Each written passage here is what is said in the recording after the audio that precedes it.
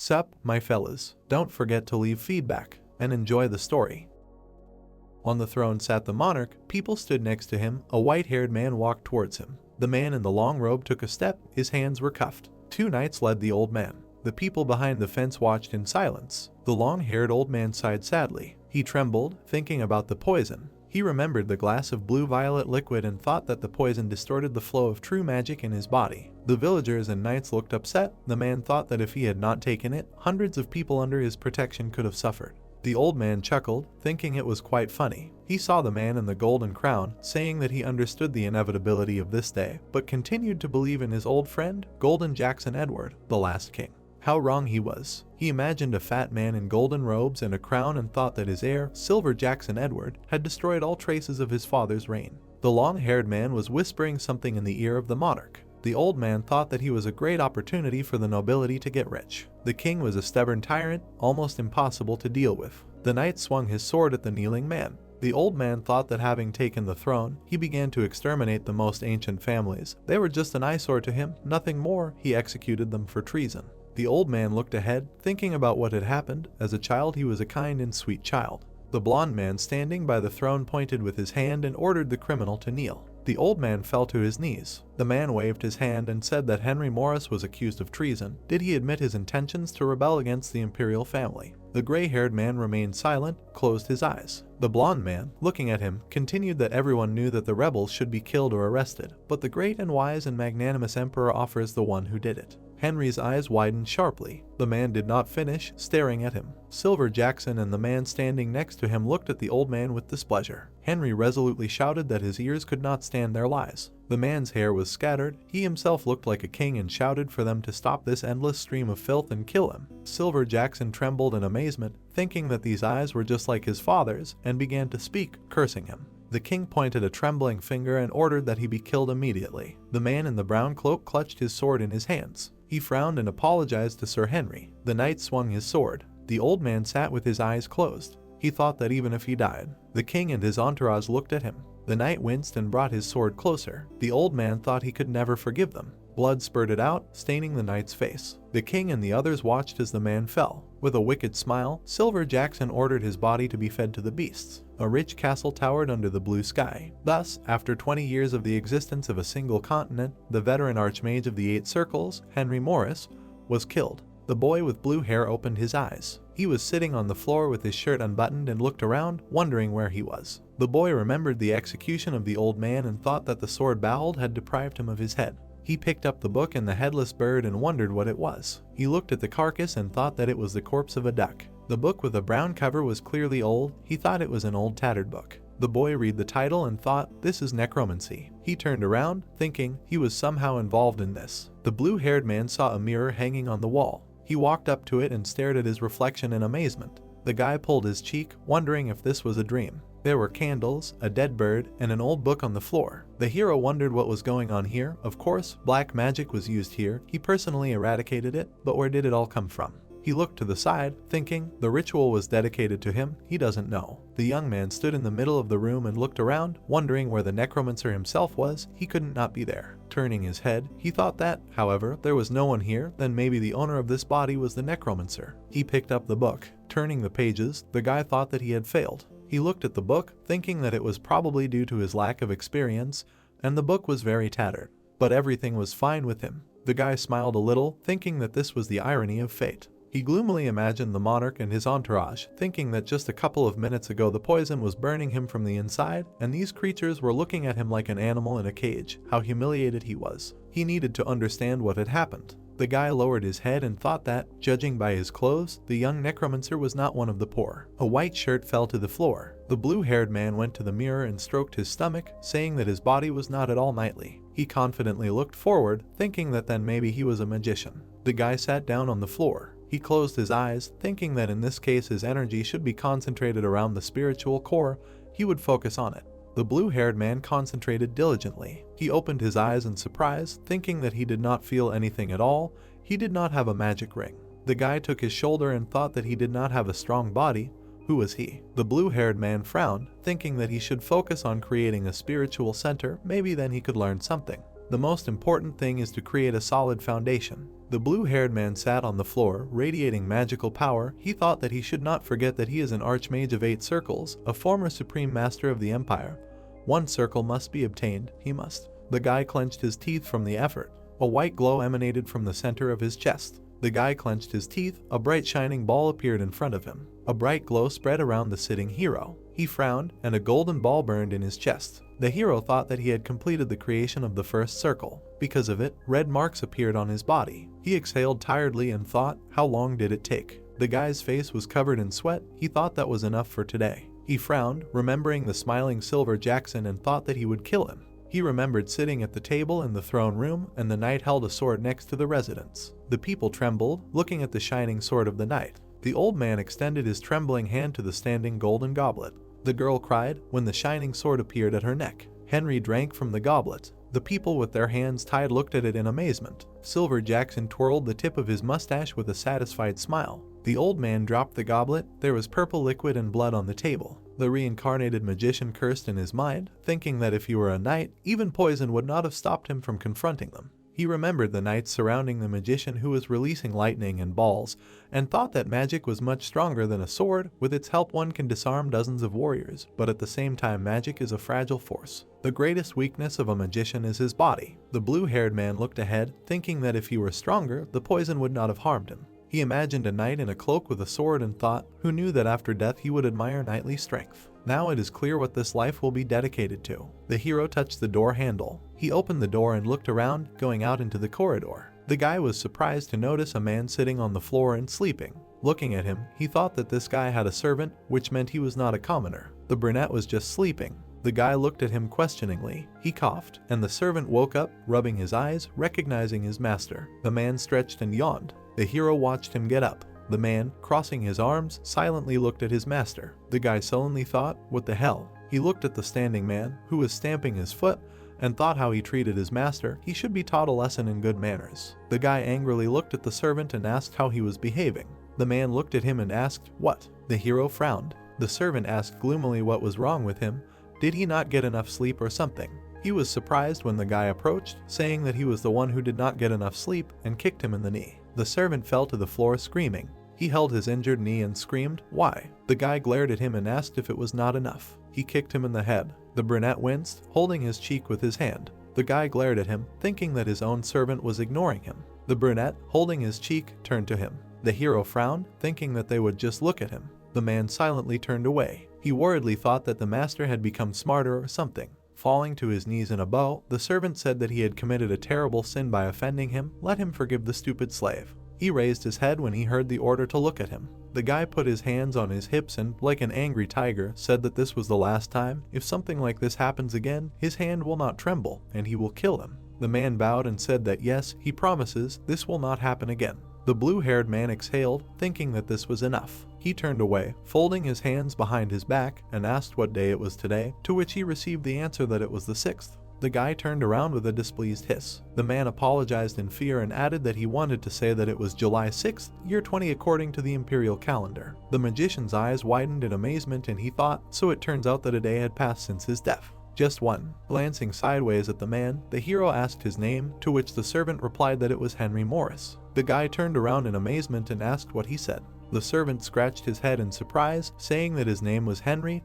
Was something wrong? The hero looked at him and asked what his father's name was. The servant replied that the baron's name was Hans Morris. The guy looked away, thinking that fate was such a thing. The servant looked questioningly at the blue-haired man, who thought that at least the name had not changed, which was not bad.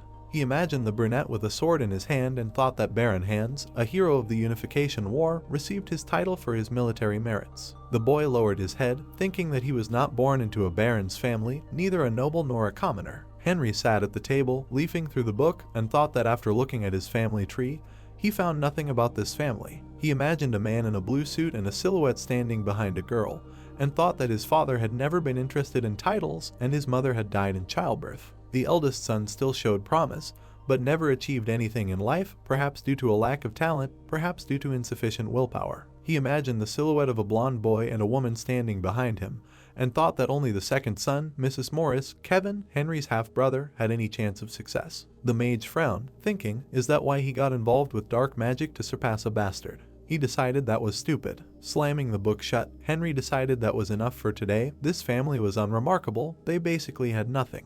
He was starting from the bottom again. He remembered standing with his staff next to the dark-haired man with the sword and thought about the good old days. When he and Golden Jackson came from a tiny country called Mumbatam, they had nothing, but they managed to build the walls of an empire. He stood up and thought that he should do some magic as soon as possible. He turned over the hourglass, thinking that there were still 5 hours until dawn. That would be enough to create a magic circle. Looking at the crescent moon outside the window, Henry thought that there was a lot he could do before sunrise. But first, he should do the most unpleasant thing. The sun was shining through the window. Henry squinted at the light. He tiredly opened his eyes, covered in sweat, and thought that was enough for today. A golden circle was shining on his chest. He thought that in such a short time, he managed to reach the third stage of the circle formation. The door to the room opened slightly. A servant appeared on the threshold with a basin in his hands, who asked the master if he had not gone to bed. Henry replied that he had. The brunette held a container of water in his hands and said that he had brought him some water to wash himself, and thought to himself,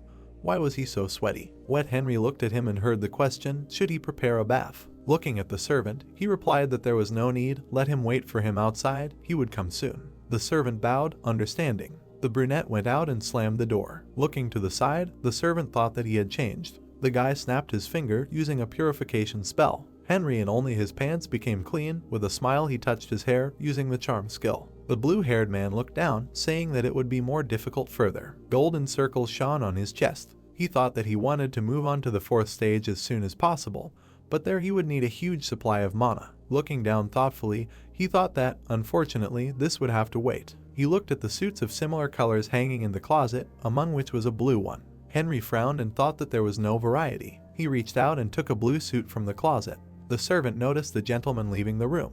Henry in the blue suit looked at him and said that he was hungry. Let him immediately take him to the dining room. The brunette looked at him awkwardly and agreed. The heroes walked along the stone veranda. The servant stopped at the door, and the guy went into the room. In the dining room there was a table with a red tablecloth at which a family was sitting. A blue-haired man with a mustache and beard, the head of the family, Baron Hens. On the other side was a fair-haired woman and a young man. Henry realized that this must be his second wife and son. Looking at them, the blue-haired man wondered what this meant. There were 4 of them here, and Henry's mother was really dead. There was a candlestick with lit candles on the set table. Hans intertwined his fingers and asked how he had slept, and suggested that they start eating. Those sitting at the table began to eat. Henry looked at the dish on his plate and thought that even though this family had never moved in high society circles, he thought with a smile that they knew a lot about food. Of course, this was not what he had eaten before, but it was also not bad. He heard sounds and looked up, wondering what it was. He did not even know the basics of etiquette. He watched the blonde eat noisily and wondered if this was normal for the Baron's family, eating like a pig. The fair-haired man raised his head when he heard the guy call his name. Henry looked at him and said that he asked him to eat more quietly and be careful. Throwing food around, Kevin laughed, asking what. Henry watched with displeasure as crumbs flew into his plate. Putting a fork in his mouth, Kevin asked his brother not to tell him how to eat. It looks like someone got up on the wrong side of the bed. Let him stop, it doesn't suit him. Henry put the spoon on the table, thinking that he didn't want to eat anymore. He wiped his mouth with a napkin, thinking that he needed to be more patient. His father was cutting a piece of food on his plate and asked if they had already decided which of them would go to the combat academy. The guy with a napkin over his mouth thought about it. Combat academy. He imagined the students with training swords and thought, I don't know, they haven't come to anything, and yet the combat academy is a good choice. He imagined a young man with a muscular body and thought that if he trained there, he would be much stronger by the time he graduated, and his body would be many times stronger. Looking ahead, Henry thought that it would take too much time, during which he could create a lot more circles. At least here he wouldn't need years of training. Kevin turned to his father and said that there was nothing to think about. He would go to the academy. Let him think about it. He had a much better chance of succeeding there. Hans agreed and, turning his gaze to Henry, asked if he wanted to say anything. The blonde chuckled, asking what difference did it make. A person like him was of no use to anyone at the academy. They would only mock him. That was his nature. Henry remembered how he had been deprived of his head and asked, would they mock him? The blonde looked at him and asked, was he wrong? Then why did he always avoid conflicts with him? He was a weakling. That was why he said that people like him had no place at the academy. His father looked at Henry and said that, of course, Kevin had expressed himself very rudely, but in some ways he was right. Like Silver Jackson, his father asked what he could say. Turning decisively to him, Henry declared that he had changed. The academy is famous for its brave warriors, and he believes that the heir should represent it, and not this ill-mannered impudent fellow. Kevin slammed his fists on the table, angrily asking what he said. Henry looked at him resolutely and said that he did not mess with him because he was weak, but because he was much stronger than him. He did not want to offend his younger brother. The whole family froze, silently looking at the guy, and then his father, stepmother, and stepbrother laughed loudly. Henry was embarrassedly silent. The blonde wiped away tears from laughter and asked if he thought his jokes were going too far. The blue-haired frowned and thought, first the servant, then his own family, they were humiliating him. The father looked at the guy and said that Kevin was right, let him not joke like that anymore, what's wrong with him? The hero replied that he was not joking, if the guy was so confident in himself, maybe he should let them fight. Hans looked at his son and said that he thought it could be done, but was he sure he wanted to? Henry looked at him resolutely and said that yes, if he was not busy, he would like to ask him to watch their fight. His father said with displeasure that if he really wanted to, then fine. The stepmother frowned and heard them go to the training ground. Kevin laughed arrogantly. Henry looked at him with a smile, thinking that he would teach him a good lesson. Spectators and men of the Morris family gathered on the training ground. Kevin threw the boy a training sword, telling his older brother to hold it. Henry grabbed the sword by the hilt. He twirled it in his hand, thinking that this wooden sword weighed almost as much as a real one. He looked at it contentedly and decided that it was not bad. The servant put his hand to his cheek, thinking that this was interesting. He had changed and maybe he would finally defeat Kevin. The boys looked at Hans, who said that the rules were simple, the one who makes the opponent surrender wins, but they should not forget that they are brothers. The man waved his hand, shouting for them to begin. Kevin looked at his brother with a smile and said that he would give him the opportunity to strike first. Looking at him, Henry said that this was great. A glow appeared around his leg. Then the whole mage glowed, using the skill of increasing strength, increasing agility, and accelerating reflex. Henry thoughtfully looked ahead, thinking that even though his magic wasn't as strong as before, it was enough to take down this little guy. Kevin was surprised to see the guy jump high into the air. A gloomy Henry was approaching the blonde. The younger one screamed in fear when the blue-haired man swung his sword. The swift blow touched the wooden sword, leaving a bright mark. Hans, along with the others, looked at this in amazement. Kevin clenched his teeth. Henry reached out to him with his hand, grabbed the guy by the throat, and then kicked his leg. The blue-haired man easily knocked the blonde man to the ground. Kevin was trembling, lying on the ground. He saw his brother swung the sword, standing over the guy, and thought that it was time to finish. The blonde covered his head with his hand, protecting himself from the blow of the wooden sword. Henry gloomily advised him to be careful. He didn't spare his bones at all, he would break them. The blonde winced, covering his head. His mother grabbed her husband's hand and screamed for him to stop immediately. The dumbfounded Hans agreed and exclaimed his son's name. Henry hit the guy with a wooden sword, and the man screamed that it was enough, he would kill him, didn't he understand? Hearing his name, the blue-haired man stuck the wooden sword next to the guy curled up on the ground. Turning to the others, Henry asked if he still had anything to prove. The amazed family members looked at him. Hans said no, he was right. Looking at him, the blue-haired man said that then it would be better if they returned to this conversation tomorrow. He headed for the exit of the training ground, asking permission to leave them. A trembling Kevin lay on the ground. The servant with a bandage on his cheek looked at him, thinking that this was incredible. He watched in surprise as the boy left. There was a plate of bread on the set table, and he said that he had seen it all with his own eyes. The servant was sitting at the table with other men. One of them looked at him and said, "Come on, is that even possible? How could this Henry defeat Mr. Kevin? He was much stronger than his older brother.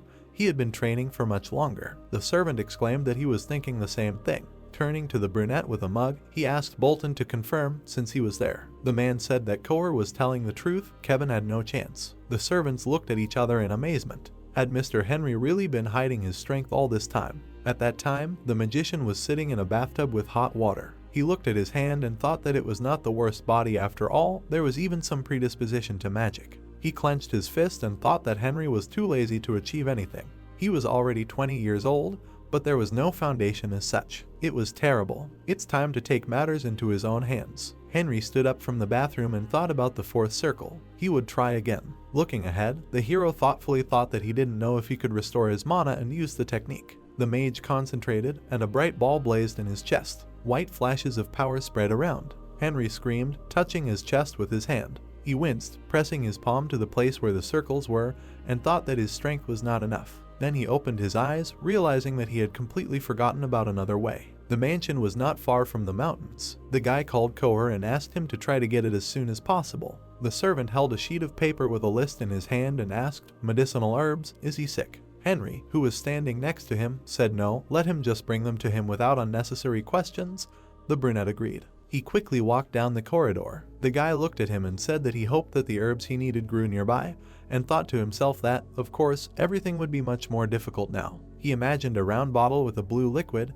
This is an amazing elixir, the Blue Miracle. He made this miraculous elixir when he was at the 7th stage of circular formation. It took half a year to create, but it was worth it. He imagined a person drinking the liquid from the bottle, and thought that the Blue Miracle reveals the full magical potential of a person, and in exceptional cases even increases it. The guy wrote with a pen on paper and thought that, unfortunately, he did not have time to write down the recipe. Henry looked down, thinking that it was time to fix this. Who knows what the future has in store for him? He imagined a cauldron and test tubes, thinking that everything has its drawbacks. The Blue Miracle can become a powerful drug. The permissible norm is different for everyone. The golden ball in the man's chest spread a bright red glow. Henry thought that the elixir also puts a huge strain on the heart in order to increase the amount of mana in the body through it, so many try the Blue Miracle only once. However, before using it, you should make sure that the permissible dose is not exceeded. The magician looked at the written recipe and thought that if he makes a mistake at this stage, the heart may not withstand it, and then instant death will occur. He looked up gloomily and finished the thought. A servant's cry was heard in the Morris family mansion that he had returned. Coher brought a bag into the room and said that they managed to find almost everything he had indicated on the list, but some things were nowhere to be found. The blue-haired man asked what exactly was missing. The brunette unfolded the list and said that at the very end there was a green crow flower. Henry looked at him and asked how so, was everything really sold out? The servant said that the merchants told him that the trade routes were constantly besieged by bandits. He pictured armed men on horses and added that that was why they hadn't been able to deliver the goods properly for half a month. Henry asked again in surprise, half a month? His father didn't know about it. Looking down, Coher replied that he had tried to catch these bandits, but they were completely elusive. The guy gasped and thought to himself that he wanted to say that the Baron was unable to cope with a bunch of worthless bandits. What a pity. Looking resolutely at the surprised Coher, he said that they were getting ready. The man asked again, right now. The blue-haired man said that yes, he wanted to visit these invincible bandits. Let him prepare 2 horses and get ready to leave. The man looked at him in surprise, saying that the gentleman was not obliged to go there. Those places were dangerous even in peacetime, and now, when they were patrolled by bandits, even more so. He would be all alone. Henry looked at the surprised man and said that he was actually going with him and he had not asked to be taught. Turning away from the shocked servant, the boy explained that he wanted the raven flower and nothing would stop him from getting it, so he was going there. The gates to the small stable building were open. Coher let out a thin and exhausted brown horse. Henry asked in surprise, were there no other horses? He crossed his arms in displeasure when he heard that it was his personal horse and said that he thought he would have to have a serious talk with the groom. Looking at Coher, he asked for a sword. The man asked, was there anything else? With a smile, Henry said no, he could take something for himself. The magician watched the servant leave. He turned to the horse and said pitifully that she was a poor thing.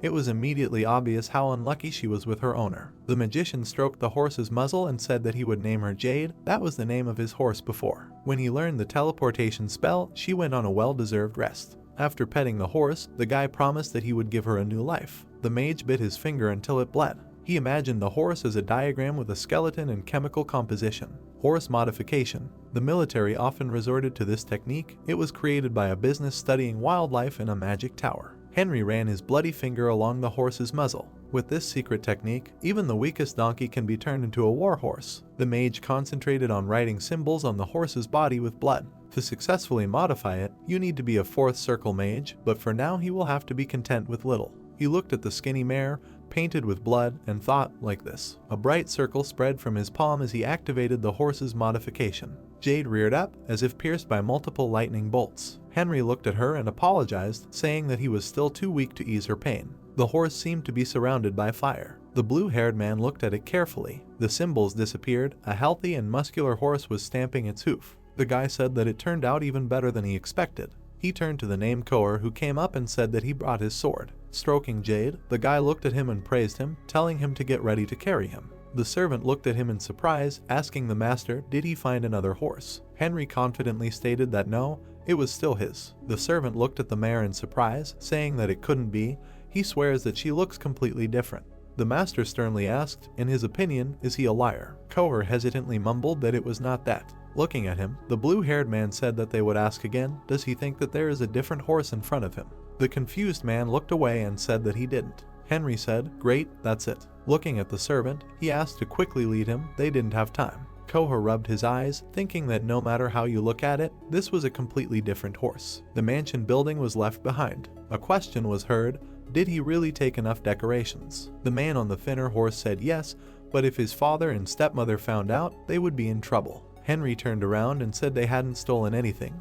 They had just borrowed it. What was wrong? The worried man started saying that even now. The mage looked at him silently. They were riding along a forest path. Henry told him to just be careful and not to lose anything. The servant agreed. The horses galloped forward faster. They stopped at a signpost near a settlement. The horses were standing by an information board. Henry told the servant that he should attract the bandits. Let him wear at least a few pairs of earrings. The man said he had never worn them, but hearing the boy's displeased reaction, he said he would now. Henry looked at him and said he thought that was enough. Let's go. Koher, with earrings in his ears and gold jewelry around his neck, agreed. The mage noticed something behind him. The horses stopped and Henry told the man to slow down.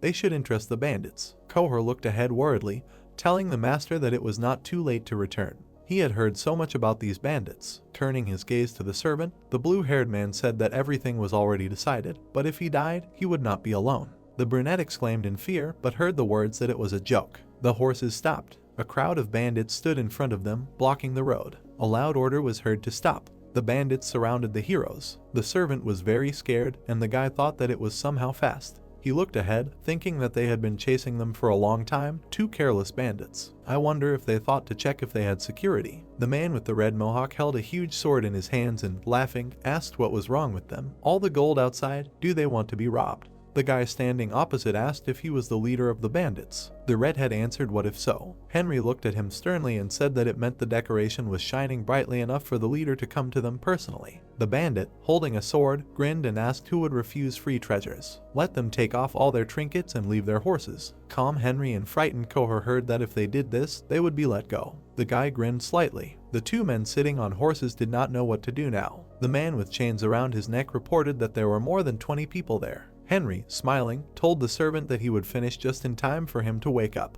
The man, with his mouth open, was surprised and did not understand what was being discussed. The guy raised his palm up. The servant's eyes turned white from the blow, and he fell from his horse on his back to the ground. The man lay unconscious. The master dismounted from his horse, stroked its muzzle and headed towards the people. The man with the scar on his face asked the boy rudely why he hit the servant. Henry was surprised how it was possible not to understand that he would interfere with them. The man began to intimidate the boy by saying that he would not be able to defeat the entire group alone. The blue-haired boy began to look around and count the attackers. Rolling his eyes, he was unhappy that there were only 25 enemies. The man with the scar, smiling strangely, did not understand what difference the number of people made if their lone enemy would still die. Raising his hand up, Henry did not agree. He snapped his fingers. The three men froze and blue bubbles appeared above their heads. Two more enemies also stood motionless, not understanding what was happening. The blue liquid enveloped the heads of the enemy and they began to suffocate.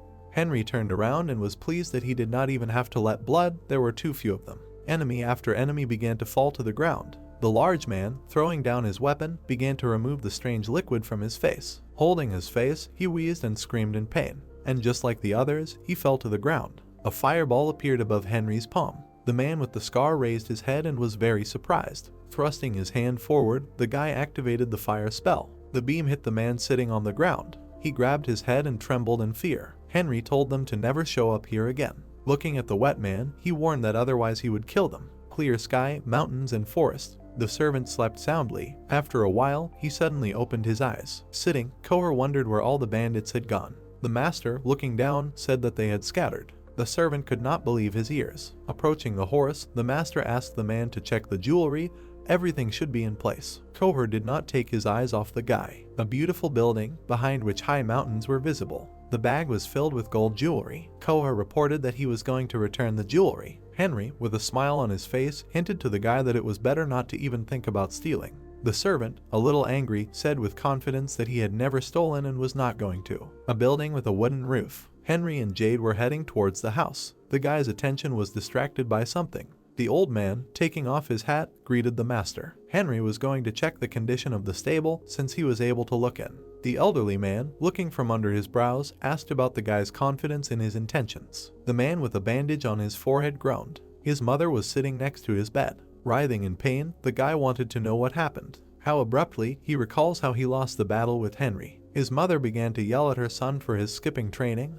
which led to his defeat. She beat her chest and screamed that he had become a disgrace to her. Having moved away from everyone, Kevin could not believe his defeat. Remembering the guy's silhouette, the man was sure that he hadn't managed to do anything in the battle. How could this happen if he trained every single day? Kevin couldn't get the image of Henry out of his head. Baring his teeth, he repeated the same thing over and over, that he couldn't lose in battle. The man and the horse were heading forward. There was a horse in the stable. It belonged to the Baron. Noticing his friend, the old man replied that its owner was Kevin. Looking around, the guy thought about the appearance of the animals and why it was so skinny. Looking ahead, Henry wanted to know where the stall for his horse was. The old man pointed with his hand. The guy was shocked by what he saw. He was surprised why it had become damp and so broken. Having calmed down, Henry closed his eyes to the appearance of the stall for the first time. The old man lowered his head and promised to improve. Leaving, the guy remembered something. Turning around, he ordered not to forget about the horses of his father and Kevin, and if next time nothing changed, then the elderly man would face severe punishment.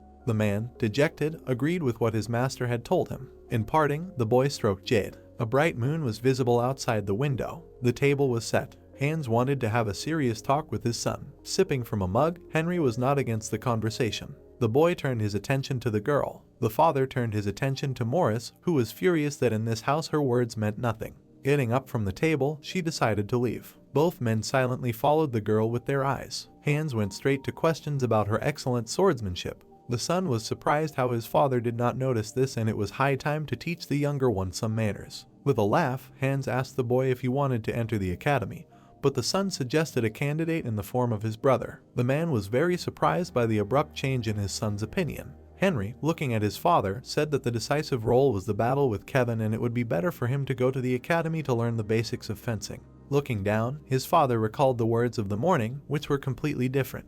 Looking away, Henry admitted his mistake and believed that his brother deserved to enter the academy, but on one condition. The boy wanted Kevin to take advantage of his kindness, but his father did not understand what he was talking about. The son explained that he wanted to give him a test. Taking a deep breath, Hans noted the changes in his son and agreed to his request. Delighted, Henry told about the bandits who had disappeared on the trade routes. His father's pupils had shrunk. He could not believe that these bastards had left them alone. The son added that he had learned about this from the merchants. Henry decided to go to his room. Looking out the window, he wondered where his brother had disappeared to and whether he had changed his mind. There was a knock on the door. Kevin entered the room. Turning around, Henry asked the purpose of the visit. The brother didn't know how to start the conversation. Without raising his head, he said that his father sent him here to discuss the academy. Standing in front of him, Henry began to mock his brother and ask him to say the sentence louder. Kevin responded sharply. The younger one continued to find out what his father had told him. The older one was very scared. In his head, he thought about how much his brother had changed.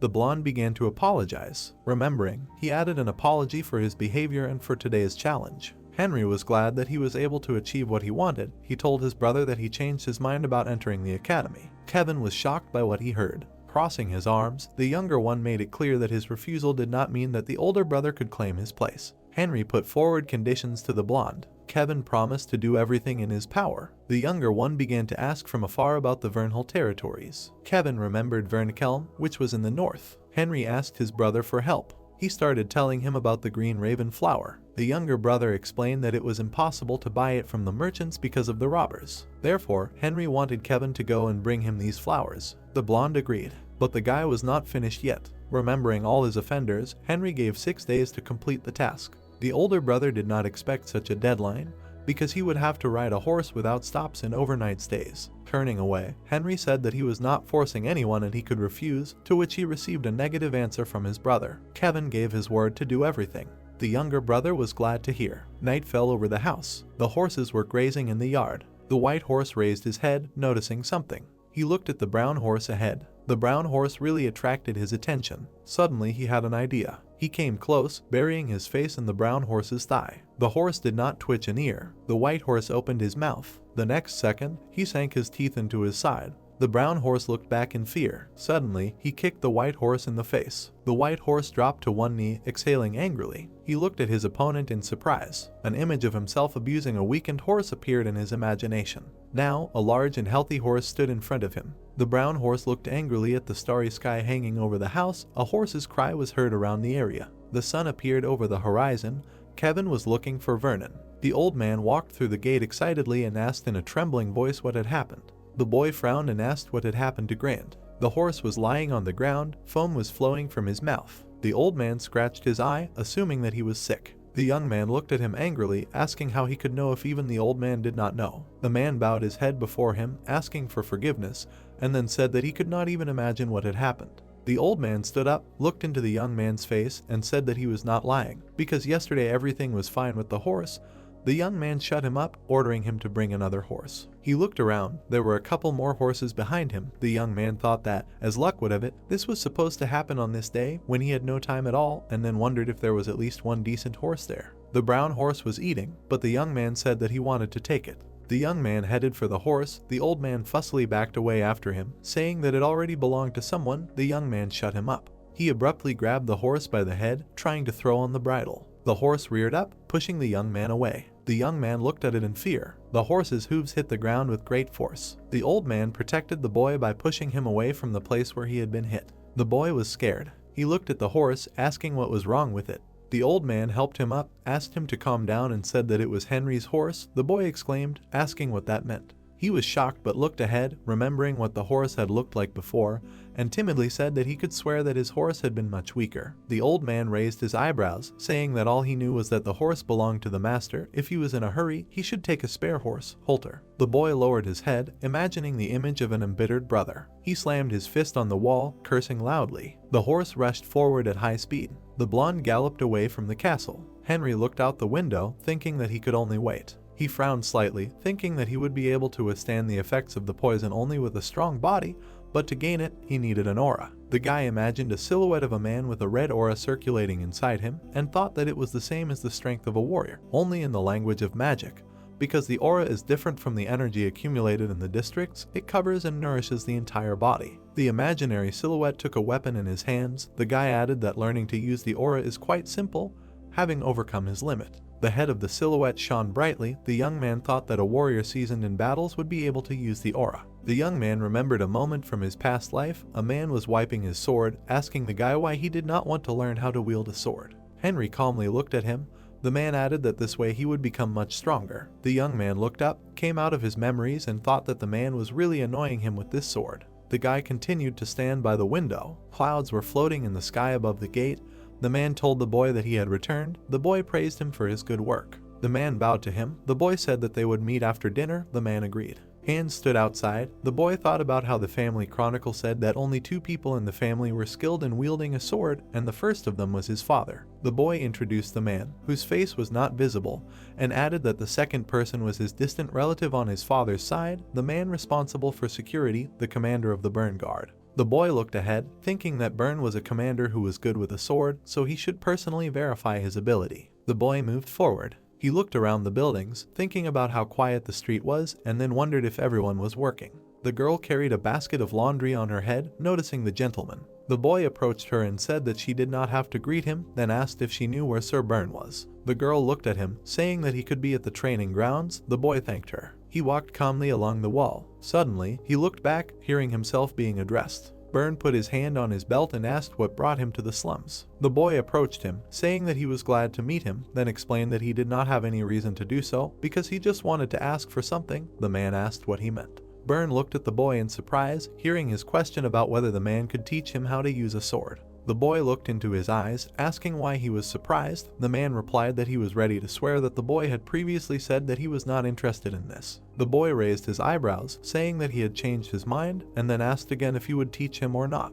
The man smiled widely, saying that he could not believe that the day had come when he decided to take up the sword, and that he was pleasantly surprised, and then asked if the master really wanted to become a worthy heir to the Baron. The boy looked away, calling it a loud statement. The man said that he did not need to be embarrassed. They stood opposite each other. Burn asked if he could ask the boy one question. The boy agreed to this. The man calmly looked him in the eyes, asking if he really defeated Master Kevin. The boy allowed it. The man raised one eyebrow, and then asked if the boy had started training without his knowledge. Henry, with a calm expression on his face, replied that it was a little different, because he had decided to take his training seriously. So from this day on he would be his student. The man agreed, saying that he did not think the boy would have any difficulties. Burn frowned and thought that it was unbelievable. The Henry he knew would never defeat Kevin, so he hoped that with time everything would become clear. The man lowered his hands, then asked if they could fight. The boy raised his hands behind his back, asking if he meant that they would fight each other. The man confirmed this, explaining that he usually started with the basics, but since the boy had already defeated the master, he needed to evaluate his abilities. Henry raised his eyebrows, calling it fair. Fluffy clouds were still floating in the sky. The boy kicked the ground, using magic armor. His entire body was instantly enveloped in shining energy. The man moved towards him, saying that he could begin. The boy smirked, saying that he would gladly do so. With explosive force, he made a dash. The boy rushed into battle. Burn calmly watched the approaching edge of the wooden sword. At the last moment, he dodged the guy's blow. Then the man hit him in the body with his knee. Burn noticed that the guy stopped his knee with his hand. He looked at it in surprise, thinking that this was some kind of misunderstanding. The man took the sword with both hands. He delivered a sweeping blow, which the boy dodged. Burn watched him in surprise, not understanding what was happening. The boy smiled slightly. He delivered a counterattack, which the man blocked with his sword. The boy looked at his opponent with a smile. The man lowered his eyebrows tensely, wondering if the boy was this strong before and what was going on. He frowned, wondering if the boy was hiding something from him, and then thought that he would wear him out. He raised his sword back. The boy noticed this. The man struck with all his might, thinking that the jokes were over. The boy parried his blow. The man looked ahead in surprise, thinking that the guy had managed to block his blow. The boy clenched his jaw, looked at sword, and wondered if it was really just the guard commander. He calmed down when he thought that the man was an excellent swordsman even without using his aura, and then wondered why such talent was wasted in the slums. Burn looked him in the eyes, holding the sword in his hands. He struck the boy's sword again. The boy blocked his blows, thinking that he could not win. The boy struck a slash, which the man dodged. They clashed swords. The tremors from the blow went into the boy's body. The man lowered the sword, saying that he was surprised. The boy looked at him in confusion. The man smiled widely and asked why he did not show off his skills. The boy replied that they were not that great, because he just watched others and tried to imitate their blows. The man frowned slightly, thinking that the boy learned this technique only by watching from the sidelines. Looking at the young man, he added that beginners do not move like that, which means that he already knows all the basics. The young man broke the silence, saying that he needs a man. Burn recoiled in surprise, asking what this means. The young man frowned, saying that he does not need to worry about formalities, because from now on he is his teacher, so he can address him informally. The young man looked at his face. The man had difficulty comprehending what was said. The guy thought that, apparently, the commander did not expect this, after which he asked if he studied the imperial techniques. Burn looked at him and said that many imperial ones prefer them. The young man remembered himself in the past, thinking that he had avoided the fighting style he created all his life, but now he had no other choice. The man was confused but scratched the back of his head. Hearing the young man's questions about whether they could start the lesson right now, the man awkwardly said that the word teacher burdened him a little. He calmed down, saying that this was their first lesson. Henry looked at him silently. The man asked what the most important thing in swordsmanship was. They stood opposite each other. The boy answered that he thought it was endurance. The commander asked why he thought so. The young man with a calm expression answered that it was because it was important in any business. The commander answered that his logic was correct, because endurance would help him hold out and survive. They looked at each other. The man asked the boy what he thought he had missed in their fight. The young man answered that he thought he had missed absolutely everything, because that was why he was still a beginner. The man grinned, confirmed his guess, and said that if I go into detail. Burn lowered his eyebrows, finishing the sentence by saying that the essence of fencing is as follows. The young man raised his eyebrows in surprise, hearing the words that he should not stand in one place. Looking in shock ahead, he turned over his words in his head, then thought that Golden Jackson told him the same thing, that legs are the basis. He looked up at the man, wondering if leg work was really so necessary. The man interrupted him, saying that he thought the boy found it hard to believe. He threw the sword on the floor, saying that he would show by his example how much mobility changes. He lowered his hands and told the boy to attack. He would only defend himself, then added that the boy was not limited in quantity. The boy held his hand out to the side, saying that the man was looking down on him. The commander replied that this was part of the first lesson. The boy activated his magic armor again. A pulse began to rise up his leg. The boy called it wonderful. He held the sword out in front of him, saying that he would start. The man swung his sword. He delivered a straight blow, which the man immediately dodged. The boy lunged again and again, each of which the man dodged. He swung his sword again to strike. The commander watched the tip of the weapon approaching. At the last moment, he stepped aside from the blow. The man found himself behind his opponent. The boy looked ahead in surprise. The commander poked his finger at the back of his head. The boy looked around in surprise. The man said that this was enough for the first lesson. The boy tried to catch his breath, thinking that even with magic armor he could not do anything, because this body is too weak. The boy looked back at the man, who asked him to look down. Burn asked if he could compare their tracks. The man looked at the ground in confusion. The man asked if he saw the difference. The man looked around, looking at the chaotic tracks, after which he said that their style of movement was different. The man confirmed his guess. The footprints were scattered on the ground around them.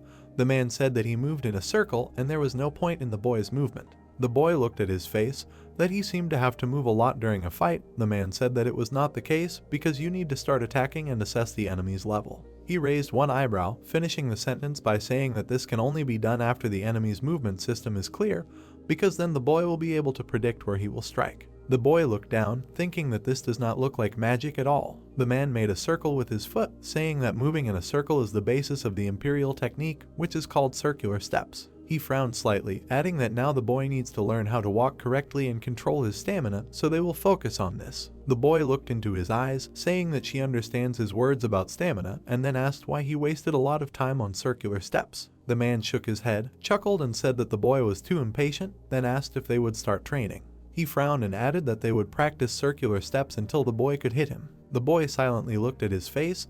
The commander said that only after that would they move on to the technique of ball control. The boy smiled, agreeing with him. The gate was still standing under the scorching sun. The boy was doing push-ups. Sweat was pouring down his face. The boy was breathing heavily. He fell to the ground, exhausted. Lying on the ground, he used healing, after which his body glowed brightly. Pursing his lip, he rose from the ground. The commander watched as the boy ran forward. The man smiled, saying that in their world, the strongest survives. If a person is not hardy or slow, he must train to fix it, after which he said that the master will be happy with his success. The boy slashed with his sword. Then he raised his sword again to strike. You teeth again, he slashed again. Frowning, the boy thought that if it weren't for the emperor, Henry his tower, finishing the thought by saying that he too would be sitting in his room practicing magic. The sun painted the sky a fiery yellow. The boy exhaled, saying that he had enough. The boy opened a blank page. He began to write something down, wondering where he had stopped. Remembering the men he hated, he frowned deeply. The boy began to write down the name of each of them. Slamming the notebook shut, he said that this was enough for him. The boy took a map out of the tube. Then he opened it on the table. Looking at the map, the boy thought that the name Eurasia was invented by Golden Jackson, after which he noted that the old man had a poor imagination.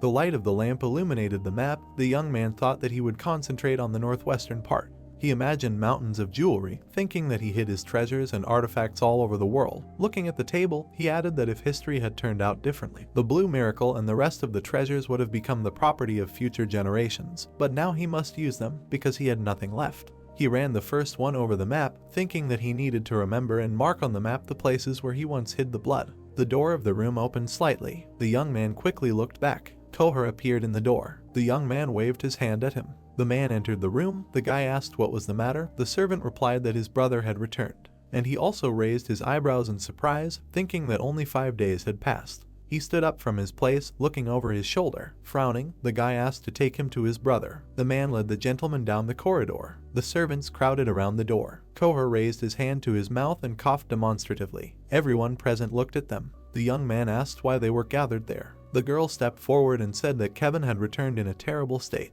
The young man raised his eyebrows in surprise. The girl, with a calm expression on her face, added that the boy should see it for himself because they say that he was attacked by bandits on his way home.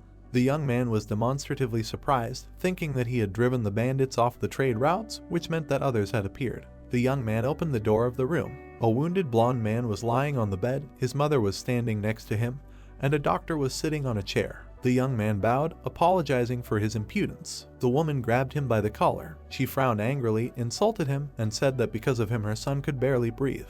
The blonde man was lying unconscious on the bed. He looked at him, thinking that the maid had not lied. The guy took his mother by the hands. The woman was crying loudly. The young man asked the doctor what had happened to his brother. The man replied that he thought he had been attacked by wild animals. He frowned slightly, asking why he had decided so. The blonde was lying motionless on the bed. The man explained that these wounds could not have been caused by a weapon, because there were clearly visible bite marks and claws on his body, and the same thing had happened to the horse the master was riding. He looked at the doctor, asking if his injuries were serious. The man confirmed this, saying that he needed urgent treatment, after which he explained that his condition was not the best even when he had just set off on the road, and now everything had only worsened. The guy raised his eyebrows, thanked him for the information, and asked if the doctor had finished his procedure. The man looked at the boy. The boy glanced at his mother out of the corner of his eye. The doctor said that he was finished because he had done all he could. The boy asked if everyone present could leave for a while. The woman shouted angrily, saying that she would never do that, then asked what he was going to do with her son. Kohal entered the room after the boy called him.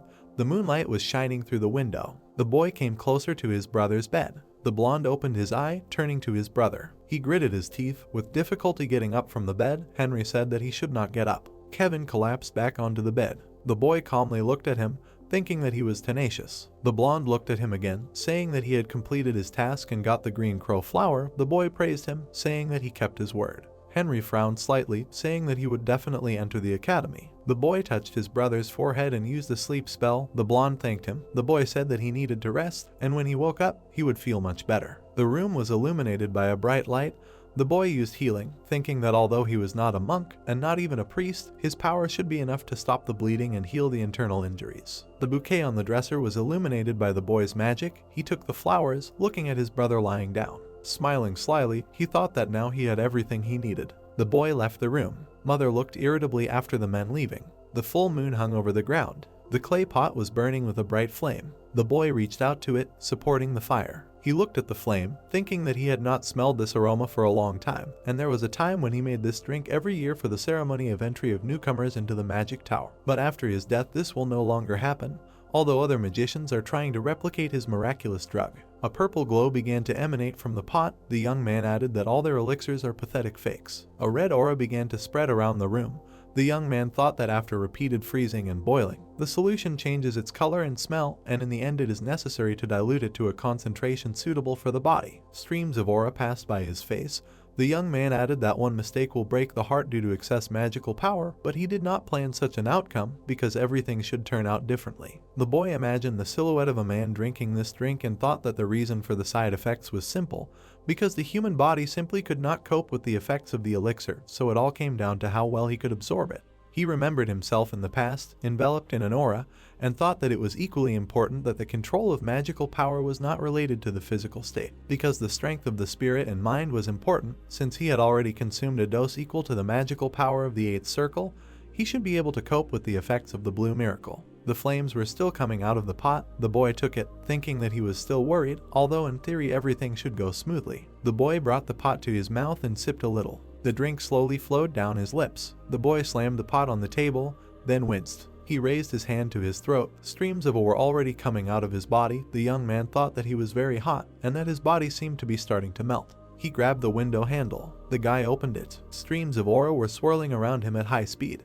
The young man grabbed his chest, quietly groaning. He sank to the floor and crossed his legs. Gritting his teeth, he began to meditate. A red light shone in his chest. The aura in the room began to swirl towards a point in his chest. The mana coming from him formed the silhouette of a dragon. The young man thought that this was what he was striving for. The guy opened his eyes, the whites of which turned black, and the pupils glowed purple. He thought that he would continue to take in all the power and energy. Henry stood surrounded by high swirls of purple power. He closed his eyes, thinking that compared to the last time, this pain was nothing. In the purple field, white curls were swirling around the guy. A bright ball was burning in his chest. The guy clenched his teeth, thinking that a circle had begun to form. The glow was getting brighter. Henry thought that it couldn't be. How? He narrowed his eyes tightly. The shining ball was getting bigger. Henry exclaimed. Another one. He couldn't believe that this was happening to him. The guy sat, illuminated by a bright glow, thinking that immediately after the formation of the 4th circle, the 5th began to form. The effect of the blue miracle exceeded all his expectations. Now he was a 5th circle magician. He imagined a man in a hat and with a staff. About the 5th circle of magic, some people won't have enough life to reach this stage, but those who did manage to do so are awarded the title of wizard in the Tower of Magic. A bright glow emanated from the wizard's palm. Such people are able to repel hundreds of opponents. Magic control can be compared to the skill of wielding a sword. Henry listened to himself, closed his eyes, and thought maybe he could form another circle. He took the handle, saying that it was a pity the elixir was only enough for 2, not surprising, because the 6th circle requires a huge amount of magical power. Henry grimaced, sniffed, and asked what was stinking here. Was it from him? The guy's eyes widened in realization. Clothes flew to the floor. The guy took off his shirt. The shirt was very dirty. The hero said that the terrible stains looked like those left by sweat. A bright step of light from the magician's spell lit up. Henry examined his clothes, thinking that he remembered how the purity spell was used on clothes. They should not have gotten dirty. But the shirt looked like it had not been washed for hundreds of years. There was a tall mirror in the room. Amazed, Henry walked up to it, seeing his muscular body. The guy's muscles were covered in sweat. His eyes widened as he realized that this was his awakening. The blue miracle had given him more than just 2 circles. Henry bent his arm and touched his muscles. Awakening only affected those who used magic. When magical energy reached its limit, it tried to expand its reserves, and then the body was rebuilt. The guy patted his hand, saying that it was not bad. Everyone experiences this stage differently, but everyone has one thing in common: muscle growth. So nothing abnormal had happened. The magician examined his hand and said that the spots were due to the dirt thrown out of his body. Shining circles from the purification spell appeared around his legs. Shining Henry laughed, saying that training would be much easier now. The sun was shining on the castle, and words were heard that the master's breakfast was ready. Kohor looked at him in amazement. The guy standing in a blue suit looked much taller and stronger. He calmly agreed and said that he was going, while the man was amazed, thinking, did he become taller? The servant watched the master go, wondering what happened last night. He imagined the changes in the boy and thought that he was a frail boy and became a strong man overnight. What kind of ingredients did he use? There was food on the table with a red tablecloth. The family looked at the boy in surprise. They obviously noticed his growing muscles. Kevin and his mother looked at him with their mouths open. Hans asked in surprise what was wrong with him. It seemed like he had become much bigger. Henry smiled awkwardly and said that he did not know. He woke up like this. There was a stone wall among the hills. Byrne looked at the boy questioningly and said that he was speechless. Henry answered with a smile that he understood. The man asked if the training had affected him so much. Even if so, had he grown too quickly? The boy tapped him on the shoulder and asked what the difference was. It had its advantages. Now physical exercise would be easier for him. Crossing his arms, the trainer chuckled and said that then they should increase the intensity of the training, but they still started with leg training. Not far from the castle were dark mountains. Henry was climbing a mountain path. He stopped on a rock near a cliff. The sweaty guy looked straight ahead and said that the air at the top was always fresher and cleaner. Down from the cliff, looking down, he asked, "What if I jumped head first?" And he jumped right away. The magician was flying vertically down from a cliff. He was falling head first. The wind was ruffling the guy's hair. He used the spell light landing. Near the ground, he turned his feet and braked, and then he landed softly, touching the ground with his palm. A glow was spreading around his figure. He used the spell blast wave. Bright rays flew into the cliff, and then an explosion was heard above. Stones of different sizes flew down from the explosion. Henry looked at the falling stones. He looked up in surprise. A man fell to the ground. Next to him stood a man with a cane and a bag over his shoulders. The men listened in surprise, asking what that sound was. Maybe thunder. Stones were falling from above with a roar. They were flying straight at the guy standing below. Henry's eyes shone. He used the spell freeze. A protective barrier formed around the magician. Stones from the explosion fell, hitting the barrier. A bright blue glow appeared. The foot of the mountain was covered with ice spikes. There was a lot of ice around the guy's feet. Henry smiled and said that it was not bad. He stood among the spikes of huge ice flows, and then extended his palm forward, which had a shining ball, and used the spell blast wave. He directed the ball at the ice. Ice flows fell down. The magician looked at them. Sharp ice flows dug into the ground. Henry walked, dodging them. He quickly dodged the falling ice flows. There were blue flashes. Henry walked in a circle, practicing the circular move. Then he stopped, stamping his foot. The guy exhaled tiredly when all the ice flows dug into the ground. Looking forward, he asked out loud, with this, he can accept his challenge, right? Words were heard from behind the wall of the training ground that Henry was ready to accept the teacher's challenge. Byrne looked at the guy and asked, already? He agreed. Looking ahead in amazement, the man thought, he couldn't have mastered the circular steps that quickly, could he? Looking ahead, Byrne said, okay, as he promised, if he could hit him at least once using only his legs, they would begin combat training.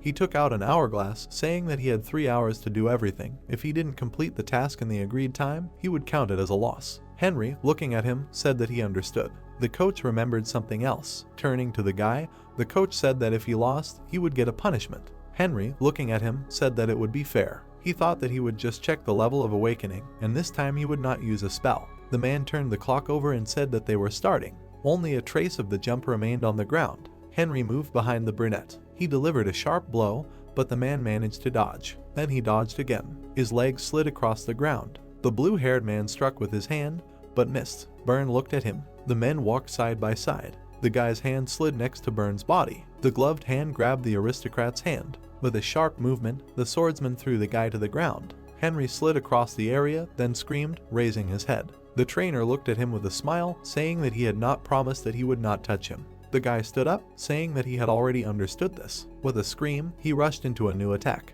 The trainer looked at him resolutely, and then delivered a sharp blow with his hand to the guy's torso. Byrne kicked the blue-haired man. Henry flew back, holding his hand to his chest. He raised his head and thought that he couldn't. He was constantly covered. He got to his feet and began to walk again. Henry resolutely reached out to the man with his hand, but the brunette parried it with a sharp blow. There was very little sand left in the hourglass. The magician looked at them and thought that time was running out. He cursed, looking away. The man approached him and then punched him in the stomach with both hands, causing a flash. Henry gritted his teeth as he flew away and fell backwards onto the ground. The boy was lying on the ground, his legs shaking. He was breathing heavily, getting up and holding his chest. Byrne slapped his watch, saying that it seemed like time in glass. Henry looked at him grimly and heard that he had lost. Henry silently heard the man say that he had managed to surprise him after all. Byrne looked at the boy, saying that he had improved his skills quite quickly. The blue-haired boy, kneeling, heard the coach say that their next task would be to double his stamina in 10 days. Byrne said that this day would be another reminder for him to properly assess his strength before issuing a challenge.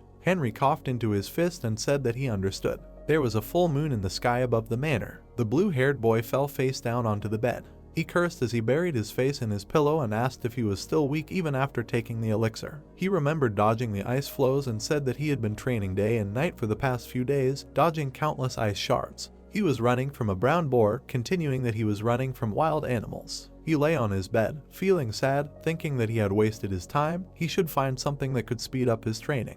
He thought sadly about why Golden Jackson had created this, and then turned his head, shocked to realize that the technique he was currently learning was created by Golden Jackson. He looked ahead, thinking that if he used a technique that surpassed the circular steps, what was his name? I think it was Hector. He imagined a long-haired man clutching a sword, and thought that this was the Sword King Hector. He had a very strange technique, but he was able to defeat the king. He remembered watching their battle in his past life, thinking that he was the last swordsman of the Forgotten Kingdom. He once defeated Golden Jackson, but then, during one of the battles, he and his comrades finished him off. Henry sat on the bed, thinking that this would not have happened if he had agreed to their terms. The boy looked up, thinking that he should ask Hector for help. He took a book with a black cover from the shelf, thinking that here it is. Henry stood at the bookcase, opening the book, thinking that he never thought that the day would come when he would turn to dark magic. The book emitted a glow. Henry frowned, thinking how many mistakes there were. At least the pages were intact, it could be restored. He sat at the table with a burning candle and said that he would take a look. With a pen he wrote symbols on the cover of the book, saying that the guillotine punishing criminals, the court revealing the guilty, the Inquisition cleansing the world of sinners. He extended his palm forward, from which purple power emanated, and thought, let magic return the words to their original form, the beginning of the trial of the word. A round purple glow appeared above the open book. The guy watched as the lines of signs circled above the book, and thought that the mistakes disappeared and the erased words appeared again. One of the best spells he had created. The glow disappeared, and the book slammed shut. Henry asked, is that all? He opened the book again and thought that yes, now everything is as it should be. The full moon shone through the window. Henry was sitting at the table and reading a book. He looked down, thinking that it seemed that the resurrection of the dead was more difficult than he thought, and his revival could be called a miracle. He presented a carved metal gate and said that the gate of the dead can only be opened once during the full moon.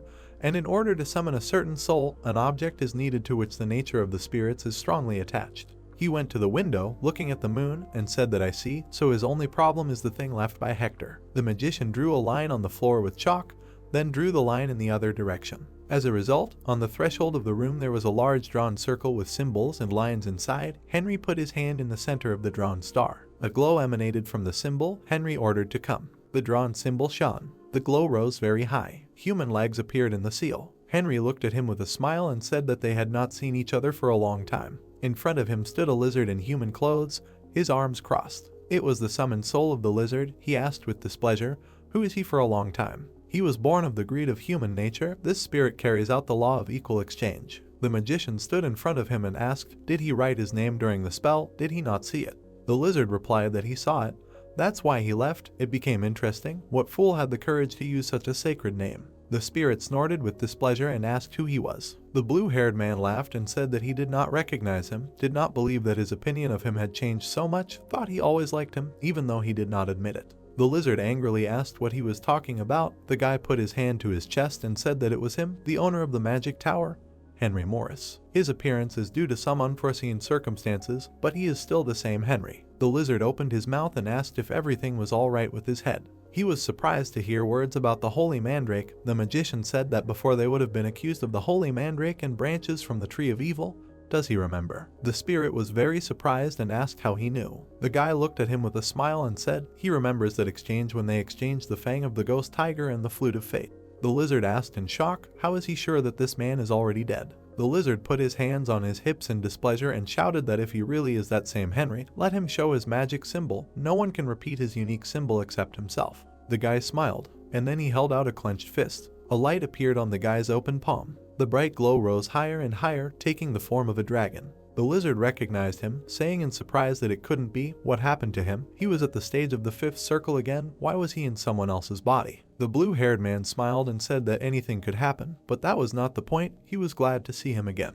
The lizard grabbed his head and screamed that he didn't understand anything. He had seen people become zombies, but never like this. Even after death, he never ceased to amaze. The lizard heard the magician say that he had summoned him not to scare him, and not for the sake of empty chatter, and replied that he could not hold back. Having calmed down, the spirit said with a smile that he was his old friend and client. Let him spill everything. The magician looked at him and asked if he remembered the Sword King Hector, to which he replied that of course. He imagined the figure of a man in a blue cloak and said that he was the only one who managed to defeat Golden Jackson. Looking at the spirit, Henry said that it was much easier this way.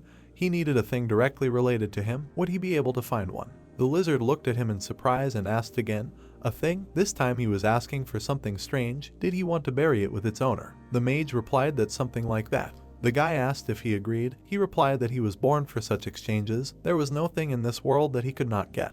His mouth stretched into a smile. He said that looking at him and considering that he was only a 5th circle mage, he was unlikely to be able to offer him anything valuable in return. Henry frowned angrily, saying that he underestimated him.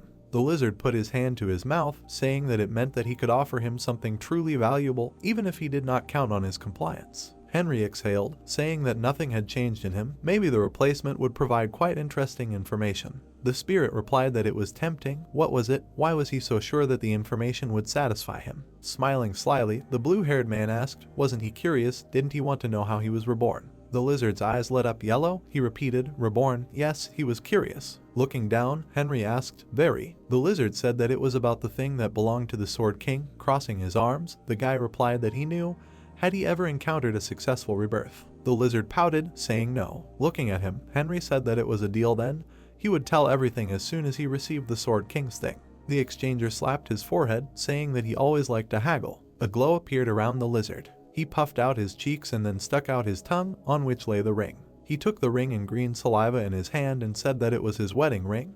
He remembers that he was engaged to some princess. The blue-haired man winced from disgust and said that, of course, this is what he needed. The lizard held out the ring to him. The magician stretched out his palms, applied a cleansing spell to it. Taking the ring, he heard the question, why so disgusted, and answered that it was in saliva. Henry held the jewelry in his hands and answered that it was all about dark magic. The lizard bowed his head and asked what. The magician remembered how he was deprived of his head and said that thanks to it he was reborn. Henry remembered how he looked around in a strange room and said that after the execution, opening his eyes, he realized that he was in a completely unfamiliar place. The lizard asked, and then? The mage remembered holding a book and a bird carcass in his hands and said that he found a dead chicken and a book next to his new body. He looked at his palm and said that the man he saw in front of him wanted to summon him. He was sure that he made a mistake during the ritual, and as a result, his soul displaced that soul. The lizard asked in amazement, how is this possible? The guy continued that he restored his book, and its contents were different from what he had to deal with. Looking down, Henry said that therefore he thought his reincarnation was an accident. He heard the question, what happened next? The lizard was surprised to hear that everything, he was reincarnated due to the incorrect use of dark magic, and that's it. The exchanger trembled in displeasure and cursed, saying that he had deceived him again. Henry looked at him with a smile and asked what was wrong. He fulfilled his part of the agreement. Did he expect to hear something supernatural? Trembling with anger, the lizard said that he had already forgotten what kind of person he was. The mage laughed, saying that he was the only one who was unhappy. The angry money changer shouted at him to shut up. Even death could not fix someone like him. Henry looked at him darkly, as if surrounded by fire, and said that he had learned a great lesson today. The lizard spat at his feet. He glared, surrounded by a glow, and then disappeared, leaving only a bright trace. Henry smiled and said how cute he was. He looked at the ring in his palm. Imagining a man leaning on a sword, he thought that he hoped there were no hard feelings associated with his ring. The full moon shone through the window. In the center of the drawn symbol lay a decoration and drops of blood. Henry sat in a circle and thought that was enough. He solved the bloody wrist. Flashes of magic appeared around him as he began to chant. Henry stood surrounded by a glow, and the blood began to rise up. The mage covered his face with his hands, squeezing his eyes shut. In front of him, a metal gate appeared in a bright blue glow. Looking at it, the guy recognized the gate of the dead. It opened slightly and two glowing eyes appeared in the darkness. Covering his face, Henry called Hector. In the dark figure of a man who appeared, he recognized Hector. The man stood surrounded by black flashes and looked sternly at the magician. Henry frowned and asked, "Hector." The man's face was dark and his hair was flying. Then he opened his eyes, which were glowing red. Standing in the room, Hector said that he had not breathed living air for a long time, and then asked where he got his ring. Henry picked up the decoration and said that it was always with him.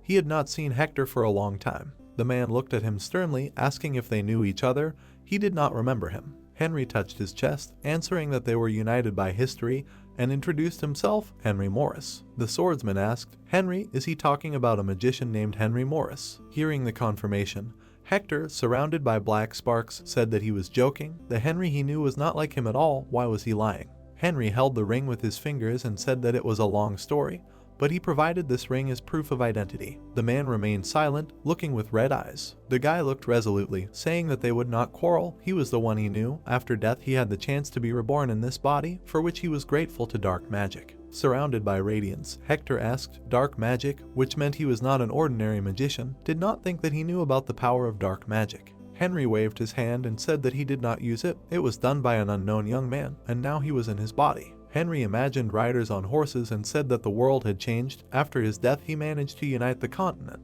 Hector imagined a majestic castle and said that he was glad to hear it. He was always interested in how their story would end for them. The magician continued that it was hard for them, even though they became heroes who founded the empire. He introduced the mustachioed Silver Jackson and said that Golden Jackson had a son, and it was he who killed him. Hector asked, "A son? Does that mean he rules now?" Standing in front of him, Henry confirmed that it was this ignoramus. The spirit laughed, saying that enemies always lurk among loved ones. It turns out that Henry was killed by an arrogant tyrant, in which case his death was in vain. The magician frowned angrily, saying that he was right. Anger overwhelmed him. He forgot how to sleep peacefully. Doesn't he think they are similar? Looking at the long-haired man, Henry asked if he didn't want revenge. The man asked if that was why he summoned him. Did he want them to unite and kill those who humiliated them? The magician said that would be ideal, but unfortunately, he did not have enough strength to resurrect him. The man's black hair fluttered. He asked why he was standing there then. Didn't he think he just wanted to show off his reincarnation? Henry looked at him and exclaimed that he was asking to teach him how to wield a sword.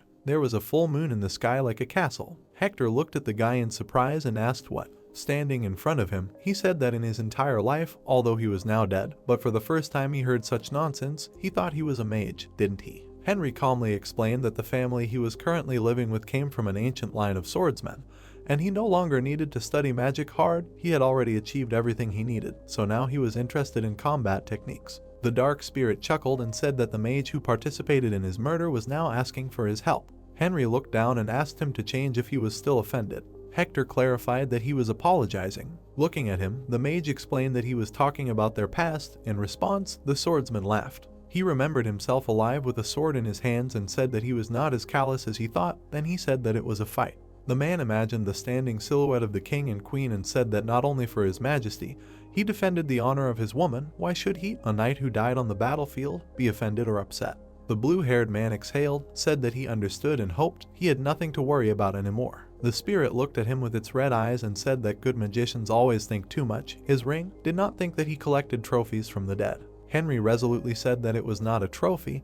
He kept it as a token of his memory. The swordsman grinned and asked about it. How funny, like a magician, are they a jester or a bard? Henry remembered how the brunette defeated Golden Jackson and said that no one except him could defeat him. Besides, he was one of the few sword masters of his time. Surrounded by a black glow, the spirit said that he did not think he was so compassionate, but the magician replied that he was not indifferent to his fate.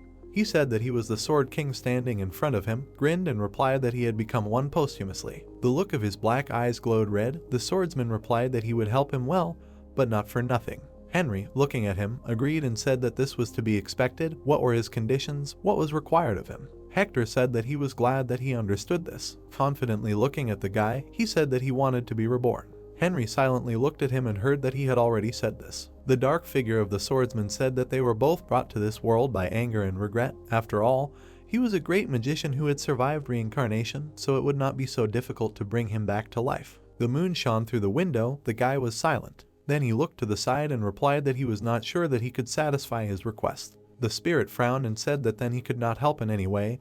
He he was the only one who would be the loser. He was very surprised when the guy simply turned away and said that he understood everything. He would have to look for other ways. He was pleased with their conversation, although it was short. Looking at the man who stretched out his hand, he asked if something was wrong. He tried to stop him, saying that he was not asking for much, they all wanted to live. Henry waved his hands, saying that if he resurrected him, he would help him take revenge on the emperor and teach him how to wield a sword. Turning around, the guy replied that his reincarnation was an accident. He had summoned his soul here with great difficulty. Hector sharply stated that this was a lie. Henry turned to him and said that he understood everything perfectly, but why did he think he was lying?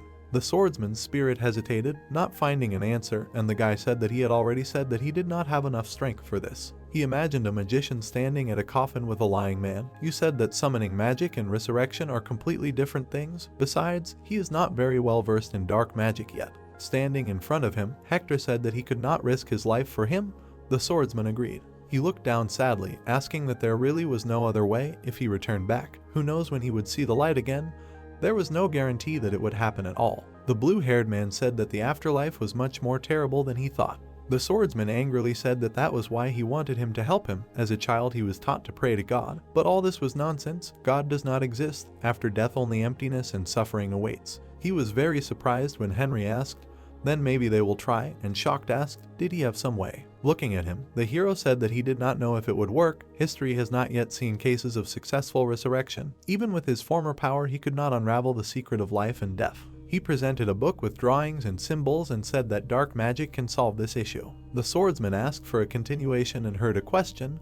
Had he heard anything about necromancers? Looking at the guy, he asked again. Henry imagined a necromancer raising the dead in a red glow and said that by speaking, they are able to breathe life into dead bodies. Hector asked, "Are the living dead something like a lick?" Henry imagined a figure sitting in a chair and answered that almost, yet they are slightly different. The essence of the liches is alive. Even after their death, they are tied to one place and are obliged to guard it. Hector asked who are necromancers. The magician imagined a white-haired man standing among many raised ones and said that they are similar to liches, but still remain people. The power of a necromancer is equal to the power of a wizard. Looking at the spirit, Henry said that he can bring him back to life. He asked, is he offering to become a living dead? The magician firmly stated that for now this is the only way. Perhaps learning more about necromancers, they can find some clue, even a beginning. Think better to be a worthless monster in this world or fall into oblivion. Hector thoughtfully lowered his gaze, saying that well, anything is better than life in the endless darkness. However, he resolutely looked at the hero with his red eyes and ordered him not to dare break his promise, otherwise he will cast a curse on him that is worse than any death. Let him swear to keep this promise. Henry looked at him and asked, the knight who curses people, let him not worry, he will keep his word. The guy's fist lit up with a purple glow. He looked at the brightly shining ring in his palm. Looking at this, Hector said that he cursed the ring. Nothing yet guarantees his honesty, but let him not be upset. Henry questioningly looked at the ring in his palm, which was shining brightly. Clenching the ring in his fist, he replied that he understood. From now on he was under his tutelage. They would meet every full moon. The man agreed and said that he would teach him everything he knew. Smiling, the swordsman said that he saw no reason to delay their training. They would start right away. Henry frowned at the ring, thinking that this was why dark magic was dangerous. In the darkness of the night, a training ground was visible. Hector asked that during the day he studied the emperor's techniques, and at night his. They stood opposite each other on the ground. Henry replied that he had no choice. The swordsman said that it would not be easy. The fighting style was like a habit. With a determined look, the hero replied that then he would become the owner of two at once. Crossing his arms, Hector laughed and said that fine, then he would experience all the difficulties himself. He took a fighting stance and told the guy to take the same pose. The hero repeated and asked, like this. Turning to him, the man replied that it was not bad, but it would be hard for him to break the habit of circular movements now. Henry looked and said that he would try. What was the name of the movement he was teaching him? Turning away, the spirit said that these were normal movements. Why give them a name? Henry replied that it meant calling it Hector's steps. The swordsman replied that it was his business. Without turning around, he watched the boy's movement behind him. Flashes appeared from Henry's feet. He moved, thinking that this technique was uneven, as if he was dancing very, very vigorously. Concentrating on the front, he thought that he would do everything to defeat Burton. The full moon illuminated the training ground. Henry fell to the ground. Hector, looking at him, said that they would rest for a while. He continued that the boy seemed serious about killing the emperor. Looking up at him, Henry said that of course. The swordsman laughed, saying that hard work never fails. He doesn't know how mages speak, but the expression of swordsman sounds exactly like that. Henry replied that mages think the same way. Surrounded by a purple glow, he said that I understand the person he wants to defeat. What is he going to do when he does this? Looking at him carefully, Henry said that he will begin studying aura. He was very angry when the spirit laughed, saying that he was talking about aura when he had barely learned to hold a sword in his hands. He was a great joker. Henry imagined himself standing with a sword and holding a ball of magical power in his palm, and said that one day he will be able to comprehend aura and become a swordsman. Henry rubbed his chin, saying that he was right, then he will be the first mentor in the world to train a swordsman. He can't imagine how strong he will be. A person who owns a sword and magic. The man said that his enemies were unlucky. The guy sitting on the ground replied that no, by that time he will already be close to the level of a sage. The moon and stars were shining in the sky.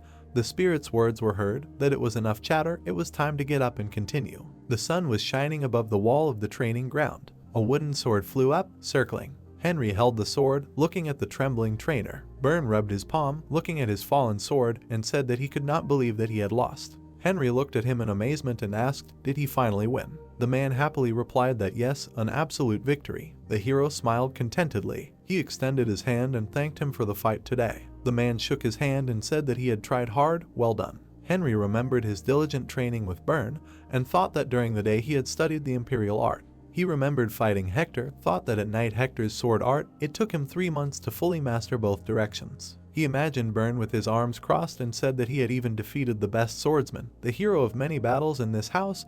There was nothing holding him back anymore. Confidently looking forward, the guy decided that it was time to go. The guy looked at the man laughing and said that he was not saying this because he had lost. He had noticed a couple of months ago that he was a truly talented person. The blue-haired man looked down and said that he should not flatter him. There was nothing special about him. The coach imagined the hero standing with an exercise ball and said that he was confident in his words. He taught him circular steps, and the guy mastered this technique and transformed, creating a completely new style of movement.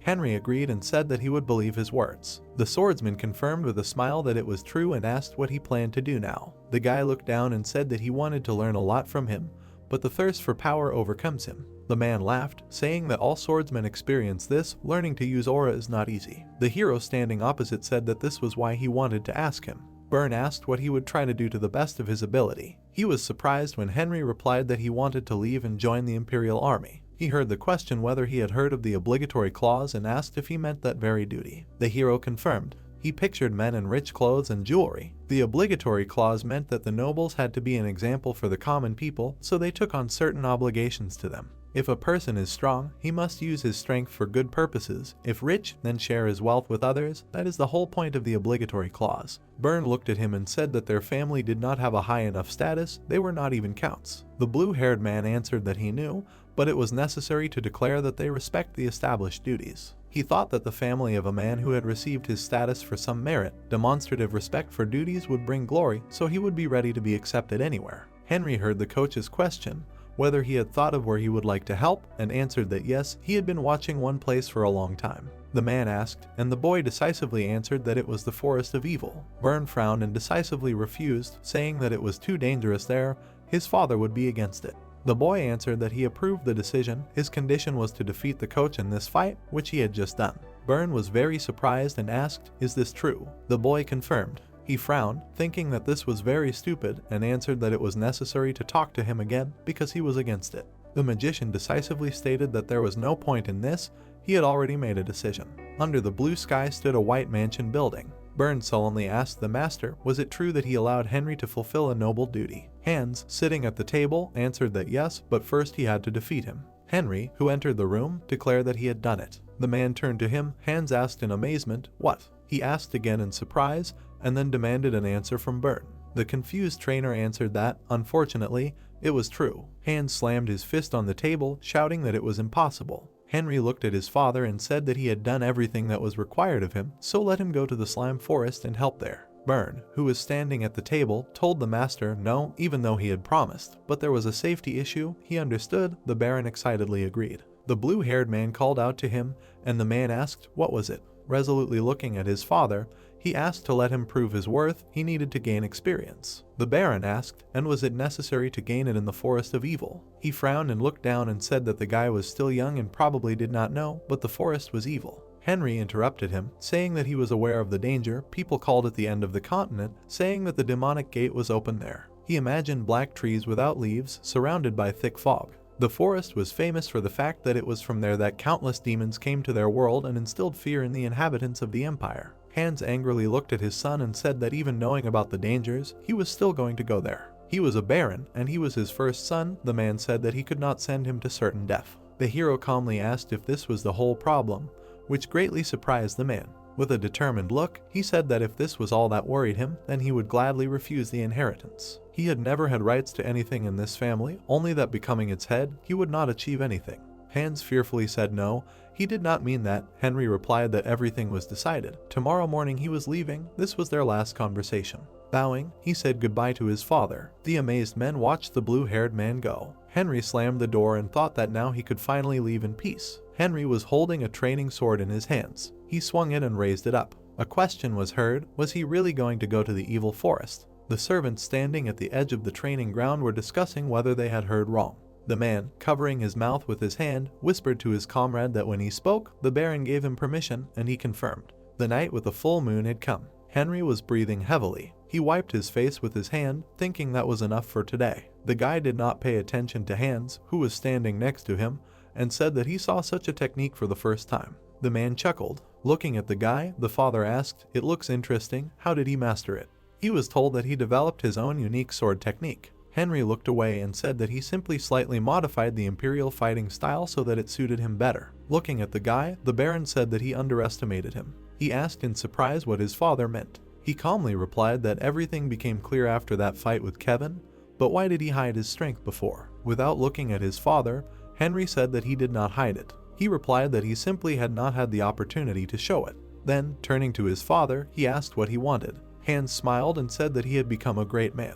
The blue-haired man was surprised when he heard that he respected his decision. Folding his hands behind his back, his father said that he could go to the forest of evil. The guy bowed and thanked him. The man reached into his inside pocket, saying that he had come to give him this. There were 2 envelopes in the man's hand. Henry took them and asked what was in them. The hero looked at the envelopes, and the man said that he knew a man who now lived in the forest of evil.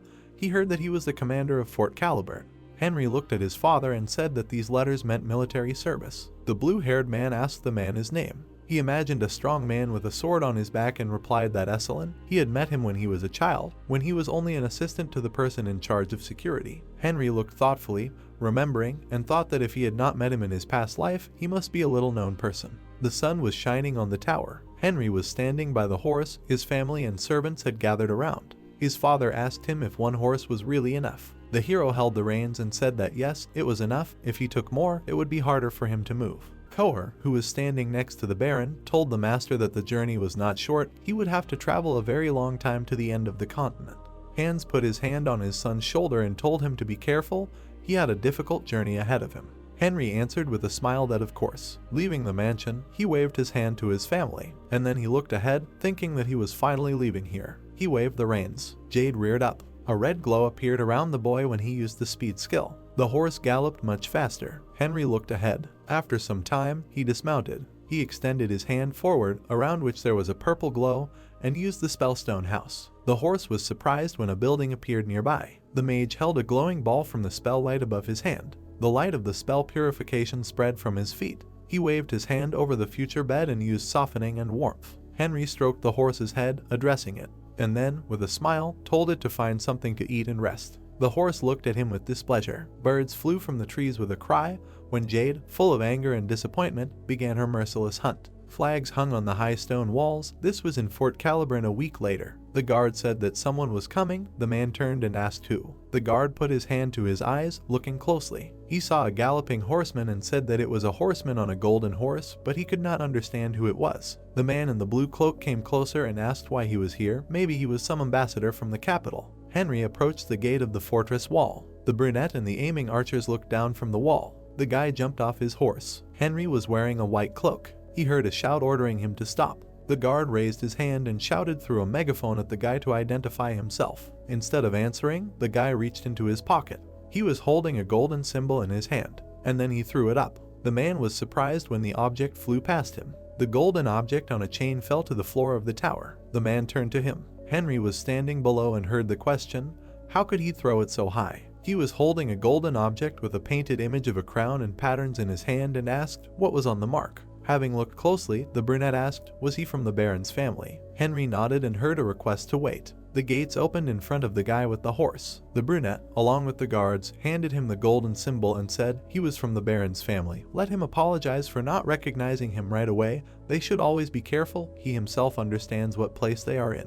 The man gave Henry his golden symbol. He took it in his hand and said that everything was fine, that's what the mark is for. The man smiled, saying he was glad to see him and introduced himself as Hervant, saying he was the captain of the guard. The boy touched the hood. He took it off his head and, smiling, said it was a pleasure to meet you.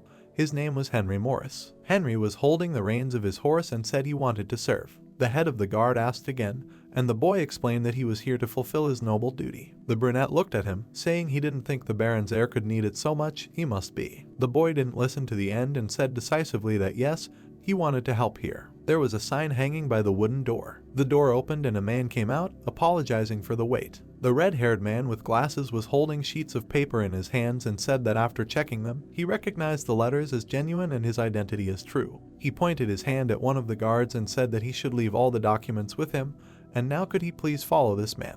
Henry followed the guard, looking around and thinking that the person he needed to meet was most likely a simple commander. His gaze was calm, he thought he had a good feeling. The sun was shining on the white building. The man knocked on the door and heard that he could enter. The guard saluted the commander and said that he had brought Henry. The brunette replied that he was a good man and could go. The man in silver armor greeted the guy and asked if he was Han's son, right. Henry confirmed, walking into the room after hearing the request to sit down. The heroes were sitting on yellow sofas opposite each other. The man said that he must have come a long way. He couldn't believe that Hans had already settled down and had an heir. Scratching his chin, S1 said that he was strange. He looked at the guy and said that everyone avoided this place. Frowning, the man said that the forest was evil. He didn't know why he wanted to help here. Henry, looking at him, answered that it was because it was the forest of evil. The brunette asked again in surprise. The guy explained that he could only learn to use the aura by constantly fighting blue opponents, which is why he chose the forest of evil. S1 grinned, and then he waved his hand and laughed loudly, saying that he liked his sincerity. He looked at the guy resolutely and said that in order to survive, strength alone would not be enough. Henry calmly replied that he was well prepared. The captain clenched his fist and said with a smile that he should show what he could do. The light reflected off the window glass. The tip of the sword rested on the ground. S1 was holding a huge sword in his hand. Henry looked at it in surprise, thinking, is this a sword? The man raised his weapon and said that any fool can master the imperial art. He stamped his foot, and, pointing the glowing red sword at the guy, he shouted that the difference between a warrior and a fool is how much effort he put into mastering it. The mage cursed sullenly, holding the sword, and used magic armor. The huge sword of the attacking man was shining. He was surprised. Henry, holding his weapon with his hand, blocked the blow with difficulty. S1 grinned. Holding the other man's weapon with his sword, he asked, is that enough? The man put the sword on his shoulder, saying that to be honest, he did not expect it, and then swung again, surprising the guy. He looked at the attack in shock, thinking that he was crazy, and used magic armor. S1 struck quickly, and then, looking at the guy, made a delighted sound. Henry crouched, but again blocked the blow with his sword. The man pulled his sword back and excitedly said that he would try again, but he was called out. The red-haired girl, looking at him, asked him to stop, saying that he went too far. She approached the man, who laughed and said that the other recruits did not even know how to hold a sword in their hands, but he, apparently, was not one of those fools. The blue-haired man bowed and thanked. The girl looked at him carefully, thinking that the newcomer was able to repel the attacks of the commander, a new monster in their ranks. S1 resolutely looked at the guy and asked him to answer honestly, why did he give up his place in the academy to the child of his mistress? Calmly looking back, Henry said that he did not see any prospects there. He looked at the man holding the sword and said that he heard that the hero of the empire, Henry Morris, was killed. The blue-haired man said that the last fighter for justice was dead, the empire would be engulfed in chaos. The girl was surprised, and the man exclaimed, just look at this guy. He raised his huge sword, saying that he was a knight who dedicated his entire life to the empire. He angrily clenched his teeth, asking that he dared to defend a traitor in his presence, very arrogant. Henry frowned and said that he also dedicated his life to the empire, not to a specific person, but to the empire. The man looked at him silently. The heroes stood opposite each other in the office. The girl paid attention when she heard a chuckle. S1 laughed loudly, and then he looked at the guy and said that he was right. In fact, he liked such arrogant people. The brunette in armor said that the empire was currently in chaos. He made the right decision to refuse to enter the academy. It belonged to the Porum family. Henry imagined the image of the man and thought, Porum, is he talking about Kington Porum? The blue-haired man asked, wasn't he the second in command at the academy? Why was he running the academy and not Bahold? In response, the man said that he seemed to have not heard the latest news. Kington rose to the rank of Grand Master, and not long before that, Bahold retired. The guy remembered the man who cut off his head and thought, retired. He imagined people fawning over him with a bribe and thought that it had become much easier to get into the academy since Porum had taken over. The man clapped Henry on the shoulder and formally welcomed him to Fort Caliburn, saying that he would take over his training. The man said decisively that they would now begin the second test. Henry asked if he was still testing him and was told that he had something else interesting. The heroes stood in front of a wall with a white rectangle on it. The man turned to the red-haired girl, and Tinny responded. She placed her palm on the gray part of the wall. A sound came from the metal rectangle. The wall began to move, and bright flashes were visible from the opening. The heroes stopped at the stairs leading down. Then a bright light lit up the stairs. The man took a step down. Henry, walking behind him, asked why they were going there. S1 looked at him and said that he had already told him that he wanted to show him something. The heroes entered the basement. The man called out to the name when they approached the wall again. The girl put her hand on the same rectangle. This time the wall began to move upward. In the room stood the figure of an unknown creature. The monster had fangs growing upward and black horns. There were spikes on its back. Looking at it, Henry thought, is this a demon? He wondered, isn't this a fire hyena? S1 crossed his arms and asked how he had never seen one before. The blue-haired man asked, did he catch him? The captain glanced at him and said that this would be his last test. If he defeated him, he would fully believe in the guy. Henry looked at the man, thinking, is he always like this with him? Out loud, he answered that he understood and asked, he just needs to win, right? S1 smiled and said that yes, they will see what he is like in a crazy fight. The hero looked at his sword and saw a crack on it. He thought the man was being cunning. Circles of magic appeared near the boy's leg. He was clutching his sword, surrounded by the energy of the magic armor spell. The monster stood nearby with its back to the boy. The heroes watched everything in silence. The demon growled, noticing the magician. Henry frowned. The monster turned its head, and the boy thought he hadn't paid attention to it before. Suddenly, the boy noticed something below. His foot was inside a bright circle. He entered the territory fenced with red symbols and thought that there was a barrier here. The demon rushed at the boy with a scream. The magician dodged, using an acceleration spell. The monster struck with his hand, but the hero jumped back. He slid along the ground, landing. The monster was approaching again. Henry intercepted the sword and rushed to attack. The boy was rapidly approaching the monster. He looked determinedly, striking. With a powerful movement, he hit the monster on the chin. The blow left a bright mark. Suddenly the demon grinned and struck with his hand, but the guy managed to dodge. Henry looked with a grin and thought that jokes aside. The monster opened its toothy mouth. It approached, but the guy dodged again. He looked ahead carefully, and then he made a movement with his legs, going around the monster using the skill circular steps. Finding himself behind, Henry swung his sword. He looked at the back of the monster. Swinging the sword, the guy thought that that's it. The magician used the skill circular steps and found himself behind the monster, surrounded by a purple glow. He struck the monster's back with his sword. A powerful blow of the sword cut off the spikes on its back. The demon screamed. He collapsed on the floor next to the hero. The monster wheezed, lying on the floor, and Henry leaned towards its spike. He squeezed the black appendage in his fist and thought that it was great, and then he threw it forward. The black spike fell at the feet of the people. Henry pointed at the monster and asked, should he finish it off? S1 laughed to himself and thought, this is how bad he is. He looked at the calmly standing guy, thinking that he defeated the demon. When the blue-haired man came closer, the man asked how he knew. The demon was trembling on the floor. The man continued that its horns were its weak point. With a confident look, Henry answered that intuition. He explained that its skin was quite rough, and he thought that the best solution would be to hit its legs. The heroes looked at him in surprise. The man asked intuition and only. Instead of answering, the blue-haired man asked, is there anything else required of him? The captain exhaled and said that no, they would finish here, for now he had nothing to offer. The dark-haired man said that he would clean up the place, and that he should go prepare for future training. He turned his attention to Tinny, who apologized for interfering, and then said that the training was already in full swing. S1 smiled, saying that it was wonderful. The heroes heard the captain's words that the girl should enroll him in some group, and what he missed, he would learn in his free time. Henry bowed and thanked the men. S1 crossed his arms and replied that there was no need for thanks. This was a reward for passing the tests. He frowned and said that not everyone was given such an opportunity. As he was leaving, he turned around and asked the guy if he drank. He answered that he did, but he was not really into it. With a smile, the man said that he must have been hungry. Today he was treating. There were glares on the window glass. The man put a mug with a drink on the table. S1 held a bottle in his hand and said with a smile that he knew the guy didn't know how to drink. He sat on the couch with a mug and a bottle. There were several others around and began to tell a story from his youth. The guy closed his eyes in displeasure and thought that all knights were the same. He opened them, confused, hearing the man say that when he didn't have a mustache on his face. A green circle appeared above the guy's palm. He walked towards the palm of S1 and used a sleep spell. The man gurgled in response and continued to tell that there were times when he showed up, soldiers would immediately line up in front of him, having previously shit their pants. The captain closed his eyes, saying that when he was young. Henry looked at him with displeasure, thinking that he would stop. Blue flashes were visible near the building. In the residence of the commander of Fort Caliburn, large walls were erected to protect the life of the commander. The man again said that people were lining up. The morning sun illuminated the building. A brown carriage was driving forward. Tinny touched her face and asked if everything was okay. She heard that he had trouble sleeping last night.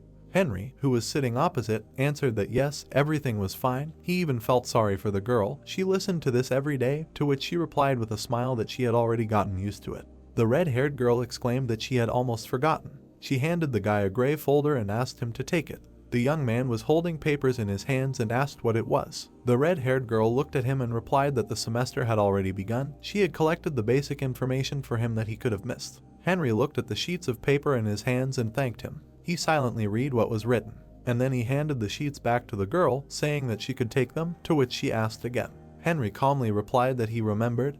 He had a pretty good memory. Looking at him, Tinny thought that she knew it. He was a real genius. The horse pulled the carriage forward. The heroes heard someone address them. They arrived at a small gray-brown building and heard that they had arrived at the training base. When they got out of the carriage, the girl said goodbye and wished them good luck, and the guy thanked her. He and the man watched the carriage drive away. The brunette pointed to the door and told them to go through. He was sitting at a table in the office. Opposite him stood Henry. The man looked at him and said that there was a transformation here. They used the word officer. The dark-haired man continued that since he was a newcomer, he should not be impudent and disrespectful to those who had been here longer than him. Henry heard and answered that he did. He looked ahead with satisfaction, thinking that now he would become a real soldier. The protagonist, approaching the table, the officer told him that he had a question. The man allowed him to speak. The blue-haired guy raised his head. He asked if they had only studied the basics in the first semester of training, which he had missed. The officer frowned and gave him a positive answer. He told him that after the end of the semester, they would be training at the training base in all areas based on the material they had covered.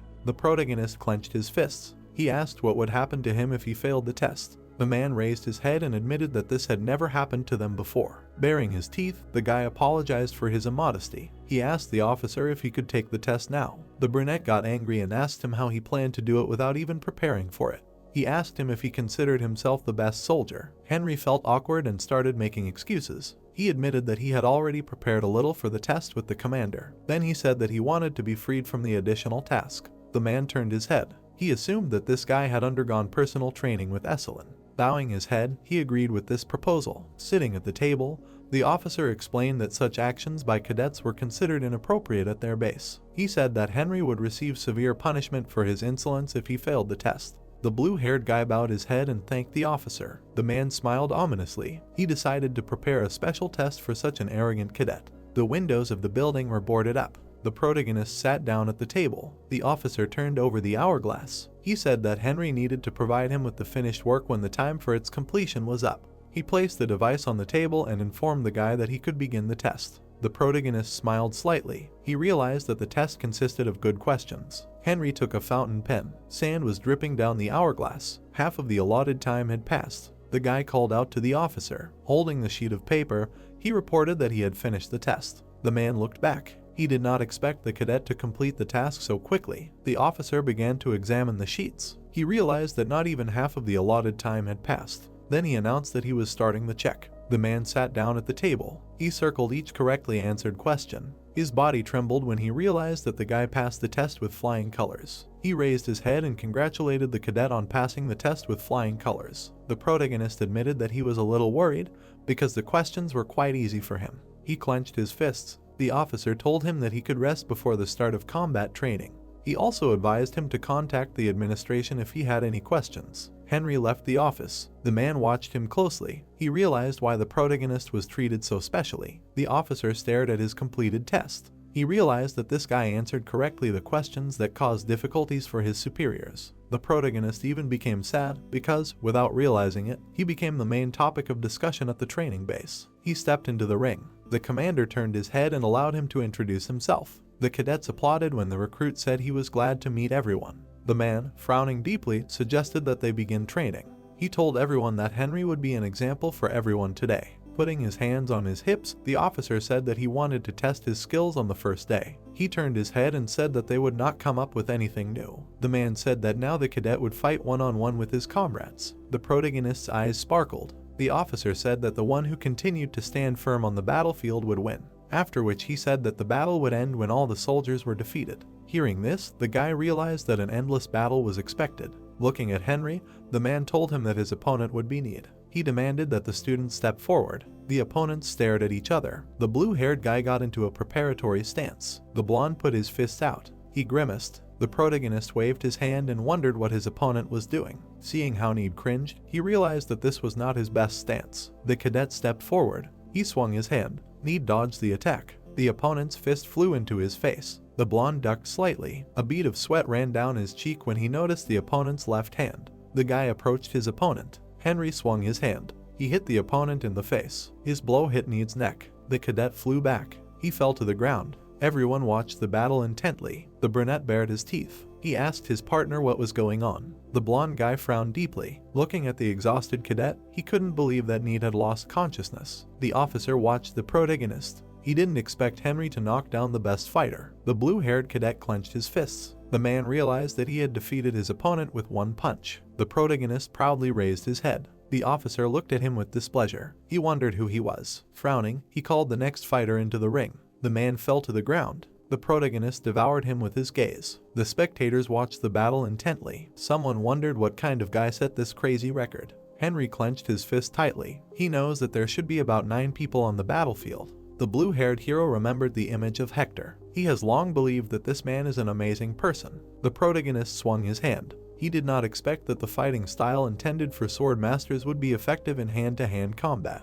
At that moment, he realized that this technique worked. Someone approached him. The commander demanded that Cadet Ronan step forward. A blonde guy walked onto the field. Putting his hands on his hips, the man said that Ronan was the best in hand-to-hand combat.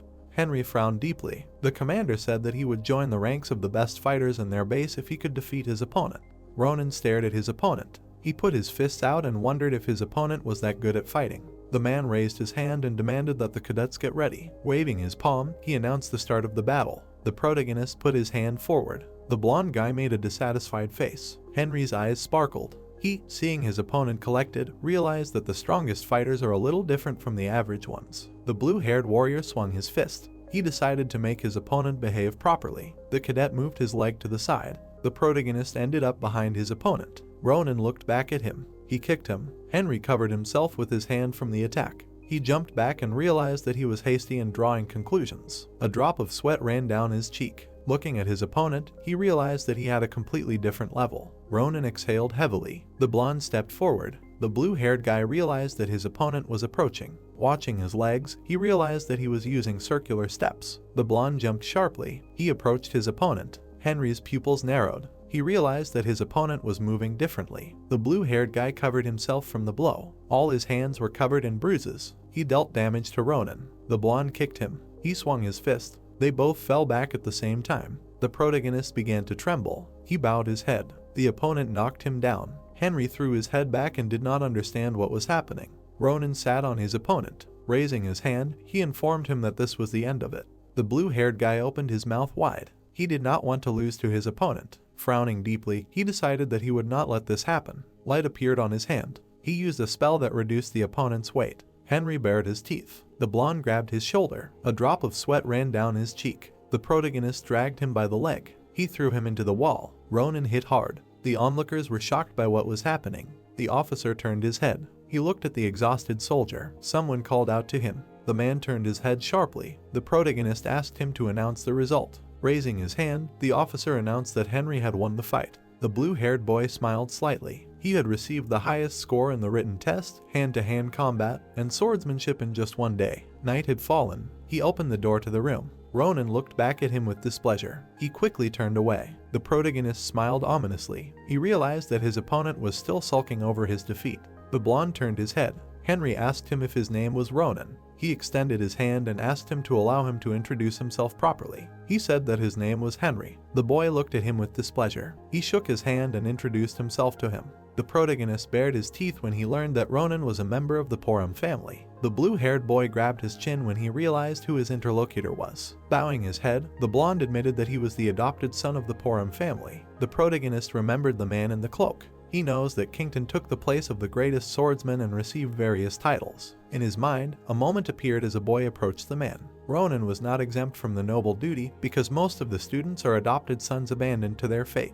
Henry became sad when he realized what happened to his comrade. The blonde leaned slightly. The protagonist realized that Ronan moved strangely because he was trained in the Porum technique. The blue-haired guy sat down on the bed. The interlocutor admitted to him that he saw his hand-to-hand combat style for the first time in such an unusual sword technique. Henry smiled slightly. The blonde raised his head and admitted that he received the highest score. He believes that many can see a father in him. The guy raised his head and said that he was just unlucky. The protagonist smiled ominously. He offered him to fight again if something did not suit him. Ronan smiled at him. He raised his head and admitted that he was glad that Henry had joined them only in the middle. In the room lit by a torch, the blonde told him that the other cadets had deplorable skills. Hearing this, Henry agreed with him and added that he had noticed this even in the mentors. The candle in the jar was burning down. Someone asked the interlocutor if he had attended the academy. Ronan turned his head. He admitted that he could not even dream of going to the academy. Folding his arms, he called himself the best among the rest. He said that usually adopted children are not taught swordsmanship.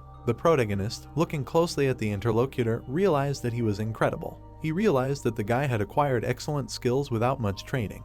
The blonde bowed his head and realized that Henry was good. He raised his head when the interlocutor called out to him. The protagonist's eyes sparkled when he offered to be friends. He awkwardly scratched the back of his head. Ronan didn't expect him to offer it to him so quickly and easily. Hearing this, the blue-haired guy admitted that he just wanted to say it. The blonde laughed loudly and called him funny. They were sitting alone in the room. It was morning. The officer held classes for the students in the theory class. After lunch, the protagonist fought with a comrade to hone their fighting skills. Everything continued in a circle. He dodged the enemy's attack. Henry hit the blonde in the face. The guy even trembled in pain. The commander announced that the protagonist was the winner. Ronan looked up and couldn't believe that he lost to him again. Someone offered him a hand. He asked him if he could defeat demons with such skills. The blonde grabbed his hand. He asked him if he was just too strong. The blue-haired guy smiled slightly. He thinks that his opponent is making excuses. They shook hands. The weather was constantly changing. The man stared at the trainees. The cadets stood at attention. The officer asked them if today was their last day of classes. He bowed his head and told them that tomorrow they would be assigned based on their grades. The protagonist and the blonde smiled. The commander raised his head. He told them that they would have a chance to change everything if they felt too weak for this place. The man smiled widely. He suggested that the soldiers have fun since they had finished their training. Then he told them that meat and drinks were waiting for them in the dining hall. The guys squealed with happiness. They began to thank the sir. The protagonist looked back. Someone called out to Henry. An officer approached him. He made a displeased face. The man told him that S1 was looking for him. A carriage drove up to them. It sped forward. Tinny smiled slightly and asked the guy how his training was going. He raised his head and said that he was fine, thanks to her help. The red-haired heroine looked at him intently. She told him that the commander was very pleased with him. Bowing her head, she admitted to him that the commander did not call him out of a particularly warm attitude.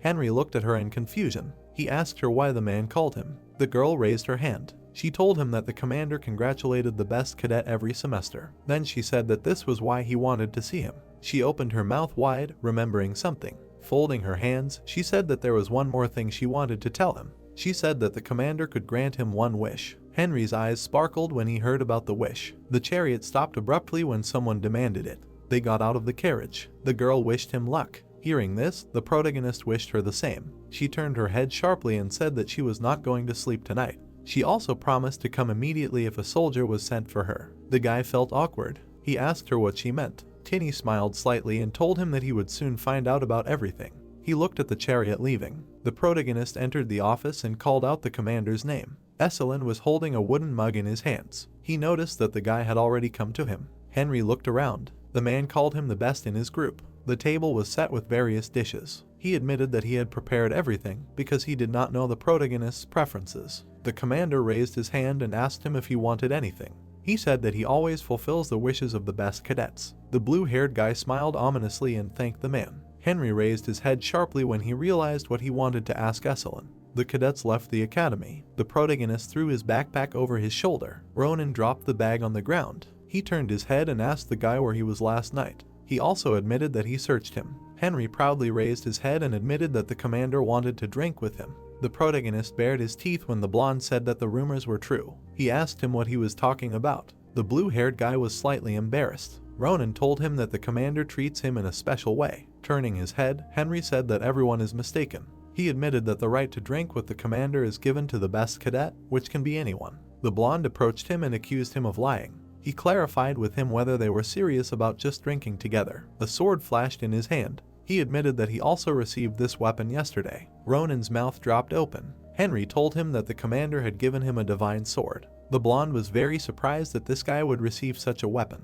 The protagonist remembered how S1 had given him a sword. Then he smiled widely when the man asked him how he liked the gift. Drink was flowing out of the commander's mouth. He told him that the divine sword was the greatest weapon because it was consecrated by the Holy Father, and he also believed that this weapon would be useful to him in battles with demons. The blue-haired guy picked up the sword. Ronan admired the weapon. Smiling slyly, the protagonist asked him if he envied him. The blue-haired guy hid the sword. The blonde demanded that he not talk nonsense because he envied him. He turned away displeasedly and asked him to forget his words because envying someone is stupid. Ronan hopes that sooner or later he will receive a better sword. The protagonist tilted his head and asked him which unit he was assigned to. The blonde smiled and said that he was assigned to the 1st Infantry. Hearing this, Henry assumed that it was not bad. Ronan looked up and admitted that there were many prospects for him there since he was assigned to the 1st Division. He believed that he could quickly become a mid-level officer since he was quite obedient.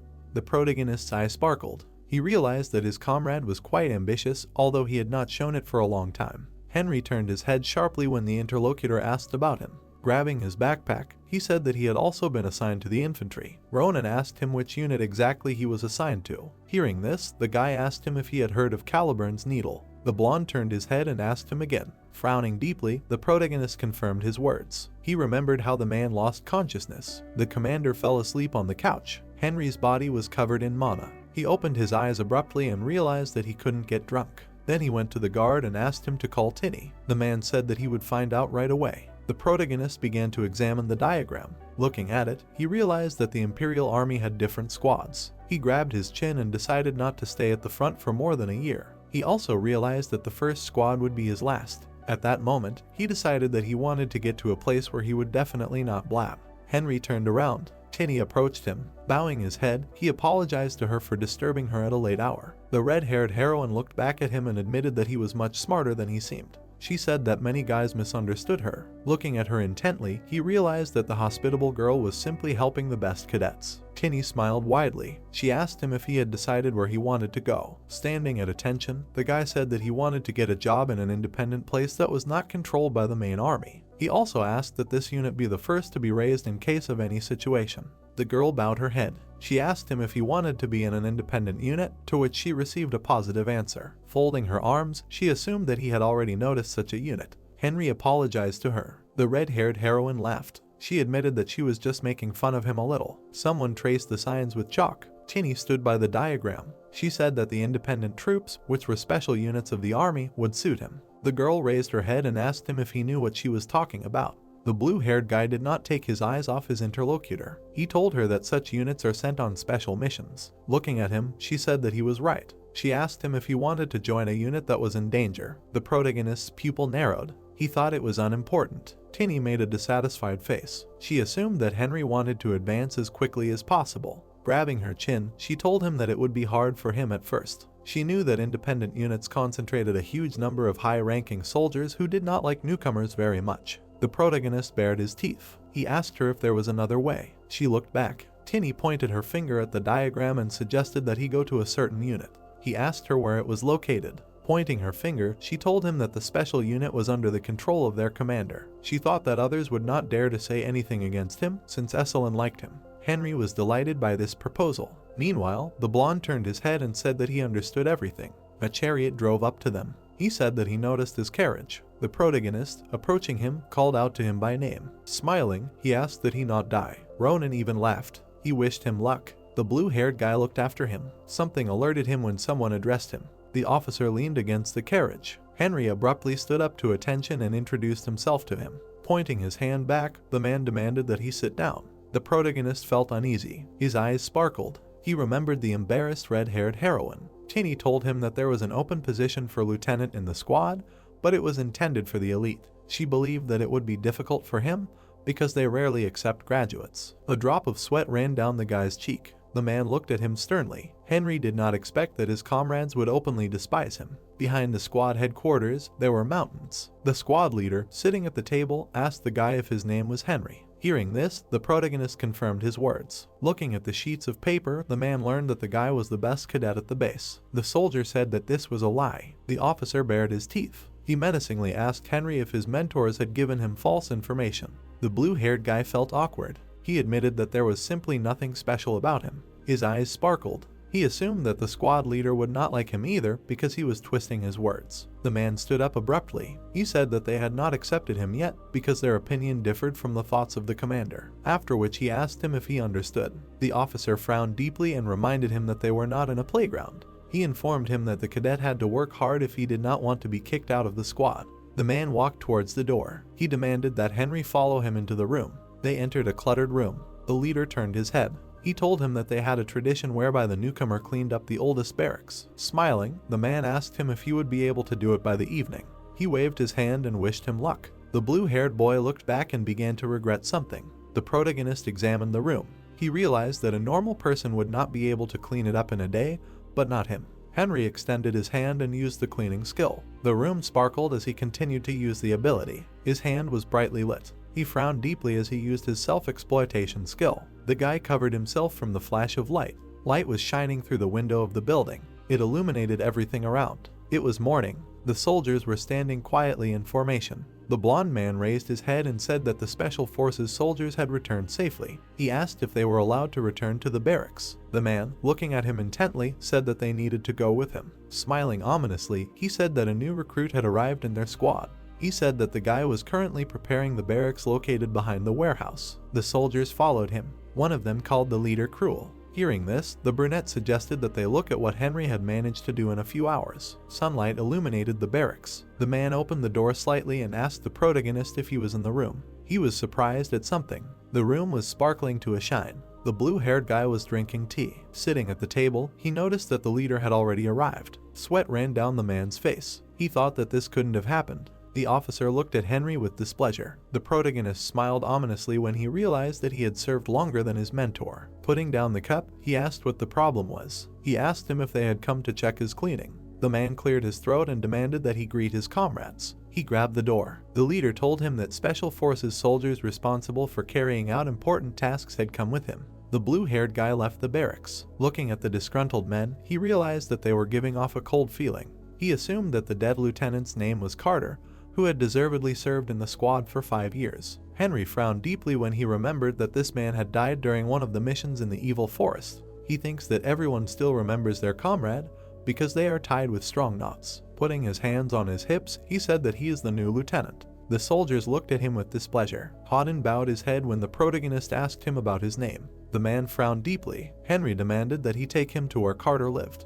There was a sign on the wooden door. The protagonist entered the room. He asked the squad to line up outside. A blue-haired guy looked around the room. He realized that he would have to face a lot of indignation because the guys still had not forgotten their old lieutenant. Henry raised his head. He knows that you can't let your emotions control you because they are in the army. The soldiers lined up. The lieutenant put the box on the ground. He admitted that he understood their feelings. Straightening up, the protagonist asked them if they were acting like this because they could not forget Carter. He opened the bottle. The guy asked them why they didn't become bards and sing songs about their fallen comrade, after which he menacingly asked them why they didn't take off their soldier's uniform. The box caught fire. Squeezing his hand, the lieutenant demanded that no one move. He threw away the match. It fell in the box. The soldiers were scared of the fire. The man burst into tears when he asked Henry what he was doing. He menacingly asked him how he dared to burn Carter's things. The protagonist looked at what was happening with satisfaction. Smiling ominously, he suggested that even a mutiny could be expected from these hated soldiers. He promised them to take off his badge if they could defeat him. The soldier continued to roar. He frowned deeply and asked what he had said. He also advised him to keep his word. Henry exhaled and asked the warrior to attack him. The man clenched his fists. The protagonist's body was covered in mana when he used the magic armor. He dodged the soldier's attack. The man looked closely at his elbow. The blue-haired guy hit him in the nose. The soldier grabbed his face. Someone stepped forward menacingly. The protagonist hit the man in the stomach. The warrior began to bleed. His body trembled in pain. The lieutenant demanded that he introduce himself to him. The man held his nose tightly. Throwing his head back, Henry asked him if he would continue to remain silent. The soldier bowed his head and admitted that his name was Jibo. The protagonist turned his head sharply and called him impudent. Clenching his hands into fists, he advised the others to be ashamed of themselves for this. The lieutenant, frowning, asked them if Carter was happy to see them like this. The soldiers felt awkward. The squad leader looked back and announced that everyone was free. Someone slammed his fist on the table. Solomon shook with anger. Baring his teeth, he assumed that at this rate the protagonist would be able to take this position. He touched his forehead. At this point, he decided to use Method 1. Night had fallen. Sounds were coming from the barracks. The squad leader leaned his hands on the table. The fair-haired guy asked him if he wanted to see them. The man turned his head sharply and admitted that he wanted to tell them something. A sunny day had arrived. Henry entered the room. There were men sitting at the table. Bowing to them, he greeted them. He said that he was going to take the position of lieutenant of the special forces. The fair-haired man introduced himself as a lieutenant who carried out everything the squad leader ordered. Frowning deeply, the brunette said that he was responsible for food and troop management. The protagonist stood at attention. Hugo asked him if he could talk to him freely since he was his senior in rank. Hearing this, the blue-haired guy agreed. The man smiled ominously. He asked him if it was true that he still did not know how to use aura. The protagonist turned his head and admitted that it was true. Hugo raised his hand and asked him if he thought they were joking. He looked at him menacingly. He also told him that no one in their ranks should be idle. Henry, looking at him intently, said that aura comes with time. He asked the man not to be so impatient. The fair-haired lieutenant slammed the table and called him arrogant. Solomon began to warm up his hands. The protagonist suggested that they test him. Raising an eyebrow, he told him that the lieutenant plays an important role in the work of the army. He asked them why the commander had not appointed someone else to this position, knowing about it. Hugo leaned back. The protagonist assumed that they were simply afraid of him. The man suddenly jumped up from his chair and offered him a fight. He frowned deeply and promised to do everything to destroy him. Approaching the captain, he asked the man to give them permission to fight. He said that he had to test the recruit. They armed themselves with wooden swords. The man realized that Hugo had brought all the soldiers here on purpose. The squad leader made a displeased face. He realized that his partner wanted everyone to see how he would destroy the arrogant recruit. At that moment, he realized that this way they could teach the guy a life lesson. The protagonist threw the weapon over his shoulder. He reminded them that they were sure of the need for this test. Then he asked if they were sure that they were okay with using wooden swords. The blonde lieutenant frowned deeply. He asked the guy menacingly if he would calm down. The soldiers were watching the leaders. They thought the new recruit was not worthy of joining the special forces. They also assumed that Hugo was going to tear him to shreds. Solomon smiled slyly. He did not understand what the main character was planning, because even he could not defeat such an opponent. The man raised his head.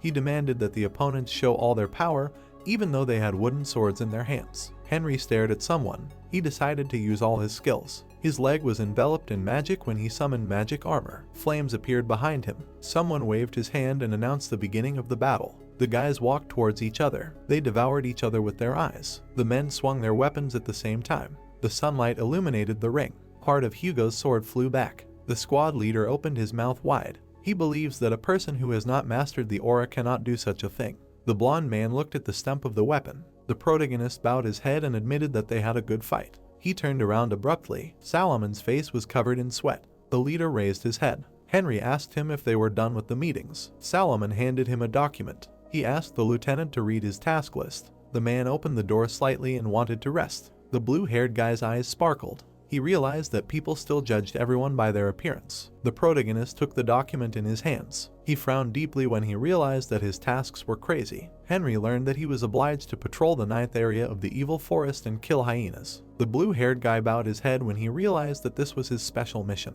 He decided that he should talk to the commander of S1. Someone in the palace allowed the guest to enter. Henry bowed his head and introduced himself as a lieutenant from the special forces. The man looked at him and admitted that he did not expect his arrival. The blue-haired guy admitted that he was assigned a strange mission. The commander bared his teeth. Henry raised his head and reminded that he was appointed as the leader of the 1st Division. He said that simple cleaning could be done by soldiers from the main army. Looking intently at S1, he assumed that the man wanted him to climb to the top from the very bottom on his own. The commander asked him why he was complaining. Knowing this, the protagonist remembered the battle. He admitted that he was convinced of this during the fight with Hugo. The man turned his head and asked him if he defeated the enemy. The blue-haired guy told him that he broke his wooden sword with one blow. The commander was very surprised. He realized that the protagonist broke the weapon imbued with aura. Tinny's mouth dropped open from what she heard. S1 bared his teeth and reminded him that he shouldn't lie. Henry suggested that he check it himself since he didn't believe him. The man smiled ominously. He realized that his day off was starting with interesting news. Looking intently at the lieutenant, he said that he was ready to listen to him. He asked him about what assignment he would like to complete. The commander turned around when the protagonist said that he wanted to go to the 6th area. Hearing this, the leader asked him about why he wanted to go there. A map appeared in the guy's head. He believed that S1 should not know about his treasures. At that moment, he decided that he needed to check them.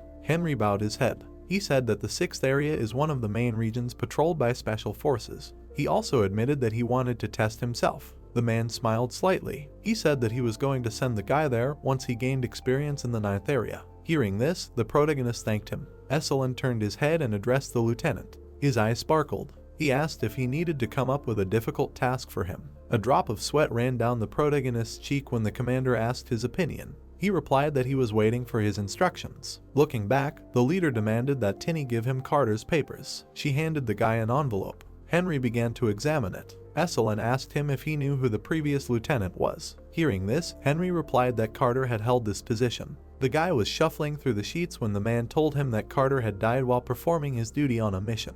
Grabbing his chin, the commander asked if he was interested in this task. The protagonist raised an eyebrow and realized that this was not an easy task. He assumed that the mission that was postponed due to the lieutenant's death was urgent. Henry realized that this was problematic for him. The man made a satisfied face. The blue-haired guy admitted that he sometimes thought about it. Remembering the image of the soldier, he said that Carter had been chasing a demon named Black for a long time. He knows that this creature hunts people for fun. The protagonist imagined the monster in his head. He realized that he had not heard of demons for a long time. Sorting through the sheets, Henry asked why Carter was chasing the monster. He assumed that Black was guilty of many incidents. The commander bared his teeth and said that the lieutenant learned of its existence when he commanded a platoon of an infantry unit. He said that his squad was attacked by a demon when they were patrolling the 7th area. Sunlight was creeping through the windows. The protagonist assumed that S1 was close to the deceased lieutenant.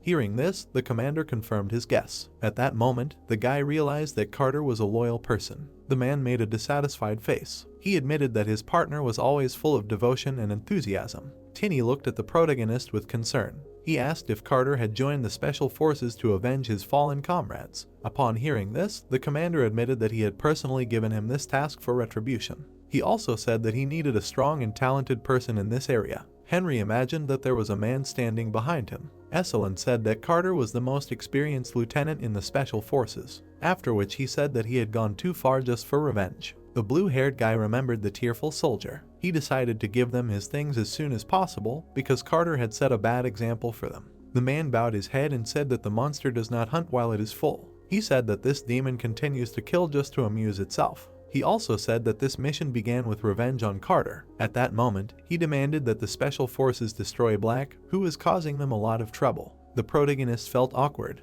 He said that he understood everything. S1 grabbed his shoulder and advised him to be careful with the cunning demon. The blue-haired guy looked back. The man told him that no one could find his remains if he died. Hearing this, Henry wondered why he was entrusting him with this task. The table was filled with papers. The lieutenant was reading through them. He frowned deeply when he realized that demons were usually found in 3 areas. Henry realized that everything was becoming quite problematic. The protagonist was holding documents in his hands that talked about the monster. He realized that Black was able to change its appearance and appeared not only in the 6th area. Imagining a cloud of energy, he learned that the monster had high intelligence and was able to use human language. And this demon also had a huge amount of sinister power. The blue-haired guy raised his head. He realized that it would be much harder for him because Carter had not learned anything important in 5 years. Looking at the sheets, he decided to go somewhere. Sunlight illuminated the building. Sounds came from the barracks. The man opened the door slightly. He asked if he was called. Baring his teeth, the protagonist said that their mission was changed. He said that they would go to the 6th area at lunchtime. The soldier was very surprised to hear about the 6th area. The warrior stood at attention when the lieutenant suggested that he knew black. The man confirmed his guess. Bowing his head, the blue-haired guy admitted that he was assigned the Carter mission. He said that he would gladly go there and catch this monster, after which he clarified whether it was easier said than done. The soldier raised his head and said that he was right. Looking back at the guy, Henry said that they would have to start from scratch because the fallen lieutenant collected useless information. He said that he wanted to hold a short meeting before the start of the mission. After that, he demanded that the warrior inform the others about it. He bowed his head and remembered something. The protagonist put a wooden box on the table. He asked the guy to take the old lieutenant's things. The soldier was examining the item when the commander asked them if they thought he had burned them. He allowed them to decide the fate of Carter's things themselves because they meant nothing to him. The man even trembled. Henry asked him if Jibo was okay. Hearing this, the soldier replied that he was right. The warrior bowed his head and thanked the lieutenant. He apologized to him. The protagonist folded his hands. He said that he would punish them without hesitation if they did something like that again. The soldier put his hand to his head. The blue-haired guy waved his hand and reminded him that it was too early for him to salute. The door slammed shut. Henry decided it was time to get ready. The gates opened. Someone announced a special forces unit, which the commander himself had given the order to. He also said that Henry was accompanied by 9 people. The protagonist stood in front of the squad. Clenching his hands into fists, he told them that they were sending them to reconnoiter the 6th region. The men raised their heads. The bridge began to lower. A special army stood at the exit of the fortress. Baring his teeth, Henry announced that they were setting off. The wooden bridge towered over the forest. The protagonist walked proudly along it. He realized that quite a lot of time had passed. Some sound was heard. Henry realized that this place remained as gloomy as it had been then. The blue-haired boy remembered the explosion. What he saw reminded him of the past. The squad had almost left the fortress. The lieutenant decided to get to the 6th area as quickly as possible. His body was enveloped in mana when he decided to get down to business. A rune circle appeared on the ground. Henry used magic that united people's consciousnesses. Monsters enveloped the entire forest. Hawden tilted his head and asked why they had such a day. The soldiers stood in formation. One of them reminded them that they still had not met a single monster. The fair-haired warrior looked back. He admitted that he had a good feeling. There was a bright flash in the safe zone of the 6th area. The protagonist turned his head. He did not expect that someone there used the unification magic he had created. The lieutenant watched the soldiers closely. Approaching them, he decided to announce something. He raised his head and said that they had to catch Black. The guys listened to him attentively. He said that Carter's notes about this creature were useless to him. Henry raised his head and admitted that he planned to start all over again. He said that this 6th rank demon could communicate with people. He also asked them not to forget that this creature had a demonic aura that was hundreds of times stronger than usual. The protagonist unfolded the sheet. He suggested that they start searching, because now everyone understood their goal. The lieutenant showed them a drawing and said that it depicted a blood mushroom. He knew that this demonic spawn grows in the 5th and higher areas. The guy raised his hand and asked him if they were in the 6th area now. The protagonist, confirming his words, said that they needed to find the mushroom. After which he said that such plants need a demonic aura of the same level as Black's. The man raised his head. He assumed that the mushrooms should grow where the demon was because Black has the 6th rank. The blue-haired guy smiled and said that the soldier was absolutely right. The warriors lined up in a column. The lieutenant asked them to be careful because they would have to split into 2 groups. At that moment, he told them that in 6 hours they would meet in a safe zone. He handed over a bundle and asked the sergeant to take it. The fair-haired guy became worried when he recognized this item. The protagonist asked him to use the magic scroll in case of an emergency, after which he said that thanks to it he would be able to find out their location.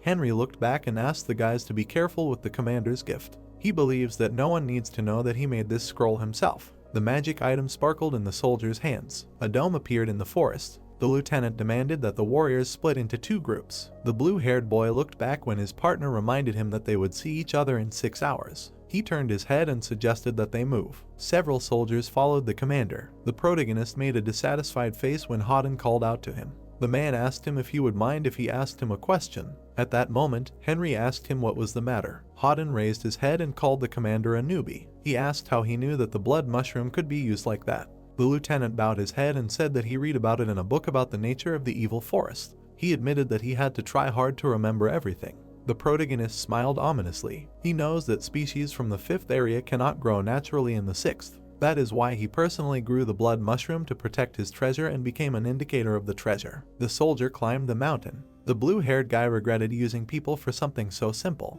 and he also believes that he is not deceiving them because these treasures will help him in his search for Black. The sun was already setting behind the horizon. The soldiers were very tired. Henry exhaled heavily and realized that they had wasted their time. They could not find the blood mushroom, but only got tired. The blue-haired guy went somewhere. Someone realized that although he did not look like Carter, he was trying no less than him.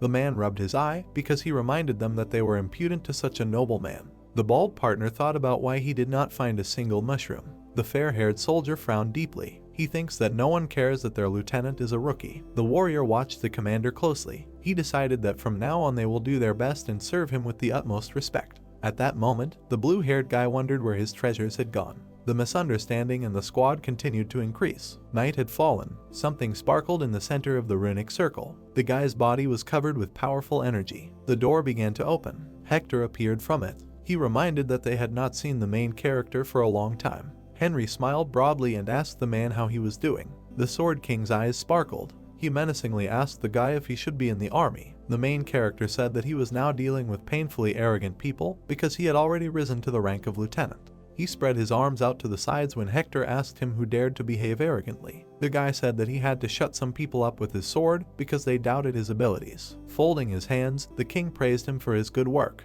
He realized that Henry could easily defeat any swordsman now. He then asked him if he had acquired an aura. The protagonist, looking at him intently, said that he did not have enough time to train because he had been busy with a troublesome mission lately. The king asked him what kind of mission it was. Hearing this, he said that there was something in the evil forest that was bothering him. The blue-haired guy grabbed his chin. Hector asked him if it was really important. At that moment, Henry said that it was too long to tell. He stretched out his arms and told him what had happened. Meanwhile, the sky was illuminated by the moon. The Sword King realized that the protagonist would not be able to train until he caught Black. He folded his arms when the guy confirmed his thoughts. Hector asked him why he did not make every effort to catch this monster. The protagonist said that it was easy to just say. He raised his head when the king asked him how he could be such a stupid mage. The king told him that he was taking the long way out without seeing the shortcut right in front of his nose. Hector bared his teeth and asked why he needed to look for a demon when he could just ask the witness. The blue-haired boy asked what kind of person he was talking about.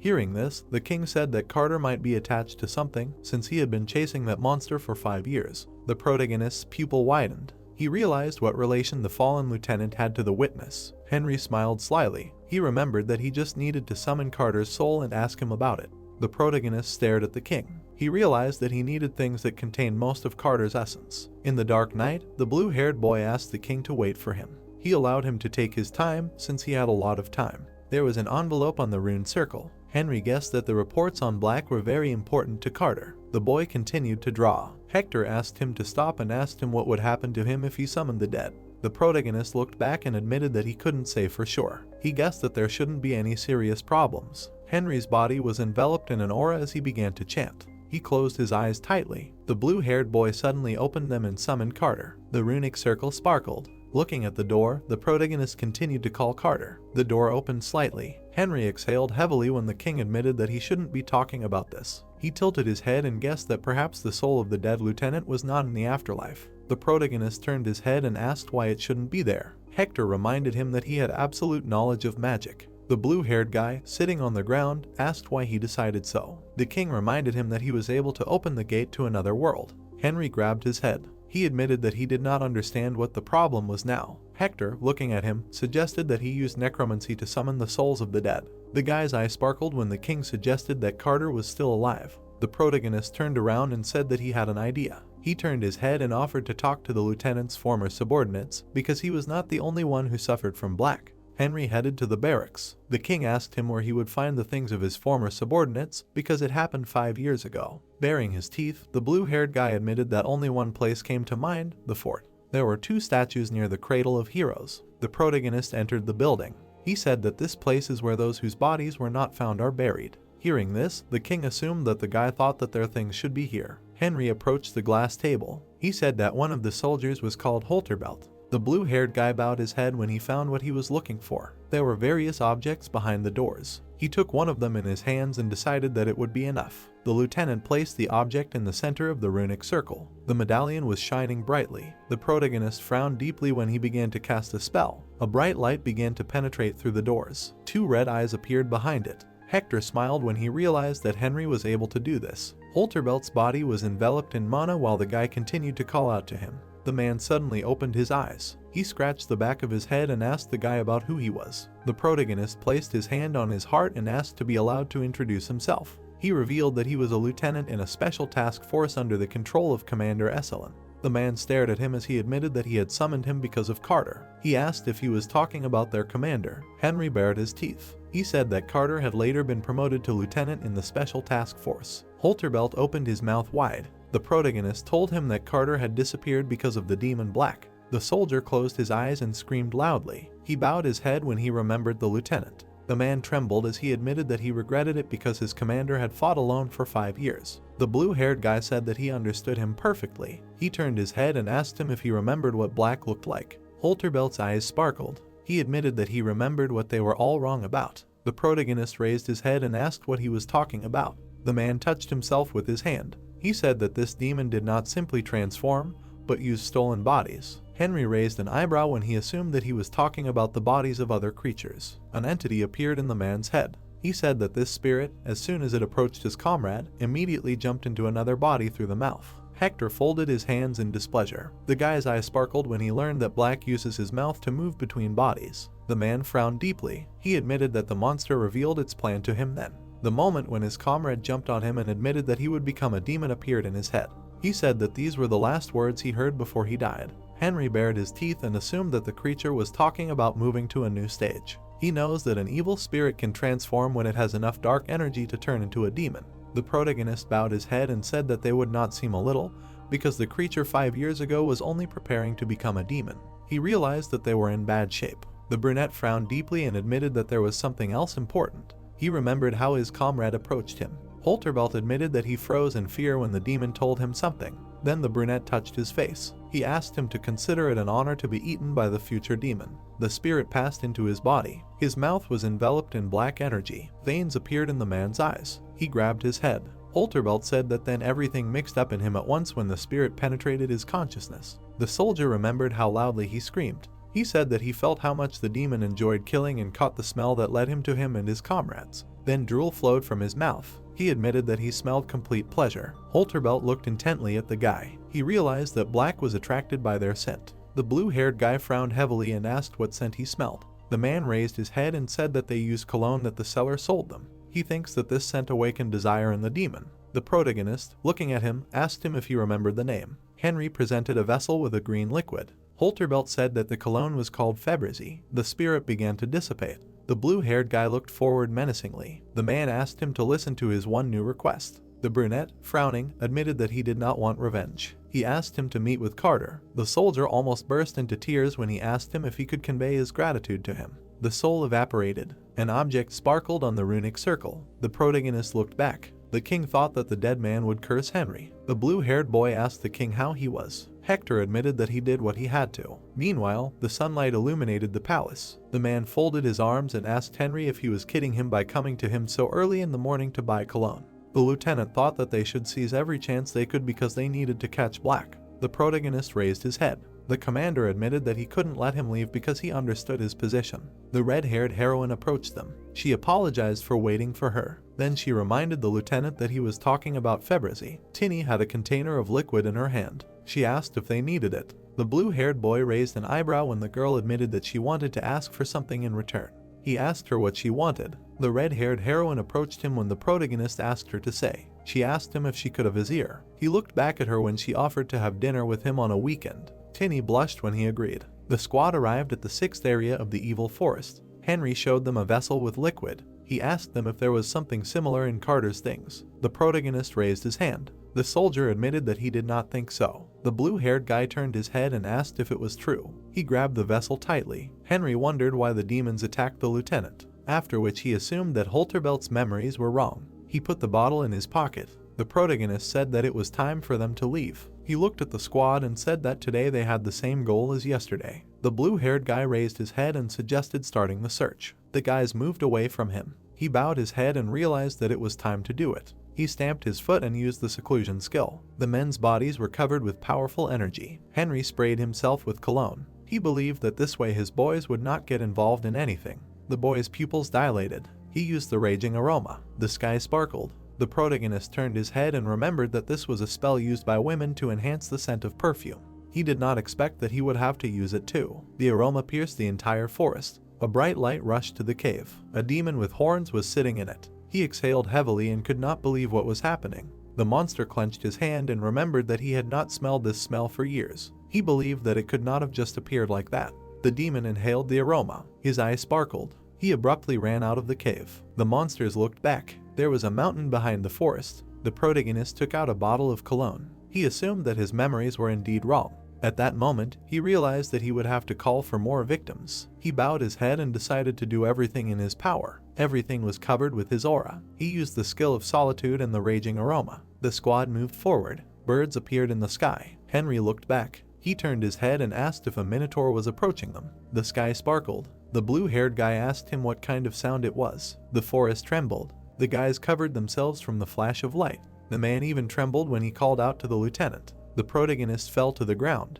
The minotaurs growled menacingly. The brunette frowned deeply. The fair-haired soldier turned his head and demanded that everyone calm down. He said that they must remain calm even though their lieutenant was killed. He also demanded that everyone line up and move to the safe zone, frowning deeply when someone asked him if he would continue to act like a child. He thought they should run because they could die. The blonde soldier bowed his head and demanded that they take their positions. He suggested retreating immediately. A monster approached them. The minotaur's body sparkled ominously. The protagonist wondered what kind of monster it was. The demon opened its mouth. The monster broke the ground with its knee. The man grabbed the handle tightly. He admitted that he wanted to die in battle because the monster blocked the retreat. He also demanded that no one try to stop him and blamed the demon for all sins. His partners devoured him with their eyes. Hawden looked back at his partner and suggested that he attack. He menacingly asked how they would look people in the eye after losing 2 lieutenants. The warrior opened his mouth wide and said that he would only die on the battlefield. They pounced on the minotaurs. The man cut the monster. The soldier took cover from his attack.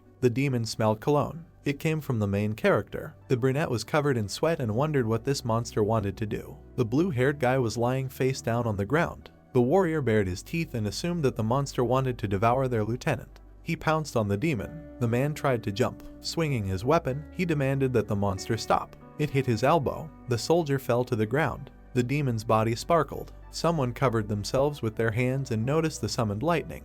The brunette closed his eyes tightly. He assumed that his end had come. The man suddenly opened his eye. The main character approached him. The warrior began to call out to the lieutenant. Henry stood next to him, catching lightning with his sword. The soldier was surprised by the lieutenant's appearance. There was a piece of paper with a seal on the blade of the sword. The guy crumpled it in his hand. He extended his hand to his comrade and asked him to stand up. The man rose from the ground, and Henry asked to tell the others that he was okay and that they must survive at any cost. Jibo smiled with tears, accepting the order. The brunette walked away. The lieutenant asked the white minotaur behind him if it was him. The guy frowned and asked if he had hit him with lightning. The monster began to scream in anger. Henry began to attack him with his sword. The monster swung his hand. The lieutenant sent a block with his weapon, noting that he was not that strong. He thrust a blade into the minotaur's chest. The guy looked at him. A second later, he hit his head. The monster's head rolled on the ground. Henry stood by a pool of blood. There were small spots on his face. He wiped them with his hand and cursed. Looking at the monster's head, the lieutenant wondered if it was dead.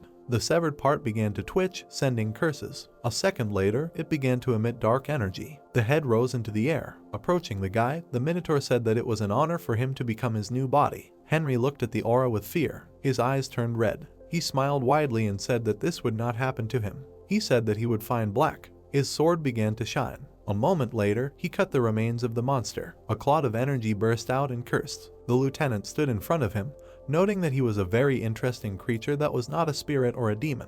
He asked what he was. The guy waved his hand and asked if he was a doppelganger or something like that, after which he noted that it was no longer important and said goodbye. The clot looked at him with fear, asking where he got his magic from. The blue light began to dissolve him. Seeing the clot flying away, Henry asked if it was running away. The dark aura dissolved in the sky. The lieutenant smiled, noting that so be it. He used return to the bodies. Streams of blue-black energy rushed into the sky. It was a spell created for a soldier to search for dead bodies. The energy rushed after the clot. Watching this from afar, Henry said that he could still use magic, and he would need to follow him. After a while, in the depths of the forest, the red-black clot muttered in fear that he urgently needed to find a new body. Black lowered his red eyes. He saw a bear eating a sea otter and exclaimed that he found it. The aura began to penetrate the body of the beast. Its eyes began to glow red. A man approached him from the side. The bear flinched, Henry noticed. He was thinking about how to act naturally so as not to get caught. The lieutenant looked at the promising beast, noting that it was a demonic golem bear. Black mentally asked it to leave. The guy turned around, muttering that the monster must have found a new body. He turned sharply and swung his sword. Blood spattered to the side. Henry looked at the bear's corpse. He snapped his fingers. After the snap, the fire spell was activated. The beast's body caught fire. Black flew out of it and screamed loudly. He flew up to the guy and indignantly asked how he found it. The mage asked him where Carter was. The clot began to laugh maliciously, asking if he really expected to find out anything. The lieutenant exhaled tiredly. He looked at the monster and said that in that case he would have to force it. He used the freeze spell. Black's body was covered in an ice crystal. The clot looked through it in fear, asking who he was. Henry snapped his fingers again and said that he was the one asking the questions here. Black started screaming as the crystal began to break. The guy asked if he was in the mood to talk now. The crystal glowed pink, and Black asked why he was doing this. The lieutenant said that the conversation was becoming. A loud scream was heard in the forest. The monster in the crystal began to say that he would tell him everything. He lay on the ground and asked not to kill him. Henry frowned and said to show him the way. Evil Forest, 6th area. The monster led to a cave, noting that it was here. The guy went inside.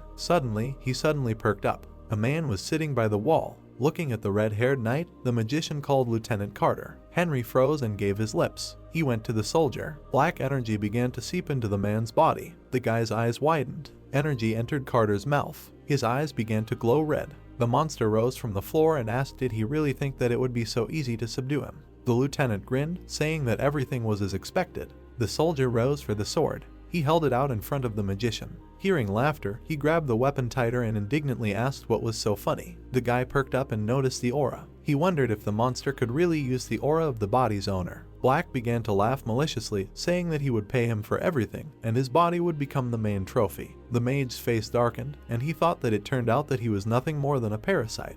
The monster ran forward, wishing death to the enemy. The heroes dodged the blow. The guy pursed his lips. He hit the soldier in the back. Shocked, Black began to ask how he did it. When his body fell to the ground, the lieutenant noted that he was just an evil demonic spirit. The monster looked at him with evil eyes, asking again. The mage said that he could only speak and use someone else's aura. Henry looked down, saying that being able to use it did not mean being good at sword fighting, and that decades of practice would be needed to master the blade. He opened his palm and cast an immobilization spell. The boy stood over the soldier's body, noting that he was not going anywhere now. He frowned, saying that he hoped that he now understood the true difference between them. The spirit began to break out of the knight's body and began to beg for mercy. Henry ordered him to tell who he was. He placed his hands on his waist when Black asked if he would spare him if he told him. The lieutenant replied that he would think about it. The spirit began to tell him that his name was Clever and that he was a simple demonic spirit, the last survivor of his kind. He explained that they were called Alalar in the demonic language. Standing in front of him, the mage asked if they were impersonators. He said that he meant the translation from the family name to human language, noting that he did not know impersonators had such abilities. The boy extended his hand forward, noting that he had heard enough and now it was time for him to die. The terrified Clever began to scream for him to stop. He asked if he hadn't already spared him if he told him. The lieutenant replied that he hadn't promised, he had only said that he would think about it. The spirit asked him to wait. When a coin appeared in front of Henry, he asked what this time. The coin fell at his feet. A mountain of treasure appeared behind Clever, and he said that he would give it all to him in exchange for mercy. The mage looked at him with surprised eyes, asking where he got the treasure. Upset, Clever began to tell him that it was one of his specialties and that he had been collecting them for years. He agreed to accept them in exchange for his life. The guy touched his chin and thought about how tempting it was. He mentally noted that the rare ability to collect precious things was even more tempting, since it was a spatial spell available at the 7th circle. Henry looked at the spirit and said that he would spare his life if he became his servant. Clever perked up in shock. The lieutenant said that if he didn't want to, he could just die. The monster began to exclaim that he agreed. The magician reached for the coins, noting that he was glad to hear it. He took one of them and thought that the alloy perfectly hid the true level of energy and at the same time perfectly cleansed the dark energy. The guy changed the coin into a ring and put it on. He extended his hand and said that it was time to make a contract. Henry, with an outstretched hand, began to address the god of promises, saying that he, Henry Morris, bound himself and the demonic spirit with the strongest promise. A red light appeared around the monster. The magician looked at it, noting that Clever would touch to obey him unquestioningly. He asked him if he would give him his heart. The spirit glowed red. With sadness in his voice, he answered in agreement. Purple energy burst out of his body. It flew to the guy, and he said that from now on they were bound by this oath, and its testimony would be engraved on the ring. The ring began to shine. Lightning sparkled around the spirit. Henry looked at him and ordered him to endure, because if he endured, he would be saved, otherwise he would die. Clever was covered in blue light. The magician watched what was happening, thinking that, as expected, the nature of the demonic spirit is very unique. He said that everything was over. When a small body flew up to him, the lieutenant told him to collect all the treasures and not to show himself again until he called him. He offered to leave. The guy did not have Carter's body on him. At that moment, the head of the last Minotaur was cut off. The brunette with a sword began to look around and ask where the lieutenant was. In the distance, he saw a man. The soldiers froze in surprise and began to ask who was there with him. When Henry with a man on his back approached, the knights asked if Lieutenant Carter was really there. They raised their swords and began to rejoice. The sun was shining over the settlement. Solomon and his comrades stood in shock, muttering that this was a dream. The mage laid the man on the ground and everyone began to praise him. The three in red suits took turns saying that they were speechless and that they were sorry they had been rude to the lieutenant. The guy looked at their satisfied faces and asked to take Carter and his guys to the infirmary. He pursed his lips, thinking that he had done much more, but they were praising him only for this. At Fort Caliburn, a voice asked if their lieutenant was going to return to duty right away. Solomon, behind Henry, asked if he would allow the doctor to fly him up. The mage replied that he was not wounded and then asked the man to return to his business. He turned around when the brunette said that he knew he was completely different.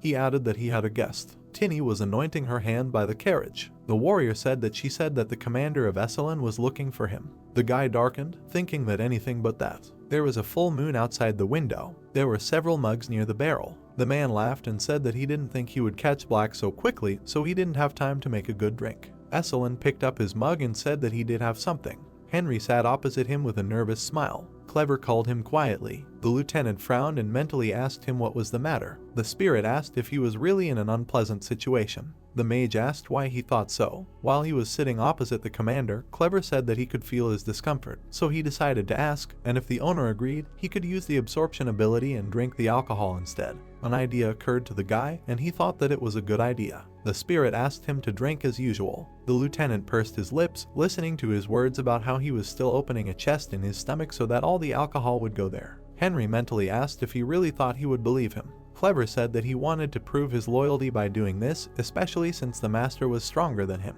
The ring began to glow. He added that he could not harm him in any way. The mage looked at the ring and wondered if it was because of their contract that he became more obedient. He said that he believed it. With a smile on his face, he raised his mugs and the commander. Esselin suggested drinking until the morning. The guy took a sip of alcohol. The man began pouring it into a bowl and asked if Henry could handle it. He replied that of course he could. They banged their full bowls together. After a while, the commander fell face down on the table, and the lieutenant muttered that it was finally over. The moon was shining above his house. There were donuts and a mug of tea on the table. The mage mentally noted that he would not be able to develop his aura today. He remembered the possessed Carter and thought that he had hopes when his opponent was an experienced swordsman. The boy sat in his robe, thinking that he had not even accomplished his original goal, and the treasure was still missing. The ring began to glow when he called Clever. A yellow spirit appeared in front of him. The lieutenant looked at it and said that he wanted it to change its form to something more presentable. The spirit began to glow red. The outline of an animal began to appear. A second later, a white cat with heterochromia was sitting on the floor. Henry looked at the cat and praised it. He smiled, saying that he wanted to learn as much as possible about it, and then asked him to come closer. Clever jumped onto his lap. The boy began to pet it, saying out loud that it had the abilities absorption and transformation, and also knew how to invade someone else's creation. He continued to pet the white fur. He called him a talented imitator and said that he was very valuable. The cat thanked her. A second later, he jumped to the floor. He started wagging his tail when the wizard said he remembered he had a good sense of smell, and then asked what he smelled now. Clever described the smell. Henry touched his chin and asked about the cucumber. The spirit replied that he did not yet understand human speech very well, so the word cucumber did not mean anything to him. The lieutenant headed for the exit, asking him to wait. He took an oblong vegetable and said that it was a cucumber. Clever jumped in shock. He looked at him with crazy eyes, repeating that he felt the smell. The magician put the vegetable on the floor and told him to eat. The cat began to thank him contentedly. As he began to gnaw the vegetable, Henry thought that the fact that he lost his mind when he saw a cucumber did not indicate his weakness, but only that this vegetable was probably his stimulant. Looking at the satisfied beast, he noted that Holterbelt used cologne, after which he asked why he attacked Carter if he did not use it. The cat looked at him and said that he was just curious since he knew that the man had been hunting him for a long time, and then he planned to use his body until he evolved. The boy touched his chin and thought that it was a good thing he tied it to himself. He showed him a picture of a mushroom and asked if he had seen one somewhere in the 6th area. Looking at the picture, Clever replied that he had seen these royal mushrooms. Henry started to fold his shirt and asked if he remembered where he had seen them. The cat replied that he had. The mage was standing outside under the moon. He began to glow when he used Unity. The lieutenant looked up and asked the spirit if he was sure that it was here. He replied that he was sure. The boy began to rise into the air using flight. He flew to the moon. Henry rose high into the air. He looked at the view with a smile. Then he turned to the side. The mage turned towards the forest. With a gloomy face, he flew quickly. Then he used soft landing. He began to descend to the ground. The lieutenant knelt down on one knee. He looked at the cat and called him. Clever led him to a tree and said that it was right behind him. Henry swung his sword. After that, he hit the trunk. The trunk began to fall. When the spirit jumped onto the stump, the boy asked if he was sure, noting that there was nothing there. The air around became speckled, and Clever asked to take a closer look. The lieutenant began to look around, wondering if these were the spores of the royal mushrooms. He mentally noted that there were a lot of them, and they were multiplying quickly without any competition. His gaze darkened when he thought that he could easily burn them, but then the demons living in the forest would kill him. The magician looked at the cat and asked if he could suck in these spores. The spirit answered affirmatively. He opened his mouth and began to carry out the order. A blue ring appeared in front of him. The light covered all the spores. When it was all over, Henry praised Clever. A passage to a cave appeared. The boy began to go inside. A light appeared above his hand after the spell. As they walked, he hung over them. The cat said it was here. The mage would stop. He saw a large guard in armor. The lieutenant raised his head and noted that he had not changed at all. Looking at the huge statue, he mentally noted that if things had turned out differently, he would have become part of his legacy, but now he had no choice. He touched the armor and cast a spell. A light appeared under the guard. It began to crack, and a moment later, he parted. The guy was sadly silent. In a pile of dust, he found a chest. Henry opened it. There was a purple sphere. When he took it in his hand, Clever asked what it was. The mage replied that it was the heart of the Manhwa genus venom. He grinned slyly, telling that by absorbing it, you can never be poisoned again, and for others, your blood will become poison. The spirit raised its head and asked if it means that there is no antidote for it. The lieutenant answered in the affirmative. He brought the gray ones closer to his mouth. Then his brows furrowed. He mentally noted the disgusting taste. A dark aura began to appear around him. Clever looked at him with fear and asked if the master was okay. The guy agreed. He took out a blue bottle, and the cat asked what it was. Henry remembered the king and said that it was the poison death of Praja, and now it was necessary to check Venom's heart. He mentally noted that it was with it that Silver Jackson poisoned him. The spirit was shocked. The magician drank the poison. You reduced the horror on the cat. The lieutenant froze and lowered his head. He patted his chest and happily noted that he was okay. Clever asked if he was sure. The guy licked his lips, answering that the poison did not work. He thought that otherwise he would have already writhed in pain and lost his magic. They went to the exit, and Henry thought that the first goal was accomplished. When he came to the settlement, the man noted his return. Solomon patted him on the shoulder and asked him to have a good rest. He handed him a piece of paper, noting that he almost forgot. Taking it in his hands, the magician asked what it was. The man said that it was a special letter that he needed to read in private. After a while, the lieutenant was in his room. He began to unfold the paper suspiciously. A smirk appeared on his lips. He moved the things in the closet, noting that he had not dressed up for a long time. The guy was choosing an image. The letter was an invitation to dinner with Tinny. The girl was preening in front of the mirror. She fixed her hair, thinking that Henry was perfect and also young, smart, and incredibly talented. There was a knock on the door, and the magician said that it was him. Entering the room, he was surprised. The red-haired girl greeted him in a beige dress. When he came closer, he thanked him for the invitation. Tinny asked to leave the formalities. She smiled and suggested that they relax, noting that they were not at work. The lieutenant smiled back and asked if she really didn't mind. The girl frowned, thinking that she needed to act before the other one did. There was an abundance of dishes on the table. The redhead asked if the guest liked the pasta. Seeing the table, Henry asked in surprise if she cooked it all herself. Tinny answered in the affirmative, saying that sometimes the servants helped her, but mostly she cooked herself. The mage smiled at Lai and said that he did not think that she was so skilled in cooking.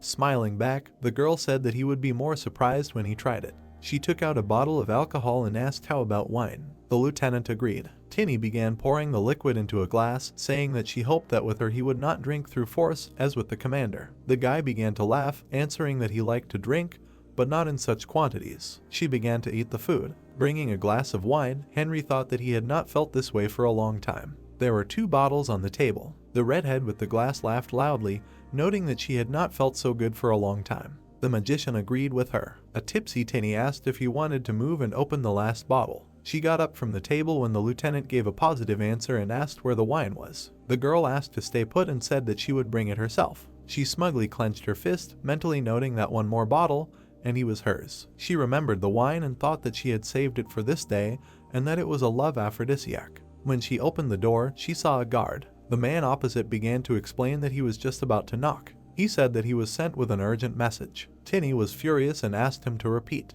The knight wilted and said that Lieutenant Carter had come to his senses. Henry appeared behind the redhead and asked him again. The red-haired man was lying in bed. The voice said that he barely managed to open his eyes. The doctor stood in front of the people, telling them that because he had been unconscious for so long, his body had weakened. S1 asked how long it would take for him to fully recover. His mouth dropped open in surprise when the doctor replied that it would take about a year. The dark-haired man with a mustache said that the 6th area had a very high concentration of demonic energy, and that he had spent more than a month there without food or water, so these circumstances had a negative effect on his physical fitness and lifespan.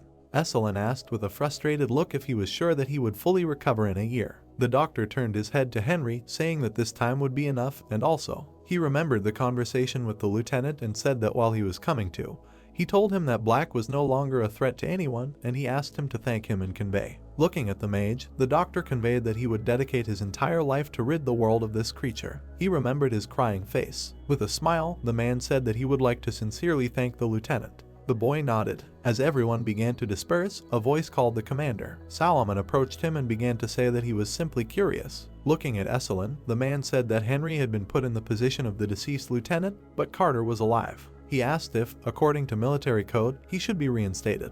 The commander touched his chin and said that he did not know and that he needed to think about it. Man looked at him and asked permission to speak. As the building was enveloped in night, a loud questioning cry was heard. S1 stood there, not hiding his shock, and asked if this was true. He frowned, cursing at the fact that he had remained silent until now. The mage hesitated with an answer. A year ago, the spirit was watching Henry's training. Hector crossed his arms, saying that he didn't have enough talent. The guy with the sword turned around and ordered him to shut up. The swordsman smiled wickedly, saying that even a village idiot would learn these techniques in a year, and he was smart enough. He asked what was the point of their training. The lieutenant fell to the ground. He was breathing heavily, sending out curses. Spreading his arms and legs, he thought about how he had done many great things in his post in a year, and he was respected by the soldiers, and he was also promoted to an elite officer, but the mage recalled the battle with the monster, thinking about how he had not missed a single mission in the evil forest and had fought enemies much stronger. He crossed swords with Hector, thinking that there had not been a single day of training, and he had practiced in both directions of fencing.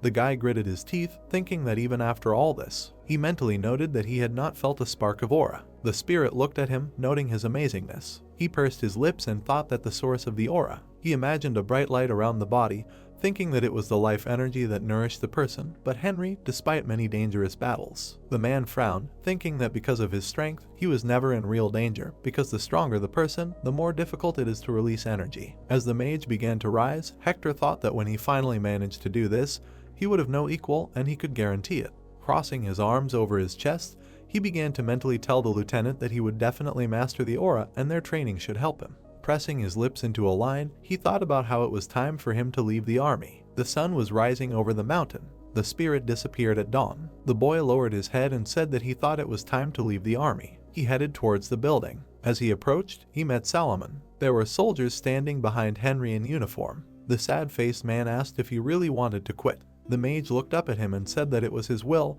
and that the day Lieutenant Carter regained consciousness, he was sure of his intentions. Then he turned to S1 and asked him to speak. The man looked at him and told him to speak. The confident-faced guy said that the noble's term of service was limited to a year, so after that he would leave them. Solomon answered sadly that they understood, and he did not think that such a determined man could be persuaded.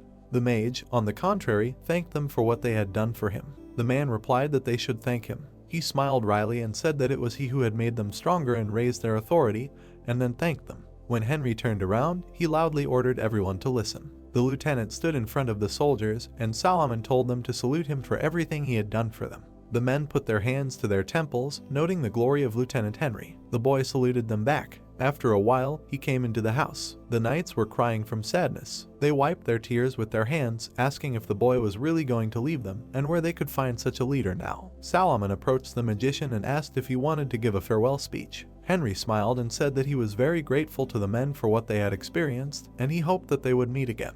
Not far from the group of people was a carriage. The voice noted that this was very similar to him. The boy wished him a good job and thanked him only once. He was asked to take good care of himself. After a while, he came to S1 and he asked if he was sure he wanted to leave. The man sat opposite him on the couch, listening to a positive answer. He reminded him that earlier he begged to be allowed to join their squad. He handed him a silver medal. The boy took it and thanked him with a smile. Looking at the engraving, he made a mental note that it usually had 1 star, but his exploits had forced him to add 2 more. Henry smiled, thinking that with the medal he would be respected anywhere in the Empire. As he put it away under his clothes, S1 said that he had fulfilled his request and had not told his family about his dismissal. When he took out a gold figurine with an eagle's head, the boy asked if this was the symbol he had asked for. The man replied that he had promised to reward him for everything he had done, and then noted that he had never had to do such a send-off before. With the statuette in his hands, he said that as long as this symbol was with Henry, he would be ready to fulfill any of his wishes. Remembering Jane, the boy asked her to take care of his horse. He and Tinny were standing on the street together, and S1 began talking about Ronan. He said that he probably would have to test him well. He asked if he understood what would happen if the boy disappointed him. He put his hand on Henry's shoulder when he answered affirmatively. The man thanked him again and asked him not to be shy about joining them in the future. He and the girl anointed him goodbye, and S1 began to drive him away. The boy left the fortress. He pursed his lips, mentally noting that he needed to put the money in a safe place first. He urged his horse on, thinking that now they would go to the Pesto of Endless Pleasures, the city of Vivaldi. These events end the first season of the work.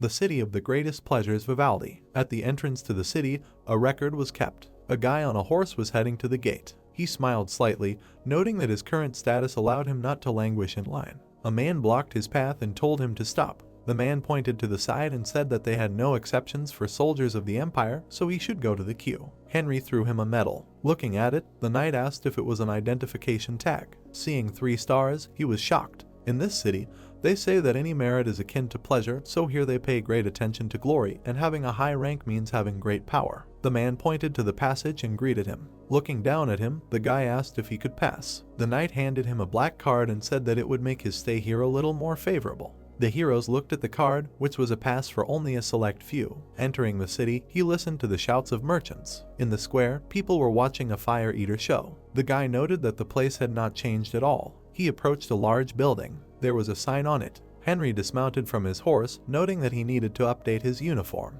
He entered the store. A woman met him, surprised by the soldier. She thought that he looked young and most likely an officer. The guy smiled a little. The woman in the dress asked if she could tell him anything. Henry began to smirk, thinking that she thought he was a poor officer. The woman was shocked when he approached the counter and said that he was looking for clothes from Sylvia. Sylvia is a legend of imperial designers, and her clothes are not only beautiful, but also high quality, so they are expensive. The woman stood there confused. The guy smirked, noting that it seemed that they did not have it in their huge salon. He chuckled when the brunette asked him to wait a little. After a while, she apologized for the delay. The woman brought pants and a shirt, noting that it was a suit from Sylvia. Henry took the things and said that he would take them, and then asked where to change. The sun was shining outside. Looking at the guy, the female voice noted the incredible. There were white sleeves around his wrist. The guy was standing in a new suit, and the woman said that she had been working here for more than 5 years, but he was the first one who suited Sylvia clothes so well. Henry turned around and ignored her. The brunette smiled nervously and asked if he wanted anything else. The magician smiled and asked for shoes. The woman folded her hands and said that she would now bring the best pair. Solomon watched this, mentally noting that people are weak before money. After a while, the guy was wearing patent leather shoes. The woman thanked him for the purchase. Henry straightened his collar, noting that he felt great in normal clothes. The surprised spirit behind him noted that he had spent all the money. The guy asked to absorb all his things. Downtown Vivaldi, the magician approached the sign. The cat on his shoulder asked what it was, and he said that it was a notice board, and tournaments and championships of the city were listed here. The spirit looked at the gentleman and asked if it was for money. Henry answered that it was, and they should earn a little extra money. He began to study the sign, and Solomon asked what he was looking for. The guy saw an ad for a chess tournament. He looked at it with a smile and said that he would never have thought that he would still hold the championship. Player number 1 was Van Larsen. Looking at the large board, the magician said that it looked like he had never lost. Vivaldi City Hall. A man was sitting in the office. He looked up from his wine when someone said outside the door that there was urgent news. He asked to tell him. When the brunette entered, he noted that he hoped it was really important since he was distracted. The man who entered narrowed his eyes and said that a man with a black card wanted to see him. The man brought his glass closer and asked who it was. His face distorted with shock when the servant said that he had introduced himself as Henry Morris, but had kept silent about the purpose of the visit. The old man slammed the table and exclaimed. A drop of sweat rolled down his face while he thought about the fact that Henry was dead and it was just a coincidence. The man frowned and said that he was busy, asking to come another time. His eyes widened when the brunette said that he was giving it, but the man said that if he refused, he would tell the truth about barges. The glass flew to the floor, and then shattered into pieces. The old man pointed with his hand and indignantly asked to bring the guest. For the past 10 years, Vant had been the undisputed chess champion, and numerous victories had made him a symbol of pleasure and excitement and elevated him to the post of mayor. The man sat in his office, thinking about the guest. He furrowed his dark brows, mentally noting that his name was the same, and then wondered how he knew about barges. A voice behind the door asked him to come in. A guy in a white shirt appeared. Vant looked at him thoughtfully. Henry smiled slightly. The man clasped his hands and asked if his name was Henry. The magician answered in the affirmative, greeting the chess emperor. He smiled and said that the emperor of Vivaldi was more suitable. Vant extended his hand and asked if he could see the badge. Taking the medal, his eyes widened. The guy placed his hands on his belt, and the man thought that he was definitely worthy of the black card. He furrowed his brows, mentally noting that silver meant that he was at most the son of a baron. He looked at his clothes. The old man examined the shirt. Looking at the guy in front of him, he wondered how he let Side wear Sylvia's clothes. Vant perked up when he was asked to return the badge. He returned the thing to its owner. Silence hung between them. The man folded his arms and asked if he knew about the Vargas place. Henry smirked, noting that it was an inn. Vant looked shocked, and he tried to figure out how he knew. The guy sat down on a chair and was asked why he came. There was a chessboard on the table, and the magician offered to play, saying that it was his word. Vant folded his arms and asked if he knew who he was. The magician gave him a sly look, noting that he had been a chess champion for 10 years, which is why he became mayor. The man nodded. Henry said that he would tell him what he knew about the inn if he lost. He waved his hand at the mayor and said that if he was not interested, he would not have accepted. He asked how he liked the offer. Vant frowned, trying to figure out what he was planning. He sat down at the table and said that his title of champion speaks for itself. The magician picked up the piece, saying that was why he had challenged him, because he liked to beat strong opponents. The old man looked up and asked what it was all for, since he was hardly just interested in winning. Touching the white piece, the boy said that since his chances of winning were small, the reward should be appropriate. Vant smiled and said that if he won, he would grant his wish. Henry picked up the piece and said that it suited him, and offered to start, noting that he would move first. The man laughed and agreed. The boy made a sharp move, thinking that he would now remind him who invented this game. The hands of the clock moved slowly. The old man clenched his fists. His face fell in bewilderment. The magician made a move. Looking at the chessboard, he declared his victory. He crossed his arms and said that the game was over. Vant darkened with shock, thinking that he could not lose to some stranger. His clenched fists trembled as he mentally noted that his honor and glory had been trampled in a matter of minutes. He looked up when Henry asked if he was okay. The old man had given up his teeth. With one hand, he swept all the pieces off the board. Turning to the side, the man asked how this was possible. The guy began to smear his palms, saying that he absolutely deserved the title of King's Killer and a decent reward. Vant turned to him and said that it was true, but this game does not count. The magician chuckled, asking him not to forget about the promise. It was dark outside. The worried man asked the guest who he was. The guy with a confident face said that he was Sir Henry, the second student of the magician Henry Morris, and it was he who taught him chess. The old man froze in bewilderment. The magician was sitting at the table, asking if he studied at the Vargas Hotel and played the last game with his mentor there. Vant confirmed, noting that then. The boy smiled, telling him that Lord Morris had personally taught him how to play, and had taken them on as students because they were complete babes. Looking at the man across from him, he said that was how he knew about him, because the mentor had told him that he was his first student. The old man asked if he wanted the title of champion. The mage's lips spread into a grin, and he noted that he did not need that. He showed his palms, saying that all he wanted was 10,000 gold coins. Vant froze in horror, answering that he did not have that much. Henry mentally noted that he was a coward, as always. He touched his shoulders, reminding him that the law stated that the one who defeated the champion was entitled to 10,000 gold coins. The man gritted his teeth when the boy said that he received that amount, and then asked if it was stored at the top of the Vivaldi tower. The old man trembled in fear, wondering if the mentor had told him that too. With his hand on the mayor's shoulder, the magician said that this would be his reward. He smiled and said that no one would know that the money was gone until he lost. He put his hand on his belt, thinking that he would definitely not lose, because his pride was at stake. Vant replied that he understood everything. Henry turned around and said that it was time for him to go, so he asked to be taken to the reward. Night enveloped the building. The guy looked out the window, noting the beautiful view. The man replied that this was the main asset of the tower. He opened the door and said that they had arrived. Inside was a library. On one of the shelves stood a book in a gold cover. Vant grabbed it. Behind it was a keyhole. The old man put his hand in his jacket.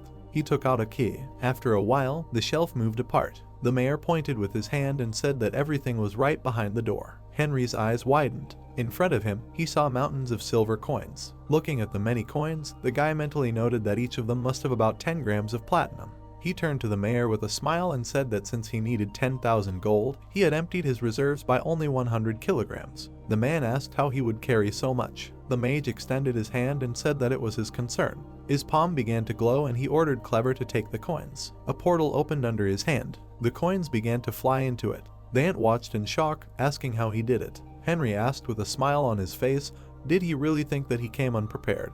He handed him a small scroll and said that it was a gift that he could use to contact him. The mayor took the scroll and asked why he needed it. Henry patted him on the shoulder and asked if he could be sure that someone like him would not appear in the city again. He said that in that case, he would just need to unroll the scroll and it would come and solve his problems. Vant thanked him as he watched him go. He remembered how he was approached in the dungeon. Old Henry sat behind bars and asked if he would take care of his people. The mayor gritted his teeth and began to mutter. He lowered his head and said that he could not promise that, and then apologized. The boy looked at his back and thought that he was forgiving him. He took a few steps. The mage walked to the large window. He looked at the view, thinking that now that he had money, he should get down to business. The next day, a large sign hung on the building, and a man welcomed a guest to the 10 million arena. The boy stood at the registration desk, saying that he would like to participate in the fighting competition. The man replied that it was an honor to meet such an esteemed person. He handed him the registration papers. Man began to fill out, mentally noting that he only needed to fill in his name, rank, and strength. He handed over the paper with the medal, and the man asked him to wait a little. Henry looked at the man with a smirk when he was called. The man sat opposite him and said incredulously that the document stated that he was a novice swordsman,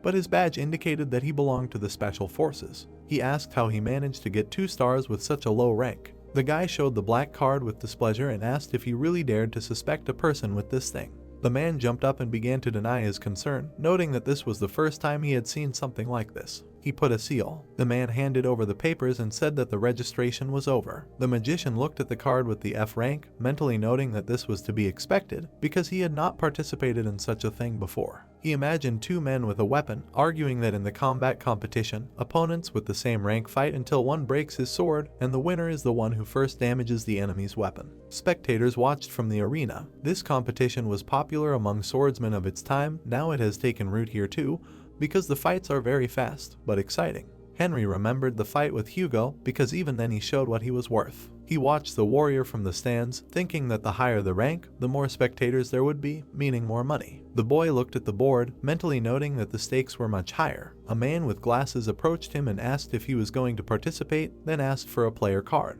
The man took the card and said that in order to reach the next rank, he needed to defeat 3 opponents, or 1 C rank. The man adjusted his glasses, noting that after rank F came rank D and it was impossible to skip it. The mage's face darkened, and he thought that he did not want to just waste time. He held out a bag of coins and asked for the bet to be accepted, adding that he would bet 100 gold that he could deal with any C rank, and left. The man clenched his fist enthusiastically and said that the bet was accepted. The sun was shining outside. The men ran toward the aisle, each exclaiming that he had to be first. Henry watched from afar, thinking that they all just wanted to make money. His gaze darkened as he thought that, however, B-rank fighters would not get any money even if someone won all the fights in a month. The man with glasses brought a lot of papers and said that everyone who wanted to fight Henry was here, and then asked him to choose. Man took a piece of paper and said that he would start with it. The dark-haired warrior began to rejoice, exclaiming that victory would be easy. When they entered the ring, people began to say that he was unlucky to meet the experienced stove maker Damien. They were outraged that a B-rank fighter was fighting an F-rank for money. The boy looked at the man in armor, thinking that he looked good in it. He held a weapon in his hands, noting that it was a steel sword from the city of Vivaldi. The man in red raised his hand and said that the fight would be over when one wounded his opponent. Damien smiled slyly, asking if the opponent knew why everyone loved such fights so much. The mage's gaze darkened, and he asked if it really mattered now. The man smiled, saying that it was immediately clear who was worth what, and let their fight be a lesson for him. Henry gripped the sword tighter, noting his talkativeness. The opponent ran at him with a weapon. The mage swung the blade. From the oven they crossed. A second later, Damien looked at the broken sword in shock. The judge saw a piece of the blade in the ground. The spectators froze in bewilderment. The guy turned to the judge and asked if the fight was over. The spectators began to rejoice when the man announced the victory of the fighter Henry. Damien froze in a stupor, listening to the words that it was previously said that the fighter was only an F rank. He looked at the mage's back with a gloomy face, while everyone wondered if his rank was true. A man stood up in the stands when Henry called the administrator. He put his hand on his belt and asked to double his bet, then declared that he would fight a B rank fighter. Shouts of surprise came from the stands. The guy smirked smugly, thinking that this way he could quickly raise his rank. The judge held the guy's raised hand, exclaiming that Henry Morris was winning. Behind him, the defeated knight was kneeling. The magician mentally noted that he had become an S-rank fighter very easily. With each victory, he doubled his bet. That the gold he had contributed at the beginning had quickly turned into a large sum, and his we did not stop in the crowd. Thanks to him, sword fights had become incredibly popular in the arena, due to which the owner's profits had doubled. The guy confidently exclaimed that he was raising the bet to 3,000 gold. He asked which of the S-rank fighters would challenge him. The jubilant people raised their fists. An older man folded his arms and asked the fighter if he wanted to join his team, indicating that he was willing to become a sponsor. Henry looked askance and declined. He turned around and walked away, saying that he was not here for the money. He turned his head and smiled, noting that he was here for the championship. A dark silhouette flickered among the people. The man approached the boy. Everyone began to whisper. A large man with a short haircut asked Henry if he was having fun. He folded his arms and said that it was his turn to fight him. The magician asked his rank. The man introduced himself as Samhain, saying that he was an S rank and ranked 18th. A man from the crowd happily exclaimed that Samhain's blocking blade had finally appeared. Another man asked why he was called that. He said that when the sword was in his hands, it became impenetrable. Henry grinned and said that he would soon have to drop to 19th place. When the two of them were in the ring, the referee said he was sure they knew the rules well, then reminded them that it was forbidden to kill the opponent. He announced the start of the fight. Samhain's sword glowed blue, and he said that now his opponent would find out where his nickname came from. He extended his sword and asked to attack. The magician cast the spell Magic Armor, mentally noting that his opponent was indeed an experienced swordsman. He ran forward. The guy swung his blade. When he struck, a piece of the blade flew off. Samhain looked at the severed weapon in shock. He sank and trembled, and the people noted the magnificence of Henry. He said that his position was too open, and from now on he was nothing more than a gate. He smirked, thinking that the man was the first person in Lithuania with whom he had to use magic. In the arena, a loud voice shouted that now would be the fight that had been awaited for so long. A foot in armor stepped. It hit the ground hard.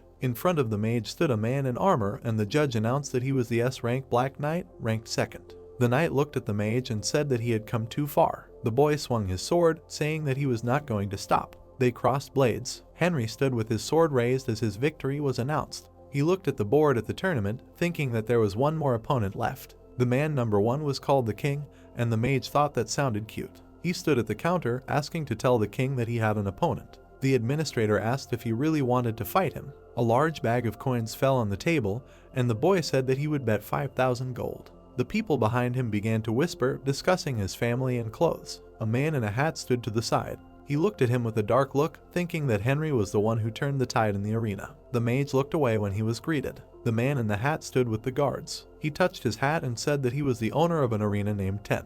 The boy smirked, noting his appearance in his mind. The owner came closer and asked if he was the same Henry who had slain the Black Knight. The magician answered in the affirmative and asked what the question was about. The man waved his hands and asked to listen to his proposal. He looked down at the floor and said that he wanted to make changes to the rules since he was the first to challenge the king. The boy smirked and asked about the changes. 10 smiled, remembering the fights. He said that it was usually forbidden to inflict fatal wounds. He ran his fingers along the neck and said that he wanted to allow blows of any category. The magician frowned, understanding why the king was not challenged. He asked what he wanted. The owner smirked and began to say that the king was a professional, and the boy was just a beginner, and their duel was something unheard of. He added that such a fight was unlikely to happen again, so he did not want to disappoint the public and planned to hold the fight in the city center. Henry asked why he should agree. The man replied that he promised a generous reward. He introduced the fight, telling him that this was the arena of 10 million gold, a place that could appease everyone's greed. The guy smiled, saying that he wanted to ask a question. 10 touched his hat and said that he was listening. Henry covered his mouth and asked if it was true that you could bet as much as you wanted on a fight with the king. The man replied that this was why the fight was considered special. Henry waved his hand and asked what would happen if no one in the arena could pay the required amount. The owner grinned and said that there was no point in talking about money. The magician waved goodbye and noted that he had nowhere to spend the night. He asked if they could give him a place. 10 replied that they would prepare the best room. The guy thought with success that the owner would soon make him very rich. There were voices around the arena that the king would fight some young guy. The town was talking about how everyone thought he had bought a rank, but it turned out that was not the case. Thanks to the financial support of the arena owner, Henry's fight was to take place in the city center. People were coming into the room. The more of them gathered, the higher the stakes would be, and this way the guy would be able to get more money. The magician looked out the window, saying that everything was going according to plan. With mugs in his hands, he said that it was time to act. When 10 approached him, he asked what the odds were now. The man smiled and said 100 to 1. The guy smirked and noted that I probably expected a great victory from him. The owner reached for his hat and said that people were just looking to make money. Taking a mug in his hands, he said that the king had never lost. Henry approached him and called him. He said with a wide smile that he wanted to bet on himself before the fight. The man began to laugh, approving of the action. The magician was mentally glad that he had agreed so easily. Arena 10 million gold. Henry was standing at the counter saying that he wanted to place a bet. The administrator reminded him that he could only bet on himself. The guy said with a smile that he was betting 10,000 gold, and then asked Clever to give him a bag.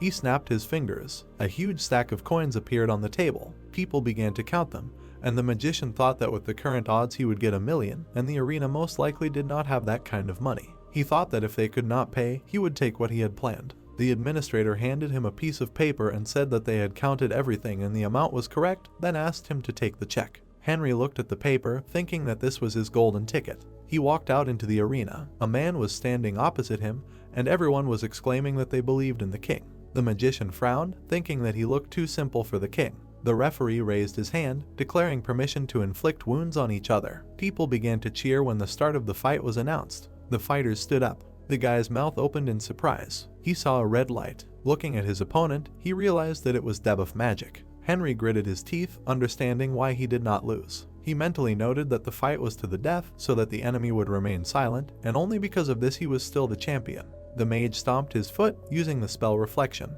It was one of the few special spells available only to the mage. Its action was to reflect magical energy by returning it to the attacker. There were 2 hooded men in the stands. Blood gushed from their mouths. Henry thought with a smile on his face that now the magic of the third circle would not interfere with them. He thrust his weapon forward, exclaiming that it was time to cross their swords. He used magic armor. The man in front of him said with a smile that he was just a yapping puppy. The magician perked up, because the enemy's aura did not match the level of a sword master. He held out the sword, thinking that the aura was less developed than that of the sergeants from the special forces, and the talk about his strength was a lie. The guy swung the blade, offering to finish the show. He rushed past the enemy. A piece of the blade stuck into the ground. The spectators froze in shock. They looked at the arena, surprised by the loss of the king. A trembling hand held a glass. 10 clenched his teeth in horror. The judge raised Henry's hand, asking him to welcome the new champion. Some time later in the arena, people were sitting in the tavern, discussing the duel. There were mugs of beer on the table, and the residents noted that they had lost a lot of money and it would have been better to bet on Henry. The owner looked at the servant, asking him to repeat the words. He froze in horror when the guy ordered that Henry bet 10,000 gold on himself before the match. The servant held up a piece of paper, saying that the odds were 112 to 1, and if you multiply it by the amount deposited. The owner's mouth dropped when he was told that they owed the champion 1,123,780 gold. He froze with a grim face, saying that they had no choice but to kill Henry. He thought about how his career would be over if people found out that the arena had gone bankrupt. A rough voice asked who he was trying to kill. 2 men fell to the floor. The mage with a sly grin asked to say it to his face. 10 stood up and told everyone to leave the room. The door slammed shut. The guy stood in front of him, saying that he shouldn't have done that. The worried man began to tell the mage that he didn't understand what he was talking about. Henry said that he came for the money and asked to give it to him quietly. With a smile on his face, he said it was better not to clown around, otherwise he would involve the mayor. 10 froze in horror and asked if he was talking about Vant. The mage with a dark look noted that he had already spoken to him, and then demanded money. The man looked down and said that he could not. He looked at the guy in surprise and said that they only had 100,000 gold in stock, and then offered to take everything they had. Henry smiled and said that he knew that they did not have that kind of money. He put his hand on his shoulder and said that he had one offer. The guy led the owner to the exit and offered to talk at his house. He looked at the 2 guards and said that if they behaved like that again, he would finish them off. They moved to 10's house. While Henry was drinking tea, he asked him about that offer. The mage lowered his mug. He looked at the man and asked him to answer the questions honestly. Looking at the owner, the guy asked how much ice steel he had left. Ice steel is a very strong material that can be mined in the darkest depths of the ocean. Since this material helps to increase magic reserves, they were forbidden to trade. Henry, with a smile on his face, asked him to stop pretending not to understand what he was talking about. He thought that he did not understand how they fell into his hands, but he would be the one to deprive him of them. 10, with a dumbfounded face, asked how he knew about this. The magician turned to him and said that it did not matter now, and then built a question. The man said about 300 kilograms. Henry smirked and said that in that case he owed him 200,000 and all the ice steel he had. The owner, with a crooked smile on his face, mentally noted that 300 kilograms of steel and gold would be about 40,000, and this was a very good surrender. Henry rose to his feet and said that they would pay off the rest of the debt over time. 10 asked again. The magician squeezed and asked if he really thought that he would forgive him 10 million gold. The man exclaimed that he would definitely return everything. A scroll was handed to him, asking him to accept a small gift. The owner took it and asked what it was. The boy explained that it was a summoning scroll. He crossed his arms and noted that he still wanted to earn some money, so he would be ready to fight anyone who challenged him. 10 thanked him. He clenched his teeth tightly when Henry asked him where he could stay. The mage placed his hands on his shoulders, reminding him that he needed a place to sleep, and he thought he would be taken care of here from now on. The man muttered that this was his office. His voice could be heard throughout their estate, saying that if he didn't like something, he had to pay, and even if he scraped together all his coins, it would still not be enough. The owner told him to make himself at home. After that, 10, once the richest man in Vivaldi, quickly became the poorest. He looked away when the boy called him. He smiled wryly when the mage asked if he didn't like something. The owner said that everything was fine. The mage leaned back on the couch and asked what the purpose of the arena was. He touched his chin, noting that he was sure that it was not only for making money. The man imagined the dark silhouettes and thought that his second purpose was words, and he wanted to make a face for the strongest group, and the arena was supposed to help with that. He sighed and said that they were engaged in trading all kinds of information. The owner waved his hand and said that it was really difficult to make a living from just the arena, so a second business was needed. Henry looked at him and said that with such a job, you have to keep your ears open and keep up with the news. The man pointed his finger up and said that they were collecting information on all the major cities, settlements, as well as all the subordinates of the 4 kingdoms and the holy city ruled by the Vatican. He added that their group also established businesses in the free cities. Henry noted that he did not think he was that wealthy. 10 smiled wryly and said that they were nowhere near as powerful as Silver Moon. The boy smiled back. Silver Moon was the most powerful underground guild in the kingdom, and they had everything from workers and informers to resources, so few people would dare to get involved with him. And that was exactly what Henry wanted to take advantage of. His lips stretched into a grin and he said that then they should just become the second Silver Moon. The owner asked him again with a shocked face. The mage stood up from the sofa and said that the arena was currently in dire straits. He crossed his arms and said that it was time to create a guild that could be compared to them. 10 frowned and mentally noted that he looked young, and then wondered where he got such confidence from. The boy with crossed windows asked if it was true that the main problem was the workers. The man asked him not to rush into such things. He said with a disappointed look that Silver Moon had connections in the criminal world and they worked with mercenaries and assassins, and they didn't do such things. The mage put his hand on his shoulder and asked, "Don't you think it's time to try?" Henry looked at him sideways, saying that from now on, the arena would start training its own mercenaries. He added that they had people for this, and if they wanted to earn more, they should consider all options. The man took out a piece of paper when he was told to write it down quickly. The guy stood by the window, saying that they had to train people, and then asked to gather the most confident ones. He held up 2 fingers, saying that a rank mercenaries earned about 5 gold a month, and that the pay would be doubled. The mage with a smirk on his face said that they trained really talented fighters, and if necessary, they would provide them with housing. The owner with a haggard face asked Henry if he was being too generous, since there wouldn't be much work for the mercenaries at first. He started writing down when the guy said that that was the whole point, since these events would be necessary at the first stage. He asked if he himself would like to work in a place that couldn't offer anything. 10 said that he was absolutely right. The magician said that they would also have work, and he would cover all the expenses, so now they needed to think about a name. He had also missed the interview. The man asked what the guild would be called. The guy said with a smile that he called it Million. Rumors about Million began to spread throughout the kingdom. The warriors talked among themselves, discussing the new mercenary guild. The interlocutor replied that they had promised to pay as much as 10 gold and spoil them with incentives. The men noted that it sounded good, and perhaps they should join. Arena 10 million gold. The warriors started a brawl. The administrator separated them, saying that if they decided to fight, they would be kicked out. He handed them the documents and asked them to fill them out. The man noted that it was tiring. There was coffee in a white mug. Henry took a sip. The door to the room opened. The mayor entered the room and asked the guy what was so important he wanted to talk about. The magician, with a smile on his face, asked him to sit down. Vance sat down opposite him and asked what it was this time. Smiling, the guy asked him not to worry, and then asked if he already knew about the flow of guests in the city. The man scratched his chin and said that he had heard, adding that they were all eager to become part of the new guild. Henry, with a smile on his lips, said that this was a new guild under the arena, of which he would be the leader. The mayor jumped up and asked if he was serious. The magician said that it happened spontaneously, and only a day had passed since they announced themselves, and guests were already arriving in the city. He picked up a chess piece and asked if the interlocutor remembered the last conversation. Then the mayor, after the game was over, said that if he lost, he would grant him a wish. He lowered his head and said that he remembered. The guy made the first move, noting that he wanted to ask him to raise the tax. He said that the amount would hardly increase since the soldiers kept coming, and therefore they would benefit. The man waved his hand and said that such a thing was beyond his power since he was only the mayor and the tax was set by the kingdom. The magician listened with a smirk. He grimaced and looked away and said that this applied to the entire city, and the mayor had power over taxes in certain parts of it. Vance's face distorted with shock. The guy with the coffee mug said that by raising taxes, the city's economy would be revived, and he would also be able to line his pocket. He presented the mug and asked if he was right. Vance frowned and wondered how he knew. He sat at the table opposite, saying that it was quite possible and he would help Henry. The mage lowered his head and said that it was not right for the mayor to unite with private entrepreneurs, so he created an official guild for our cooperation. He presented a stone building and said that it was the Battle Arena Guild, and all the arenas in the city had already joined them. Introducing the city's guests, the guy said that there would be many mercenaries in the city to test them. Imagining the battles in his head, Henry said that they were waiting for an interview, so the fighters would stay here for some time, and sooner or later they would need money. And then they would go to one of their arenas, at which time they would need to introduce a special tax, for example, for registration.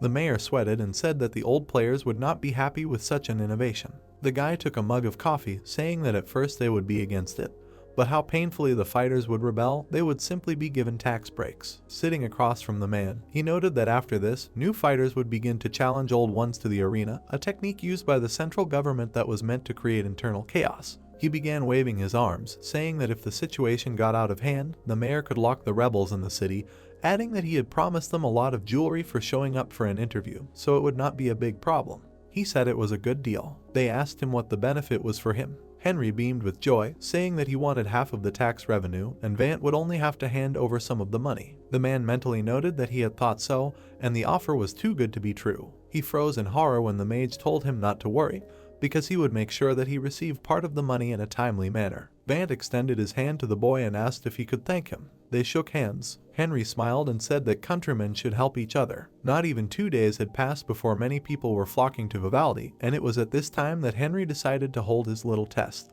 Many people were standing in the square. The man from the park said that they were holding the entrance test in order, and it included 3 parts. The man raised his hand and asked if it was true that they would be paid even if they failed it. The man replied that it was. He moved his hand to his mouth and said that those who failed the first test would receive a silver coin.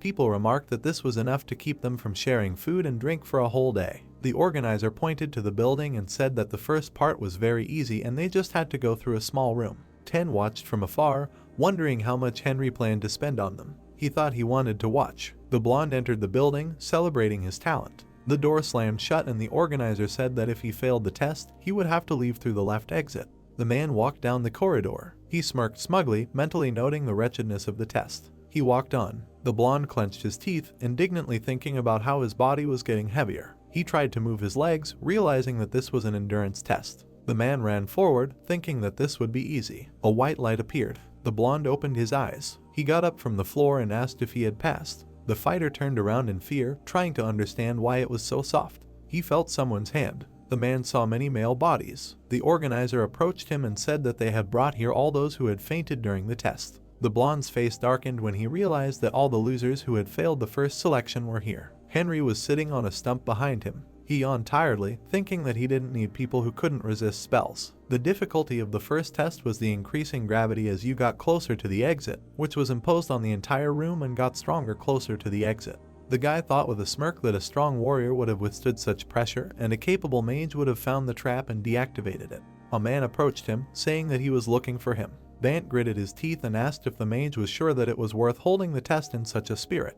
He said that no one had passed it today. Henry replied that he would look another day. Continuing to sit on the stump, he said that the next task would be to find a pearl in the mud. Besides, he did not plan to recruit fighters immediately after the first test. The city was covered with sunset. A crowd of men had gathered in the night. One of them asked if they had found beds. Another replied that he had difficulty finding one because there were so many people here and everything was taken. The three stood and discussed how the taverns had never been so full before. One of them suggested participating in the fights in the arena. The sun rose over the arena. An indignant cry was heard from inside the building. The man pointed at the administrator, exclaiming that they had never been asked to pay for participation. The administrator replied that the number of fighters in the city had increased, and they were forced to introduce a tax. The fighter asked why they should suffer because of newcomers. The man sighed wearily, secretly glad that they were only complaining. As Henry had predicted, the fees for participating in the fights in the arena increased quickly, but on the first day this did not cause any particular problems. The dark-haired man said that he was sure that today he would pass the first part of the test.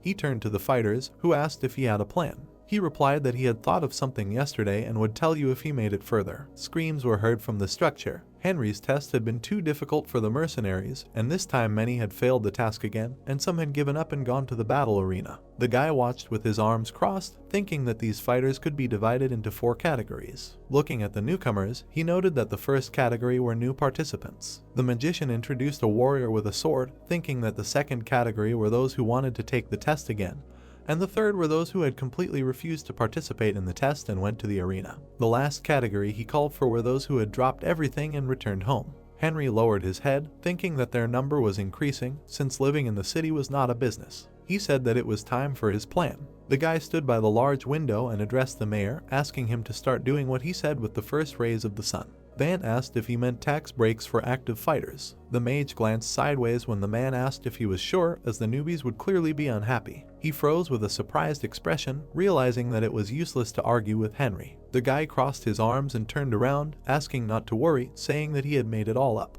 The knights looked at the sign outside the house, asking what it was. The organizer stood in front of them with papers. The man put his hand to his mouth and said that a new rule was being introduced, according to which those whose arena rank is higher than B can use an additional exit. 10 watched this, thinking that this was an interesting way to test the fighters, and this is how Henry planned to bring them to the arena. He rubbed his chin, noting that the arena's income would definitely increase. The man smiled grimly, thinking that Henry was a real businessman. 10 days had passed since the beginning of the test. The warriors lay exhausted on the ground. So far, no one had passed the first stage, but as expected, the taxes of the battle arena had increased. The sun was shining through the window. The owner was sitting opposite the magician, talking to him. The guy looked at him. 10 looked down and asked if he was sure that people would be able to pass the test. Henry smiled and answered in the affirmative. He asked what the question was for. The owner said that people were saying that it was just a decoy, but in fact, the test was a way to increase profits in the battle arena. The magician moved his mug to his lips and said that it was not so at all, and he just wanted to extract as much profit as possible from everyone who had arrived.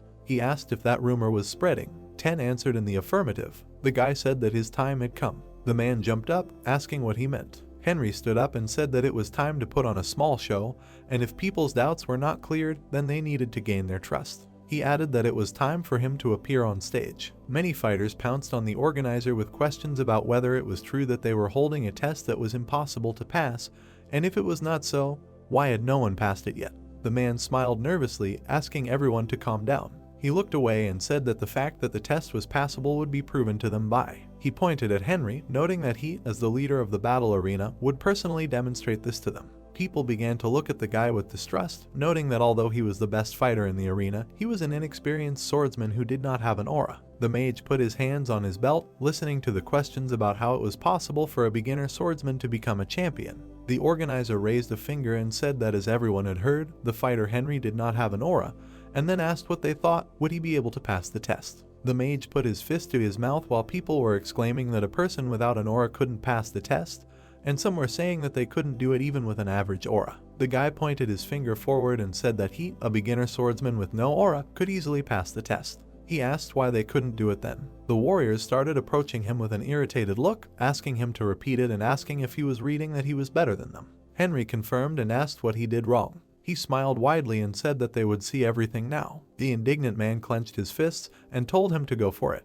The guy opened the doors of the room, announcing the start of the test. He walked inside. The mage stomped his foot, using magic armor. He clenched his hands into fists, thinking that he would add some magic to cancel the effect of the gravity spell. He confidently walked down the corridor. Henry passed by the lying men, muttering that they could not take a step. The boy opened the door to the outside. He stretched tiredly, noting that it was too easy and noting the incompetence of the others. Just like that, all rumors about the test were dispelled, and more people wanted to take it. People started trying their best. The mage crossed his arms and asked if Vant thought he should increase the list of incentives. He noted that he couldn't believe that no one had passed yet. The mayor said that wasn't the case. Looking at Henry at the railing, he said that the strongest swordsmen were already in various guilds. The mage said that, however, it seemed to him that mercenaries only thought about money. He grimaced when the man confirmed, noting that they also had the opportunity to receive a guaranteed income.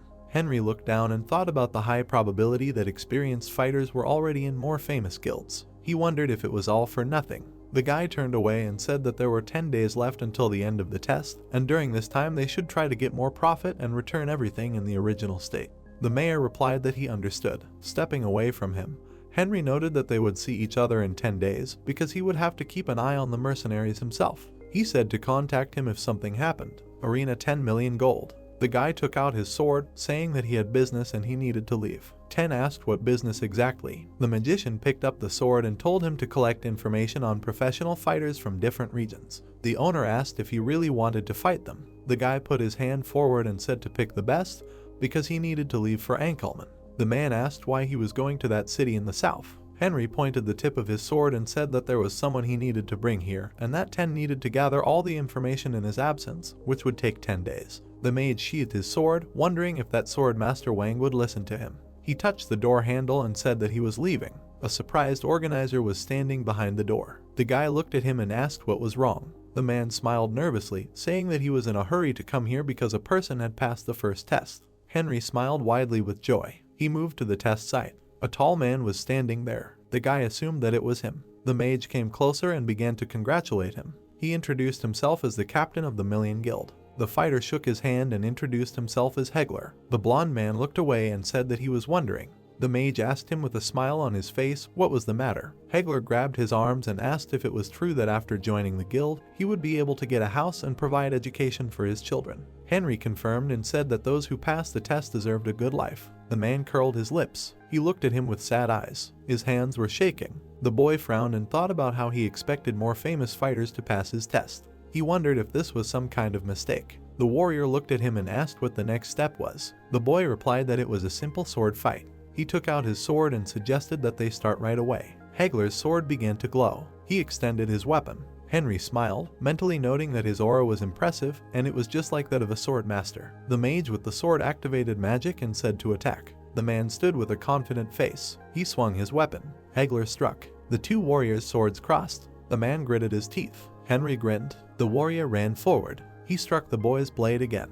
Henry gritted his teeth, thinking that he was much better than Hugo. Hector stood with a shocked face, and the magician mentally noted that it was obvious that he had a lot of experience behind him. The boy stepped aside and said that he was going to attack now. He flew past the warrior with a blow. The man looked at his broken blade. Tears began to well up in his eyes. The fighter fell to his knees. He covered his face with his hands, saying that he had lost his last hope. Hector froze in shock when he heard that he had passed. Henry smiled widely, noting that he would be very pleased to work with him and he would accept him without the third test. The man looked at him with surprised eyes and asked if he was serious. The magician asked him not to be surprised and said that the third part was a regular interview, but he was accepted without it.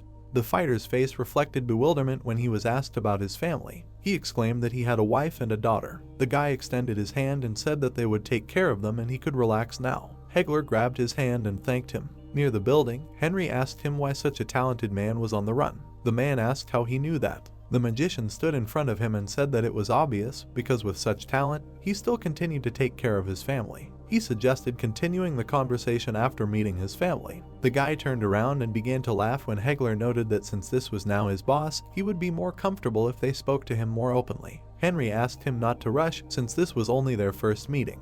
The organizer brought his hands to his mouth and loudly asked to greet the first fighter who passed the test. People looked at Hector and envied him for passing everything, and now he was guaranteed a good life. The man almost cried with joy, and the magician behind him thought that now the respect for him had increased. They came to a small wooden house. The fighter stepped in a puddle. Entering, he told his wife that he was back. A long-haired blonde ran out to them. Hector hugged her and happily told Sona that he had passed the test. Henry froze with surprise on his face, thinking that his wife was a real beauty and probably the most beautiful woman in the city. A blonde girl peeked out from behind the door. She ran up to her father and hugged him, and the man asked if Nia listened to her mother. When she looked at the guy and asked who he was, the fighter said that he was now his boss and he should be treated with respect. He stroked his daughter's head, and the mage thought that she was a nice child. He stood in front of the family, introducing himself as the head of the Million Mercenary Guild. The two blondes introduced themselves. The mage smiled and thought that a man's duty is to take care of his family. He said that they would soon be moving, and since Hector was the first to pass the test, they would be given a special room. The sun shone on the large mansion. The girl looked around the place, exclaiming that it was very nice here. Wealth sparkled all around. A man with his family walked behind Henry and asked how they could live in a noble's mansion. He gritted his teeth when the boy replied that the guild had allocated this house especially for them. When Ten approached them, the mage said that his provision was entirely his responsibility. The owner touched his hat and introduced himself. He wished the family a pleasant stay. Earlier, he looked disappointed, asking if Henry really wanted to settle the whole family in his house. The boy opposite him crossed his arms and said that it was the least a man could do to pay off the debt. He replied that he understood everything. The mage clapped his hands. He turned to the two maids and asked why they didn't prepare a bath and clean clothes for the new owners. Henry and Ten sat opposite Hector. The boy raised his cup to his lips and said that they wanted to hear his story. Hector was a simple fighter, and after noticing his skills, the Baron hired him into his service, but then tried to seduce his wife, which is why the warrior almost killed him and then went on the run with his family. The fighter said with a sad look that few were willing to take in a fugitive, so the mercenary guild was his last chance. The mage replied that he understood, because beating a nobleman was a serious crime.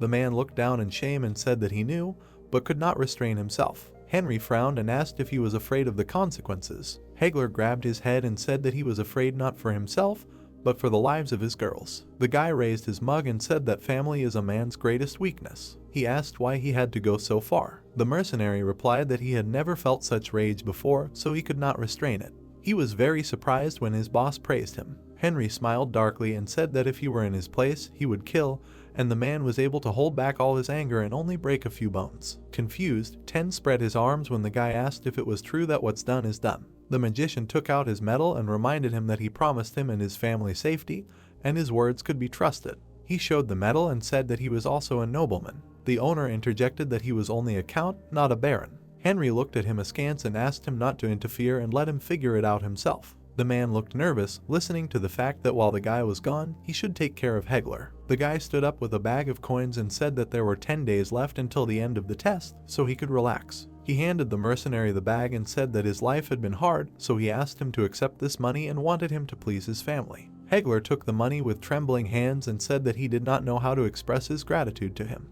Henry sat on his horse. He opened the map and began to think that on the way to Enckelman there were 2 fiefdoms, and he should not go there. He said that he would rather look for treasure. The magician looked at the map. He saw a lake and noted that he had hidden whispering there. The guy closed his eyes and smiled, thinking that Nia would be delighted with earrings that could communicate with animals. Henry said with a confident smile that parents should take care of their children, and he would do everything to please Nia. Not far from Whispering Lake, hooves walked on the ground. The magician on the horse held the map, saying that apparently they were there. Jade ran when her master told her to speed up. They were at the top of the slope. The horse jumped off the cliff. It rushed forward. Henry watched what was happening. He used the spell Flight of a Feather. Jade landed softly. The guy stroked her and said that with a good horse, traveling becomes much easier. He looked ahead. The mage was looking at the blue lake, saying that he remembered it as not so beautiful. With wide eyes, he said that the lake was far from towns and villages, so the mana was much better here. Seeing a sparkle on the ground, Henry said that this place would be fine, and he should replenish his mana. The guy sat down on the ground. A yellow light appeared around him. When a spark appeared in the center of his chest, he mentally noted that he seemed to be in his home for a moment. The sun was shining in the sky. After a while, night fell. Henry opened his eyes and noted that everything was ready. Flaming with energy, he smiled and said that there was much more mana here than before. The magician looked at the lake. He moved his hand towards the water. The guy used the reverse gravity spell. All the water rose into the air. Henry walked forward. In the ground, he saw a huge suit of armor. The magician stood in front of him and noted that he was deeply hidden, and he hoped that the lake would preserve the valuable treasure well. The guy mentally asked for him to appear. The armor began to crumble. In a pile of ash lay a chest. Taking it and leaving, Henry said that it was time to cancel the gravity magic. He snapped his fingers. All the water fell back. The magician looked at the lake. He grinned contentedly, mentally noting that the unlimited use of magic was invigorating.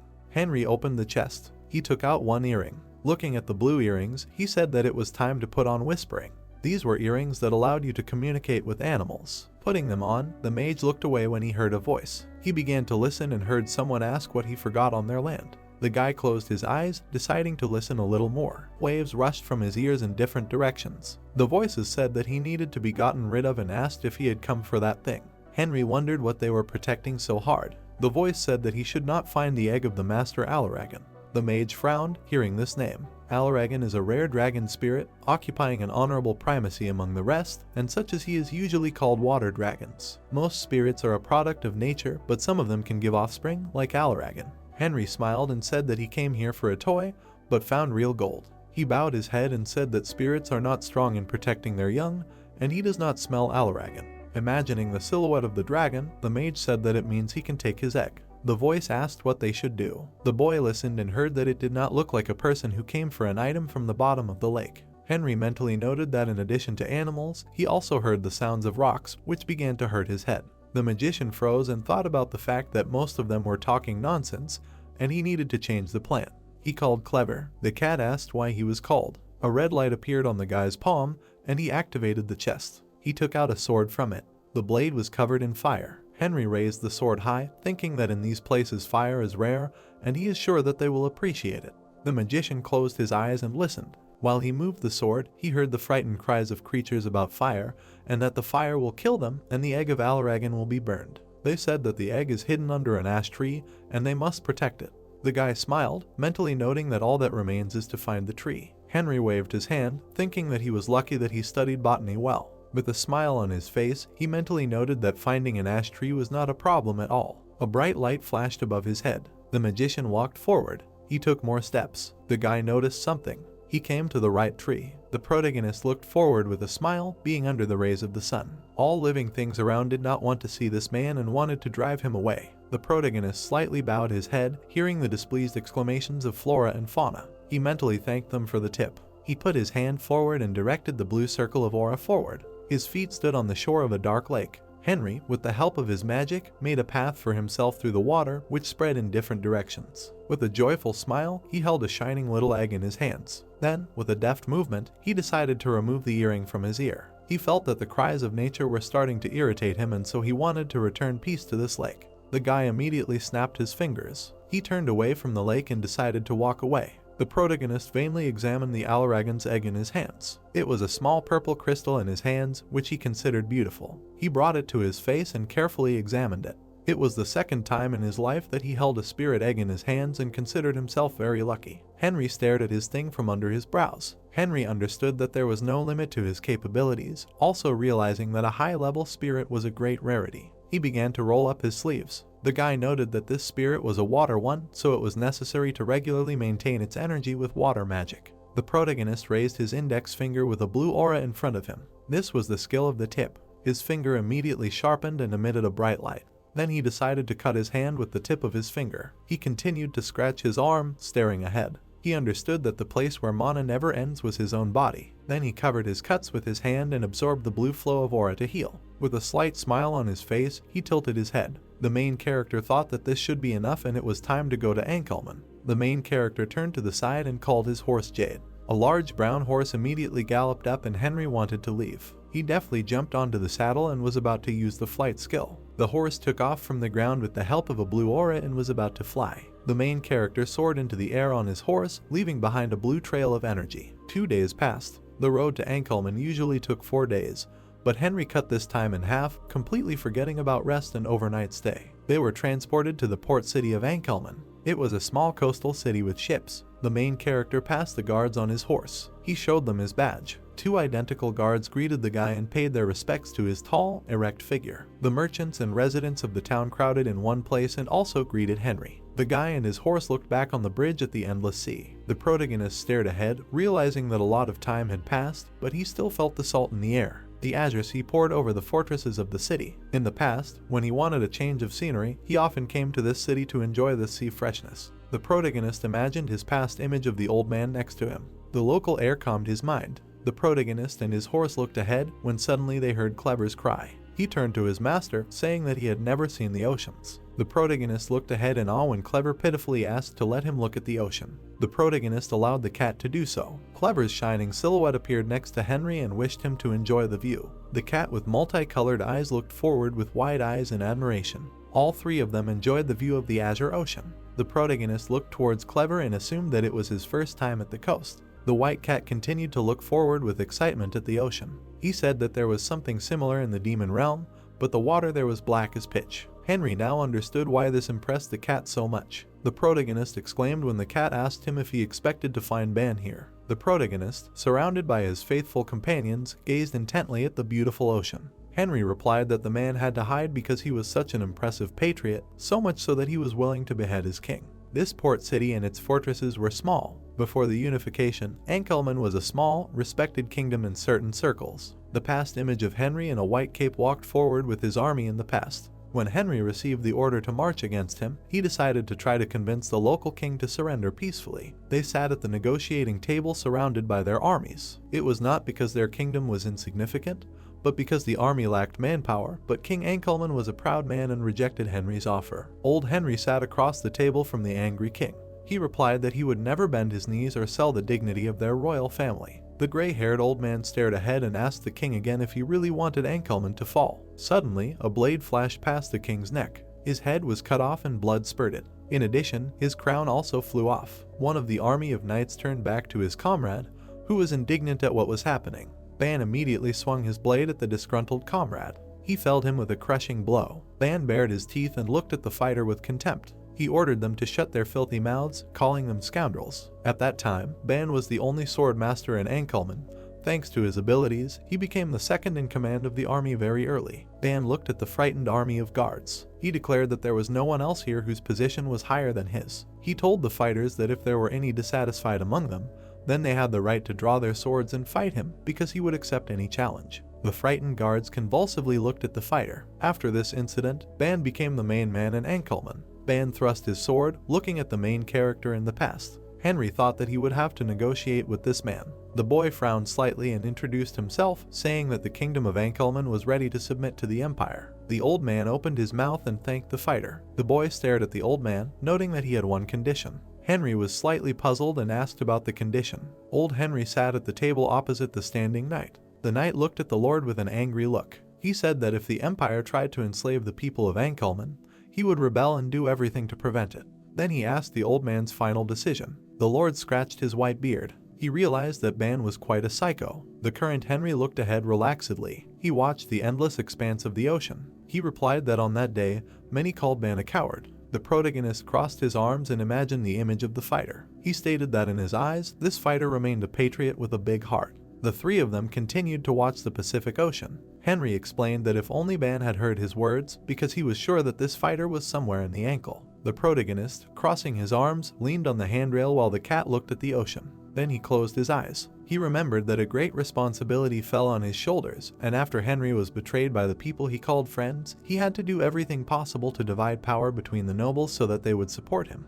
Old man Henry stood in front of a large window. However, this could have been another mistake of the magician, and having received part of the power, the nobles wanted more. The black silhouettes of the nobles smiled maliciously and glanced at each other. The old man bowed before the villagers, putting his hand to his chest. He explained that he was no longer able to protect them, so he asked them to leave and find a new home, because after his death, people would come for them. Ban looked at the old man with a sad expression. Among those who had no choice but to flee was one of Henry's closest comrades, Ban, known as Henry's Blade. That's why they were forced to hide. The protagonist stood with his horse on the bridge. Henry explained that he had come here to recruit one of his old comrades into his ranks. However, he knew that he had to meet Hars first. The young and cheerful cook greeted the guest enthusiastically. The protagonist entered the shop. He apologized for disturbing him and noted that he wanted to ask about something. Henry came closer to the cook, who was listening attentively to the guest. The protagonist extended his hand and placed the other on his belt, smiling. He asked the guy if he knew the mayor of Hars. The cook replied that he did.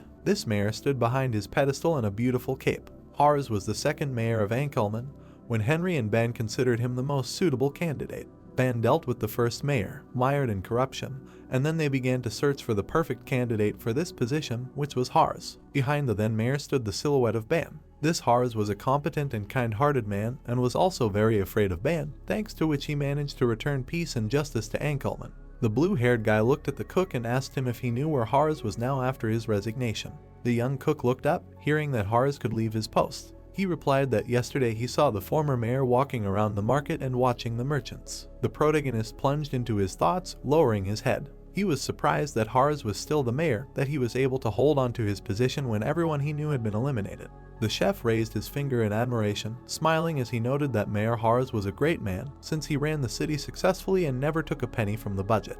The protagonist was slightly puzzled, touching his chin. It was strange to him that the mayor remained clean, even after Ban had disappeared. He supposed that if the cowardly Mayor Hars had not yet succumbed to corruption, then surely someone was standing behind him.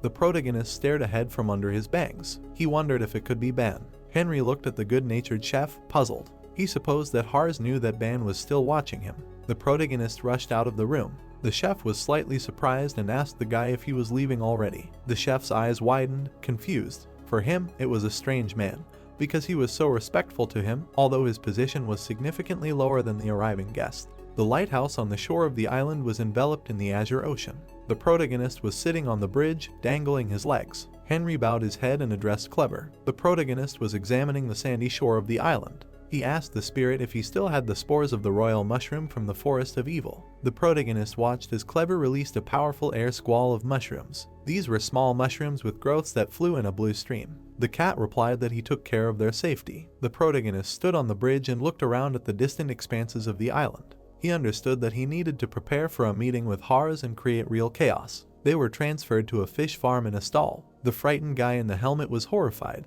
He did not understand what was happening. He saw a bunch of dead shrimp in the water on the pier, which polluted the water. He clutched his head in horror and was very worried. He knew that his shrimp were almost ready to be harvested and did not understand what had happened. The upset seller watched as the two boys began to clean up the pier. He knew that not only this farm had suffered, but all the fishing farms had suffered too. Heaps of dead shrimp covered the coast of the farm. The spores of the king mushroom spread so quickly that the fishermen could do nothing about them. They moved to the town hall of Ankelman. It was more of a building where the fishermen came to complain. The same fish farmer, together with other fishermen, had started a riot. The plump assistant looked out of the window anxiously. Suddenly the mayor entered the room, opening the door. He did not understand what kind of crowd there was outside. It was the mayor of Ankelman Hars, who adjusted his jacket. He asked his assistant Whale what was happening outside. The assistant frantically looked at the mayor, who was standing opposite. Whale explained that they were fishermen and it looked like something had happened on the farms. The old man looked out the window, thinking that the fishermen might have been robbed. A crowd of fishermen were indignant outside, while some of them were crying near the shrimp. Whale realized that the fishermen's farms were overgrown with sticky moss. The mayor looked away in alarm, asking how contagious this moss was and how many people were affected. Hars looked warily at his assistant behind him. Whale replied that it was difficult for him to answer, but he assumed that it was most of the farmers. Hars could not believe it, because Ankelman depended on agriculture. The mayor grabbed his head and held out his hand in front of the assistant. He told the brunette to call the priests and doctors. Blue sky with thick clouds. Hars was shocked and exclaimed that no one knew about this. The assistant stood in front of the mayor's desk. He replied that according to the doctors they had never seen anything like it, and they also said that it looked more like mushroom spores than moss. Hars stood up abruptly and slammed his hands on the table. He did not understand how mushrooms could end up on the fishing farms and how that was even possible. Hars grimaced and was angry. He tried to find out what the priests had said. Whale bared his teeth in sweat and imagined the praying priests, explaining that that was all they could do. The mayor looked at his assistant, who was frantically scratching his head. Whale said that these priests could do little to help the fishing farms and could only pray. Hars was very angry and grimaced in bewilderment. He thought ironically about how they paid so much money to the priests, and in return they could only feed them with simple prayers. He suggested that they should give the farmers some kind of blessing or look for places where the holy water was contaminated. Whale sighed heavily, panicking. He turned to his master and said that the priests would not solve their problem. Hars lowered his head and was convulsively angry. He realized that these religious scoundrels were useless. The mayor leaned his hands on the table, standing opposite his assistant. He was sure that the people felt better after their prayers, but they had to find the source of the problems as soon as possible. Suddenly, a guard burst into their office and said that a nobleman had asked for an audience with the mayor. The guard scratched his head timidly. He hesitated and was about to say something else. Hars immediately exclaimed in alarm, realizing that the guard had not finished yet. The guard presented the silhouette of a nobleman in a cloak. He replied that this nobleman was going to help them solve the problem with the fishing farms. Hars bowed before the main character, who was that very nobleman. Hars replied that it was an honor for them to meet such an important figure. The protagonist bowed in response, showing respect. He replied that it was an honor for him to stand before such a mayor. The assistant watched from the side as his master and guest spoke. Hars tried to find out the protagonist's name. The protagonist gave his full name and Hars's eyes widened in shock. Henry smiled in response, realizing that his name had surprised the mayor. He noted that many people had a similar reaction since he was the namesake of the executed great sage. He took out his token, saying that it was all a coincidence. The old man hung his head with a downcast look. He apologized for his violent reaction. The protagonist said that everything was fine and he could only blame his father for naming him that. The assistant stood by the door and watched the noble's conversation. Hars replied that there was no point in that and the guy had a beautiful name.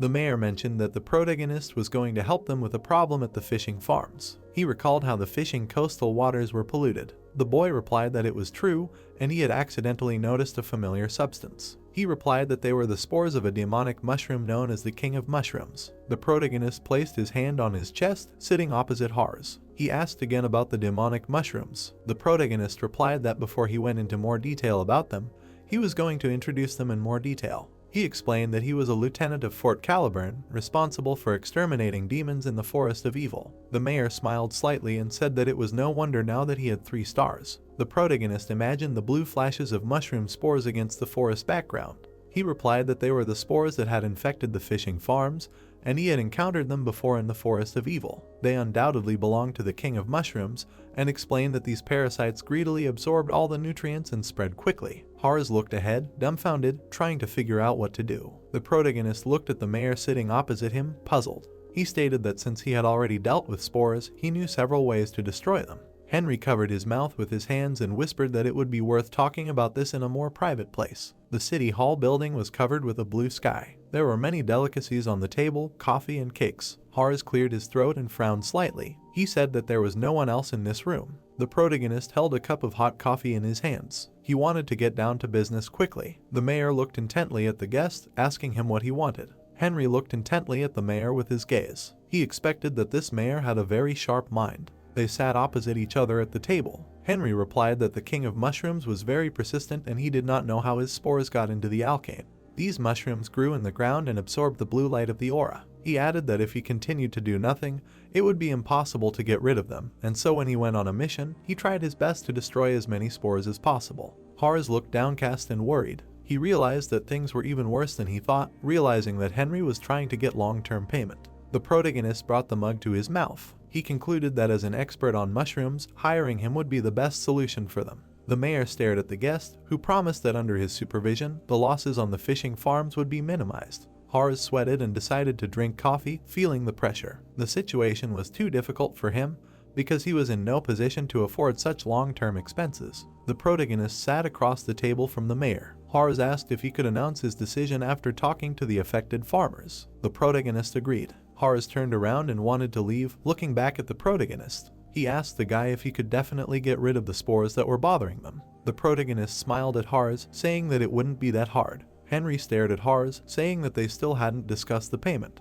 Hars immediately hurried closer to the protagonist, standing in front of him. Hars pretended to have forgotten about the most important part of the deal. The mayor stared ahead, asking Henry how much money he wanted. The protagonist crossed his arms and smiled sarcastically, saying that he wanted 500 gold coins for his work. The mayor immediately became worried, looking at the protagonist. He tried to reason with Henry, saying that this amount of 500 gold coins seemed like a very large sum to him.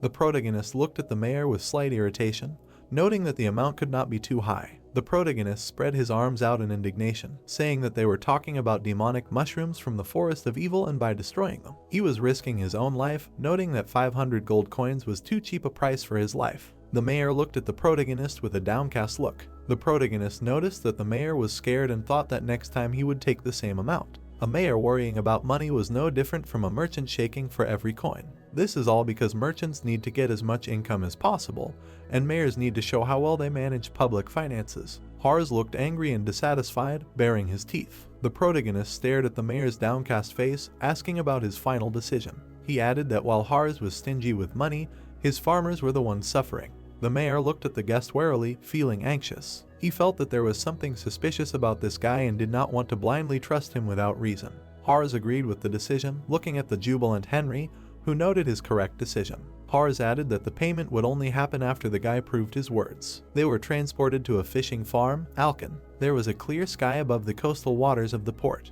The fishermen looked ahead with caution, seeing the mayor in the distance. Hars walked along the pier with the main character. The mayor smiled and introduced them to the blue-haired guy. He explained to the farmers that they had instructed Sir Henry to get rid of the mushroom spores that were bothering them. The fishermen began to rejoice that their mayor was good and now they had some hope. The main character looked at the crowd of merchants who began to attract attention. One of them was the first to ask Henry to look at his farm, because a third of his plot was swallowed by spores. Another farmer wanted to get attention too. The protagonist spread his arms out with a smile. He asked the farmers not to swear, saying that he would start to examine the nearest place. The crowd of farmers, along with Hars, watched the protagonist, who was holding a bag in his hands. He understood that destroying the spores was an easy task, because he only needed to collect what Clever had laid out and at the same time show people that his work was worth 500 gold coins. He held a bag in his hands. He knew that in his hands was a simple bag of salt and sand, and he was sure that in other people's eyes it was something mystical. Hars watched with curiosity as the protagonist scattered salt from the bag into the water. The mayor looked at the actions of the main character with surprise. Henry replied that it was a decomposition powder that would kill the spores upon contact and that it had to be sprinkled regularly until the infection was completely gone.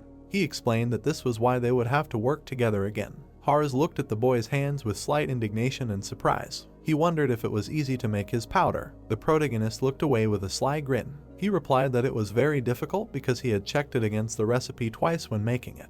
The farmers, along with Hars, were closely watching the boy from behind. The protagonist gave the command to Clever to begin. A bright blue light spread throughout space. Clever opened a spatial chest. A blue funnel began to spin in the water space. All the farmers began to rejoice and be happy. They noticed that the boy's powder had indeed begun to destroy the spores because the water had become crystal clear. The protagonist waved his hand to the side and pointed at the crystal clear water. He turned to Hars, asking his opinion on the matter. The delighted mayor began to smile. He approached the protagonist and noted that his powder really worked. A crowd of farmers crowded together on the pier while shrimps swam animatedly in the water. After the problem was solved at the fishing farm, they all thanked Henry heartily for his work. The farmers smiled among themselves, noting that they were very lucky to have the guy since he saved them from the spores. The protagonist looked back at the bowed farmer in the hat, who expressed his gratitude. The protagonist turned to the worried mayor, telling him that there was no need for thanks. Hars slightly bared his teeth, smiling shyly. The protagonist stated that the farms were saved only due to the strict decision of their mayor. Hars came closer to the protagonist. He was still going to thank the guy for what he did for them.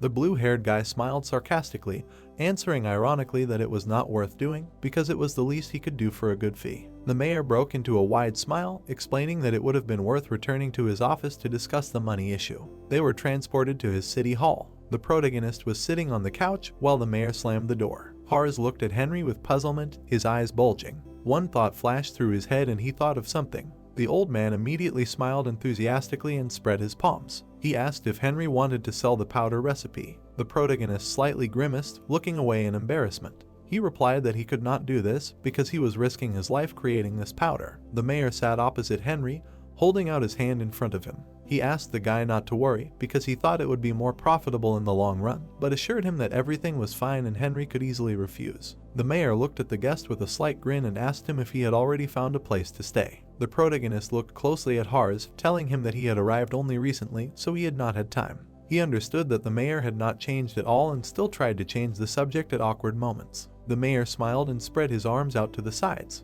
He understood everything and asked permission to book him a hotel if he did not mind. The protagonist slightly bowed his head, smiling. He replied that it sounded good and thanked the old man for his kindness. They were transported to the hotel building, which had a black roof. Whale was standing opposite the protagonist in the room.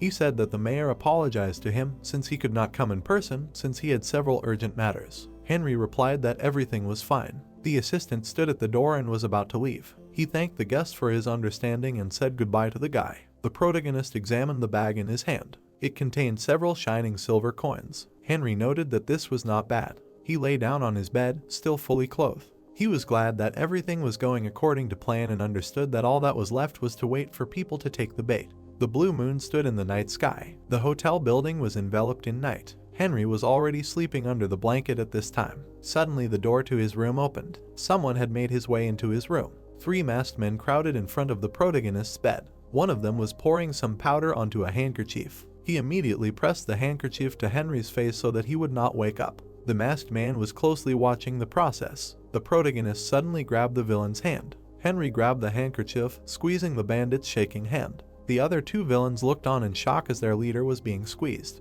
The 2 took out their sharp sticks. They knew that this poison should have knocked out even an elephant, and they could not believe that the guy survived. The protagonist squeezed their leader's hand tightly, being angry. He stated that he really did not like such pathetic antics. The guy in the black mask made a big face. Their leader asked his comrades not to kill their victim since they needed him alive. The protagonist smiled maliciously, ironically asking the guys if they were really going to catch him. Their door immediately slammed shut. The other 2 guys were knocked out cold while the protagonist squeezed their leader's hand. The masked bandits lay unconscious on the field. Henry smirked because these guys could be easily knocked out. The guy continued to squeeze the main bandit's hand, looking forward with disdain. He hoped for stronger opponents. The guy squeezed the bandit's hand very tightly. While the other 2 lay unconscious, Henry squeezed the main bandit in front of the bed. The protagonist looked at the bandit with disdain, realizing that these scoundrels dared to attempt on his life. He let go of the bandit's hand. Henry took off the mask from the bandit and asked him who sent them. The scoundrel continued to hold his injured hand.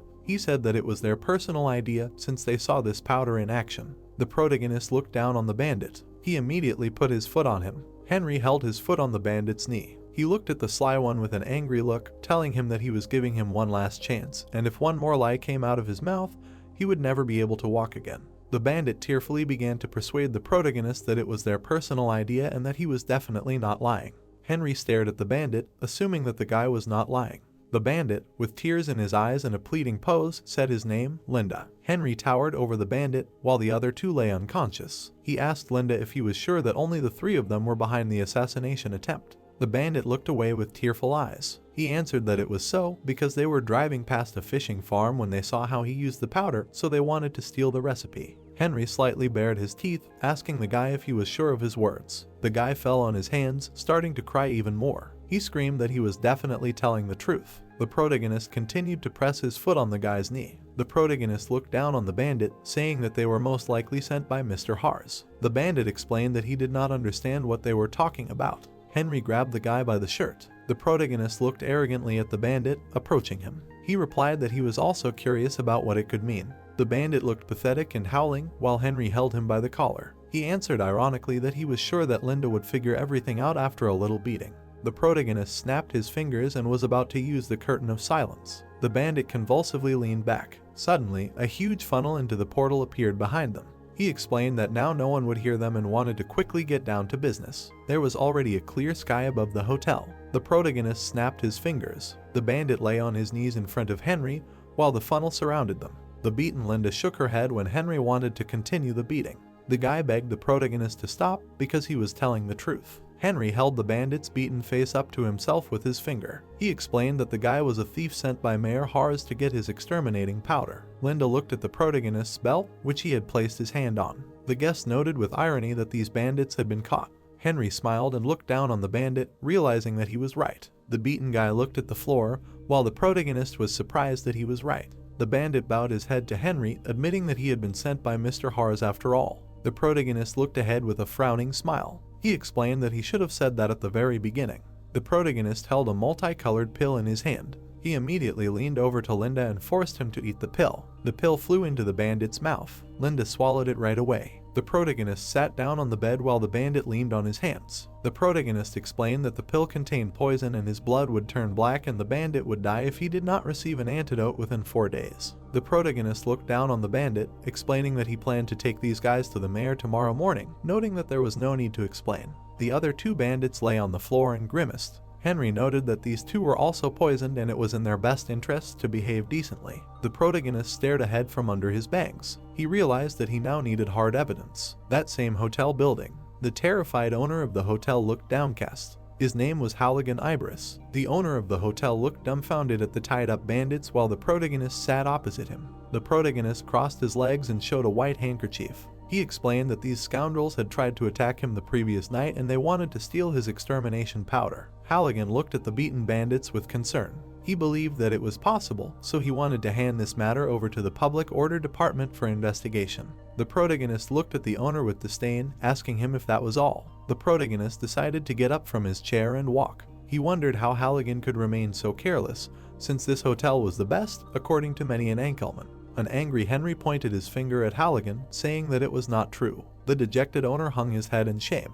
He tried to object that their hotel was famous throughout the city since they served many nobles. The protagonist angrily pointed his finger at the tied bandits. He noted what kind of prestigious hotel would allow petty thieves to break into a guest's room so easily. Henry looked at the guy with disdain, saying that he would personally report to the public about their disgusting security system. The frightened Halligan immediately put his hands up, trying to say something in his defense. He added that it was some kind of misunderstanding, because their hotel did everything possible to ensure the highest level of security and could not even imagine how something like this could happen. The owner of the hotel looked at the guest in shock. The protagonist crossed his arms and looked at the old man with an angry look. He wondered what the old man meant by the guest's lie. The protagonist watched the owner, who put his hands in front of him. Halligan was immediately taken aback, explaining that he simply did not understand how something like this could happen. The protagonist turned to the tied-up bandits and asked them how they managed to get to him. The beaten Linda answered that they did it through a small gap in the back of the hotel. Halligan looked at the bandit in horror. Henry, with his arms crossed, closely watched the frightened Halligan. He replied that the old man himself heard everything and explained that in that case the hotel owner should have apologized to him. Halligan immediately fell to his knees and began to apologize, saying that he had made a fatal mistake and would now do everything possible to somehow compensate for his loss. Henry bared his teeth and contemptuously leaned away. He assumed that the old man thought that a man like him could be interested in money. The protagonist asked again about decent compensation. The guy reached into his pocket. The protagonist took out a glowing stone from his pocket, noting that this was Halligan's entire answer. City Hall. A dumbfounded wail ran into Harz's office. The mayor immediately became alarmed, getting up from his chair. The assistant replied that people had come to the reception area and that they now had a problem. The old man looked ahead with fear in his eyes, trying to understand what the problem was. The assistant stood in front of his master. Whale replied that Henry had caught 3 men and the owner of the hotel had come with them. Harz came out of his office with the assistant. They both became alarmed, their mouths open. The protagonist immediately turned around to look at them, while the other guilty ones were ashamed. The mayor scratched his head with fear in his eyes, coming closer to the guy. He tried to figure out what was going on. Henry wondered if Harz was really not embarrassed by anything, and he would not be able to recognize the people he sent after him. Harz looked at the outstretched handkerchief in the protagonist's hand in a daze. Henry explained that Harz even provided them with chloroform so that he would not resist. The stunned mayor did not understand what they were talking about. Harz watched the protagonist, his handkerchief, and the other guilty ones. The embittered guy replied that he had strong evidence of Harz's guilt, and therefore wanted to end this performance as soon as possible. The assistant, along with the stunned mayor, looked at Henry. He tried to understand what the guy was hinting at. Linda and her comrade were sitting tied up. The bandit apologized to the mayor, saying that they had failed the task. The mayor looked at the bandits in amazement, pretending that he did not understand anything and did not know these people at all. The protagonist crossed his arms, while Harz looked confused and dejected. The assistant tried to restrain the angry Harz. The mayor immediately began to complain that they simply wanted to drive him into a trap and he did not want to expose himself so easily. The protagonist cast a sly glance at the hotel owner, who called out to Harz. All 3 bandits looked at the floor in shame. Halligan explained that it looked like these guys were acting on his orders. Halligan came closer to the mayor and handed him a note. He added that this is why the bandits sneaked into the hotel last night, and they checked their notes and checked all the guards. Harz took the notes in fear. Harz looked at the notes with concern, not understanding what kind of nonsense was written there. Henry stood with his arms crossed, wondering why Harz thought that the owner of the best hotel in Ankelman was also lying. The protagonist frowned sharply and shouted at the mayor to answer right away. They were transported to the Ankelman City Hall. The protagonist stood in front of Harz with his arms crossed. Henry closely watched the mayor's actions. Harz looked stunned and dejected. He understood that the owner of Halligan would not lie, because it could affect his reputation as well. He did not believe that such a thing could happen. Harz grabbed his head, standing in front of the puzzled guy. The protagonist stared at Harz intently, apologizing to him. The mayor plopped down on the ground in front of the protagonist. Henry did not dislike Harz, but he decided to forget about their past relationship in order to find Ban since he had already been exposed. The mayor was kneeling with his head down, asking for forgiveness. The protagonist looked at the mayor with disdain, asking him if he would admit his guilt. Hars was kneeling with his head down. He replied, "What was the point now?" Hars was sweating, looking down convulsively. He explained, before he was punished, if he could ask for one favor. The protagonist, with his arms crossed, looked intently at the old man, wanting to hear the rest. Hars was sitting on the floor, dumbfounded. He asked for just one day for himself. The protagonist turned away from Hars and spread his arms. He realized that the old man needed that time to escape. The mayor replied that he simply needed to take care of some business. The protagonist smiled sarcastically, hinting that Hars wanted to ask Ban for help. Hars's eyes widened from the realization that the guy knew Ban. The protagonist turned away from Hars, who looked confused. The protagonist looked at the mayor, realizing that he was right. He realized that Ban was smart, stubborn, and strong.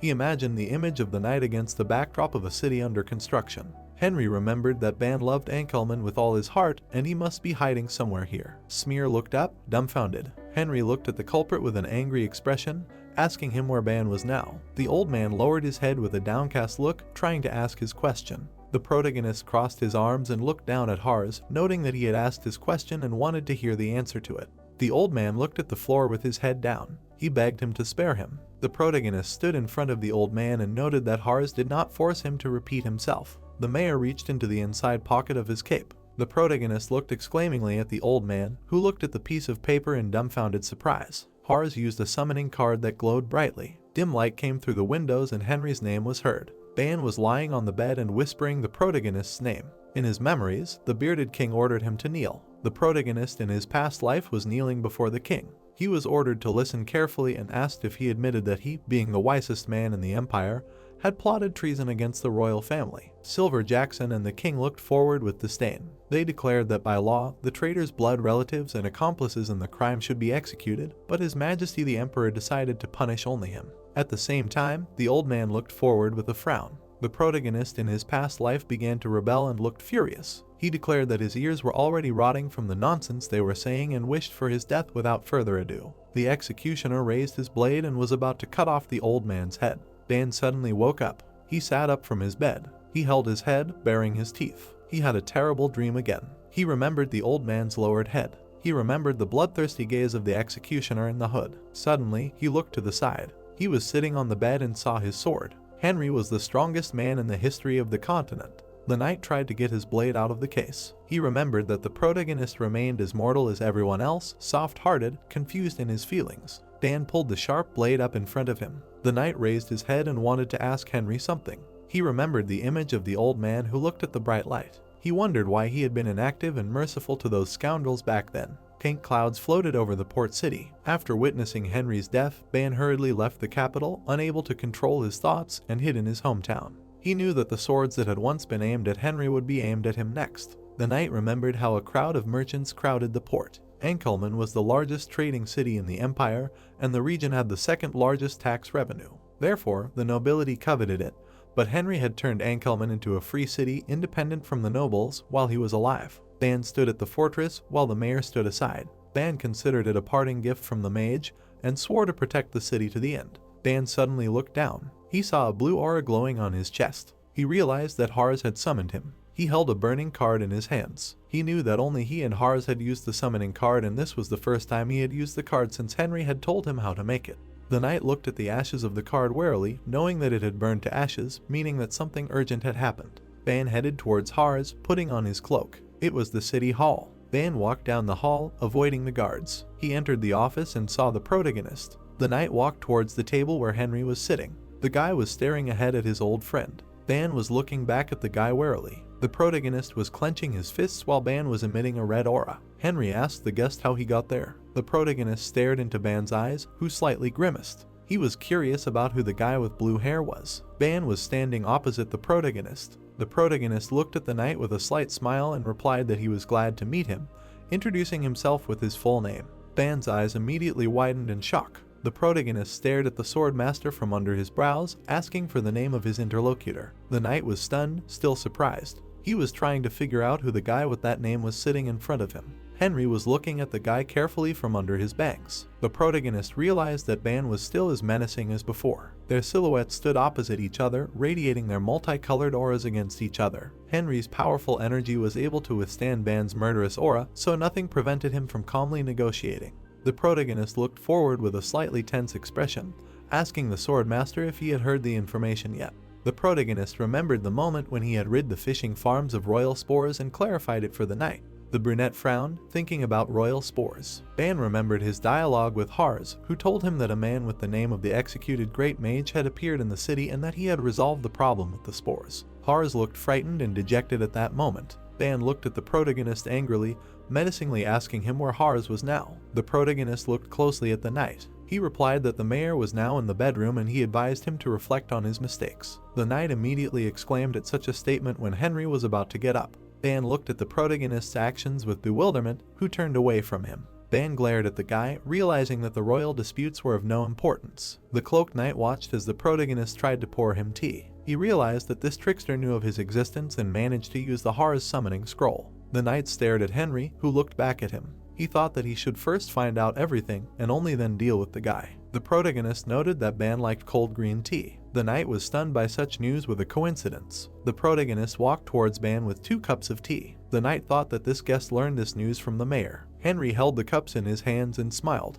He ironically noted that he simply assumed. 2 cups of tea stood on the table. In the past, Ban always preferred cold green tea during tea parties together. Just like then, Henry brewed the drink himself and served it to the knight. The protagonist sipped tea from a mug. A blue-haired guy sat opposite the knight with an enthusiastic look. Henry asked him if he was happy with life within these walls. The knight crossed his arms with a menacing look and wondered how he could understand this question. The protagonist imagined his past image of an old man along with the silhouette of Ban. Henry added that Ban was quite aware that in the past he was the sort of a great magician. The knight frowned and looked at the guy angrily, asking him why the guy decided to mock him here. The main character held a cup in his hand and waved his hand. He explained that everyone knew about it, and therefore asked the knight to understand him correctly. The conversation of the guys was visible through the window. Ban asked the guy how he found out about his location. Henry tilted his head forward and answered that he found out from his mentor. The knight was puzzled by such a statement. The protagonist smiled sarcastically and replied that his mentor was an 8-circle mage. Dan sat with a tense look and emitted a red aura. The protagonist replied that his mentor was Henry Morris. The knight asked the guy with an enraged look if he was tired of living, thinking that he was joking. Henry spread his arms out to the sides, while the knight angrily emitted an aura from himself, crossing his arms. The guy replied that he was not joking, to which he immediately received an answer that it was not worth lying so dirty. Ban looked angrily at the guy and said that if he said something like that again, he would rip out his chatty tongue and then hang him on Ankleman Square. The protagonist waved his arms with a puzzled look, saying that he could not lie and always told the truth. Suddenly, the knight broke the table and all the dishes flew to the sides. Ban stood up with an angry look and clenched his fist in a red aura. He considered these words to be a lie, explaining that the mage never had any students. Ban looked at Henry bloodthirstily, shouting at him that he was the only one who never left him and therefore could not believe this lie. The protagonist sat on a chair, while Ban stood in front of him. The protagonist smiled maliciously, lowering his head. He noticed the violent reaction of the sword master. Henry looked at the knight who had the sword. He noted that Ban was still the same knight guardian of his mentor. The knight continued to be angry and looked at Henry with disdain, telling him that he was in no position to throw around such words. The protagonist looked calm and said that it was possible that he had noticed an important fact, because this was the main reason why he was here. Ban stood over the protagonist, clenching his fist. He did not understand what exactly he meant. The blue-haired guy noted that he would definitely tell everything after he received an answer to his question. Henry slightly bared his teeth and looked at the knight intently. He asked him if he was still loyal to his mentor. Ban slightly frowned and was in his own thoughts. He wondered if this guy could really be the mage's apprentice, because it was suspicious that he was so eager to meet.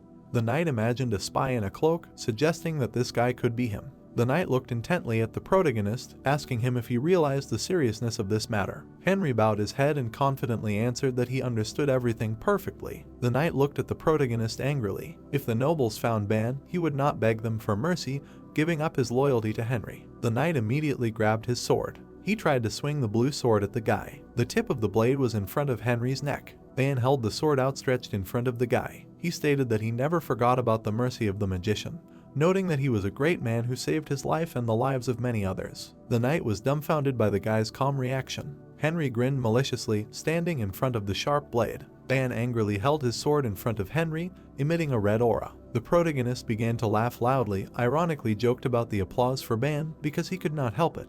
The protagonist spread his arms out to the sides while Ban began to shake the blade. Henry assumed that Ban decided to mistake him for a palace spy. The knight angrily radiated a red aura from himself, holding the blade forward. He noted the guy's true face. The protagonist stared at the guy, telling him to calm down. He said that he would prove to the knight that he was Henry Morris's apprentice. Ban held the blade outstretched while Henry raised his hand. He was clenching his fist and it was glowing with a blue aura. The guy told the knight to look closely. He opened his palm and a bright blue flame appeared from it. Ban's mouth opened in surprise. Blue flames were spreading from Henry's hand all over the place. The knight, sweating, looked forward with his eyes bulging. He realized that it was the magical symbol of the blue dragon spirit. The blade was pointed at the protagonist while blue flames from his hand resembled a dragon. Henry explained that his mentor's magical symbol was a dragon. The protagonist smiled sarcastically, noting that he had exactly the same symbol. A large red dragon flew through the mountain space. Creatures that were the source of magic could not be defeated by it.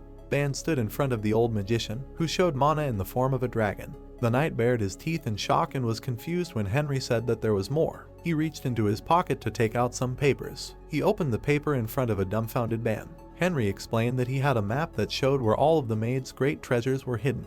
The protagonist looked ahead with a slight smirk, holding the map in his hands. He noted that he had also learned all of the specialized magic that only that mage could use. Ban's mouth dropped open even more in shock. The protagonist bowed before the knight, saying that he represented Henry Morris. The protagonist looked ahead with confidence as the light from the windows illuminated their room.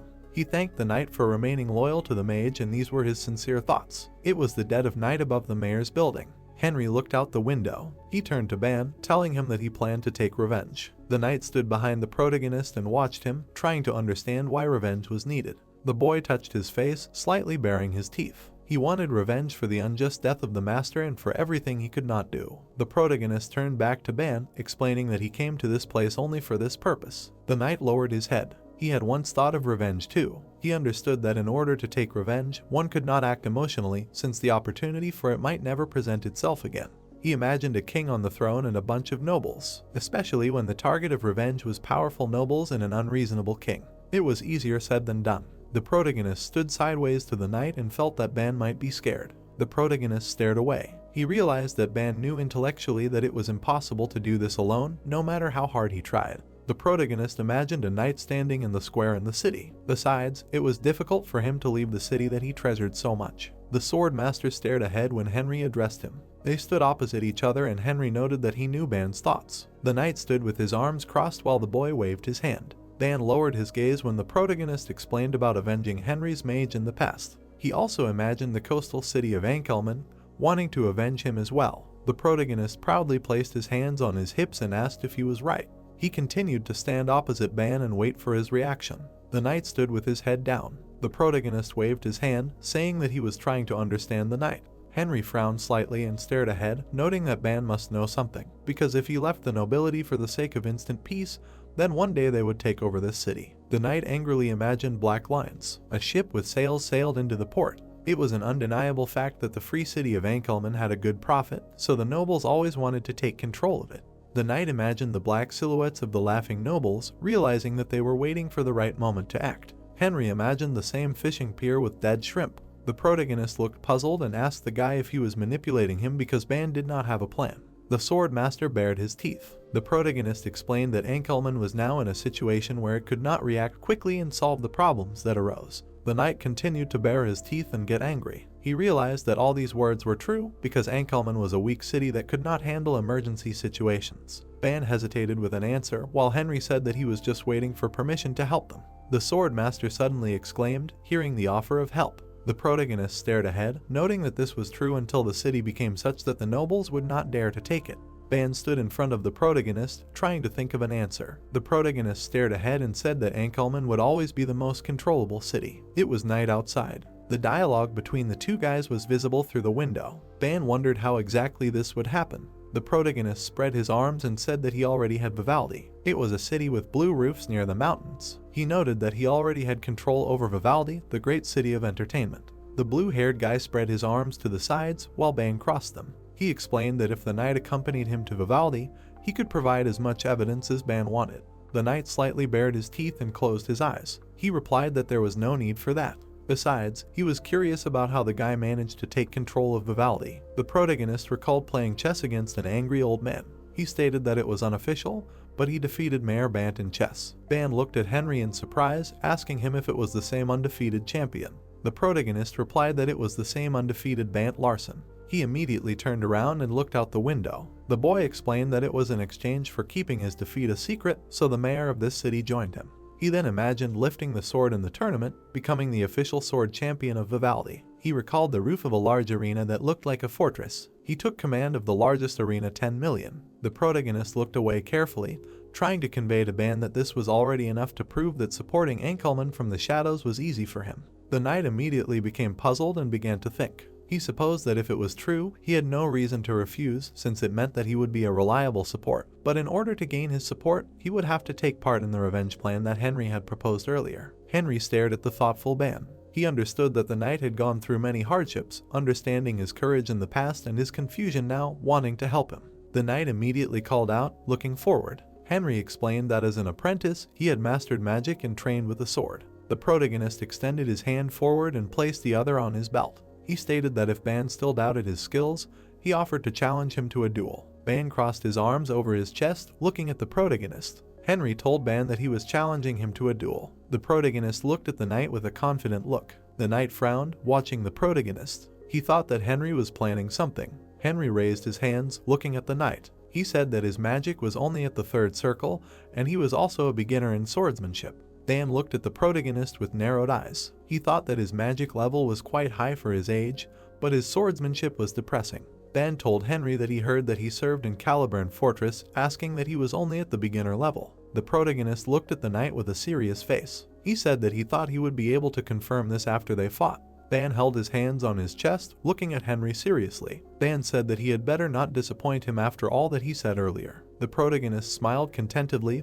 looking straight ahead. He said that of course. Henry thought that even though Ban was a sword master, he mainly used the imperial sword style, so he had a good chance of winning since he learned Hector's fighting style. Ban turned his back to Henry, looking at him. He said that it was better for them to move to another place. The stairs led down to a room where a light was visible, the underground training hall of the city hall. The city hall has a huge training hall located underground. It was secretly built by Ban for his training. The boys stood opposite each other, holding swords in their hands. Henry looked at Ban with a serious face. He told Ban that he had said earlier that he would show him his skills, but he still had a lot to learn. Ban pursed his lips, watching the protagonist. Henry said that he was impossible to defeat. Ban smirked maliciously, knitting his eyebrows. He asked Henry that he was giving up already. The protagonist smiled, imagining the image of Ban with a sword and himself. The mage told Ban that he was not giving up, adding that he wanted him to set a minimum that would satisfy his expectations. The protagonist thought that he was a high-level swordsman, but Ban was a swordsman and would need a head start, even if he had to humiliate himself to get it.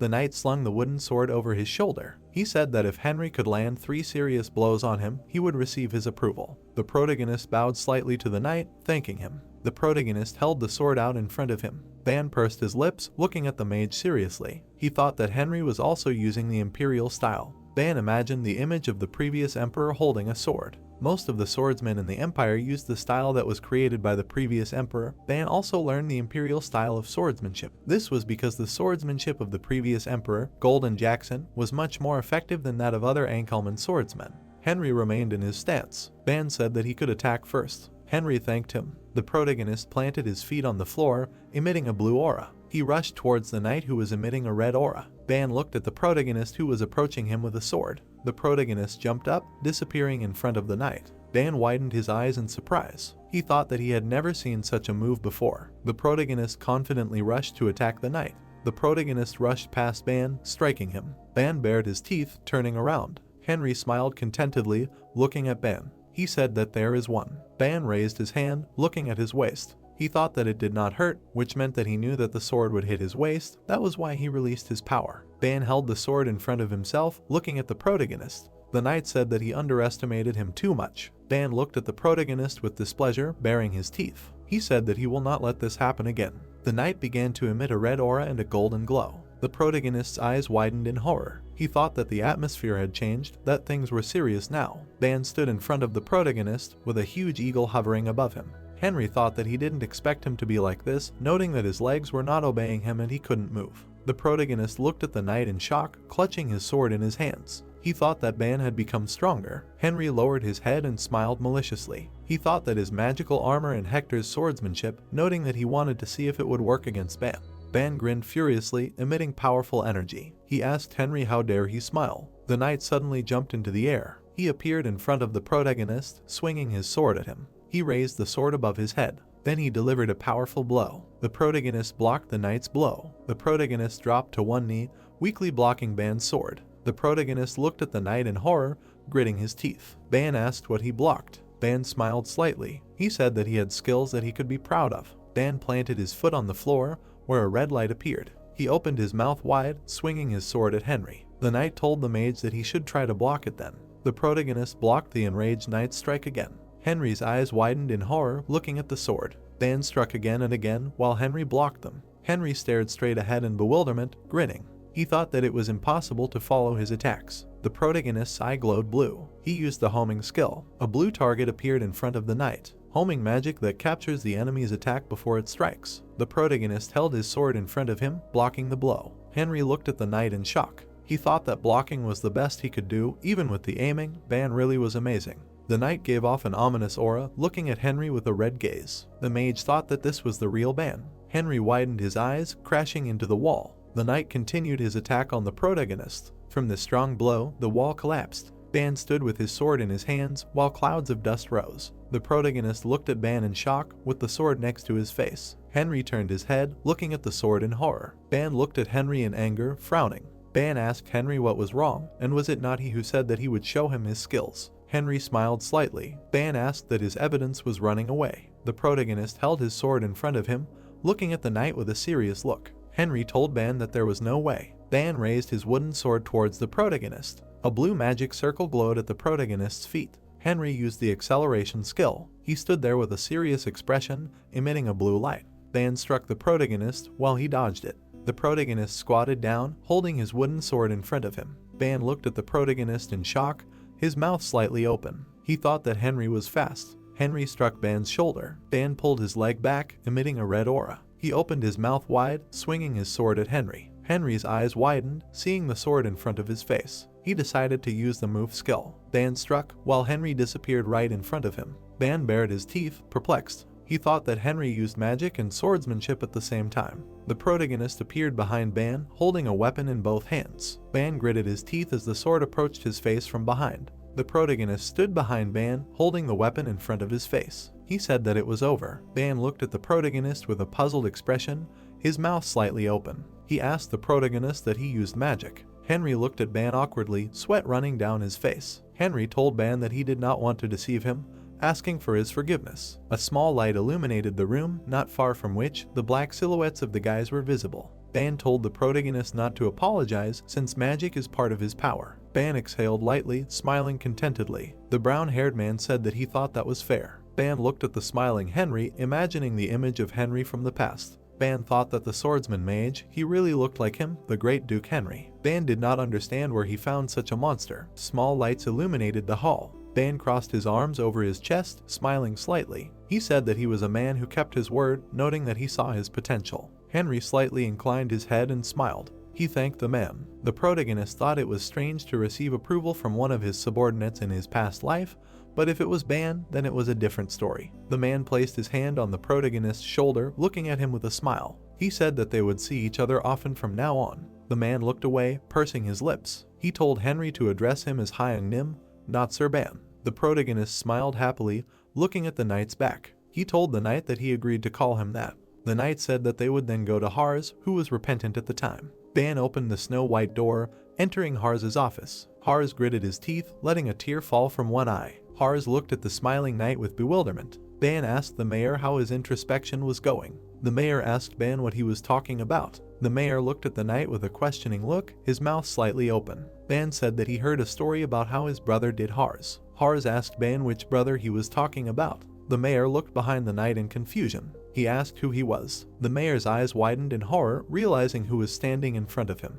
Henry waved his hand at the frightened mayor. The knight said that he and Henry had recently decided to become brothers, adding that from now on Hars should treat the protagonist with the same respect as he treated him. Hars looked at the boys with a downcast expression. He did not understand what Ban was talking about. The protagonist smiled maliciously, lowering his eyebrows. He told the mayor not to worry so much. Hars's eyes widened, looking at the protagonist in panic. Henry said that he planned to respect his decisions. Hars was completely at a loss, his mouth wide open. The starry night sky was visible above the mansion. Ban was sitting on the sofa, opposite the dejected mayor. The knight looked thoughtfully at the floor, holding his chin. Ban asked Henry about managing Ankelman by creating a professional management team. The protagonist looked at the knight with a smile, raising his hand in front of him. He said that it was correct, noting that the nobles always hunt for free cities, and at a time when the efficiency of the ACL seemed to be falling, it was obvious that they would try to capture it.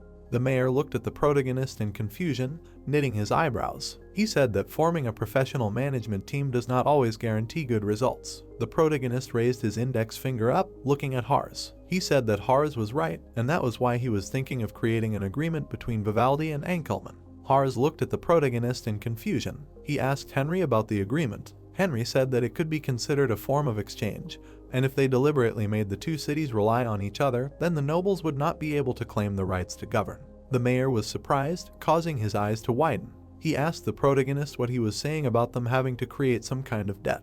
The protagonist smiled wryly, imagining gold coins falling. He noted that it would look like a debt, but that was not the goal. The protagonist imagined a peer in the city. He said that in order to gain the right to govern the city, this person would have to take on the debt, so they would have to make the debt seem like a serious obstacle. Hars closed his eyes, covering his face with his hand. He said that no matter how he looked at it, it was a loss for Vivaldi, asking if Mayor Lars would agree with that. Hars looked up at the protagonist. Henry said that it had already been decided that he would actively support it, summing up what had happened. Henry added that his relationship with Mayor Lars was similar to his relationship with Ban. Hars looked dumbfounded, imagining the protagonist with red eyes and a man with a beard. The protagonist told Hars to just sign the agreement. The protagonist looked at the mayor with a serious face, imagining the city. He said that when Ankelman needed help, Vivaldi would have every right to provide it. Ban crossed his arms over his chest, looking at the protagonist thoughtfully. The knight smiled slightly, looking at Henry. He said that it all made sense, of course. Henry looked at the thoughtful Ban with a slight smile.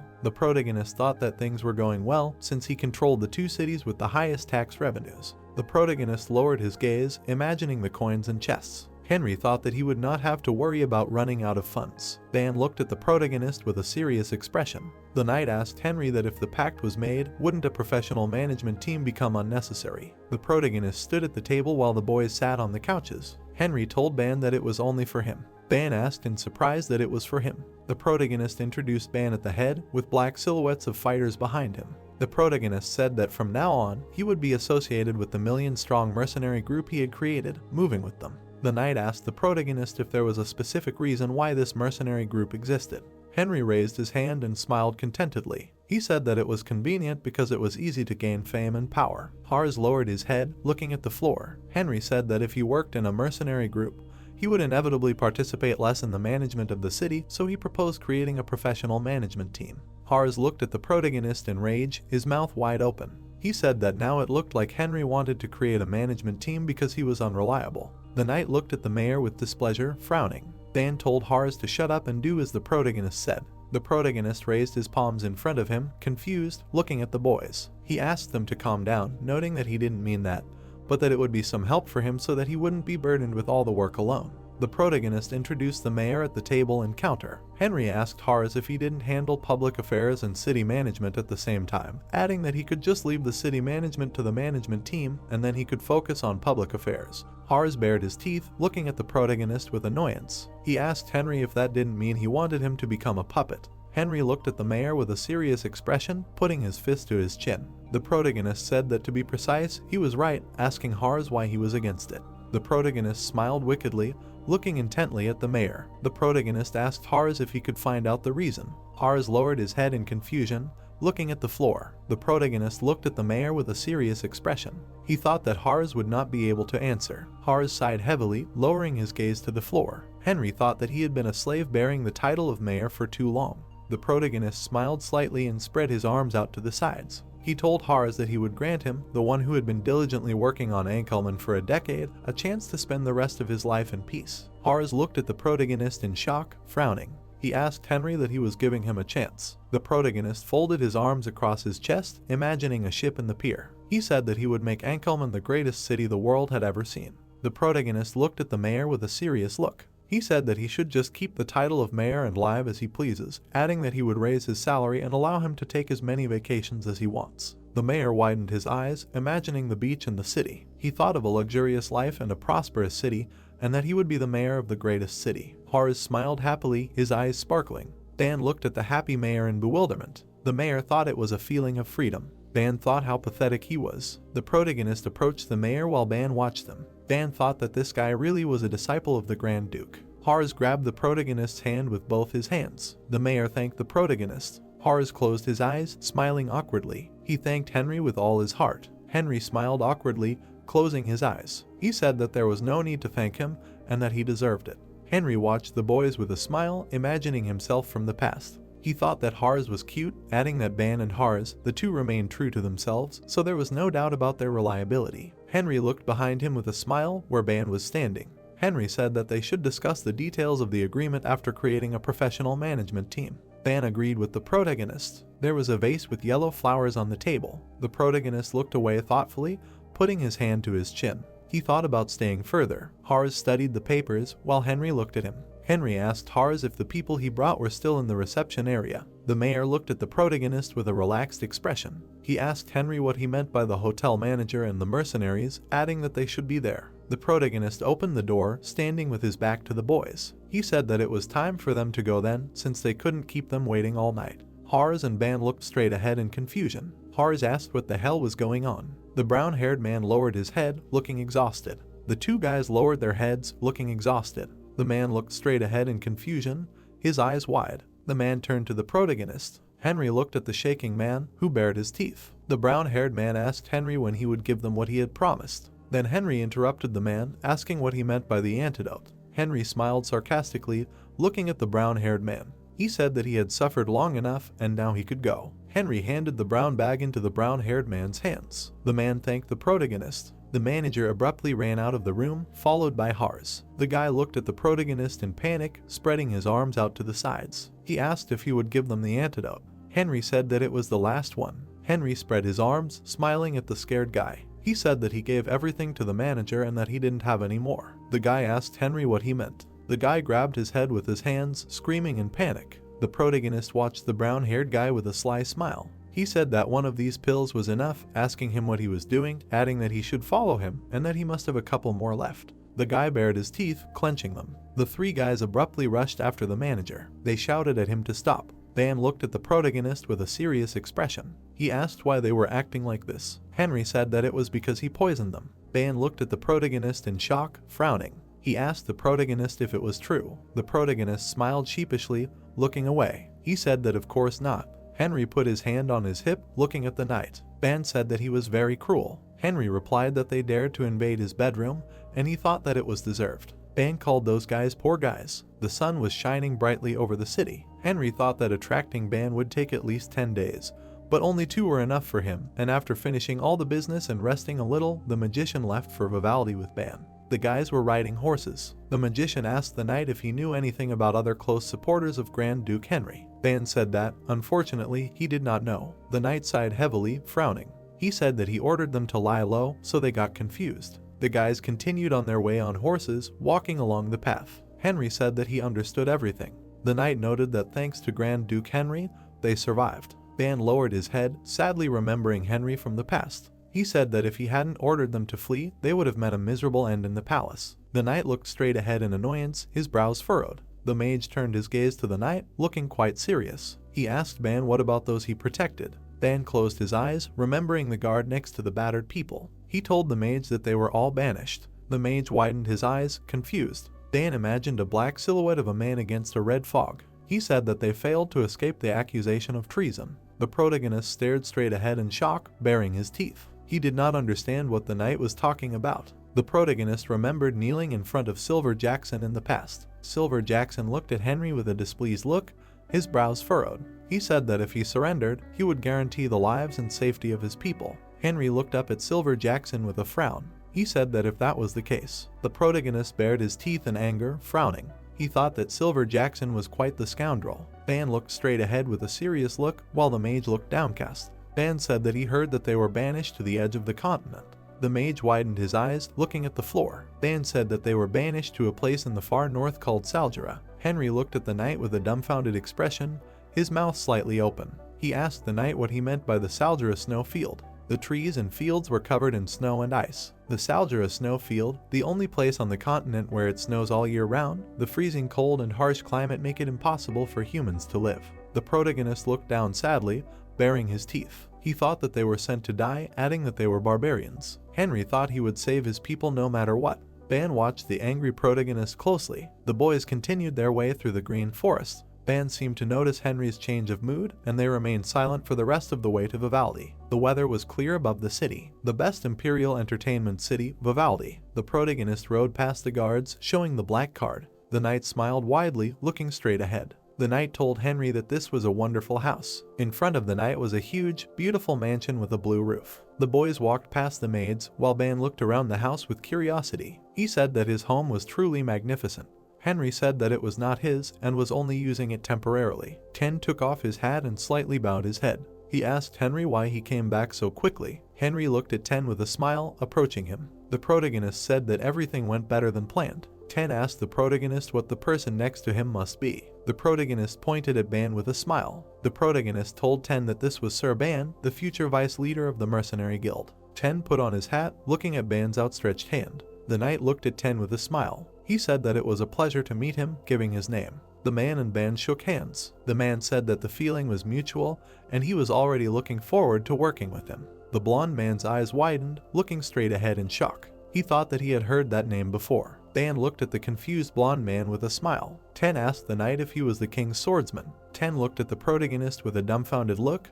His eyes widened. The protagonist told the blonde man that he was right. Ten asked if it was true. The blonde man seemed to turn to stone, causing a crack to appear on his face. Ban told Ten not to be afraid, and for some reason he served Sir Henry. The blonde man bowed sharply to the knight. Ten apologized to Ban, adding that he never thought he would not recognize such a respected person. Ban said that he was not as respected as he thought, and to address him less formally. Ban smiled awkwardly, looking at the blonde. He asked to address him simply as Ban. Ten looked at the floor in confusion, baring his teeth. He said that how dare he call a great knight that. The protagonist crossed his arms over his chest, looking at the blonde. He asked Ten not to make a fuss. The protagonist looked at Ten with a serious look. He asked if he had done what he had asked him to do. Ten put on his hat, imagining the image of the guy. Ten said that except for Hector, no one else had passed the first stage of the test, and the dry tale about hidden masters turned out to be false. The protagonist exhaled heavily, putting his hand to his chin. He asked Ten if he was serious. The blonde man looked at the floor in confusion, holding his hat. He said that they couldn't create a mercenary guild if no one passed the entrance test. Ban looked at Ten with a serious face. He asked the blonde about the test. The knight put his hand on the protagonist's shoulder, calling out to him. The knight looked at the mage with a smile. He asked if he could pass it. The protagonist looked at the knight in surprise, his eyes wide. Henry told Ban that he would be bored. Ban looked at the mage with a slight smile. He said that he only wanted to make sure that he was simple. Ten bowed his head to the protagonist. Henry asked Ten to show the knight the arena of the first test and prepare a rest room. The protagonist looked at the knight with a smile. He said that he would visit the mayor for now. There were many people walking by the fountain. The protagonist walked down the street, through the crowd. Henry slightly opened his mouth, looking straight ahead. Hector held his wife and daughter by the shoulder, looking at Henry with surprise. The boys stood opposite each other as people walked past them. Hector said that he did not expect him so soon. Hector's wife asked Nia if she was going to say hello. Henry told Hector that everything went well, so he was able to return early. Nia sheepishly bowed her head to the protagonist. Nia greeted the mage. The strawberry on a stick that Nia was holding flew down. Nia looked at the strawberry in panic, her mouth wide open. Tears appeared in the girl's eyes. The strawberry rolled to the protagonist's foot. The mage thought that she must have been saving it. The mage extended his arms to the little upset girl. The protagonist picked up the tearful girl in his arms, looking at her with a smile. Henry asked Nia if she was a good girl. Nia said that she was, but her strawberries. The protagonist smiled slightly, looking at Nia. He asked the girl if she wanted a gift that would be much better than strawberries. Nia looked at the protagonist with a surprised expression, her brows furrowed. Nia asked the mage about the gift. The mage held out his hand, which had a silver chain on it. He said that it was a necklace with a silver chain. Nia looked at the necklace happily, smiling widely. The girl spread her arms out to the sides, happily running to her father. Nia told Hector to look at such a beautiful necklace. The girl hugged her father, while Hector slightly bowed his head. Hector thanked the commander, adding that it was not necessary. Hector looked at the protagonist happily. Henry said that he would take care of him because she was the daughter of his subordinate. The protagonist looked at Hector with a relaxed expression. He told him to relax. The mage knelt down on one knee, looking at Nia with a smile. He told the girl that if she puts on the necklace before going to bed, she will be able to hear the fairies. The girl asked Henry about the fairies. Nia blushed slightly, smiling widely as Henry moved closer to her ear. Henry told Nia that it was true, but they were very shy, so she would have to perk up her ears. Nia smiled widely and closed her eyes. The girl told Henry that she would do so. The protagonist patted the head of the happy girl who was examining the necklace. Henry told Hector that if she looked into the mansion, she should not be surprised to see a man there. The mage looked at Hector with a smile. He said that this was their vice leader and he should meet him. The protagonist walked back, waving goodbye to Hector and his family. Nia waved happily as her parents watched Henry go with a smile. White clouds floated above the building. The city hall of Vivaldi. The door to the office opened, and the protagonist's legs appeared. Bant looked at the protagonist in surprise as he entered, sitting at the table. He asked the mage why he had returned so quickly, adding that he thought it would take about 10 days. Henry looked at Bant with a slight smile. He said that he was the third person to ask him that question, adding that things had gone easier than expected, which was why he had returned earlier. The mage sat down on the couch, looking at Bant. He asked how the tax collection was going. Bant sat on the couch opposite the protagonist. He said that there were some fluctuations, but they were still making a steady profit, adding that they had a little over 110,000 gold in stock. The protagonist looked at Bant with a satisfied smile. He said that it was not bad, and the recruitment would end in a few days, noting that there was still some work left. Bant looked at the protagonist with a questioning expression. He asked Henry what he was there for, and that he wanted to talk about something. Henry folded his arms, leaning back on the couch. He said that he had come to see him to discuss a contract. Bant asked Henry what contract he was talking about. Henry imagined two shaking hands with cities in the background. Henry said that it was just a small agreement between the cities. Henry added that he was proposing a contract between the two cities that would strengthen their bond and allow for free trade. Bant scratched the back of his head with his hand, looking at the protagonist. He asked why this was so necessary, noting that Vivaldi was already thriving. The protagonist looked at the brown-haired man with a serious look. Henry said that the contract might not bring any benefit for now, but at the same time, he had nothing to lose. Bant shook his head while Henry looked at him. The man said that they were taking a risk, asking the mage that the phrase joint responsibility meant nothing to him. The protagonist looked at the brown-haired man with annoyance, frowning. He said that it would have weight during a situation that required responsibility, but as long as he was alive, such an occasion was not expected. Henry asked Bant that he did not trust him. The man looked away in confusion, his mouth slightly open. He said that it was not so. Henry stood up abruptly from the couch, causing Bant to look at him in shock. The protagonist glared at Bant, frowning. The protagonist said that he would come again to discuss the terms of the contract and that he should be prepared for that. Henry slammed the door, while Bant hung his head and grabbed his face. Bant thought that he had no choice, not understanding how he had come to this. The protagonist glanced at the door behind him with a wicked smile. He thought that he needed to visit the testing arena.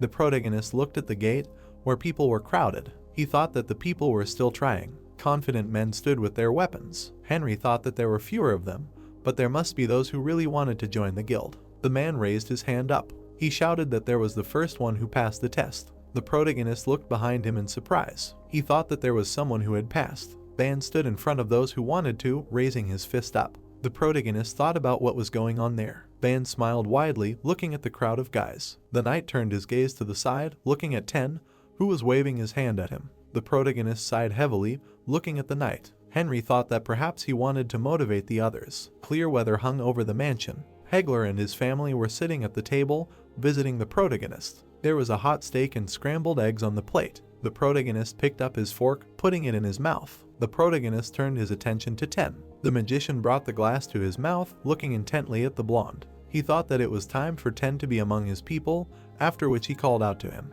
Ten raised his gaze, looking at the protagonist. Henry asked the blonde if he would drink with him. The blonde looked at the protagonist with a serious look. He asked Henry that it would be alone. There was a huge chandelier and flowers in the hall. The protagonist was pouring red wine into a glass. He asked Ten that he hated him. The protagonist looked at the blonde with a smile, holding the bottle in his hand. 10 asked Henry that in his opinion he should not. 10, with a downcast face, remembered how he sat on his knees in front of the protagonist. He said that one day he turned from the owner of the arena into a debtor. The protagonist looked at the blonde with a serious look. He said that he was thinking about expanding the business. 10 looked at the protagonist with caution, raising the glass to his mouth. 10 asked the protagonist that he would not trust him to manage it, since they were nothing more than a debtor and a creditor. The protagonist looked at the blonde with a slight smile, raising the glass to his lips. 10 asked Henry why he trusted him. Henry said that he wanted to propose taking their relationship beyond that. 10 looked at the protagonist with bewilderment, his mouth slightly open. He said that this was his wish, asking why he was pushing things so hard.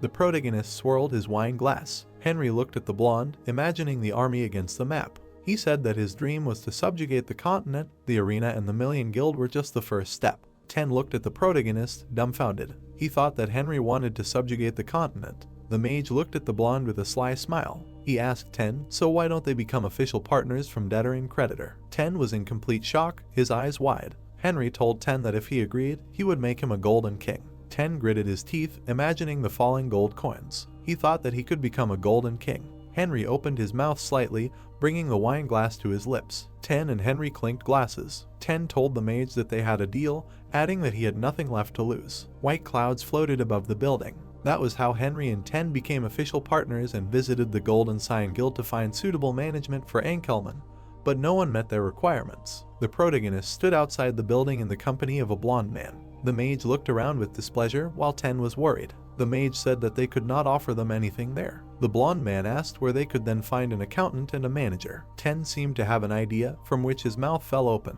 He said that there was an option. The protagonist looked at the blonde man with curiosity. Henry asked 10 where this option was. The guys walked along an empty road among the houses. 10 asked the mage that they only needed accountants and a manager, noting that any economy goes through back alleys. 10 added that there was a hidden road, which is also called a credit road. 10 looked behind him with a satisfied smile, looking at the protagonist. Henry asked the blonde that accountants do not need a license. 10 told Henry not to worry, noting that some actually held those positions before being there. The guys continued on their way, passing people from the street. The protagonist said that in any case, they can't hire just anyone. The blonde noted that Angel's Embrace is the largest guild in the area, and it belongs to a man named Hector. There was a sign with hieroglyphs on the building. The muscular man closed his eyes and bowed. He asked 10 what brought him to them. 10 stroked his beard, glaring at the man. He said that he needed to meet his boss, asking if Hector was upstairs. 10 looked at the men with displeasure, clenching his hand into a fist. The man said that Hector ordered not to let anyone in.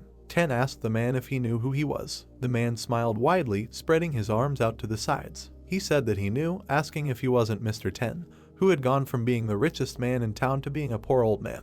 The brown-haired man said that the 10 million arena had apparently run its course. The man asked the blonde that he wanted to borrow some money for cigars. The blonde grinned in displeasure, glaring at the guys. The man smiled maliciously as the protagonist suddenly appeared in front of him. The protagonist twisted the man's arm behind his back, causing him to open his mouth wide. Henry asked the man how dare he. A crowd of guys rushed towards the protagonist. The man told his comrades not to stand there like stumps and threw them out of there. The protagonist looked at the guys unconscious on the floor. Hector suddenly started coming down the stairs. He didn't understand why there was so much noise. Hector saw the protagonist standing in front of him, standing in the middle of his guys. Panic was visible on the bald man's face. He didn't understand what was going on. Henry turned his head, looking at Hector with a slight smile. The bald man thought he was the arena champion. The guys approached the frightened Hector, looking at him with a sly smile. 10 asked Hector if they could talk. Hector was smart. He led Henry and 10 to an underground prison where malicious debtors were imprisoned.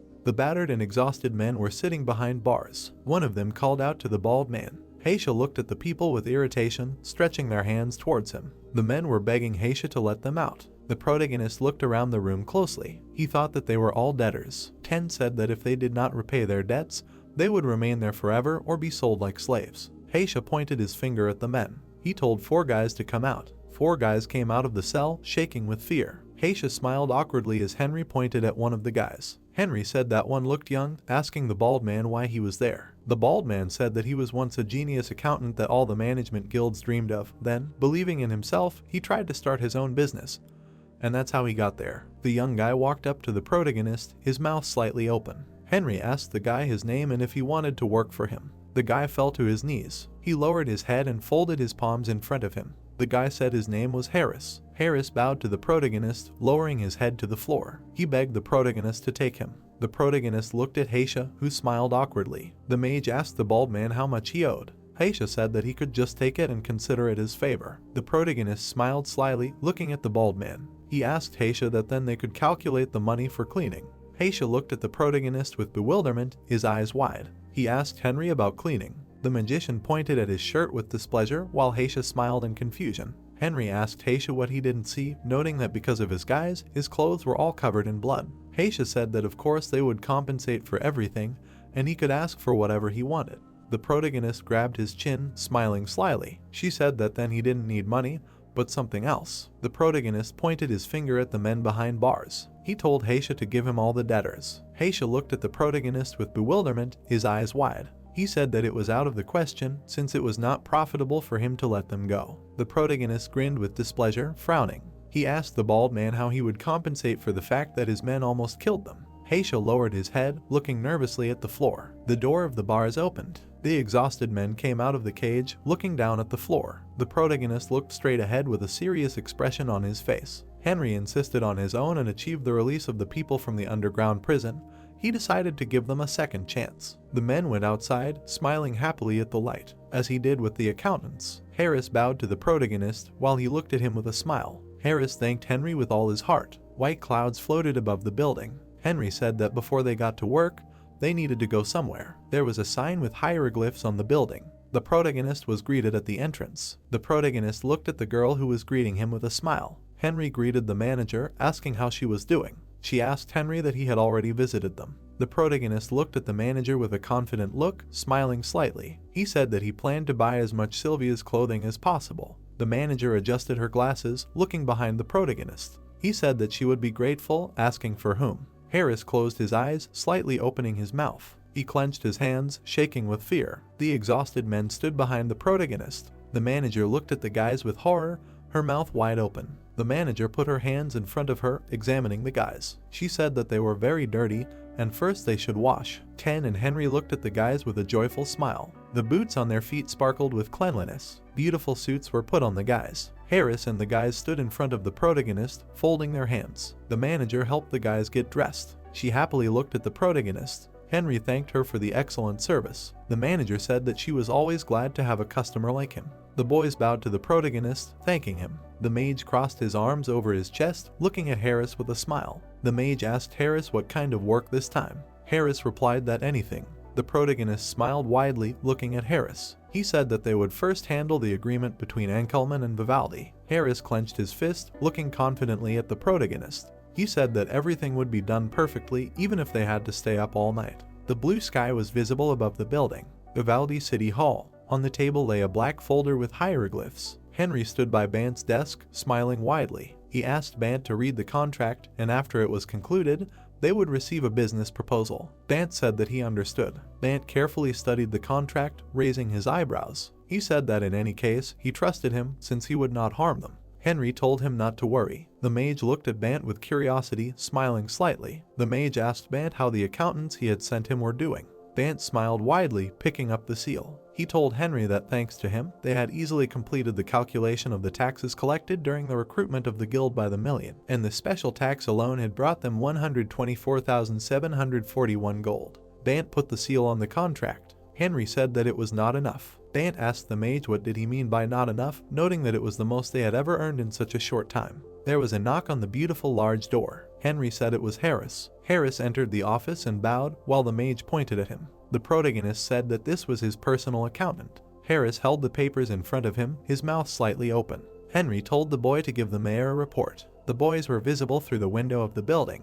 Harris said that based on the reports of the special tax that was introduced last month, in addition to the general tax, 90,000 gold out of the 120 came from the 10 million arena. Bant looked at the guys with his mouth slightly open in confusion. He asked where they got this data from. The protagonist stared at the mayor with a malicious smile. Henry told the mayor that he should not tell them that he was going to pay the empire tax on all 120,000 gold. The mayor clenched his fists, looking at the guys with indignation. He asked Henry what he meant. The magician said that if they did not indicate the company's name in the special tax reports at the city hall, no one would know how the money was obtained. The protagonist brought the papers to the candle, which the mayor looked at dumbfounded. The mayor asked Henry what he meant, that they should keep part of the tax for themselves. The protagonist said that they own the largest arena in the city, and if they burned the special tax reports, the money they received would stay with them. The papers began to burst into flames. The protagonist looked at the mayor with a sly smile while his hand was in the flames. He said that their secret fund had 90,000 gold pieces, as he had promised earlier, 10,000 of which were his.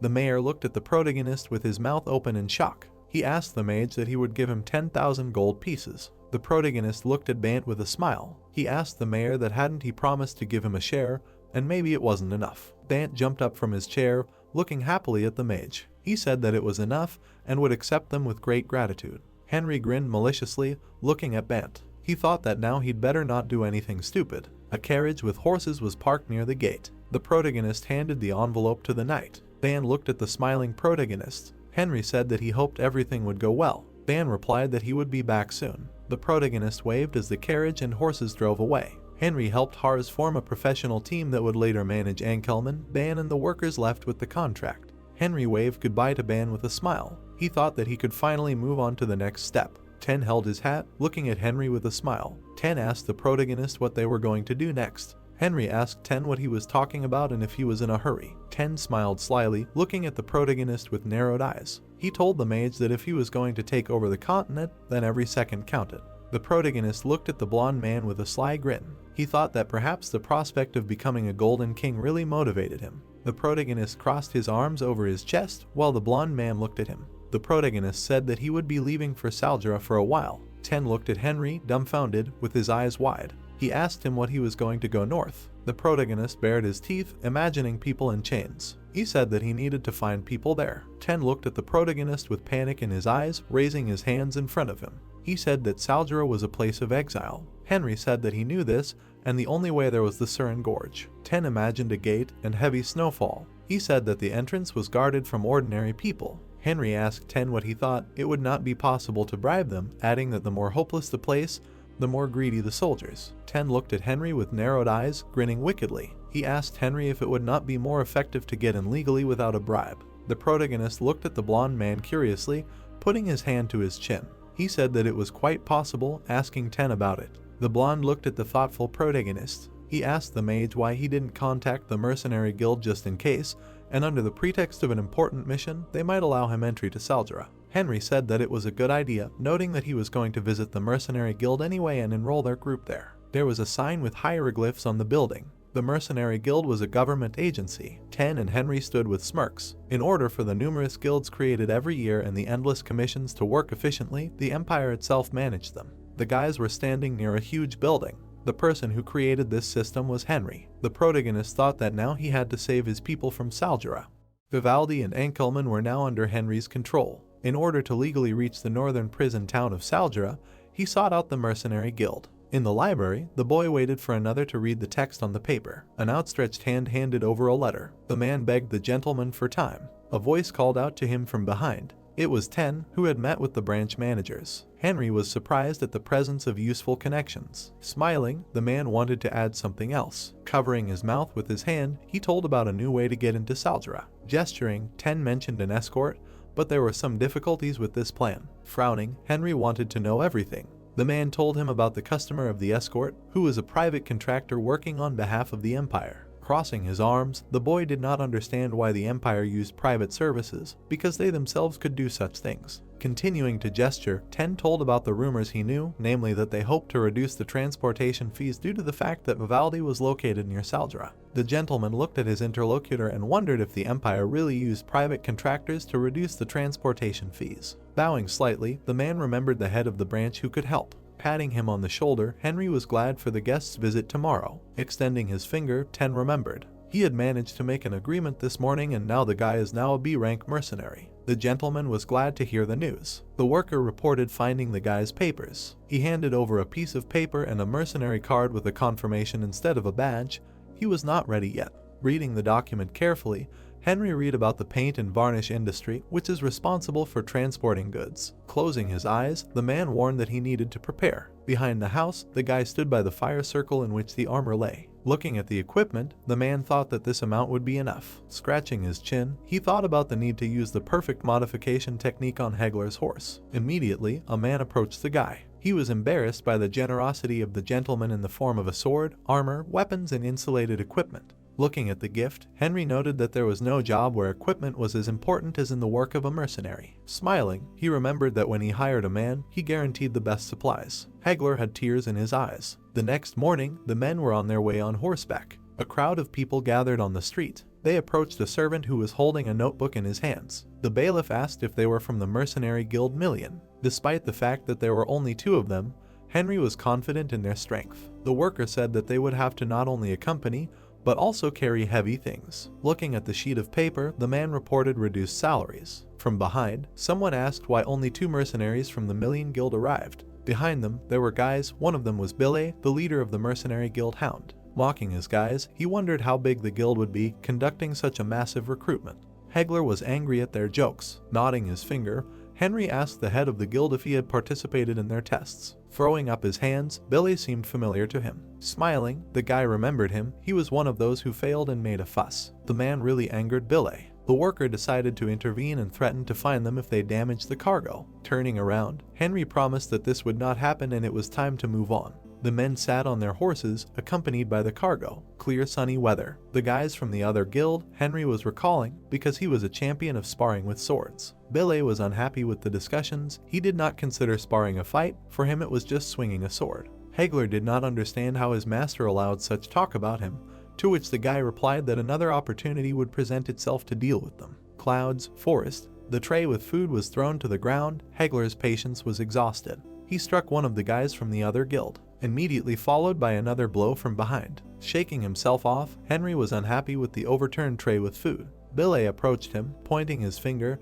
He claimed for his subordinate, to which he received a caustic response from the guy. Angry, he grabbed the hilt of the sword. Henry, with surprise on his face, asked to calm down immediately. Looking at his opponent, in his thoughts he had only mockery of his bloodthirstiness. Billy couldn't take a breath. Turning to his subordinate, Henry ordered him to stand down. Hegler obeyed his master. Waving 2 fingers, the head of the Hound Guild took a breath. The guy passed by the choking man. Passing by, Hegler apologized. Scratching his head, the subordinate looked at the overturned food. The man took out a bag, asking about knowledge of the subspace pocket. On the ground, luxurious food was laid out. A few days later, the cargo was moving with an escort to the Slen Gorge. Henry told about how this gorge is called the First Gate of Saldra. The groom, hiding from the blizzard, said about increased caution because bandits live here. The escort moved between the rocks. Suddenly, the wheel of the cart ran over something. A strong explosion was heard behind the men. Turning around, they realized that there were bandits nearby. Many men were approaching. Their faces were covered with masks. They were armed. Thinking, Henry noticed the catch in the fact that the bandits were dressed in military uniform. One of the enemies shouted that in order to save their lives, they must drop their weapons and surrender. The guild member, pointing his finger at the bandits, smirked at them. Looking around, Henry thought about how stupid it was to rob on a road intended only for the transportation of imperial goods. The thought flashed through his mind that the bandits were expecting them. Billy, throwing his sword behind his head, told his guys that it was time to warm up. Passing by, he added that 2 of the guild Million would only interfere in the fight, and entrusted them with the protection of the cargo. Henry crossed his arms and just laughed. The bandits took their swords in their hands. A cold vapor emanated from their weapons. Henry could not believe his eyes, how the bandits could control the glow. He shouted at his back that he needed to report the situation to the commander. Seeing his smile, Henry noticed something was wrong. The Hound mercenaries went on the attack. The blades of their swords clashed. One swing of the bandit's weapon knocked the guild member down. He didn't even make a sound from the pain. A drop of sweat ran down Henry's face. He watched the brutal battle between the guild and the bandits. Billy gave the command to regroup and change positions. The corpses of his mercenaries lay on the ground. The guild leader was both scared and angry. They were surrounded. Sweat was running down his face. The bandits sat Billy down and surrounded him. One of the enemies swung. Billy closed his eyes in fear. His hand grabbed the hilt of his sword. There was a blow near his neck. The bloody weapon fell to the ground. Opening his eyes, he could not understand what had happened. Looking back, he saw Henry throw a sword from afar to save him. There was not a drop of emotion on his face. The guy began to shake off his hands. Henry said that their time had come. One of the bandits pointed at them and said that they needed to be dealt with first. A crowd of enemies rushed towards them. Henry watched and smiled. Stamping his foot, he activated the grease ability. Looking at the running bandits, the man knew that the road would become slippery thanks to magic. Henry grabbed his chin and ordered his subordinate to deal with the enemies. While running, Hector thought about how incredible his leader was. He was able to strike the enemy in the back. Then he swung his weapon at another bandit. After a while, all the enemies were lying on the ground. Hector stuck his sword into the ground and leaned on it. Without getting up from his knees, Billy could not imagine how the two of them could defeat an entire team. Henry, holding the man by the shoulder, decided to take him with them because they needed working hands. Putting his palm to his forehead, Hector began to carry out the order. A man approached them on horseback. It was another bandit. Only his eyes were visible from under the mask. Looking at him, Henry took him for the boss of the bandits. He raised his hand so that his subordinate would leave this work to him, and he grabbed the sword himself. With complete confidence, Henry knew that he would take care of this bandit himself. The enemy swung his sword. Looking at the tip, Henry assumed that he was a swordsman. Smiling, he was even more confident. The bandit raised the sword above his head. The young man frowned, thinking about what he should use against the swordsman. Magic circles appeared under his foot. The young man decided that he should conjure up thicker armor. The bandit lowered his sword, the blade of which was engulfed in aura. Blue energy swirled around the blade of the sword. The young man stood up. Shining particles fell to the ground. The young man tried to activate haste. His hair began to rise. The guy made a sharp dash forward, using acceleration.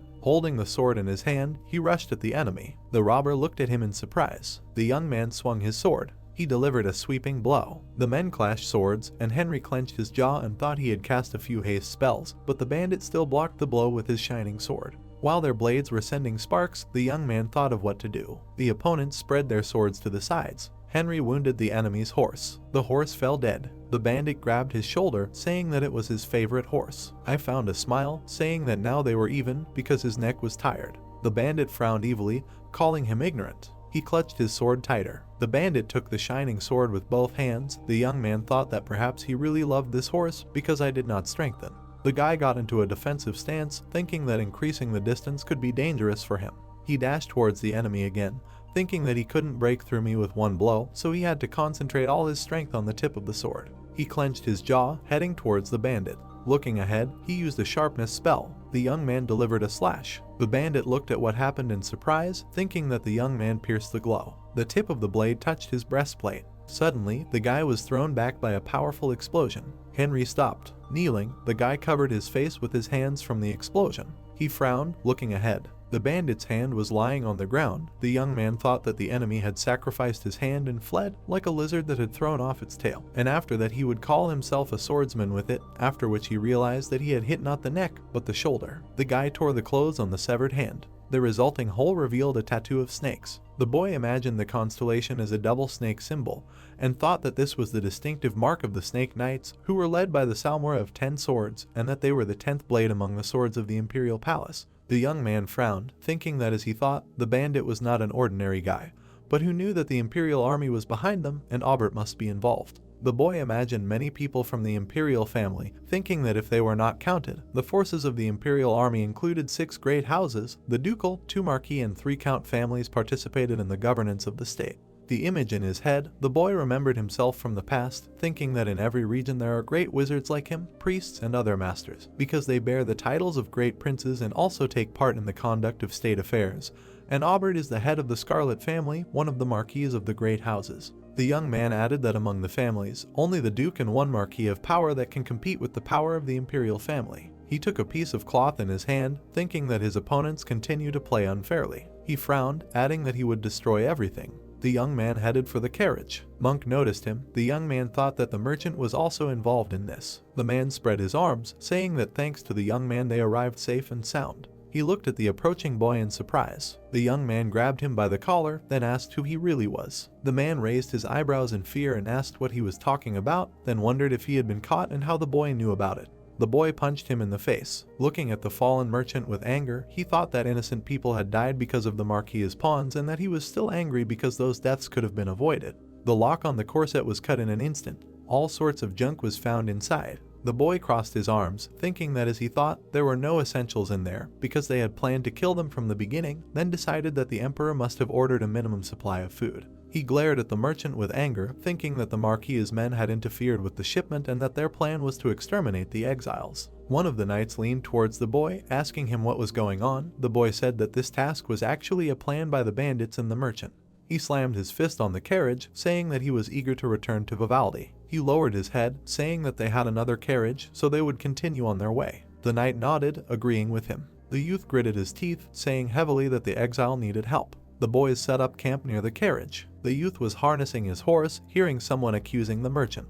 He crossed his arms, watching as one of the people present was shaking the merchant, cursing him. The knight standing next to the youth raised his hand, asking if they should intervene. The boy shook his head, telling him to leave them alone. The beaten merchant was shaking and crying. The man pointed at him, asking what to do with him. The youth took the reins and told him to close him in the strip. The party moved on, the youth thinking that they were heading to Salgera. The checkpoint near Salgera stood under the falling snow. The guard noticed the men approaching. He put his hand to his chest, thanked the young man for his work and asked where the merchant was. The young man frowned, saying that he was behind him, then asked where the boss was. The soldier exhaled, closed his eyes and said that he was recovering from a hangover. The young man looked away, thinking tensely that now was not the time. The knight pointed his finger in front of him and asked if they had met any bandits on the way. The young man closed his eyes, loudly saying that they had arrived as soon as they had finished with them. Then he threw the severed hand. The soldier recoiled in fear, noticing this. The young man looked at him sternly and asked him to bring the boss. The bearded man muttered something about the paint industry. He followed the guard, saying that if the people from the paint factory had arrived, then the merchant was there too. He walked out to the boy, holding his head.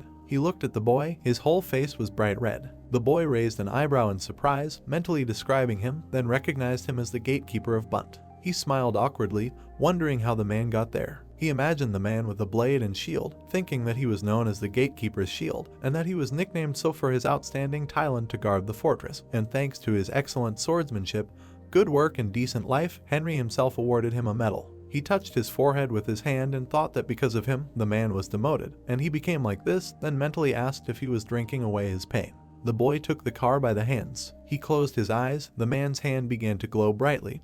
Bunt asked what he was doing. The boy thought that this simple spell would remove the alcohol from his system. The man was surprised but raised his eyebrows, saying that he suddenly sobered up. The boy touched his chest and said that he was glad to meet him, then introduced himself as the head of the Million Mercenary Guild, chosen to accompany the paint and varnish production carriage. Hearing the boy's name, the man exclaimed in surprise. He touched his beard, annoyed that he had heard this name before. They shook hands. The man introduced himself as the local head. Shaking his head, he asked why Henry was greeting him and not Monk. The boy knocked his hand on the carriage, saying that they encountered bandits, who in fact turned out to be snake knights in disguise. The man looked at him in surprise, asking if the boy wanted to say that the Salmora knights were engaged in theft. The boy frowned slightly, asking the man if the paint factory suffered from private robberies. The man remembered the empty bottles, saying that at least 1 in 3 squads encountered this during transportation. The boy looked at him calmly, saying that now it fell to their lot. Bunt lowered his head. The boy said that he thought the merchant and the snake knight planned the robbery,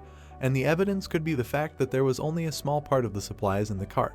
The boy touched his chin with his hand, thinking that he wanted to report this himself, but since Bunt was in charge, yours would have to change the plan a little. The boy smiled, saying that he brought these guys to them. Touching the cart, the boy said that he was an ordinary mercenary, and if he reported what happened to the palace, they would not believe him, but Bunt, that was a different matter. The man lowered his head nervously, calling it useless. He presented the banner of the Snake Knights, then said that if they were involved, then there was no point in reporting. The boy said that he could not go into details, but the youth frowned, saying that the leader of the Snake Knights was related to the Marquis, so if there was someone behind this, it was most likely him. The man raised his eyebrows in surprise and asked how the boy knew about this. He scratched the back of his head and said that the boy seemed to be aware of the situation, and that if their reports fell into the hands of the 3 houses, there was nothing they could do about it. Bunt grabbed his hand. Closing his eyes, he said that the boy would be worse off if he got involved with the Marquis, so he should just ignore it. After all, he was still young. The young man looked ahead confidently and asked if Count Eisen could do it if they were powerless. The man looked up in shock as he said the Count's name. The young man imagined the kingdom's servants, thinking that after he and the others who worked for the kingdom were executed for treason, the great noble houses naturally began to lay claim to the vacant titles. He imagined more of a battle and added that 3 houses were fighting for the right to be called Marquis, which could only go to 2 of them, and the one who lost, they gained the title, was Count Eisen. The boy touched his chin, asking if the Count could solve this problem for them. The man grabbed his head and said that their opponent was a marquis himself, then asked what the Count could do if he had already lost once. The young man patted him on the shoulder and said that they should not worry about that. What was important was that they find a safe and reliable way to report everything to the palace. He smiled softly and said that no matter what happened, they should do everything in their power. The man scratched his cheek, calling the young man incredible, then said that he had not thought of such a plan. The young man replied that the man was an honest man, therefore he did not think of such a dirty plan.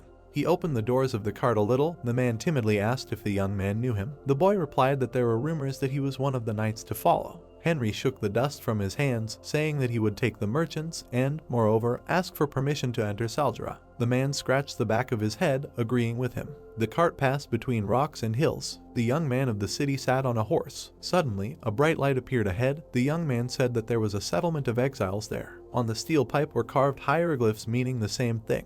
The knight ordered the soldier to use the hammer to announce his arrival. The soldier swung the wooden hammer. The next second, he struck the sides of the steel pole. The young man pursed his lip, wondering what had happened to his people all these years. Suddenly, a wooden hatch appeared in the ground. The soldier opened it slightly. A man in tattered clothes began to rise from below. 6 exiles lined up in front of the guy. One of them looked at the young man with distrust. The other one lowered his head pitifully. The young man frowned, thinking that he could not believe that out of 50 people, only 15 survived. The knight put his hand on his belt, then asked why everyone was standing at attention like soldiers. The boy clenched his jaw, thinking about how this was all because of the merchant, and then wondered how he had abused his power to scare them so much. The boy looked back at the soldier, saying that he would talk to Mr. Bunt later, so he should leave this matter to them and get back to work. The soldier agreed. The boy looked back at the box and a couple of barrels, thinking that this was all they had.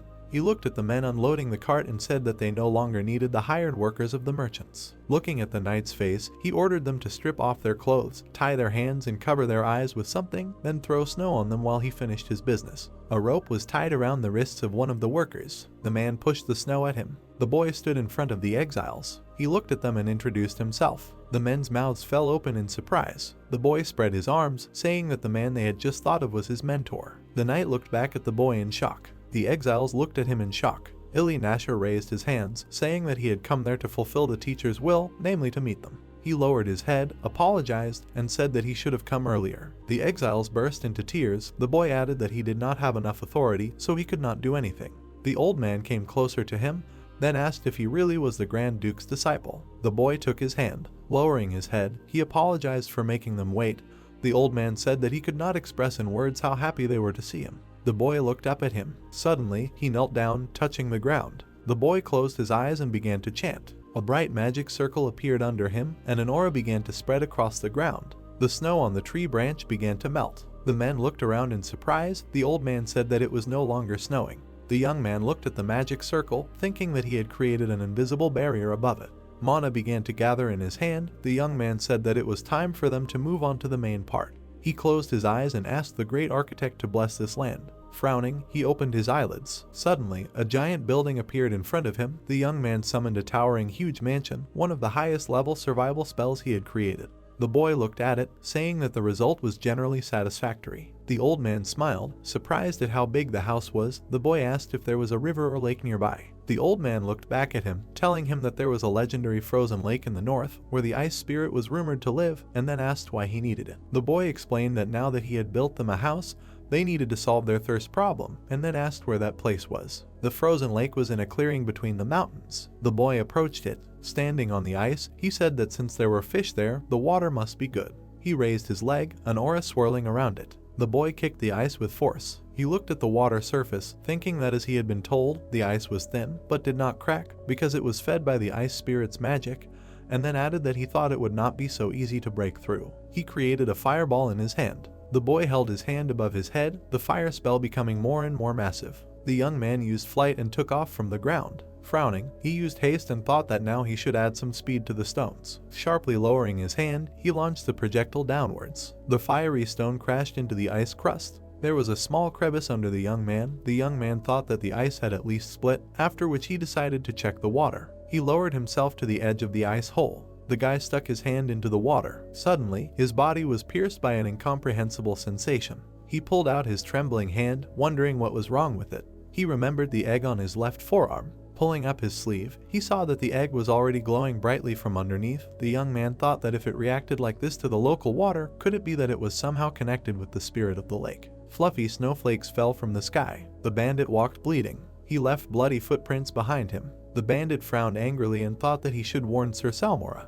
Looking at the base of the Imperial army, he thought that there was only a little bit left, then added that the boy would pay for humiliating him. The boy stood at the edge of the ice hole. He frowned, wondering out loud if he should dive in. A hurrah began to swirl around him. The boy thought that he had used a waterproofing and breathing spell. A bubble of energy formed around him. He looked ahead confidently. The water only splashed slightly after his jump. Various fish swam under the ice crust. The boy frowned, looking down. He sank lower and lower, thinking that this lake was deeper than he thought. Suddenly, he noticed a glow at the bottom. His foot approached the sand. Suddenly, his body was pierced by a strong pain. The egg in his hand began to glow brightly. The water began to be sucked into the boy's hand in a whirlwind. He gritted his teeth, thinking about the egg absorbing water. He grabbed his forearm with his other hand, thinking that at this rate he would be left without mana, so he needed to pull it out of his forearm. Suddenly, something caught his attention. The next second, a bright flash lit up everything around. The boy opened his eye, wondering what it was. He noticed that the egg was lying on the bottom.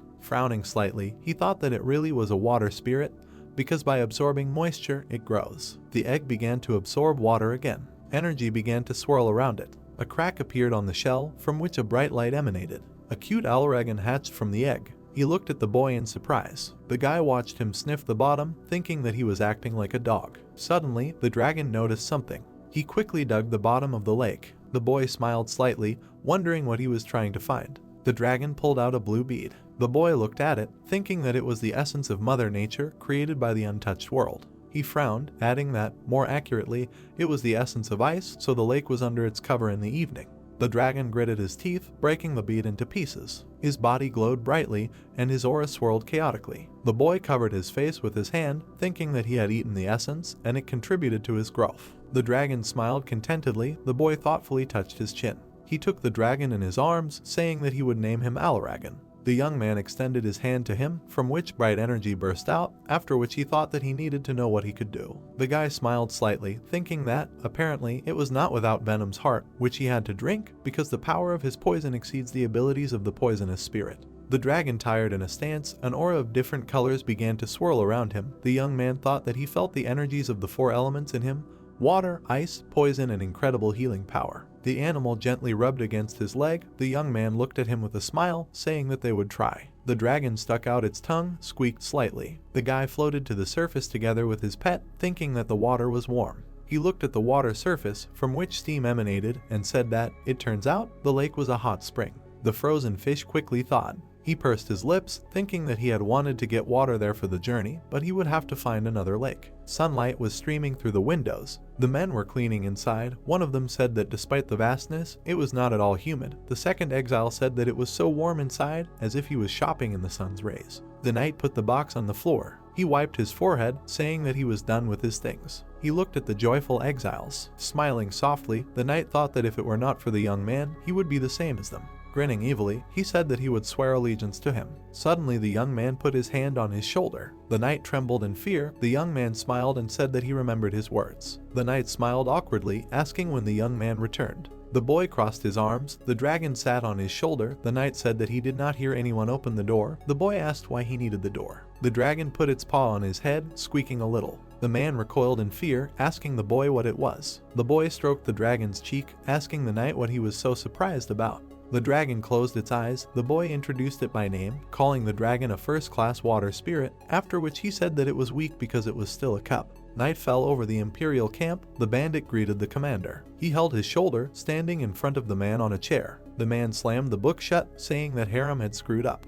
The bandit lowered his head, asking for forgiveness, after which he said that he would take full responsibility for the failure of the mission. The master frowned angrily, telling the boy not to talk empty words, but to explain everything. The bandit looked up at him and began to speak. Salmora touched his chin, saying that the bandit did not sense his aura, but the boy fought without much effort. Harem confirmed this. The man looked down, thinking about how a person who did not have an aura could do such a thing. He tapped his finger on the chair, adding that little was known about this guy, and the merchant failed. So, Salmora looked down sternly, finishing his thought by saying that they would just get rid of him. A white tall building stood like sunlight. The old man held a piece of paper in his hand. The young man said for everyone to leave. The man turned to him. After leaving the door, the old man and the man opened their mouths in shock. In front of the house was water, from which steam emanated. The young man pointed at it with his finger, explaining that while he was studying the lake, he learned that the land was mostly volcanic. He tickled the dragon, saying that thanks to Alaragan, he was able to restore the lake. The little animal lifted its muzzle with a satisfied smile. The boy said that now they can drink water from there. The old man lowered his hand to the lake, saying that the water was very warm,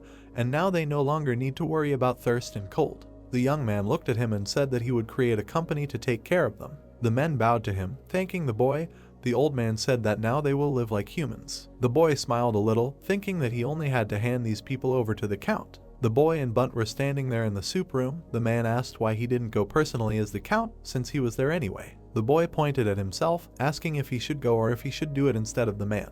Bunt looked at his face, that he thought it would be easier for the boy to handle this. The young man touched his chin. He grinned slyly, thinking that it would be nice for him to see the count before depriving him of his head. He looked at the man, saying that he would help. Bunt put his hand to his chest, thanking him for this, and then said that he would pay the guild. Suddenly, he looked at the boy in surprise, hearing the boy's refusal to give him both dresses. The boy held up 2 fingers, offering the man to just do him a few favors. Bunt cautiously asked what he meant, and then added that he would do whatever the boy said. The boy thanked him with a smile. He put his hands behind his back, saying that one of the requests he would leave for when he needed the man's strength, because he wanted Bunt to help him with something. The man laughed, agreeing with this. The boy held up 2 fingers again, saying that the second request was for the man to keep everything he saw in the exile village a secret. Bunt raised his eyebrows in surprise. The young man lowered his head, sadly saying that he knew the people living there and provided them with food, clothing, and shelter. The man opened his clothes, saying that he understood him and that he would not say a word about what he saw.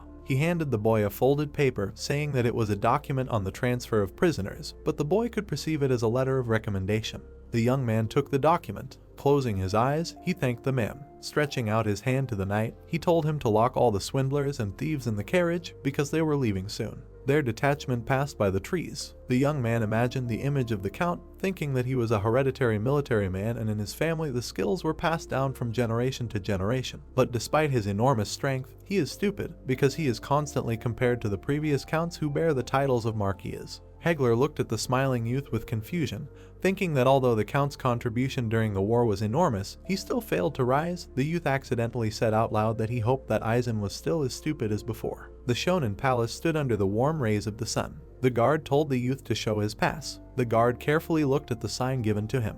He raised his hand to his mouth and shouted that everything was clear. The doors opened. He pointed behind him and said that they could pass. The youth looked at him indignantly, thinking about how they say that dogs look like their owners, after which he added that soldiers do not even salute. A beautiful white fountain stood right in front of the main entrance to the count's house. The youth and the knight approached another guard. The guy noticed that Hector was very nervous. He looked at him with a smile. The man twitched in fear. The youth told him not to be nervous. Suddenly, his attention was drawn to a guard who asked if he was a mercenary or an officer. The soldier smiled disdainfully, insulting the young man. The boy frowned in anger, telling the guard to watch his language. He looked at him with a haughty smile, saying that just because he was guarding the entrance to the count's mansion did not make him a count. The guard pulled out a spear, pointing it at the boy, and then insulted him again. Henry grabbed his sword. He delivered a quick blow, breaking the guard's spear in 2. It slashed the chainmail on the soldier's body. The lower part of his armor fell to the ground. The soldier fell to his knees. While on the ground, he wet himself. The boy smirked angrily, saying that it was a pity to let such a guy stand guard.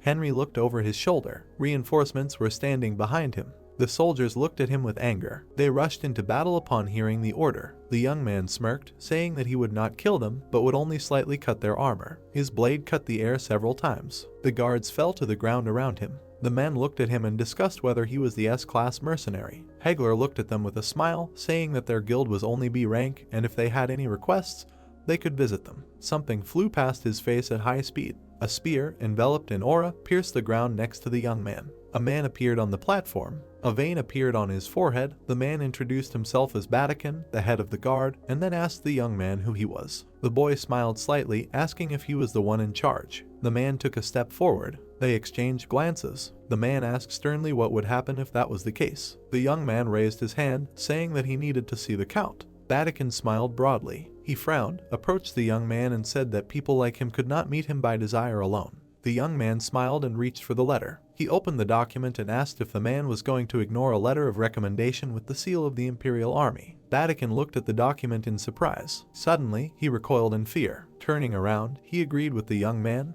The boy said with a smile that, as he thought, they easily found a common language. The men on horseback walked along the path. Around them was a magnificent garden. A beautiful fountain was surrounded by flowers and statues of women. The young man frowned, thinking that the Count was as stubborn as he had been. Bright rays of sunlight illuminated the beautiful buildings. The men approached the entrance to the house. Vatican opened the door slightly, telling them to wait outside. Hector leaned towards the boy and said that the surrounding area was large and the mansion itself was too small for such an authoritative family. The boy touched his chin with a smile. He crossed his arms, saying that most likely this was a reception room. The knight raised his eyebrows warily, saying that the man seemed to be different from the other counts. He quickly looked around. She lifted her sleeve, showing a blue bracelet, after which she said that if the man was looking for a dragon, then he was there. Hector looked at his wrist in surprise, asking what it meant. Suddenly the young man noticed the carriage arriving. He turned to face it. The Count stepped onto the ground. He scratched his head, displeased that some military scum dared to brazenly declare that they had a letter with the seal of the Imperial Army. Hector bowed his head. The young man thought that the Count had finally arrived. Eisen looked at them furiously, asking if they knew whose soldiers they dared to touch. The young man with a calm expression thought that he was not so scary. The young man smiled awkwardly, scratched his temple and said that if he knew that the Count valued these people, he would have settled everything with words. Then the young man frowned and said that the soldiers were very insolent, so he could only rely on his fists. The Count's servant jumped forward, called the young man a scoundrel and asked what kind of security he expected. The boy looked back at the disgruntled Count without finishing his thought. Eisen laughed loudly and patted him on the shoulder. The boy smiled, thinking that he thought so, that the Count was one of those who valued fortitude the most, so his disrespect was perceived as bravery. The Count turned his back to him, saying that he liked the boy, and then suggested that they continue the conversation inside. The men were sitting at the table. The tea was steaming slightly. The boy thought that the Count was spending taxes on expensive tea, as before, and that he did not even really understand the course, and then wondered if he should try to treat the Count. The boy raised his cup, saying that the rumors were true because the Count had excellent taste, and that he did not think that he would get to try such an expensive tea. The Count laughed, saying that the boy knew a thing or two, and that he felt it as soon as he saw him, because they were birds of a feather. The young man drank his tea with a smile, thinking that the Count was still as stupid as ever. Henry put down his cup, saying that he actually came for something else. He looked at the Count with a smile, saying that he came to give the Count a good sword. The man smiled widely and asked if it was true. The young man confirmed it with a smile. He placed his hand on the document, saying that the letter of recommendation was the sword.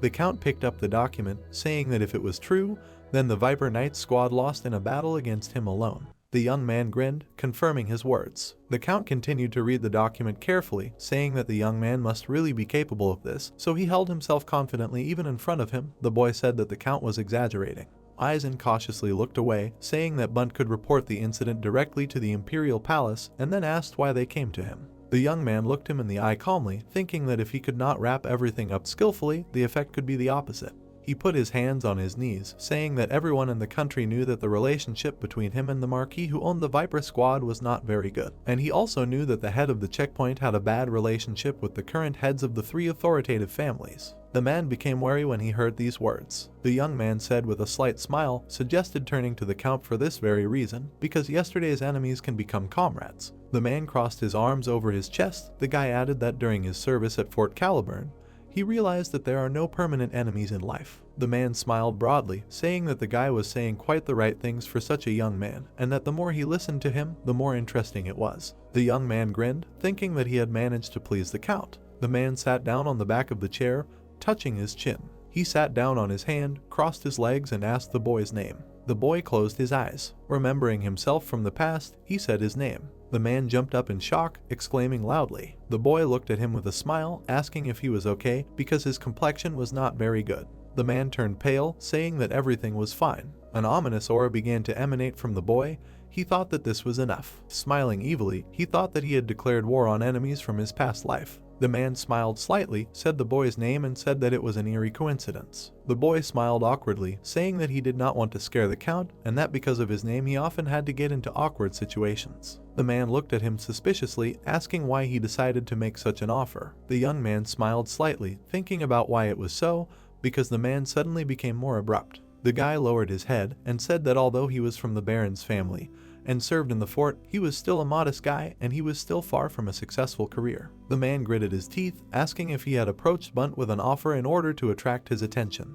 The guy looked at him, confirming his guess. The man lowered his hand, thinking that the young man was quite scary and very similar to an evil spirit, after which he said that he would accept the gift, and that the Marquis would be greatly disgraced in front of his majesty. The man touched his beard, thinking that his name and actions made him feel uneasy, and that he would have to pay the guy and send him away so that he would not blab too much. The Count waved his hand, ordering the syllables to give the guy a generous reward and see him off. The young man sipped his tea, thinking that he had never imagined that feelings would play a much bigger role in making a decision than cold calculation, which meant that the man was so wary of the name Henry Morris, and then summed up that he hadn't expected it, but it was time to end it. Vivaldi stood under the warm rays of the sun. Ban walked along the path. The voiceover said that upon arriving in Ankelman, the man took over the leadership of the team. As the young man had ordered, Hars immediately signed the agreement, and then the management team successfully checked the Ankelman budget, and the mayor, having received recognition, proudly accepted the support that Henry had spoken of. The man suddenly stopped. The voice added that when Ban had decided all the issues, he immediately returned to Vivaldi. The man approached Ten and asked if the young man had left on an errand to Saldra. Ten answered in the affirmative.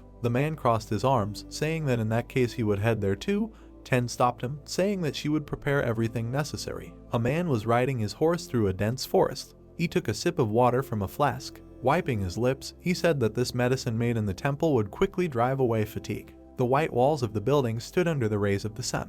Hegler and Henry stood in front of Vatican. The young man said that he did not need to see them off. The man looked at him incomprehensibly. The young man added that he had something. He took out a gold coin with a smile. The young man put the coin under his cloak. Patting the man on the chest, he said that this was a tip. Vatican frowned angrily, thinking that the young man took only one gold coin from his own treasury as a reward and was giving it to him as a tip. The man remembered how the young man left the treasury tossing a coin. He kicked it with his foot, looking after the men leaving. The young man thought that overeating was bad for your health. Night fell over the palace. The soldier lit the wall flame on the face and walked along the corridors, lighting the lamps. The voiceover explained that the head of the 6 great families has the right to call their representatives at any time, and in case of emergency they are obliged to respond to the call. But the emperor and the dukes have the right not to do this, because there is only one powerful order for creation that can call the emperor himself. It is when someone is plotting treason or desecrating the honor of the ruler. The count sat next to the other heads. On the other side of the table sat the other heads of the families. The emperor frowned with displeasure as the accusations were a report. Eisen rose from his seat, said that he would inform the emperor of the reason for the call on the report. He put his hand to the side, ordering to bring someone. The door of the hall opened slightly. The guards led the tied-up guys inside. The merchant and his accomplices trembled with fear. The count slammed his hand on the table. He looked at the emperor and asked if he could, with his permission, order the most important evidence, namely the bodies of the Viper Knights, to be brought in.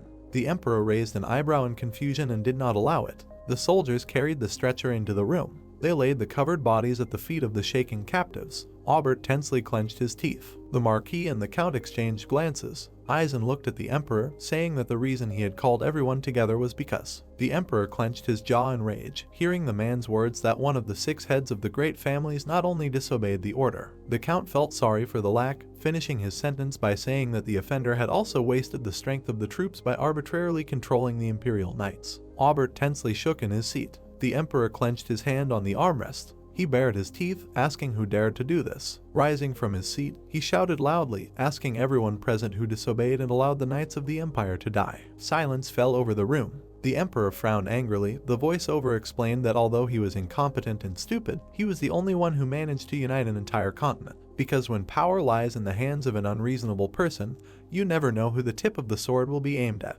Drops of blood flowed from the blade. The narrator added that this is why blind blades are so terrible. The Count pointed a finger at the Marquis, saying that he was the one to blame for this. Aubert looked away. The Emperor asked if the Count was talking about the Marquis of the Crimson family. The Marquis stood in front of Henry from the past and various objects. The voiceover explained that his family was known for raising resourceful soldiers and politicians for generations, and the Marquis was a capable man, because in Henry's past life, the two of them were the main political representatives of the state. The Emperor looked at him angrily, asking if this was true. The Marquis lowered his head, thinking that he had wondered before why Salmora and Monk were dragging on so much, but now he understood everything. The count looked at the soldiers, ordering them to remove the clothes from the bodies. The knights tore off the cloth. On the shoulder of the dead man was the brand of the Snake Knights. The count smiled maliciously and mentally asked the Marquis if he liked such irrefutable evidence. The emperor looked at the dead body in rage. The man thought that this was an excellent result, because the emperor was angry and there was very little time left before he got rid of the Marquis. The count looked at his majesty with a calm expression, saying that the Marquis should have at least collected the surviving food that his majesty gave to the exiles. Eisen remembered the remains in empty bottles, finishing the sentence about the man appropriating the emperor's gifts for himself for more than a year. Pointing his finger at the Marquis again, he said that Aubert had specially hired commoners to transport the supplies, and then secretly conspired with the leader of the Viper Knights. The emperor watched the proceedings. The man finished the sentence by saying that the Marquis had disguised the knights of the palace as a band of robbers and had stolen all the supplies being transported, and had thus deceived his majesty. He slapped his palms on the table. The count said that in addition to violating the emperor's order, he had killed his majesty's innocent people. The Marquis would have bitten his lip tensely. The count added that he was carried away in embezzlement. The soldier looked back at the enraged emperor, and the man grabbed the knight's sword. The emperor swung the blade, calling the Marquis a scoundrel. His majesty pierced the Marquis's chest with the tip of the sword.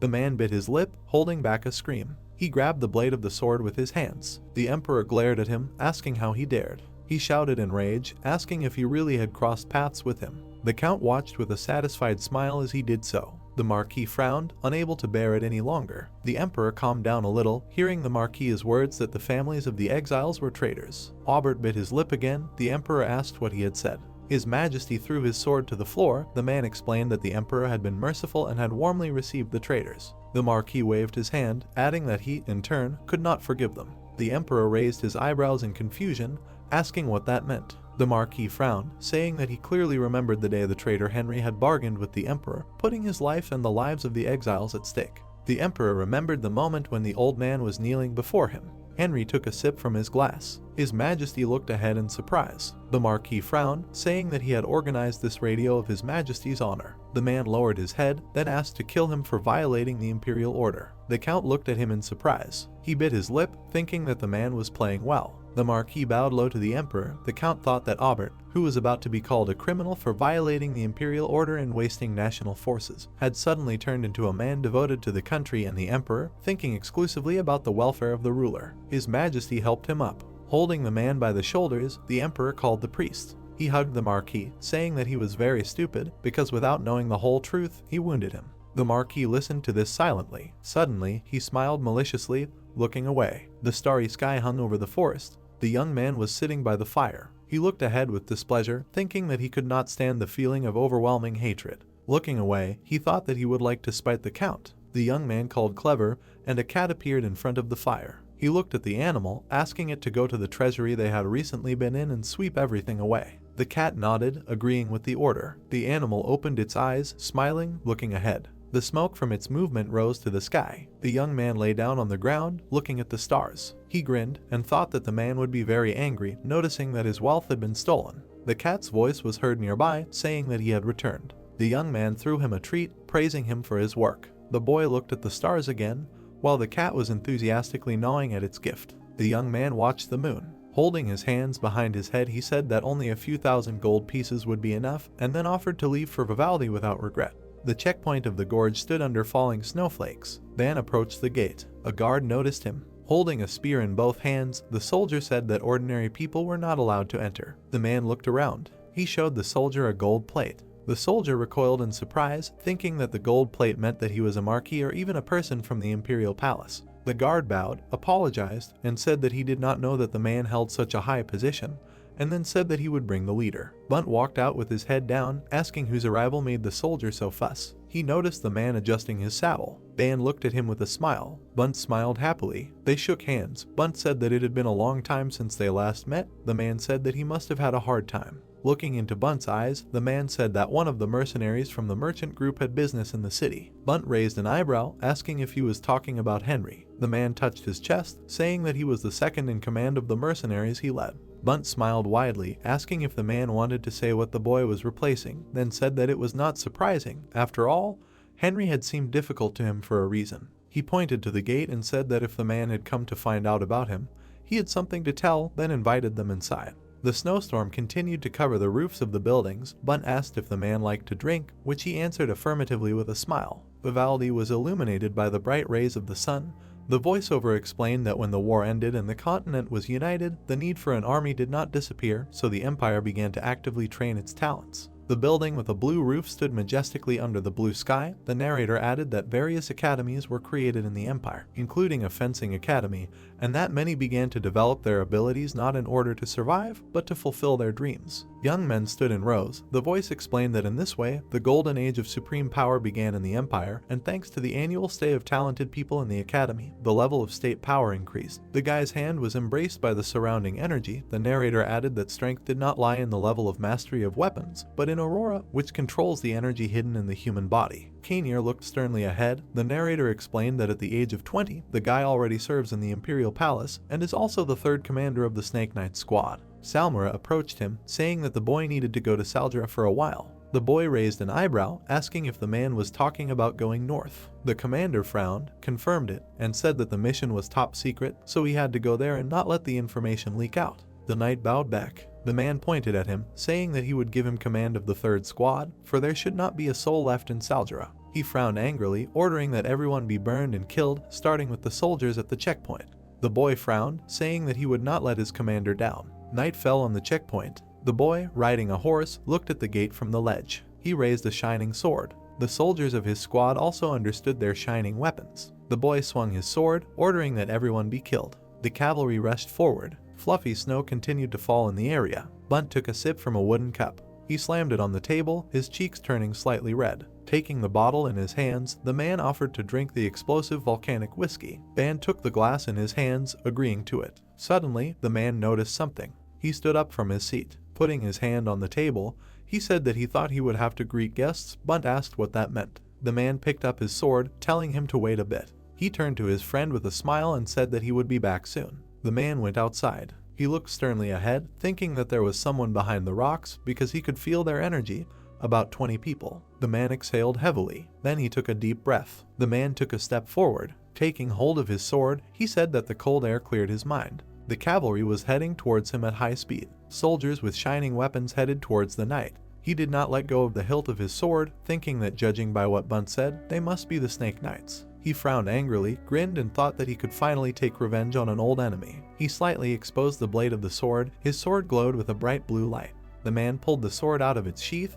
The blue glow changed to a red aura. The man looked at his opponents angrily. He made a sweeping blow at the army. The soldiers closest to him were injured and fell from their horses. The man made another similar blow, creating a scarlet wave. Trees and knights fell to the ground. Kainir looked at what happened in shock, wondering what it was, whether it was fencing. The man stood in front of the surviving opponents. The young man bit the boo-boo, calling it incredible strength. He raised his hand up. Swinging it to the side, he decided that they would change strategy and attack with techniques. The remaining soldiers surrounded the man. The young man decided to go on a siege. Ban smirked, thinking that it was a good choice, because when you feel the difference in strength, of course you need to resort to other methods of fighting. The man quickly returned the sword to its sheath. Putting it in all the way, he thought that techniques are just techniques. The man exposed part of the blade. The sword emitted a bright glow. Ban calmly closed his eyes. Suddenly, he frowned and opened his eyelids. With a sweeping blow, he smashed the enemy's weapon into pieces, after which, he calmly put the blade back in its sheath. People and horses fell on the ground.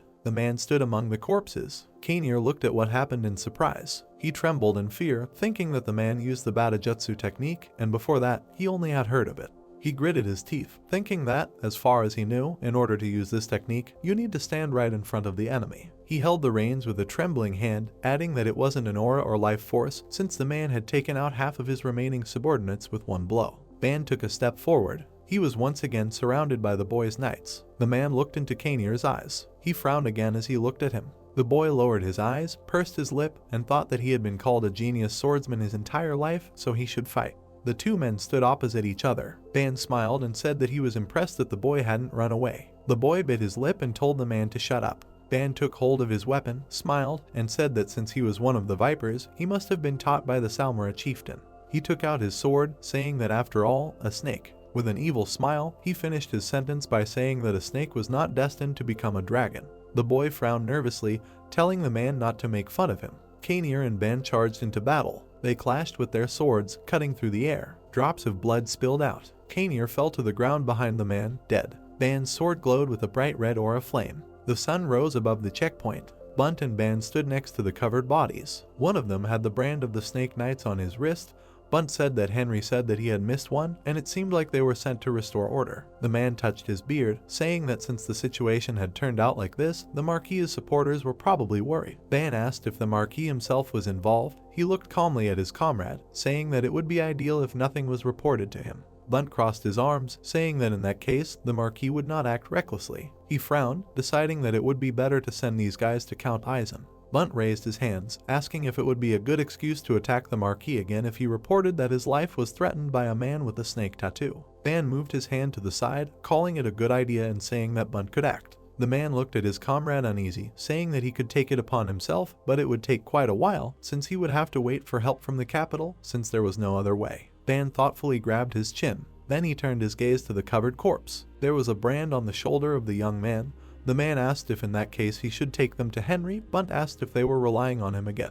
Ban smiled, saying that they would save time if Henry did it himself, since he had already met with the Count. Bunt agreed with him, saying that he would prepare a carriage. The men stood near the carriage. Ban saddled his horse, thinking that they were returning. The palace was surrounded by greenery. Feeling guilty for what he had done, the emperor entrusted Aubert's treatment to the best palace priest. It was thanks to this man that the wound that extended to his armpit completely healed. The blonde slammed his fist on the table. He thought about how he could have suffered from such an impudent man as Eisen.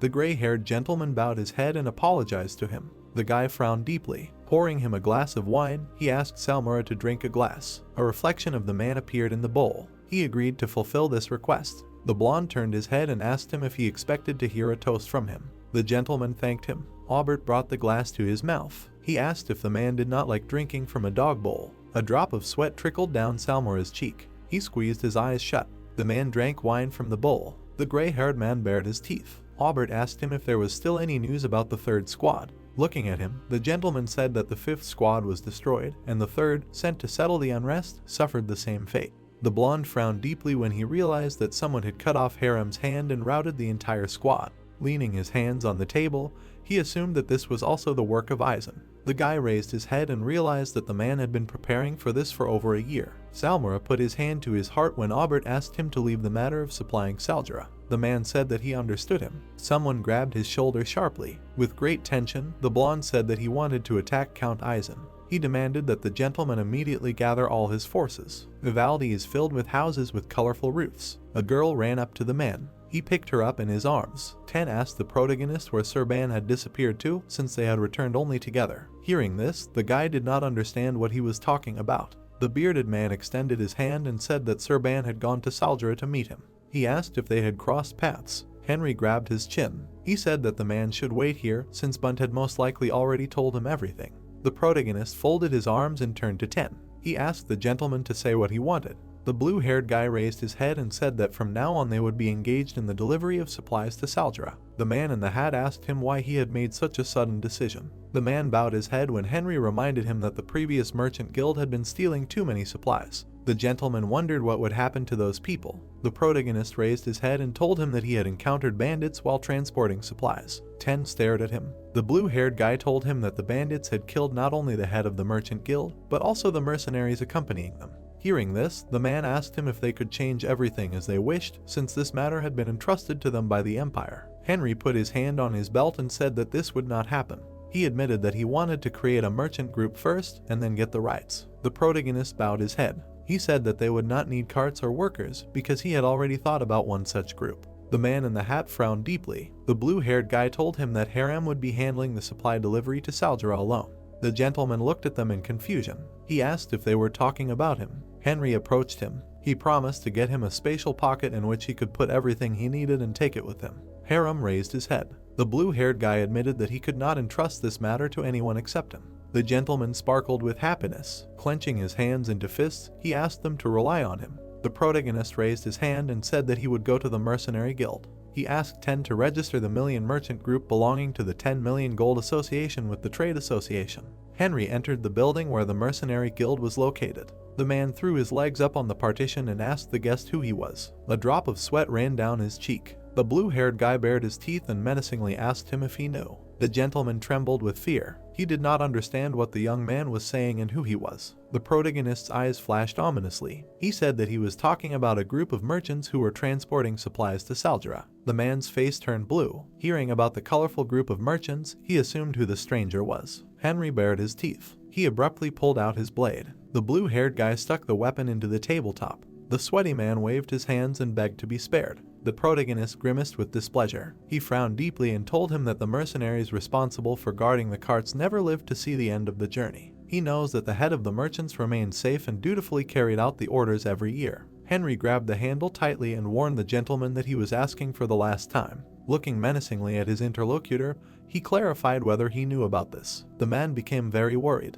He bowed his head and apologized to him. The gentleman admitted that he thought everything was fine. The blue-haired guy frowned deeply. He believed that the gentleman would simply say that he followed orders if his superiors forced him to do so. The man closed his eyes tightly. The protagonist assumed that he was simply doing this business and marking time, not investigating or reporting anything. Henry folded his arms. He said that now the people from the Million Guild will handle the transportation because the colorful group of merchants broke up. The man raised his hand and said that such issues are handled by the trade association responsible for imperial orders. The blue-haired guy grabbed the weapon again. She asked the gentleman if he could arrange everything.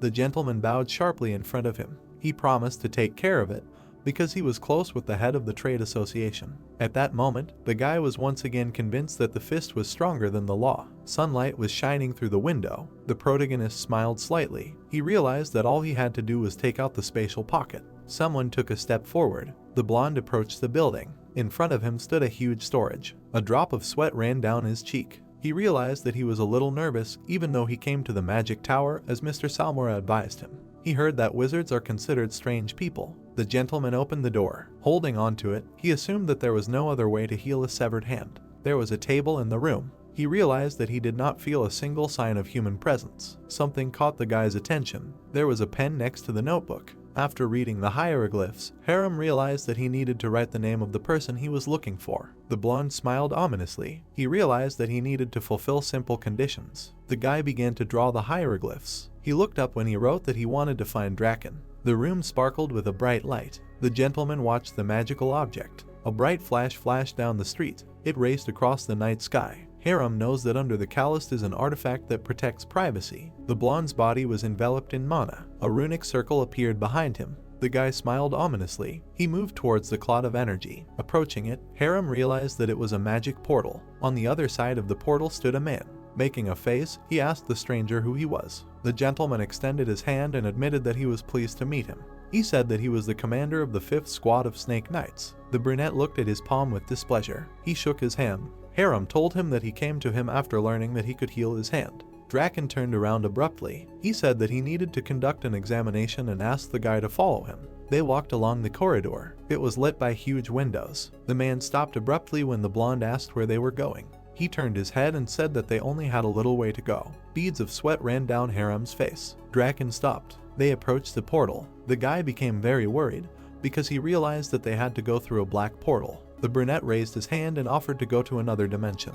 He said that in that place the guy would be able to heal his hand. The gentleman, looking at him in confusion, asked where he was taking him. He admitted that he would go further only knowing this. The man smiled ominously as he told them that they were heading to the Death Tower. The boy bowed his head and asked where it was. He said that he had never heard of such a place in the palace. An ominous aura began to emanate from Draken. He asked the boy if he wanted to heal his hand. The blonde picked it up and admitted that he wanted to do so. The brunette entered the portal. The boy bit his lip as he realized that he had no other choice. He followed into an unknown dimension. Hiram entered the Death Tower. There was a skull lying next to his foot. His face was covered in sweat. He raised his head sharply. The legs of the dead were hanging from the ceiling of the room. The boy's face turned blue. Draken spread his arms out to the sides and welcomed him to the Death Tower. Hiram turned his head sharply. Many hands enveloped him from all sides. He screamed loudly. Meanwhile, the chariot arrived at Ten's residence. It stopped abruptly. The protagonist, looking at the man, asked if he had returned. Holding onto the horse, the gentleman admitted that Bunt had told him everything, even though they had missed each other. The blue-haired guy, folding his arms, said that he had thought so. The interlocutor suggested that he do without explanations. They looked at each other with displeasure. Grabbing his chin, Henry admitted that he did not expect them to react so quickly. The gentleman bowed his head when the guy suggested that they first deal with the bodies. The protagonist covered his nose. He asked if it was necessary to stop the decomposition first. The blue-haired guy removed his hand from the Leah. It began to glow with powerful energy. Standing next to the chariot, he began to cast a spell. Henry turned around and thanked his partner for stopping the squad for him. The gentleman smiled broadly. He admitted that he was greatly tormented by this smell. The man touched his partner's shoulder. Winking at him, he informed him that the settlement squad had been stopped. He also asked him not to worry about it. Turning his head, he asked if he had gone to Eisen. The protagonist smiled slightly. He said that the man had shaken Aubert well with the report. The man raised his hand. He asked if an opponent like Aubert could easily lose to a person like Eisen. Hearing this, the blue-haired guy agreed with his opinion. The gentleman closed the chariot door. Turning away from him, Henry informed him that the relationship between them could worsen. He turned his head and admitted that, thanks to him, he had a good reason to throw a stone at Aubert again. Folding his hands in displeasure, the man asked if he would hand over the bodies to Eisen again. The blue-haired guy raised his hand. He asked his partner if he had brought him the dead with this thought. The protagonist smiled slightly when he said that someone had destroyed 2 squads of Snake Knights. He thought that Aubert would investigate what had happened. The master frowned heavily when he thought about what they should do. Leaning on the chariot, Henry said that they would do as usual. He suggested that they hand over the bodies to Eisen again and turn everything upside down. The blue-haired guy approached his partner. He admitted that the man would find out about their mercenary squad if he found out about their success in supplying supplies. Hearing this, the man suggested that Eisen might visit the mercenaries. He snapped his fingers. The master squeezed his hand tightly and suggested that they quickly go to Shonen.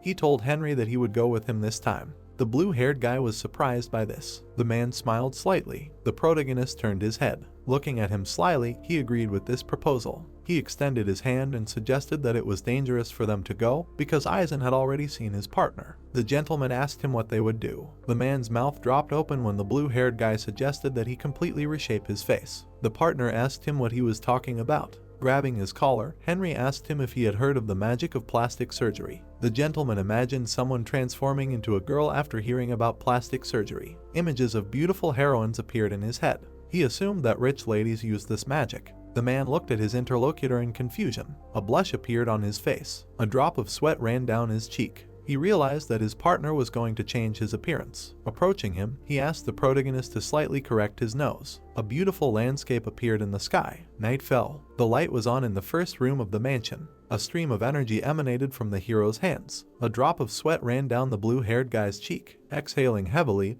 he was glad that he had finally finished. He watched his partner. Henry approached him. He, holding a mirror, said that everything was ready. The gentleman looked closely at the mirror. Holding it in his hands, he could not believe what he saw. The chariot rushed out of the city. Henry and Ban again headed towards Count Eisen with the bodies of the Snake Knights. But now the clever chess came in handy. Raising his hand, the protagonist greeted someone. The soldiers were very scared. A blonde man in armor stood in front of them. He asked them if there were any problems. Ban's eyes sparkled brightly. He said that they wanted to meet with the count. The guards were covered in sweat. The blue-haired guy turned his head. He realized that his partner's spiritual strength had somehow improved thanks to his new face. Someone stepped forward. Henry raised his hand and reminded Vatican that they hadn't seen each other for a long time. The man frowned deeply and asked what had happened again. The protagonist smiled ominously. He said that the same thing had happened as last time. The gentleman turned around abruptly. He said that Count Eisen had gone away on business. The chariot rushed forward. It stopped near the guys. Someone called out to Count Eisen. The man got off the carriage. The bearded gentleman made a dissatisfied face. His eyes sparkled. Henry frowned deeply when he assumed that Eisen had failed. They bowed their heads. The blue-haired guy greeted the count. The man turned his head. He asked him about the reason for his visit this time. The protagonist, clutching his collar, said that he had brought him new evidence. The bearded man looked down. Baring his teeth, he menacingly asked him who he was. Henry admitted that everything had happened by accident. He also said that he had sent the deputy commander of the mercenary squad to Saldra, where he had encountered these people. Hearing this, the count asked if he was suggesting that he believe it. The protagonist took out a package. He said that this time he had a letter of recommendation from the head of the checkpoint. The man snatched the document from his hands. He carefully read it. The blue-haired guy looked at him with displeasure. He believed that Aubert would have rewarded him well if he had been in Eisen's place. The gentleman raised his head. Henry admitted that the reason for his doubts was clear to him. He bowed his head and reminded him that he had already made a mistake once. The Count turned his head. The protagonist asked him if he remembered that he had presented him with his hand as evidence last time. Upon hearing this, the man replied that he remembered it. The guy's face became covered in sweat. He admitted that the owner of the hand could have reported everything to Aubert since they had let him escape. The gentleman raised his head proudly. Henry, looking at him, told him that Aubert had sent a detachment to Salger to cover his tracks. He also said that the guy wanted no one to know about his secrets. Eisen, pointing his finger at his interlocutor, asked him if he had brought the bodies of the people from this detachment. The protagonist smiled ominously. Pointing his hand to the side, he told the man that he was right. He said that he had brought him the hilt of the blade again. The Count grabbed his chin. He assumed that the guy was not to blame for the fact that the last report had failed. At that moment, he realized that Aubert had simply played well. Henry raised his head. Looking at the gentleman, he said that this time the squad was not dressed in thieves' clothes, but in knight's armor. He said that this would be irrefutable evidence. Eisen twisted his face. He smiled widely. Looking back, he told the guy that he would reward him today. The protagonist waved his hand. He admitted that he did not need jewelry now. Ban looked back at his partner. He saw how he refused Eisen's reward with his strong pride. The Count frowned deeply. An ominous aura began to emanate from him. He menacingly clarified whether he refused his favor. The blue-haired guy, looking forward, addressed the respected Count. The bearded man looked back. Henry admitted that there was something he desired more than wealth. The gentleman smiled slyly. He turned around and asked what the protagonist meant. Eisen said that he would listen to him. Looking at him menacingly, the protagonist said that he was talking about his life. The bearded man turned his head and thought about what the guy meant. Closing his eyes, Henry admitted that he was afraid of getting dirty because of Aubert. The Count frowned deeply and asked what he was talking about. A drop of sweat ran down the protagonist's cheek when he remembered the previous incident.